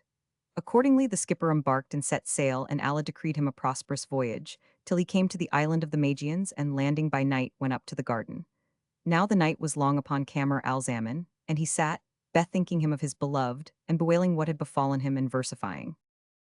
A night whose stars refused to run their course, a night of those which never seem outworn. Like resurrection day, of longsome length, to him that watched and waited for the morn. Now at this moment, the captain knocked at the garden gate, and Kamar al-Zaman opened and went out to him, whereupon the crew seized him and went down with him on board the ship and set sail forthright, and they ceased not voyaging days and nights, whilst Kamar al-Zaman knew not why they dealt thus with him. But when he questioned them they replied, "Thou hast offended against the lord of the Ebony Islands, the son-in-law of King Armenis, and thou hast stolen his monies, miserable that thou art." Said he, "By Allah, I never entered that country, nor do I know where it is." However, they fared on with him, till they made the Ebony Islands, and landing, carried him up to the Lady Budger, who knew him at sight, and said, "Leave him with the eunuchs, that they may take him to the bath." Then she relieved the merchants of the embargo, and gave the captain a robe of honor worth 10,000 pieces of gold. And after returning to 300 the palace, she went in that night to the Princess Hayat al-Nufus, and told her what had passed, saying, "Keep thou my counsel, till I accomplish my purpose, and do a deed which shall be recorded and shall be read by kings and commoners after we be dead and gone." And when she gave orders that they bear Kamar al-Zaman to the bath, they did so and clad him in a royal habit, so that, when he came forth, he resembled a willow bough or a star, which shamed the greater and lesser light and its glow, and his life and soul returned to his frame. Then he repaired to the palace and went in to the Princess Budger, and when she saw him she schooled her heart to patience, till she should have accomplished her purpose, and she bestowed on him mamelukes and eunuchs, camels and mules. Moreover, she gave him a treasury of money, and she ceased not advancing him from dignity to dignity, till she made him Lord High Treasurer, and committed to his charge all the treasures of the state. And she admitted him to familiar favor, and acquainted the emirs with his rank and dignity. And all loved him, for Queen Budger did not cease day by day to increase his allowances. As for Kamar al-Zaman, he was at a loss anent the reason of her thus honoring him, and he gave gifts and largesse out of the abundance of the wealth. And he devoted himself to the service of King Armanis, so that the king and all the emirs and people, great and small, adored him and were wont to swear by his life. Nevertheless, he ever marveled at the honor and favor shown him by Queen Budger, and said to himself, "By Allah, there needs must be a reason for this affection. Peradventure, this king favoreth me not with these immoderate favors save for some ill purpose, and therefore there is no help but that I crave leave of him to depart his realm." So he went in to Queen Budger and said to her, "O king, thou hast overwhelmed me with favors, but it will fulfill the measure of thy bounties if thou take from me all thou hast been pleased to bestow upon me, and permit me to depart." She smiled and asked, "What maketh thee seek to depart and plunge into new perils, ween as thou art in the enjoyment of the highest favor and greatest prosperity?" Answered Kamar al-Zaman, 301, O king, verily this favor, if there be no reason for it, is indeed a wonder of wonders, more by token that thou hast advanced me to dignities such as befit men of age and experience, albeit I am as it were a young child. And Queen Budger rejoined, "The reason is that I love thee for thine exceeding loveliness and thy surpassing beauty. And if thou wilt but grant me my desire of thy body, I will advance thee yet farther in honor and favor and largesse. And I will make thee wazir for all thy tender age, even as the folk made me sultan over them, and I know older than thou. So that nowadays there is nothing strange when children take the head, and by Allah, he was a gifted man who said, it seems as though of Lot's tribe were our days, and crave with love to advance the young in years." When Kamar al-Zaman heard these words, he was abashed and his cheeks flushed till they seemed to flame, and he said, "I need not these favors which lead to the commission of sin. I will live poor in wealth but wealthy in virtue and honor."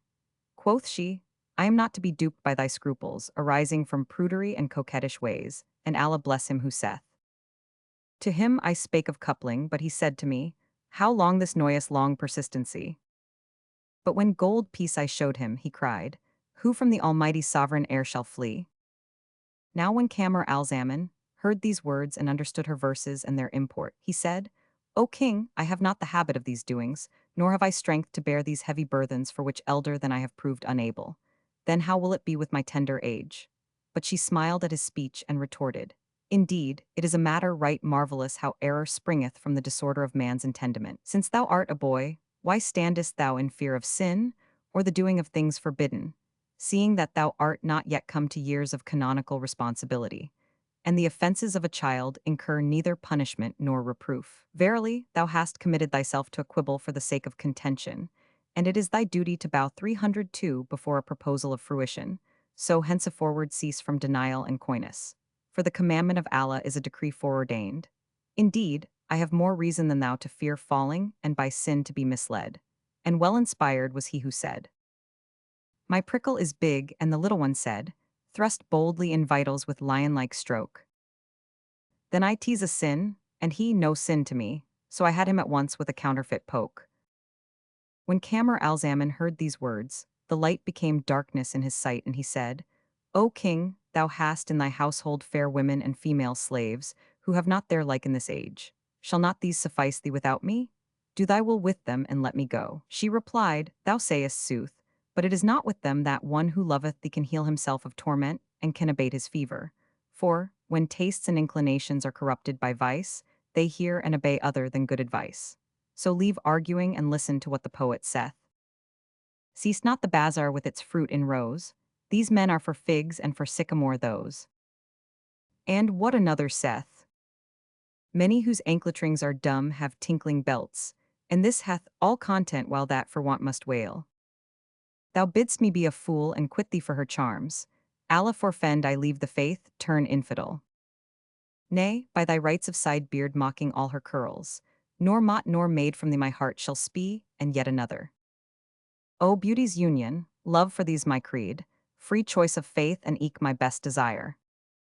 Women I have forsworn for thee, so may, deem me all men this day a shaveling friar. And yet another. Even not beardless one with girl, nor heed, the spy who saith to thee, tease and a miss. Far different is the girl whose feet one kisses, and that gazelle whose feet the earth must kiss. And yet another. A boy of twice 10 is fit for a king. And yet another.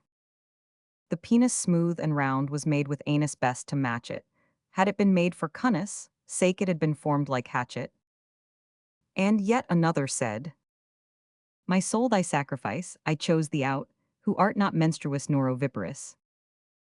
Did I with woman mell, I should beget brats till the wide, wide world grew straight for us.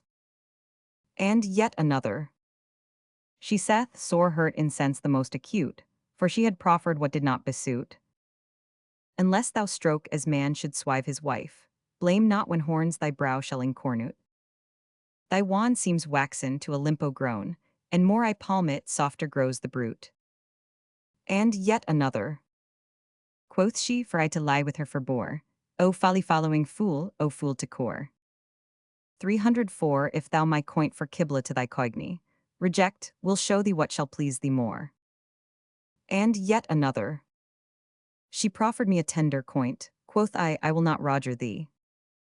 She drew back, saying, from the faith, he turns who's turned by heaven's decree. And frontwise futtering in one day, is obsolete persistency. Then swung she round and shining rump, like silvern lump she showed me. I cried, well done, O mistress mine, no more am I in pain for thee. O thou of all that Allah oped, showest me fairest victory. And yet another. Men craving pardon will uplift their hands, women pray pardon with their legs on high. Out on it for a pious, prayerful work, the Lord shall raise it in the depths to lie. When Kamar al-Zaman heard her quote this poetry, and was certified that there was no escaping compliance with what willed she, he said, O King of the age, if thou must needs have it so, make covenant with me that thou wilt do this thing with me but 305 once, though it avail not to correct thy depraved appetite, and that thou wilt never again require this thing of me to the end of time. So perchance shall Allah purge me of the sin. She replied, I promise thee this same, hoping that Allah of his favor will relent towards us and blot out our mortal offense. For the girdle of heaven's forgiveness is not indeed so strait, but it may compass us around and absolve us of the excess of our heinous sins, and bring us to the light of salvation out of the darkness of error. And indeed excellently well saith the poet. Of evil thing the folk suspect us twain, and to this thought their hearts and souls are bent. Come, dear, let's justify and free their souls, that wrong us, one good bout and then repent. Thereupon she made with him an agreement and a covenant, and swore a solemn oath by him, who is self-existent, that this thing should befall betwixt them, but once and never again for all time, and that the desire of him was driving her to death and perdition. So he rose up with her on this condition, and went with her to her own boudoir, that she might quench the low of her lust, saying, there is no majesty, and there is no might save in Allah, the glorious, the great. This is the fated decree of the all-powerful, the all-wise. And he doffed his bag trousers, shameful and abashed, with the tears running from his eyes for stress of affright. Thereat she smiled, and making him mount upon a couch with her, said to him, after this night thou shalt see naught that will offend thee. Then she turned to him, bussing and bosoming him and bending calf over calf, and said to him, put thy hand between my thighs to the accustomed place, so haply it may stand up to prayer after prostration. He wept and cried, I am not good at aught of this, but she said, by my life, and thou do as I bid thee, it shall profit thee. So he put out his hand, with vitals 306A fire for confusion, and found her thighs cooler than cream and softer than silk. The touching of them pleasured him, and he moved his hand hither and thither, till it came to a dome abounding in good gifts and movements and shifts, and said in himself, perhaps this king is an hermaphrodite, neither man nor woman quite. So he said to her, O king, I cannot find that thou hast a tool like the tools of men. What then moved thee to do this deed? Then loudly laughed Queen Scheherazade till she fell on her back, and said, O my dearling, how quickly thou hast forgot the nights we have lain together. Then she made herself known to him, and he knew her for his wife, the Lady Scheherazade, daughter of King Algair, lord of the isles and the seas. So he embraced her and she embraced him, and he kissed her and she kissed him. Then they lay down on the bed of pleasure voluptuous, repeating the words of the poet. When his softly bending shape bid him close to my embrace, which clipped him all about like the tendrils of the vine, and shed a flood of softness on the hardness of his heart, he yielded, though at first he was minded to decline. And dreading lest the railer's eye should light upon his form, came armored with caution to baffle his design. His waist makes moan of hinder cheeks that weigh upon his feet, like heavy load of merchandise upon young camel Leon. Girt with his glance's cimeter which seemed a thirst for blood, and clad in mail of dusky curls that show the sheeniest shine. 307, his fragrance wafted happy news of footstep coming nigh, and to him like a bird uncaged I flew in straightest line. I spread my cheek upon his path beneath his sandal shoon, and lo, the stibium of their dust healed all my hurt of eyne. With one embrace again, I bound the banner of our loves, and loosed the knot of my delight that bound in bonds malign. Then bade I make high festival, and straight came flocking in, pure joys that know not grizzled age nor aught of pain and pine. The full moon dotted with the stars the lips and pearly teeth, that dance right joyously upon the bubbling face of wine. So in the prayer niche of their joys, I yielded me to what would make the humblest penitent of sinner most indign. I swear by all the signs of those glories in his face, I'll ne'er forget the chapter entitled Aliclas. Then Queen Budger told Camar Alzaman all that had befallen her from beginning to end, and he did likewise, after which he began to upbraid her, saying, "What moved thee to deal with me as thou hast done this night?" She replied, "Pardon me, for I did this by way of jest, and that pleasure and gladness might be increased." And when dawned the morn and day arose with its sheen and shone, she sent to King Armenes, sire of the Lady Hayat al-Nufus, and acquainted him with the truth of the case and that she was wife to Camar al-Zaman. Moreover, she told him their tale and the cause of their separation, and how his daughter was a virgin, pure as when she was born. He marveled at their story with exceeding marvel and bade them chronicle it in letters of gold. Then he turned to Camar al-Zaman and said, "O king's son, art thou minded to become my son-in-law by marrying my daughter?" Replied he, "I must consult the 308 Queen Budger, as she hath a claim upon me for benefits without stint." And when he took counsel with her, she said, "Right is thy recking. Marry her, and I will be her handmaid, for I am her debtor for kindness and favor and good offices, and obligations manifold, especially as we are here in her place, and as the king her father hath whelmed us with benefits." Now when he saw that she inclined to this and was not jealous of Hayat al-Nufus, he agreed with her upon this matter, and Shahrazad perceived the dawn of day, and ceased saying her permitted say. Now when it was the 217th night, she said, "It hath reached me, O auspicious king, that Camar al-Zaman agreed with his wife, Queen Budger, upon this matter, and told King Armenes what she had said, whereat he rejoiced with great joy. Then he went out, and, seating himself upon his chair of estate, assembled all the wazirs, emirs, chamberlains, and grandees, to whom he related the whole story of Camar al-Zaman and his wife, Queen Budger, from first to last, and acquainted them with his desire to marry his daughter Hayat al-Nufus to the prince, and make him king in the stead of Queen Budger. Whereupon said they all, "Since he is the husband of Queen Budger, who hath been our king till now, whilst we deemed her son-in-law to King Armenes, we are all content to have him to sultan over us, and we will be his servants, nor will we swerve from his allegiance." So Armenes rejoiced hereat, and, summoning Qazis and witnesses, and the chief officers of state, bade draw up the contract of marriage between Camar al-Zaman and his daughter, the Princess Hayat al-Nufus. Then he held high festival, giving sumptuous marriage feasts and bestowing costly dresses of honor upon all the emirs and captains of the host. Moreover, he distributed alms to the poor and needy, and set free all the prisoners. The whole world rejoiced in the coming of Camar al-Zaman to the throne, blessing him and wishing him endurance of glory and prosperity, renown and felicity. And, as 309 soon as he became king, he remitted the customs dues and released all men who remained in jail. Thus he abode a long while, ordering himself worthily towards his lieges, and he lived with his two wives in peace, happiness, constancy, and content, lying the night with each of them in turn. He ceased not after this fashion during many years, for indeed all his troubles and afflictions were blotted out from him, and he forgot his father King Shahryar and his former estate of honor and favor with him. After a while Almighty Allah blessed him with two boy children, as they were two shining moons, through his two wives, the elder whose name was Prince Amjad, by Queen Budger, and the younger whose name was Prince Asad by Queen Hayat al-Nufus. And this one was comelier than his brother. They were reared in splendor and tender affection, in respectful bearing, and in the perfection of training. And they were instructed in penmanship and science, and the arts of government and horsemanship, till they attained the extreme of accomplishments and the utmost limit of beauty and loveliness. both men and women being ravished by their charms. They grew up side by side till they reached the age of 17, eating and drinking together and sleeping in one bed, nor ever parting at any time or tide, wherefore all the people envied them. Now when they came to man's estate and were endowed with every perfection, their father was wont, as often as he went on a journey, to make them sit in his stead by turns in the hall of judgment.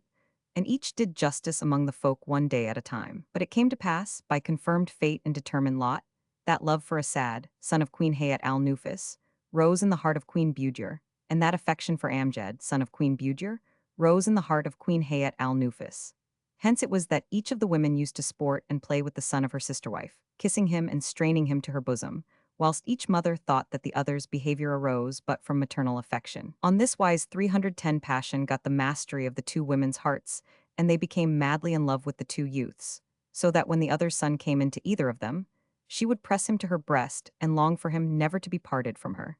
Till, at last, when waiting grew longsome to them, and they found no path to enjoyment, they refused meat and drink and banished the solace of sleep.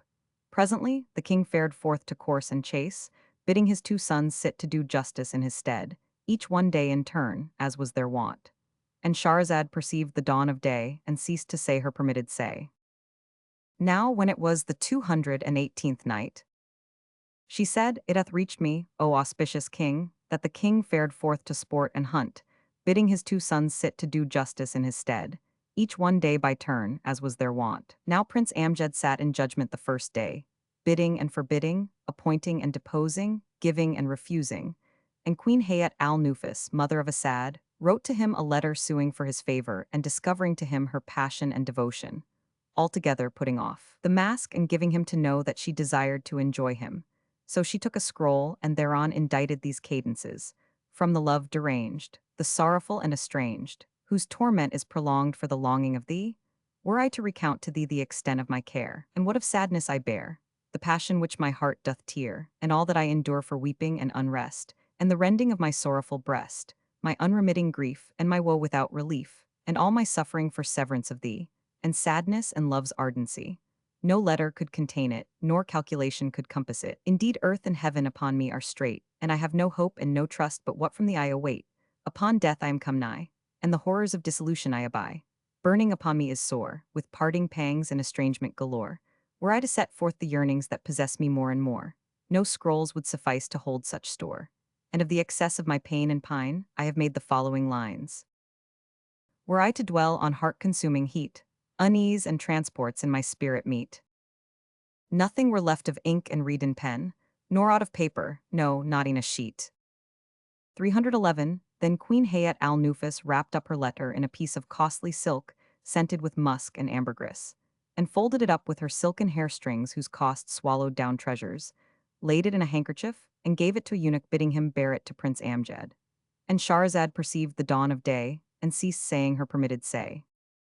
Now when it was the 219th night, she said, It hath reached me, O auspicious king, that she gave her missive to the eunuch in waiting and bade him bear it to Prince Amjad. And that eunuch went forth ignoring what the future hid for him, for the omniscient ordereth events even as he willeth. And, going in to the prince, kissed the ground between his hands and handed to him the letter. On receiving the kerchief he opened it, and, reading the epistle and recognizing its gist, he was aware that his father's wife was essentially an adulteress and a traitress at heart to her husband, King Kamar al-Zaman. So he waxed wroth with exceeding wrath and railed at women and their works, saying, Allah curse women, the traitresses, the imperfect in reason and religion. Then he drew his sword and said to the eunuch, Out on thee, thou wicked slave! Dost thou carry messages of disloyalty for thy lord's wife? By Allah, there is no good in thee, O black of hue and heart, O foul of face and nature's forming. So he smote him on the neck and severed his head from his body. Then, folding the kerchief over its contents, he thrust it into his breast pocket and went into his own mother and told her what had passed, reviling and reproaching her, and saying, Each one of you is viler than the other. And by Allah the Great and Glorious, did I not fear ill-manneredly to transgress against the rights of my father, Kamar al-Zaman, and my brother, Prince Asad, I would assuredly go into her and cut off her head, even as I cut off that of her eunuch. Then he went forth from his mother in a mighty rage, and when the news reached Queen Hayat al-Nufus of what he had done with her eunuch, she abused him and cursed him and plotted perfidy against him. He passed the night, sick with rage, wrath, and concern, nor found he pleasure in meat, drink, or sleep. And when the next morning dawned, Prince Asad fared forth in his turn to rule the folk in his father's stead, whilst his mother, Hayat al-Nufus, awoke in feeble plight because of what she had heard from Prince Amjad concerning the slaughter of her eunuch. So Prince Asad sat in the audience chamber that day, judging and administering justice, appointing and deposing, bidding and forbidding, giving and bestowing. And he ceased not thus till near the time of afternoon prayer, when Queen Budur sent for a crafty old woman, and discovering to her what was in her heart, wrote a letter to Prince Asad, complaining of the excess of her affection and desire for him in these cadenced lines. From her who perisheth for passion and love forlorn, to him who in nature and culture is goodliest born, to him who is conceited of his own loveliness, and glories in his amorous grace, who from those that seek to enjoy him averteth his face, and refuseth to show favor unto the self-abasing and base, him who is cruel and of disdainful mood, from the lover despairing of good, to Prince Asad, with passing beauty endowed, and of excelling grace proud, of the face moon bright, and the brow flower white, and dazzling splendid light.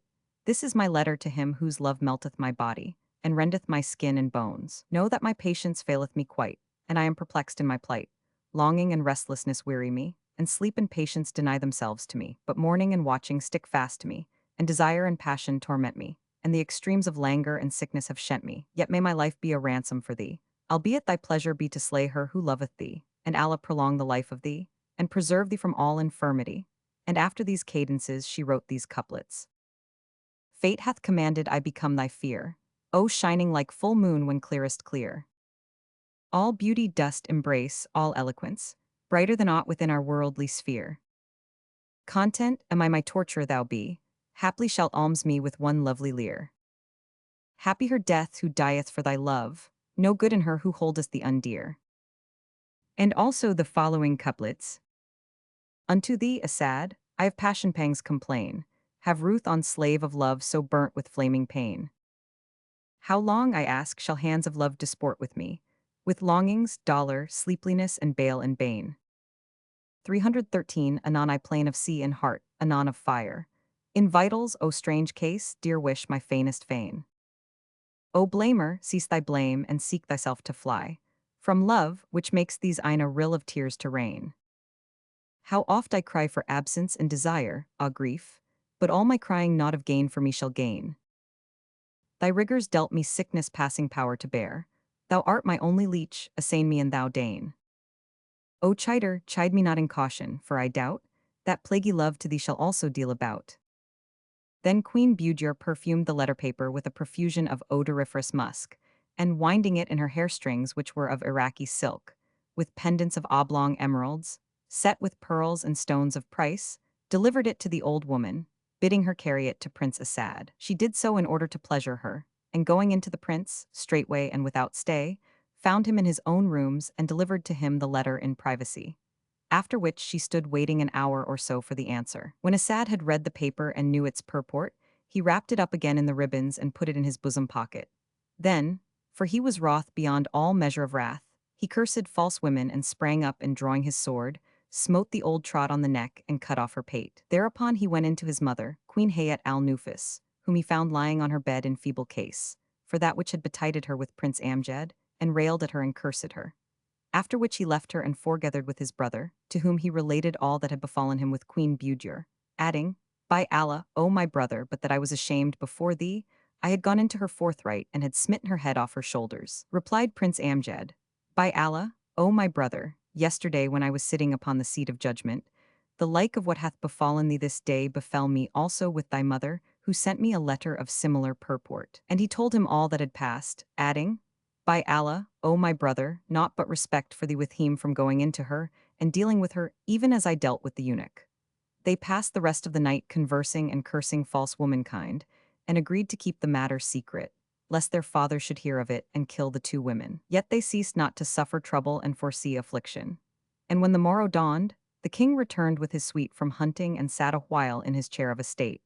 After which he sent the emirs about their business and went up to his palace, where he found his two wives lying abed, and both exceeding sick and weak. Now they had made a plot against their two sons and concerted to do away their lives, for that they had exposed themselves before them and feared to be at their mercy and dependent upon their forbearance. When Kamar al-Zaman saw them on this wise, he said to them, What aileth you?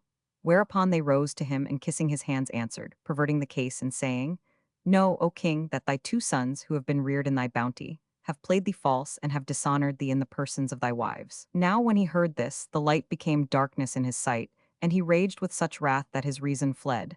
Then said he to them, Explain me this matter. Replied Queen Scheherazade, O king of the age, know that these many days past thy son Asad hath been in the persistent habit of sending me letters and messages to solicit me to lewdness and adultery, while I still forbade him from this. But he would not be forbidden, and when thou wentest forth to hunt, he rushed in on me, drunk and with a drawn sword in his hand, and smiting my eunuch, slew him. Then he mounted on my breast, still holding the sword, and I feared lest he should slay me, if I gainsaid him, even as he had slain my eunuch. So he took his wicked will of me by force. And now if thou do me not justice on him, O king, I will slay myself with my own hand, for I have no need of life in the world after this foul deed. And Queen Hayat al-Nufus, choking with tears, told him respecting Prince Amjad a story like that of her sister-wife. And Shahrazad perceived the dawn of day, and ceased to say her permitted say. Now when it was the 220th night, she said, It hath reached me, O auspicious king, that Queen Hayat al-Nufus told her husband, King Kamar al-Zaman, a story 315 like that of her sister in wedlock, Budger, and quoth she, The same thing befell me with thy son Amjad. After which she took to weeping and wailing and said, Except thou do me justice on him, I will tell my father, King Armenis. Then both women wept with sore weeping before King Kamar al-Zaman, who, when he saw their tears and heard their words, concluded that their story was true, and, waxing wroth beyond measure of wrath, went forth thinking to fall upon his two sons and put them to death. On his way he met his father-in-law, King Armenis, who, hearing of his return from the chase, had come to salute him at that very hour, and seeing him with naked brand in hand and blood dripping from his nostrils, for excess of rage, asked what ailed him. So Kamar al-Zaman told him all that his sons Amjad and Asad had done, and added, And here I am now going into them to slay them in the foulest way, and make of them the most shameful of examples. Quoth King Armenis, and indeed he too was wroth with them, Thou dost well, O my son, and may Allah not bless them, nor any sons that do such deed against their father's honor. But O my son, the sayer of the old saw saith, Whoso looketh not to the end hath not fortune to friend. In any case they are thy sons, and it befitteth not that thou kill them with thine own hand, lest thou drink of their death agony, and anon repent of having slain them whenas repentance availeth thee not. Rather do thou send them with one of thy Mamelukes into the desert, and let him kill them there out of thy sight. For, as saith the adage, out of sight of my friend is better and pleasanter. And when Kamar al-Zaman heard his father-in-law's words, he knew them to be just. So he sheathed his sword and turning back, sat down upon the throne of his realm. There he summoned his treasurer, a very old man, versed in affairs and in fortune's vicissitudes, to whom he said, Go into my sons, Amjad and Asad, bind their hands behind them with strong bonds, lay them in 2 chests and load them upon a mule. Then take horse thou and carry them into mid-desert, where do thou kill them both and fill 2 vials with their blood and bring the same to me in haste. Replied the treasurer, I hear and I obey, and he rose up hurriedly and went out forthright to seek the princes, and on his road he met the coming out of the palace vestibule, for they had donned their best clothes and their richest, and they were on their way to salute their sire and give him joy of his safe return from his going forth to hunt. Now when he saw them, he laid hands on them, saying, O my sons, know ye that I am but a slave commanded, and that your father hath laid a commandment on me. Will ye obey his commandment? They said, Yes. Whereupon he went up to them, and after pinioning their arms, laid them in the chests which he loaded on the back of a mule he had taken from the city. And he ceased not carrying them into the open country till near noon, when he halted in a waste and desolate place, and, dismounting from his mare, let down the 2 chests from the mule's back. Then he opened them and took out Amjad and Asad, and when he looked upon them he wept sore for their beauty and loveliness. Then drawing his sword he said to them, By Allah, O my lords, indeed it is hard for me to deal so evilly by you, but I am to be excused in this matter, being but a slave commanded, for that your father King Kamar al-Zaman hath bidden me strike off your heads. They replied, O Emir, do the king's bidding, for we bear with patience that which Allah, to whom be honor, might, and glory, hath decreed to us, and thou art quit of our blood. Then they embraced and bade each other farewell. And Asad said to the treasurer, Allah upon thee, O uncle, spare me the sight of my brother's death agony and make me not drink of his anguish, but kill me first, for that were the easier for me. And Amjad said the like and entreated the treasurer to kill him before Asad, saying, My brother is younger than I, so make me not taste of his anguish. And they both wept bitter tears whilst the treasurer wept for their weeping, and Shahrazad perceived the dawn of day and ceased saying her permitted say. Now when it was the 221st night, she said, "It hath reached me, O auspicious king, that the treasurer wept for their weeping." Then the two brothers embraced and bade farewell, and one said to the other, "All this cometh of the malice of those traitresses, my mother and thy mother. And this is the reward of my forbearance towards thy mother, and of thy forbearance towards my mother. But there is no might, and there 317 is no majesty save in Allah, the glorious, the great. Verily, we are Allah's, and unto him we are returning." And Asad embraced his brother, sobbing and repeating these couplets. O thou to whom sad trembling wights in fear complain, O ever ready whatso cometh to sustain. The sole resource for me is at thy door to knock, at whose door knockin' thou to open wilt not deign. O thou whose grace is treasured in the one word be, favor me, I beseech, in the all wheels contain. Now when Amjad heard his brothers weeping, he wept also, and pressing him to his bosom, repeated these two couplets. O thou whose boons to me are more than one, whose gifts and favors have nor count nor bound. No stroke of all fate's strokes e'er fell on me, but thee to take me by the hand I found. Then said Amjad to the treasurer, I conjure thee by the one, omnipotent, the Lord of mercy, the beneficent, slay me before my brother Asad, so haply shall the fire be quenched in my heart's core, and in this life burn no more. But Asad wept and exclaimed, Not so, I will die first. Whereupon quoth Amjad, It were best that I embrace thee and thou embrace me, so the sword may fall upon us and slay us both at a single stroke. Thereupon they embraced, face to face, and clung to each other straitly, whilst the treasurer tied up the twain and bound them fast with cords, weeping the while. Then he drew his blade and said to them, By Allah, O my lords, it is indeed hard to me to slay you, but have ye no last wishes that I may fulfill, or charges which I may carry out, or message which I may deliver? Replied Amjad, We have no wish, and my only charge to thee is that thou set my brother below and me above him, that the blow may fall on me first. And when thou hast killed us and returnest to the king and he asketh thee, What heardest thou from them before their death? Do thou 318 answer, Verily thy sons salute thee and say to thee, Thou knewest not if we were innocent or guilty, yet hast thou put us to death, and hast not certified thyself of our sin, nor looked into our case. Then do thou repeat to him these two couplets. Women are Satan's maid for woe, O men. I fly to Allah from their devilish scathe. Source of whatever bale befell our kind, in worldly matters and in things of faith. Continued Amjad, We desire of thee naught but that thou repeat to our sire these two couplets. And Shahrazad perceived the dawn of day, and ceased to say her permitted say. Now when it was the 222nd night, she said, It hath reached me, O auspicious king, that Amjad added, speaking to the treasurer, We desire of thee naught but that thou repeat to our sire these two couplets which thou hast just now heard, and I conjure thee by Allah to have patience with us, whilst I cite to my brother this other pair of couplets. Then he wept with sore weeping and began. The kings who fared before us showed, of instances full many a show, of great and small and high and low, how many this one road have trod. Now when the treasurer heard these words from Amjad, he wept till his beard was wet, whilst Asad's eyes brimmed with tears, and he in turn repeated these couplets. Fate frights us when the thing is past and gone. Weeping is not for form or face alone. What ails the knights, Allah blot out our sin, and be the knights by other hand undone. Ere this Zubair son felt their spiteful hate, who fled for refuge to the house and stone. 319, Would that when Kharija was for Amru slain, they had ransomed Ali with all men they own. Then with cheeks stained by tears down railing, he recited also these verses. In sooth the nights and days are charactered by traitor falsehood, and as knaves they lie. The desert tree recalls their teeth that shine, all horrid blackness is their coal of eye. My sin anent the world which I abhor, is sin of sword when sworders fighting high.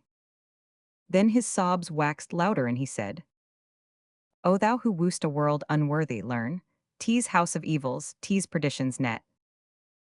A house where whoso laughs this day shall weep, the next, then perish house of fume and fret. Endless its frays and forays and its thralls, are ne'er redeemed while endless risks beset. How many gloried in its pomps and pride, till proud and pompous did all bounds forget. Then showing back of shield she made them swill, full draught, and claimed all her vengeance debt. For know her strokes fall swift and sure although. Long bide she and forslow the course of fate. 320 So look thou to thy days lest life go by idly, and meet thou more than thou hast met. And cut all chains of world love and desire, and save thy soul and rise to secrets higher. Now when Asad made an end of these verses, he strained his brother Amjad in his arms, till they twain were one body, and the treasurer, drawing his sword, was about to strike them, when behold, his steed took fright at the wind of his upraised hand, and breaking its tether, fled into the desert. Now the horse had cost 1,000 gold pieces, and on its back was a splendid saddle worth much money, so the treasurer threw down his sword, and ran after his beast. And Shahrazad perceived the dawn of day, and ceased saying her permitted say. Now when it was the 223rd night, she said, It hath reached me, O auspicious king, that when his horse ran away, the treasurer ran after it in huge concern, and ceased not running to catch the runaway till it entered a thicket. He followed it whilst it dashed through the wood, smiting the earth with its hoofs till it raised a dust cloud which towered high in air, and snorting and puffing and neighing and waxing fierce and furious. Now there happened to be in this thicket a lion of terrible might, hideous to sight, with eyes sparkling light. His look was grim, and his aspect struck fright into man's sprite. Presently the treasurer turned, and saw the lion making towards him, but found no way of escape, nor had he his sword with him. So he said in himself, There is no majesty, and there is no might save in Allah, the glorious, the great. This strait is come upon me for no other cause but because of Amjad and Asad, and indeed this journey was unblessed from the first. Meanwhile the two princes were grievously oppressed by the heat and grew sore athirst, so that their tongues hung out and they cried for succor, but none came to their relief, and they said, Would to heaven we had been slain and were at peace from this pain. But we know not whither the horse hath fled, that the treasurer is gone and hath left us thus pinioned. If he would but come back and do us die, it were easier to us than this torture to abide. Said Asad, O my brother, be patient, and the relief of Allah, extolled and exalted be he, shall assuredly come to us. For the horse started not away save of 321 his favor towards us, and naught irketh us but this thirst. Upon this he stretched and shook himself and strained right and left, till he burst his pinion bonds. Then he rose and unbound his brother, and catching up the emir's sword, said, By Allah, we will not go hence, till we look after him and learn what is become of him. Then they took to following on the trail till it led them to the thicket, and they said to each other, Of a surety, the horse and the treasurer have not passed out of this wood. Quoth Asad, Stay thou here, whilst I enter the thicket and search it.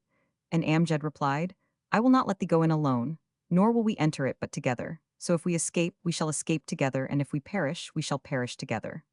Accordingly both entered and found that the lion had sprang upon the treasurer, who lay like a sparrow in his grip, calling upon Allah for aid and signing with his hands to heaven. Now when Amjad saw this, he took the sword and, rushing upon the lion, smote him between the eyes and laid him dead on the ground. The emir sprang up, marveling at this escape, and seeing Amjad and Asad, his master's sons, standing there, cast himself at their feet and exclaimed, By Allah, O my lords, it were intolerable wrong in me to do you to death.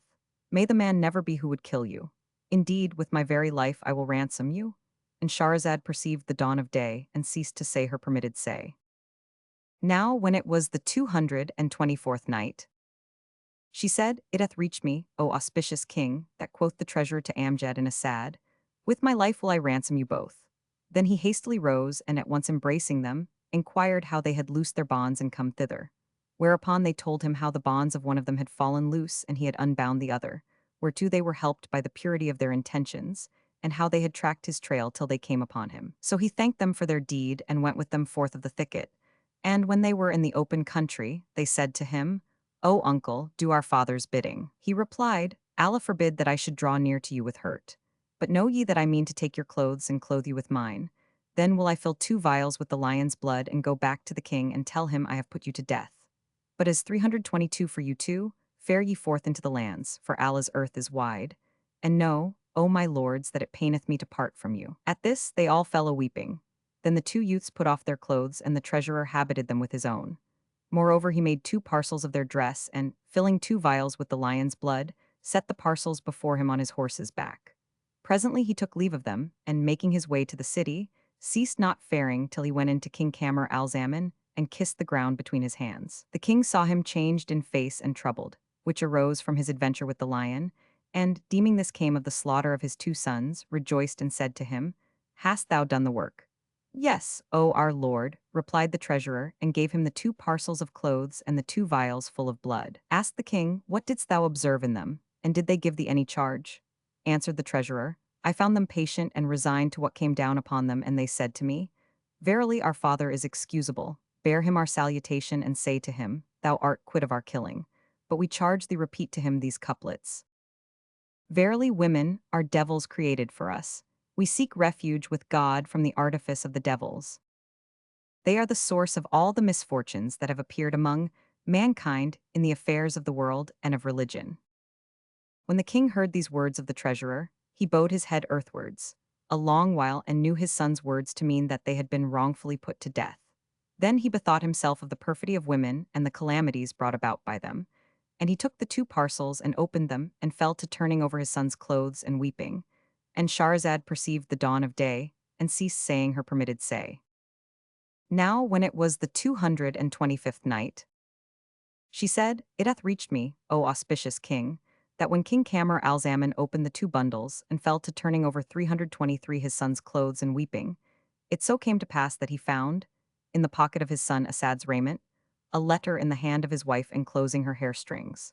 So he opened and read it, and understanding the contents knew that the prince had been falsely accused and wrongously. Then he searched Amjad's parcel of dress, and found in his pocket a letter in the handwriting of Queen Hayat al-Nufus enclosing also her hair strings. So he opened and read it, and knew that Amjad too had been wronged. Whereupon he beat hand upon hand and exclaimed, There is no majesty and there is no might save in Allah, the glorious, the great. I have slain my sons unjustly. And he buffeted his face, crying out, Alas, my sons, alas, my long grief. Then he bade them build 2 tombs in one house, which he styled House of Lamentations, and had graved thereon his sons' names.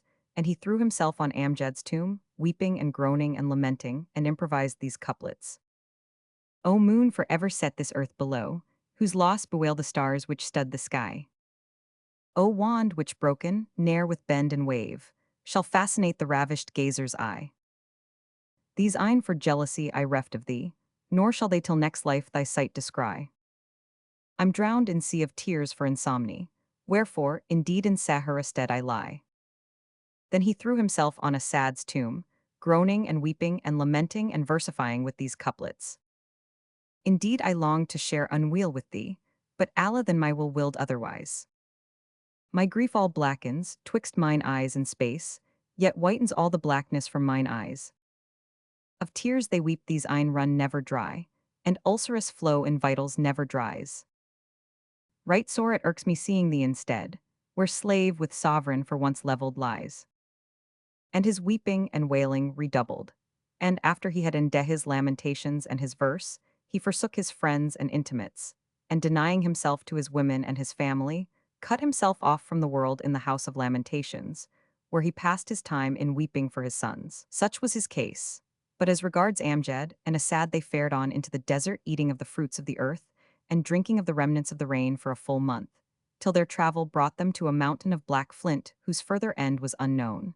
And here the road forked, one line lying along the midway height and the other leading to its head. They took the way trending to the top and gave not over following it 5 days, but saw no end to it and were overcome with weariness, being unused to walking upon the mountains or elsewhere.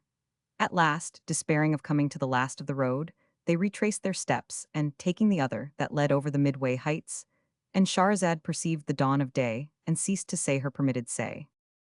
Now when it was the 226th night, she said, It hath reached me, O auspicious king, that Princes Amjad and Asad returned from the path leading to the mountainhead, and took that which ran along the midway heights, and walked through all that day till nightfall, when Asad, weary with much travel, said to Amjad, O my brother, I can walk no farther, for I am exceeding weak. Replied Amjad, O my brother, take courage, maybe Allah will send us relief.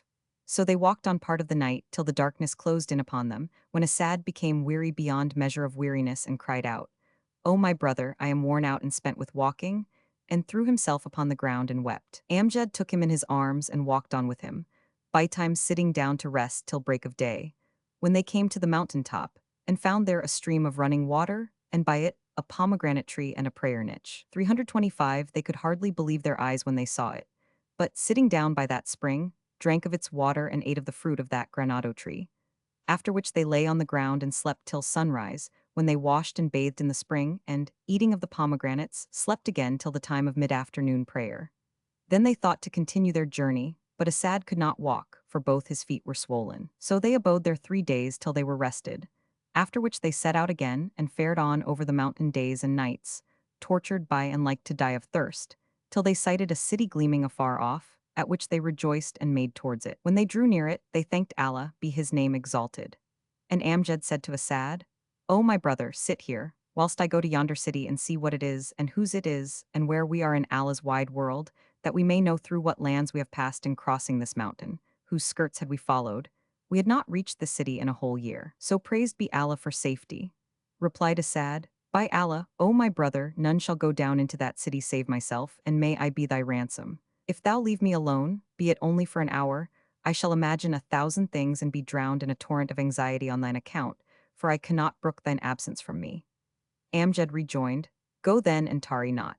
So Asad took some gold pieces, and leaving his brother to await him, descended the mountain and ceased not faring on till he entered the city. As he threaded the streets, he was met by an old man aged decrepit, whose beard flowed down upon his breast and forked in twain.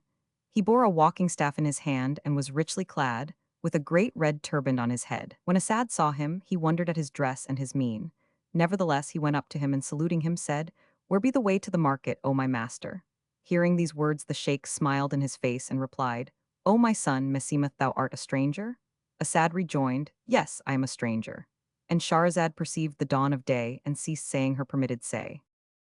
Now when it was the 227th night, she said, It hath reached me, O auspicious king, that the sheikh who met Asad smiled in his face and said to him, O my son, meseemeth thou art a stranger? And Asad replied, Yes, I am a stranger.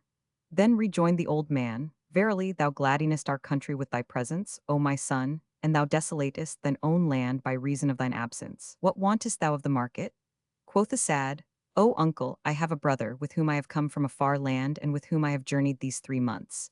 And when we sighted this city, I left him, who is my elder brother, upon the mountain and came hither, purposing to buy victual and what else, and return therewith to him, that we might feed thereon. Said the old man, Rejoice in all good, O my son, and know thou that today I give a marriage feast, to which I have bidden many guests, and I have made ready plenty of meats, the best and most delicious that heart can desire.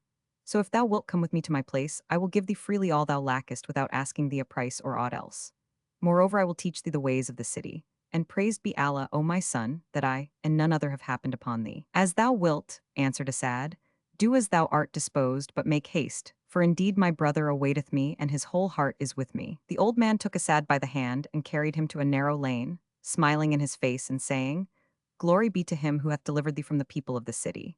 And he ceased not walking till he entered a spacious house, wherein was a saloon, and behold, in the middle of it were 40 old men, well stricken in years, collected together and forming a single ring as they sat round about a lighted fire, to which they were doing worship and prostrating themselves. When Asad saw this, he was confounded, and the hair of his body stood on end, though he knew not what they were. And the 327 sheikhs said to them, O elders of the fire, how blessed is this day! Then he called aloud, saying, Hallo, Gosbin. Whereupon there came out to him a tall black slave of frightful aspect, grim-visaged and flat-nosed as an ape, who, when the old man made a sign to him, bent Asad's arms behind his back and pinioned them.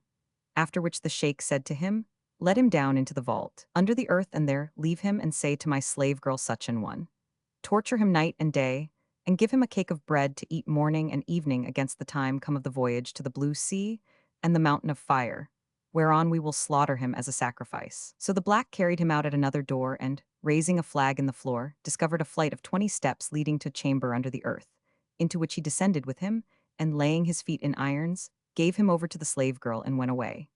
Meanwhile the old men said to one another, When the day of the festival of the fire cometh, we will sacrifice him on the mountain, as a propitiatory offering whereby we shall pleasure the fire. Presently the damsel went down to him and beat him a grievous beating, till streams of blood flowed from his sides and he fainted.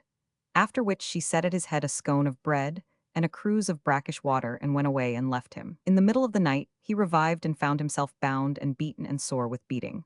So he wept bitter tears, and recalling his former condition of honor and prosperity, lordship and dominion, and his separation from his sire and his exile from his native land.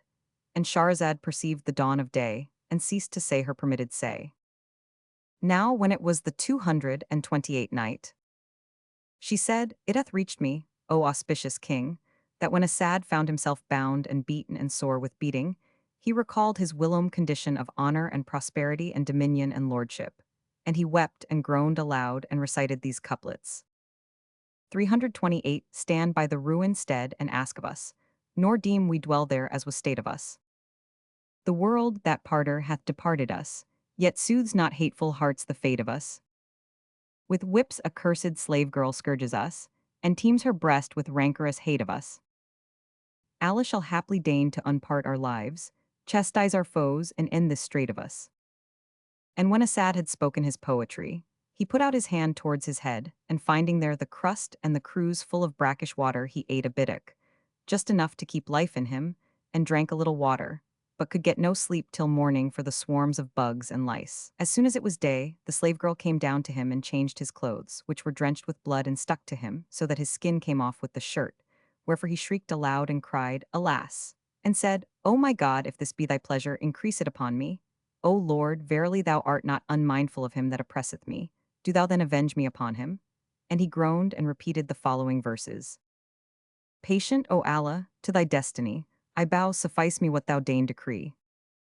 Patient to bear thy will, O Lord of me, patient to burn on coals of gazetry. They wrong me, visit me with hurt and harm, haply thy grace from them shall set me free.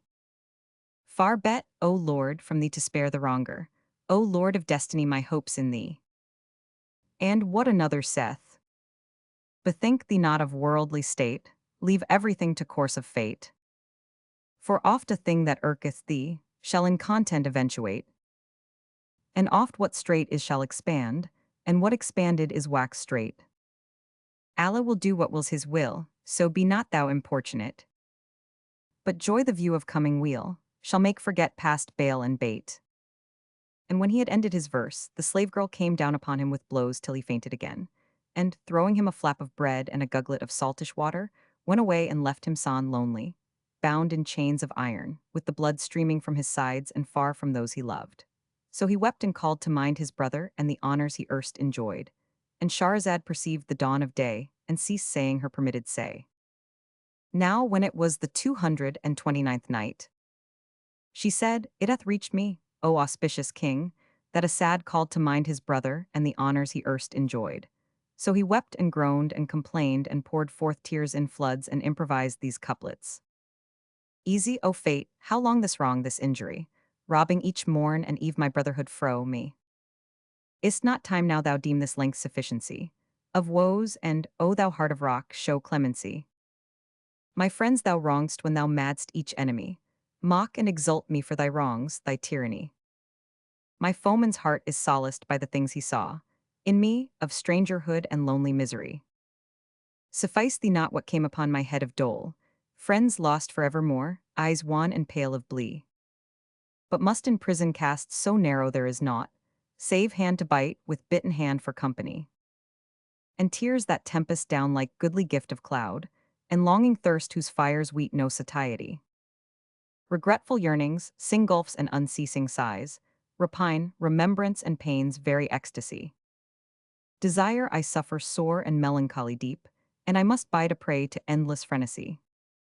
I find me ne'er a friend who looks with piteous eye, and seeks my presence to allay my misery. Say, live any intimate with trusty love, who for mine ills will groan, my sleepless malady. To whom moan I can make, and, peradventure, he shall pity eyes that sight of sleep can never see. The flea and bug suck up my blood, as white that drinks wine from the proffering hand of fair virginity. Amid the lice my body I remindeth me of orphans good in Kazi's claw of villainy. My home's a sepulchre that measures cubits 3, where pass I mourn and eve in chained agony. My wines are tears, my clank of chains takes music's stead. Cares my dessert of fruit and sorrows are my viand. When he had versed his verse and had prosed his prose, he again groaned and complained and remembered what he had been, and how he had been parted from his brother. Thus far concerning him. But as regards his brother Amjad, he awaited Asad till midday, yet he returned not to him. Whereupon Amjad's vitals fluttered, the pangs of parting were sore upon him, and he poured forth abundant tears. And Shahrazad perceived the dawn of day, and ceased to say her permitted say. Now when it was the 230th night, she said, It hath reached me, O auspicious king, that when Amjad awaited his brother Asad till midday and he returned not to him, Amjad's vitals fluttered. The pangs of parting were sore upon him, and he poured forth abundant tears, exclaiming, Alas, my brother!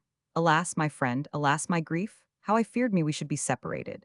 Then he descended from the mountain top with the tears running down his cheeks, and entering the city, ceased not walking till he made the market. He asked the folk the name of the place, and concerning its people, and they said, This is called the city of the Magians, and its citizens are mostly given to fire worshipping in lieu of the omnipotent king. Then he inquired of the city of Ebony, and they answered, Of a truth it is a year's journey thither by land, and 6 months by sea.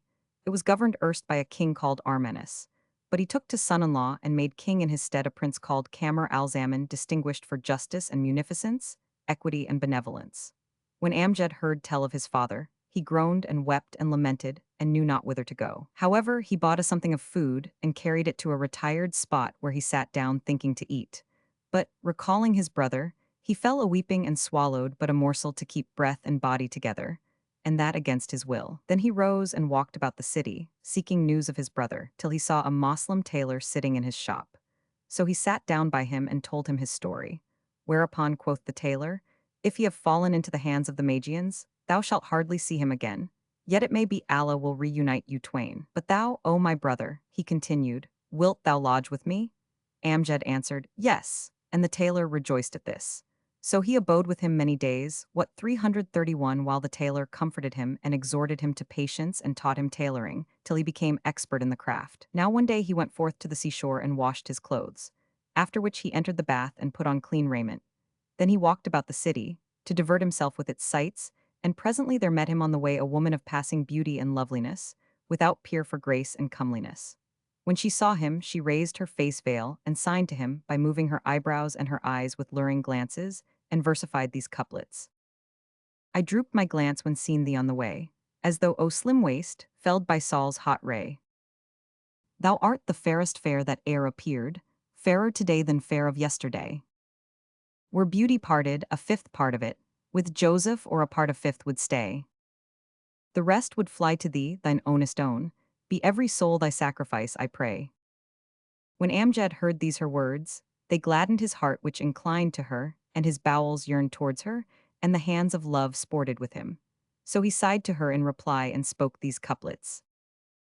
Above the rose of cheek is thorn of lance, who dareth pluck it, rashest Shevescence? Stretch not thy hand towards it for night long, those lances marred because we snatched a glance. Say her who tyrant is and tempter too, though justice might her tempting power enhance. Thy face would add to errors were it veiled, unveiled I see its guard hath best of chance. I cannot look upon Saul's naked face, but can, when mist cloud dims his countenance. The honey hive is held by honey bee, ask the tribe guards what wants their vigilance. And they would slay me, let them end their ire, rancorous and grant us freely to advance. They're not more murderous and charge the whole, than charging glance of her who wears the mole. 332, and hearing these lines from Amjad she sighed with the deepest sighs, and signing to him again, repeated these couplets. Tease thou hast trodden Coinisbeth, not I, grant me thy favors for the time draws nigh. O thou who makest morn with light of brow, and with loosed browlocks night and lift to sty. Thine idle aspect made of me thy slave, tempting as temptedst me in days gone by. Tease just my liver fry with hottest love, who worship fire for God must fire aby. Thou sellest like of me for worthless price, if thou must sell, ask high of those who buy. When Amjad heard these her words he said to her, Wilt thou come to my lodging, or shall I go with thee to thine? So she hung her head in shame to the ground and repeated the words of him whose name be exalted. Men shall have the preeminence above women, because of those advantages wherein Allah hath caused the one of them to excel the other. Upon this, Amjad took the hint, and Shahrazad perceived the dawn of day, and ceased saying her permitted say. Now when it was the 231st night, she said, It hath reached me, O auspicious king, that Amjad took the woman's hint and understood that she wished to go with him whither he was going. He felt himself bounden to find a place wherein to receive her, but was ashamed to carry her to the house of his host, the tailor. So he walked on and she walked after him, and the two ceased not walking from street to street and place to place, till she was tired and said to him, O my lord, where is thy house? Answered he, Before us a little way. Then he turned aside into a hansom by street, followed by the young woman, and walked on till he came to the end, when he found it was no thoroughfare, and exclaimed, There is no majesty and there is no might save in Allah, the glorious, the great. Then raising his eyes, he saw, at the upper end of the lane, a great door with two stone benches, but it was locked. So Amjad sat down on one of 333 the benches, and she on the other. And she said to him, O my lord, wherefore waitest thou? He bowed his head a while to the ground, then raised it and answered, I am awaiting my Mameluke who hath the key, for I bade him make me ready meat and drink and flowers, to deck the wine service against my return from the bath. But he said to himself, Haply the time will be tedious to her, and she will go about her business, leaving me here, when I will wend my own way. However, as soon as she was weary of long waiting, she said, O my lord, thy Mameluke delayeth, and here are we sitting in the street. And she arose and took a stone and went up to the lock. Said Amjad, Be not in haste, but have patience till the servant come. However, she hearkened not to him, but smote the wooden bolt with the stone and broke it in half, whereupon the door opened. Quoth he, What possessed thee to do this deed? Quoth she, Pooh, pooh, my lord, what matter it? Is not the house thy house and thy place? He said, There was no need to break the bolt. Then the damsel entered, to the confusion of Amjad, who knew not what to do for fear of the people of the house. But she said to him, Why dost thou not enter, O light of mine eyes and core of my heart? Replied he, I hear and obey, but my servant tarrieth long, and I know not if he have done aught of what I bade him and specially enjoined upon him, or not. Hereupon he entered, sore in fear of the people of the house, and found himself in a handsome saloon with 4 dais recesses, each facing other, and containing closets and raised seats, all bespread with stuffs of silk and brocade. And in the midst was a jetting fountain of costly fashion, on whose margin rested a covered tray of meats, with a leather tablecloth hanging up and gem-encrusted dishes, full of fruits and sweet-scented flowers. Hard by stood drinking vessels and a candlestick with a single wax candle therein, and the place was full of precious stuffs and was ranged with chests and stools, and on each seat lay a parcel of clothes upon which was a purse full of moneys, gold, and silver. The floor was paved with marble, and the house bore witness in every part to its owner's fortune. When Amjad saw all this, he was confounded at his case and said to himself, I am a lost man. Verily we are Allah's, and to Allah we are returning. As for the damsel, when she sighted the place she rejoiced indeed with a joy nothing could exceed, and said to him, By Allah, O my lord, thy servant hath not failed of his duty. For see, he hath swept the place and cooked the meat and set on the fruit. And indeed I come at the 334 best of times. But he paid no heed to her, his heart being taken up with fear of the housefolk. And she said, Fie, O my lord, O my heart, what aileth thee to stand thus? Then she sighed, and giving him a buss which sounded like the cracking of a walnut, said, O my lord, and thou have made an appointment with other than with me, I will gird my middle and serve her and thee. Amjad laughed from a heart full of rage and wrath, and came forwards and sat down, panting and saying to himself, Alack, mine ill death and doom when the owner of the place shall return. Then she seated herself by him and fell to toying and laughing, whilst Amjad sat careful and frowning, thinking 1,000 thoughts and communing with himself. Assuredly the master of the house cannot but come, and then what shall I say to him? He needs must kill me, and my life will be lost thus foolishly. Presently she rose, and tucking up her sleeves, took a tray of food on which she laid the cloth and then set it before Amjad and began to eat, saying, Eat, O my lord. So he came forward and ate, but the food was not pleasant to him. On the contrary, he ceased not to look towards the door, till the damsel had eaten her fill, when she took away the tray of the meats, and, setting on the dessert, fell to eating of the dried fruits. Then she brought the wine service, and opening the jar, filled a cup and handed it to Amjad, who took it from her hand, saying to himself, Ah, ah, and well away when the master of the house cometh and seeth me? And he kept his eyes fixed on the threshold, even with cup in hand. While he was in this case, lo, in came the master of the house, who was a white slave, one of the chief men of the city, being master of the horse to the king. He had fitted up this saloon for his pleasures, that he might make merry therein and be private with whom he would, and he had that day bidden a youth whom he loved and had made this entertainment for him. Now the name of this slave was Bahadur, and he was open of hand, generous, munificent, and fain of almsgiving and charitable works. And Scheherazade perceived the dawn of day, and ceased to say her permitted say. Now when it was the 232nd night, she said, It hath reached me, O auspicious king, that when Bahadur, the master of the horse and the owner of the house, came to the door of the saloon and found it open, he entered slowly and softly, and looking in, with head advanced and outstretched neck, saw Amjad and the girl sitting before the dish of fruit and the wine jar in front of them. Now Amjad at that moment had the cup in his hand and his face turned to the door. And when his glance met Bahadur's eyes, his hue turned pale yellow and his side muscles quivered. So seeing his trouble, Bahadur signed to him with his finger on his lips, as much as to say, "Be silent and come hither to me." Whereupon he set down the cup and rose, and the damsel cried, "Whither away?" He shook his head, and signing to her that he wished to make water, went out into the passage barefoot. Now when he saw Bahadur, he knew him for the master of the house. So he hastened to him, and kissing his hands, said to him, "Allah upon thee, O my lord, ere thou do me a hurt, hear what I have to say." Then he told him who he was from first to last, and acquainted him with what caused him to quit his native land and royal state, and how he had not entered his house of his free will, but that it was the girl who had broken the lock-bolt and done all this. When Bahadur heard his story and knew that he was a king's son, he felt for him, and taking compassion on him, said, "Hearken to me, O Amjad, and do what I bid thee, and I will guarantee thy safety from that thou fearest. But if thou cross me, I will kill thee." Amjad replied, "Command me as thou wilt, I will not gainsay thee in aught. No, never, for I am the freedman of thy bounty." Rejoined Bahadur, "Then go back forthwith into the saloon, sit down in thy place and be at peace and at thine ease. I will presently come into thee, and when thou seest me, remember my name is Bahadur. Do thou revile me and rail at me, saying, 'What made thee tarry till so late?' and accept no excuse from me. Nay, so far from it, rise and beat me. And if thou spare me, I will do away thy life. Enter now and make merry, and whatsoever thou seekest of me at 336, this time I will bring thee forthwith. And do thou spend this night as thou wilt, and on the morrow wend thy way. This I do in honor of thy strangerhood, for I love the stranger and hold myself bounden to do him devoir." So Amjad kissed his hand, and returning to the saloon with his face clad in its natural white and red, at once said to the damsel, "O my mistress, thy presence hath gladdened this thine own place, and ours is indeed a blessed night." Quoth the girl, "Verily I see a wonderful change in thee, that thou now welcomest me so cordially." So Amjad answered, "By Allah, O my lady, methought my servant Bahadur had robbed me of some necklaces of jewels, worth 10,000 dinars each. However, when I went out but now in concern for this, I sought for them and found them in their place.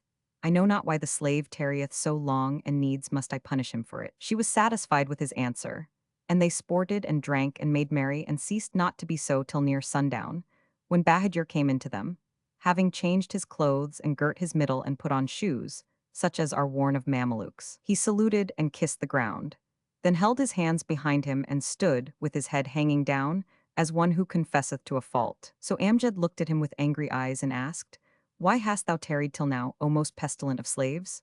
Answered Bahadur, "O my lord, I was busy washing my clothes and knew not of thy being here, for our appointed time was nightfall and not daytide." But Amjad cried out at him, saying, "Thou least, O vilest of slaves, by Allah I must needs beat thee." So he rose and, throwing Bahadur prone on the ground, took a stick and beat him gently.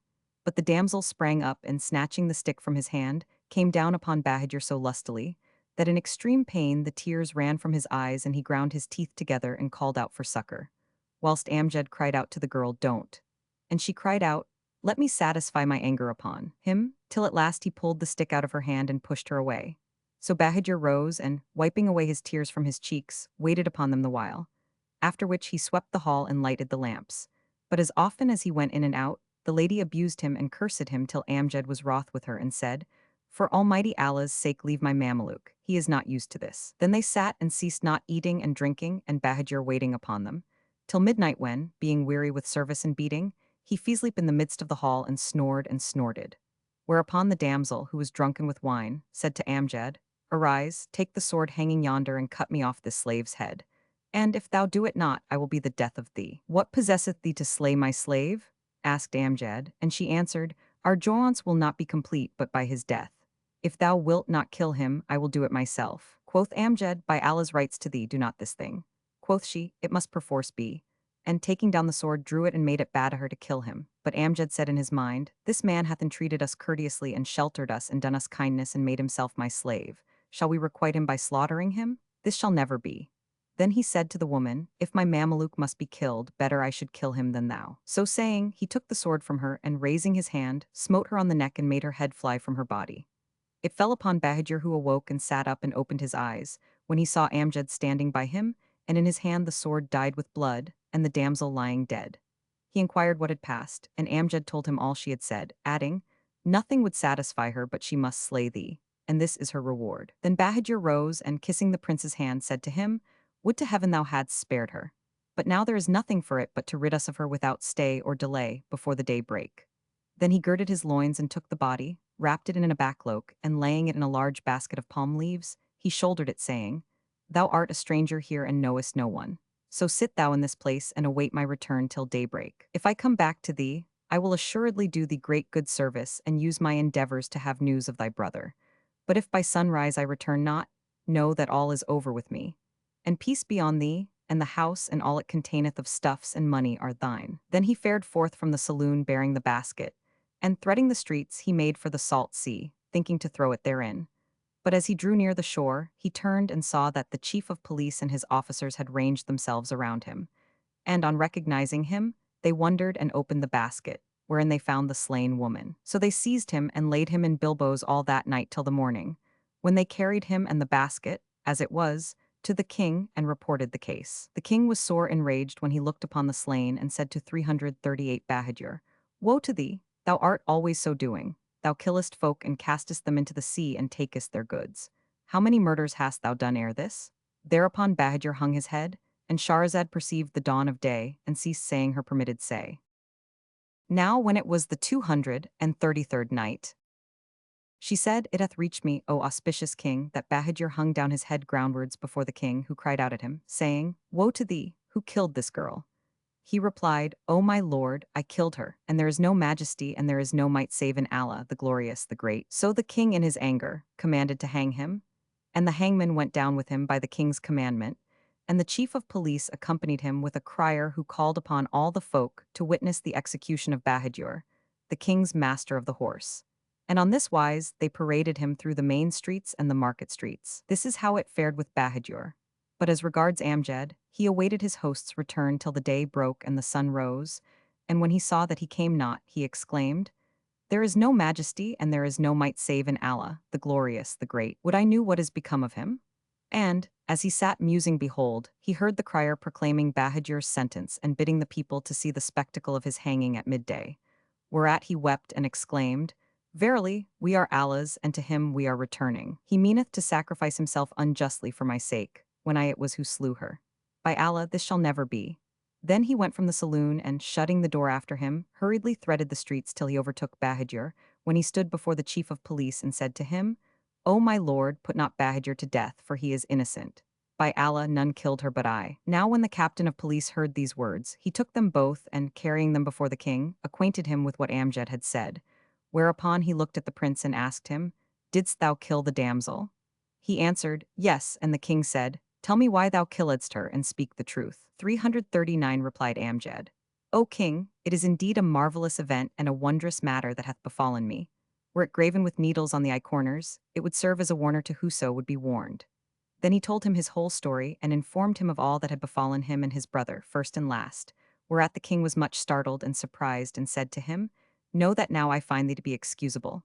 But list, O youth, wilt thou be my wazir?"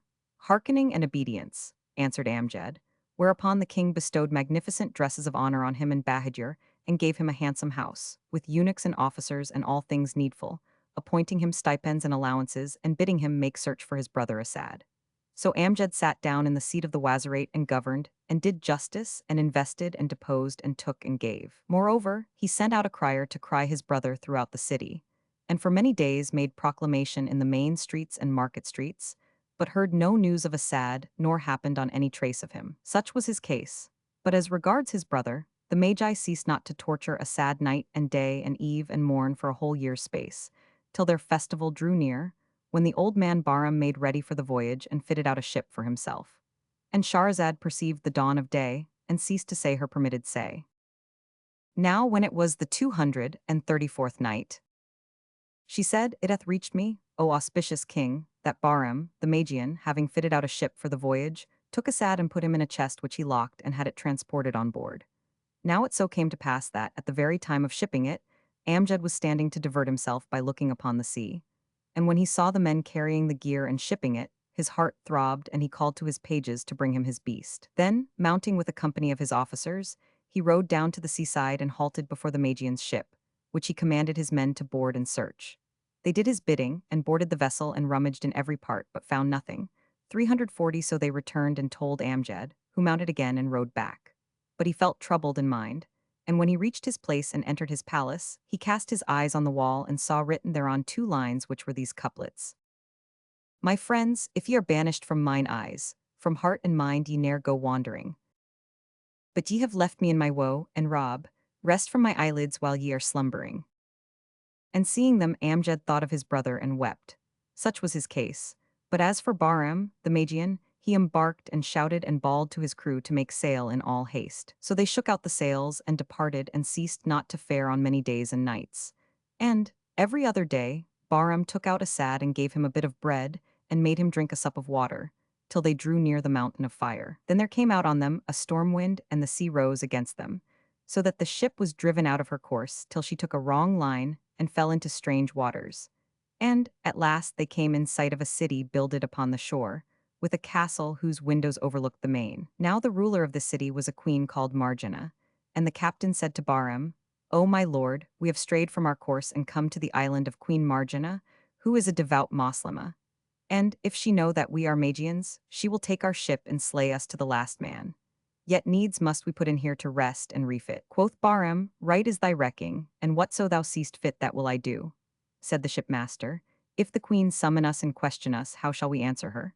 And Bahram replied, let us clothe this Moslem we have with us in a Mameluke's habit and carry him ashore with us, so that when the queen sees him, she will suppose and say, this is a slave. As for me, I will tell her that I am a slave dealer who buys and sells white slaves, and that I had with me many but have sold all save this one, whom I retained to keep 341 my accounts, for he can read and write. And the captain said, this device should serve. Presently they reached the city and slackened sail and cast the anchors, and the ship lay still, when behold, Queen Marjana came down to them, attended by her guards, and halting before the vessel, called out to the captain, who landed and kissed the ground before her. Quoth she, what is the lading of this thy ship, and whom hast thou with thee? Quoth he, O queen of the age, I have with me a merchant who dealeth in slaves. And she said, hither with him to me. Whereupon Bahram came ashore to her, with Asad walking behind him in a slave's habit, and kissed the earth before her. She asked, what is thy condition? And he answered, I am a dealer in chattels. Then she looked at Asad, and taking him for a Mameluke, asked him, what is thy name, O youth? He answered, dost thou ask my present or my former name? Hast thou then 2 names? Inquired she, and he replied, and indeed his voice was choked with tears, yes, my name aforetime was Al-Asad, the most happy, but now it is Al-Mudar Miserimus. Her heart inclined to him, and she said, canst thou write? Yes, answered he, and she gave him ink case and reed pen and paper, and said to him, write somewhat that I may see it. So he wrote these 2 couplets. What can the slave do when pursued by fate? O justice judge, whatever be his state, whom God throws hand-bound in the depths and says, beware lest water should thy body wet. A lalos pine et sc. Now when she read these lines, she had ruth upon him and said to 342 Bahram, sell me this slave. He replied, O my lady, I cannot sell him, for I have parted with all the rest, and none is left with me but he. Quoth the queen, I must need have him of thee, either by sale or way of gift. But quoth Bahram, I will neither sell him nor give him. Whereat she was wroth, and, taking Asad by the hand, carried him up to the castle and sent to Bahram, saying, except thou set sail and depart our city this very night, I will seize all thy goods and break up thy ship. Now when the message reached the Magian, he grieved with sore grief and cried, verily this voyage is on no wise to be commended. Then he arose and made ready and took all he needed and awaited the coming of the night to resume his voyage, saying to the sailors, provide yourselves with your things and fill your waterskins, that we may set sail at the last of the night. So the sailors did their business and awaited the coming of darkness. Such was their case. But as regards Queen Marjana, when she had brought Asad into the castle, she opened the casements overlooking the sea and bade her handmaids bring food. They set food before Asad and herself, and both ate, after which the queen called for wine, and Shahrazad perceived the dawn of day, and ceased saying her permitted say. Now when it was the 235th night, she said, it hath reached me, O auspicious king, that when Queen Marjana bade her handmaids bring wine and they set it before her, she fell to drinking with Asad. Now, Allah, be he extolled and exalted, filled her heart with love for the prince, and she kept filling his cup and handing it to him till his reason fled, and presently he rose and left the hall to satisfy a call of nature. As he passed out of the saloon, he saw an open door through which he went and walked on till his walk brought him to a vast garden full of all manner fruits and flowers. And, sitting down under a tree, he did his occasion. Then he rose and went up to a jetting fountain in the garden, and made the lesser ablution and washed his hands and face, after which he would have risen to go away. But the air smote him and he fell back, with his clothes undone and slept, and night overcame him thus. So far concerning him, but as concerns Bahram, the night being come, he cried out to his 343 crew, saying, Set sail and let us away. And they answered, We hear and obey, but wait till we fill our waterskins and then we will set sail. So they landed with their waterskins and went round about the castle, and found nothing but garden walls. Whereupon they climbed over into the garden and followed the track of feet, which led them to the fountain, and there they found Asad lying on his back. They knew him and were glad to find him. And after filling their waterskins, they bore him off and climbed the wall again with him and carried him back in haste to Bahram, to whom they said, Hear the good tidings of thy winning thy wish, and gladden thy heart and beat thy drums and sound thy pipes. For thy prisoner, whom Queen Marjanah took from thee by force, we have found and brought back to thee. And they threw Asad down before him. When Bahram saw him, his heart leapt for joy and his breast swelled with gladness. Then he bestowed largesse on the sailors and bade them set sail in haste. So they sailed forthright, intending to make the mountain of fire, and stayed not their course till the morning. This is how it fared with them. But as regards Queen Marjanah, she abode a while, after Asad went down from her, awaiting his return in vain, for he came not. Thereupon she rose and sought him, yet found no trace of him. Then she bade her women light flambeaux and look for him, whilst she went forth in person, and, seeing the garden door open, knew that he had gone thither. So she went out into the garden, and finding his sandals lying by the fountain, searched the place in every part, but came upon no sign of him. And yet she gave not over the search till morning. Then she inquired for the ship, and they told her. The vessel set sail in the first watch of the night. Wherefore she knew that they had taken Asad with them, and this was grievous to her, and she was sore angered. She bade equip 10 great ships forthwith, and, making ready for fight, embarked in one of the 10 with her Mamelukes and slave women and men-at-arms, all splendidly accoutred and weaponed for war. They spread the sails, and she said to the captains, If you overtake the Magian's ship, ye shall have of me dresses of honor and largesse of money. But if you fail so to do, I will slay you to the last man. Whereat fear and great hope animated the crews, and they sailed all that day, and the night, and the second day, and the third day, till, on the fourth they sighted the ship of Bahram, the Magian, and before 344 evening, fell the queen's squadron had surrounded it on all sides, just as Bahram had taken Asad forth of the chest and was beating and torturing him, whilst the prince cried out for help and deliverance, but found neither helper nor deliverer, and the grievous bastinado sorely tormented him.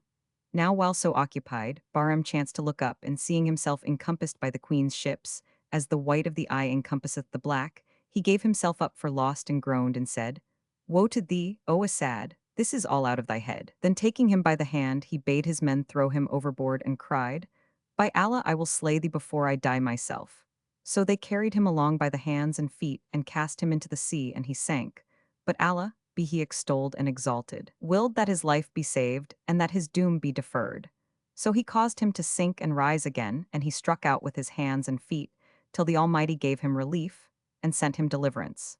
And the waves bore him far from the Magian's ship and threw him ashore. He landed, scarce crediting his escape, and once more on land he doffed his clothes and wrung them and spread them out to dry, whilst he sat naked and weeping over his condition, and bewailing his calamities and mortal dangers, and captivity and strangerhood. And presently he repeated these 2 couplets. Allah, my patience fails, I have no ward, my breast is straitened and clean cut my cord. To whom shall wretched slave of case complain, save to his Lord, O thou of lords the Lord? Then, having ended his verse, he rose and donned his clothes, but he knew not whither to go or whence to come.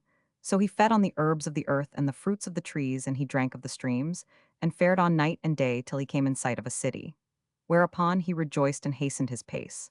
But when he reached it, and Shahrazad perceived the dawn of day, and ceased to say her permitted say. Now when it was the 236th night, she said, It hath reached me, O auspicious king, that when he reached the city the shades of evening closed around him, and the 345 gates were shut. Now by the decrees of fate and man's lot this was the very city wherein he had been a prisoner, and to whose king his brother Amjad was minister. When Asad saw the gate was locked, he turned back and made for the burial ground, where finding a tomb without a door, He entered therein and lay down and fell asleep, with his face covered by his long sleeve. Meanwhile, Queen Margina, coming up with Bahram's ship, questioned him of Asad. Now the Magian, when Queen Margina overtook him with her ships, baffled her by his artifice and gramarye, swearing to her that he was not with him and that he knew nothing of him. She searched the ship but found no trace of her friend, so she took Bahram and, carrying him back to her castle, would have put him to death, but he ransomed himself from her with all his good and his ship, and she released him and his men. They went forth from her hardly believing in their deliverance, and fared on 10 days' journey till they came to their own city and found the gate shut, it being eventide. So they made for the burial ground, thinking to lie the night there, and, going round about the tombs, as fate and fortune would have it, saw the building wherein Asad lay wide open. Whereat Bahram marveled and said, I must look into this sepulchre. Then he entered and found Asad lying in a corner fast asleep, with his head covered by his sleeve. So he raised his head, and looking in his face, knew him for the man on whose account he had lost his goods and his ship, and cried, What? Art thou yet alive? Then he bound him and gagged him without further parley, and carried him to his house, where he clapped heavy shackles on his feet and lowered him into the underground dungeon aforesaid prepared for the tormenting of Moslems. And he bade his daughter by name Boston torture him night and day, till the next year, when they would again visit the mountain of fire and there offer him up as a sacrifice.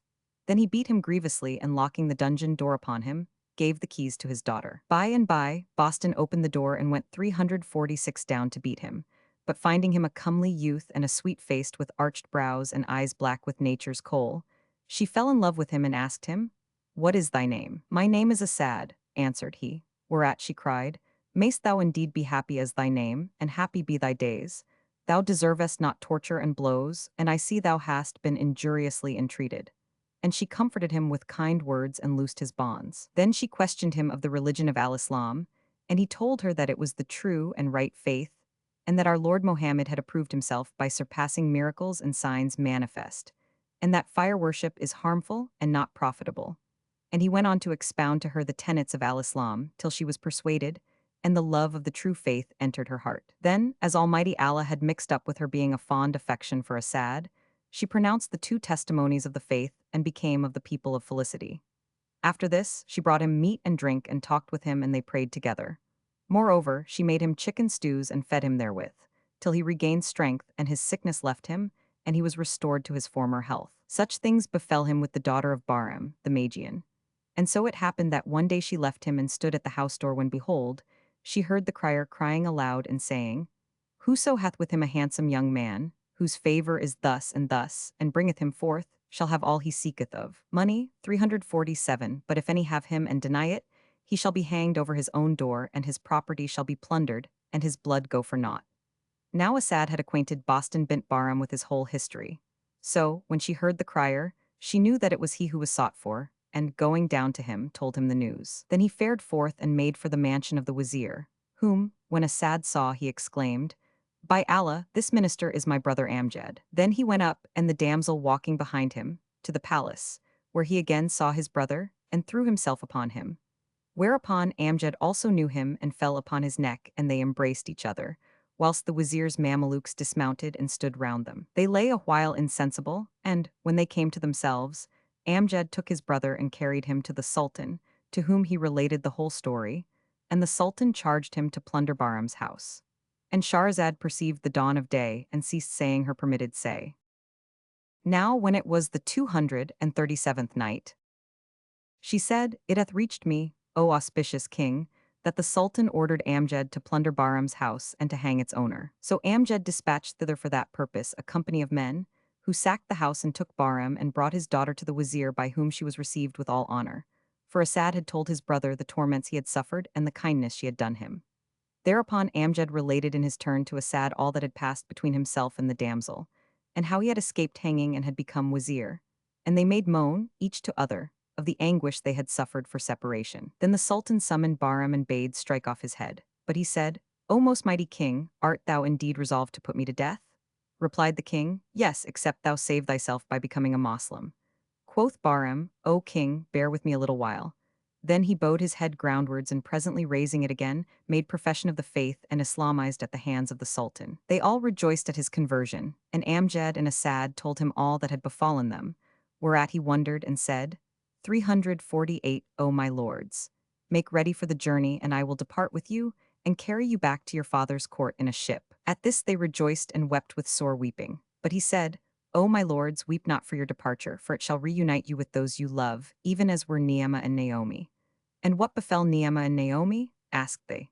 "They tell," replied Bahram, "but Allah alone is all-knowing, the following tale of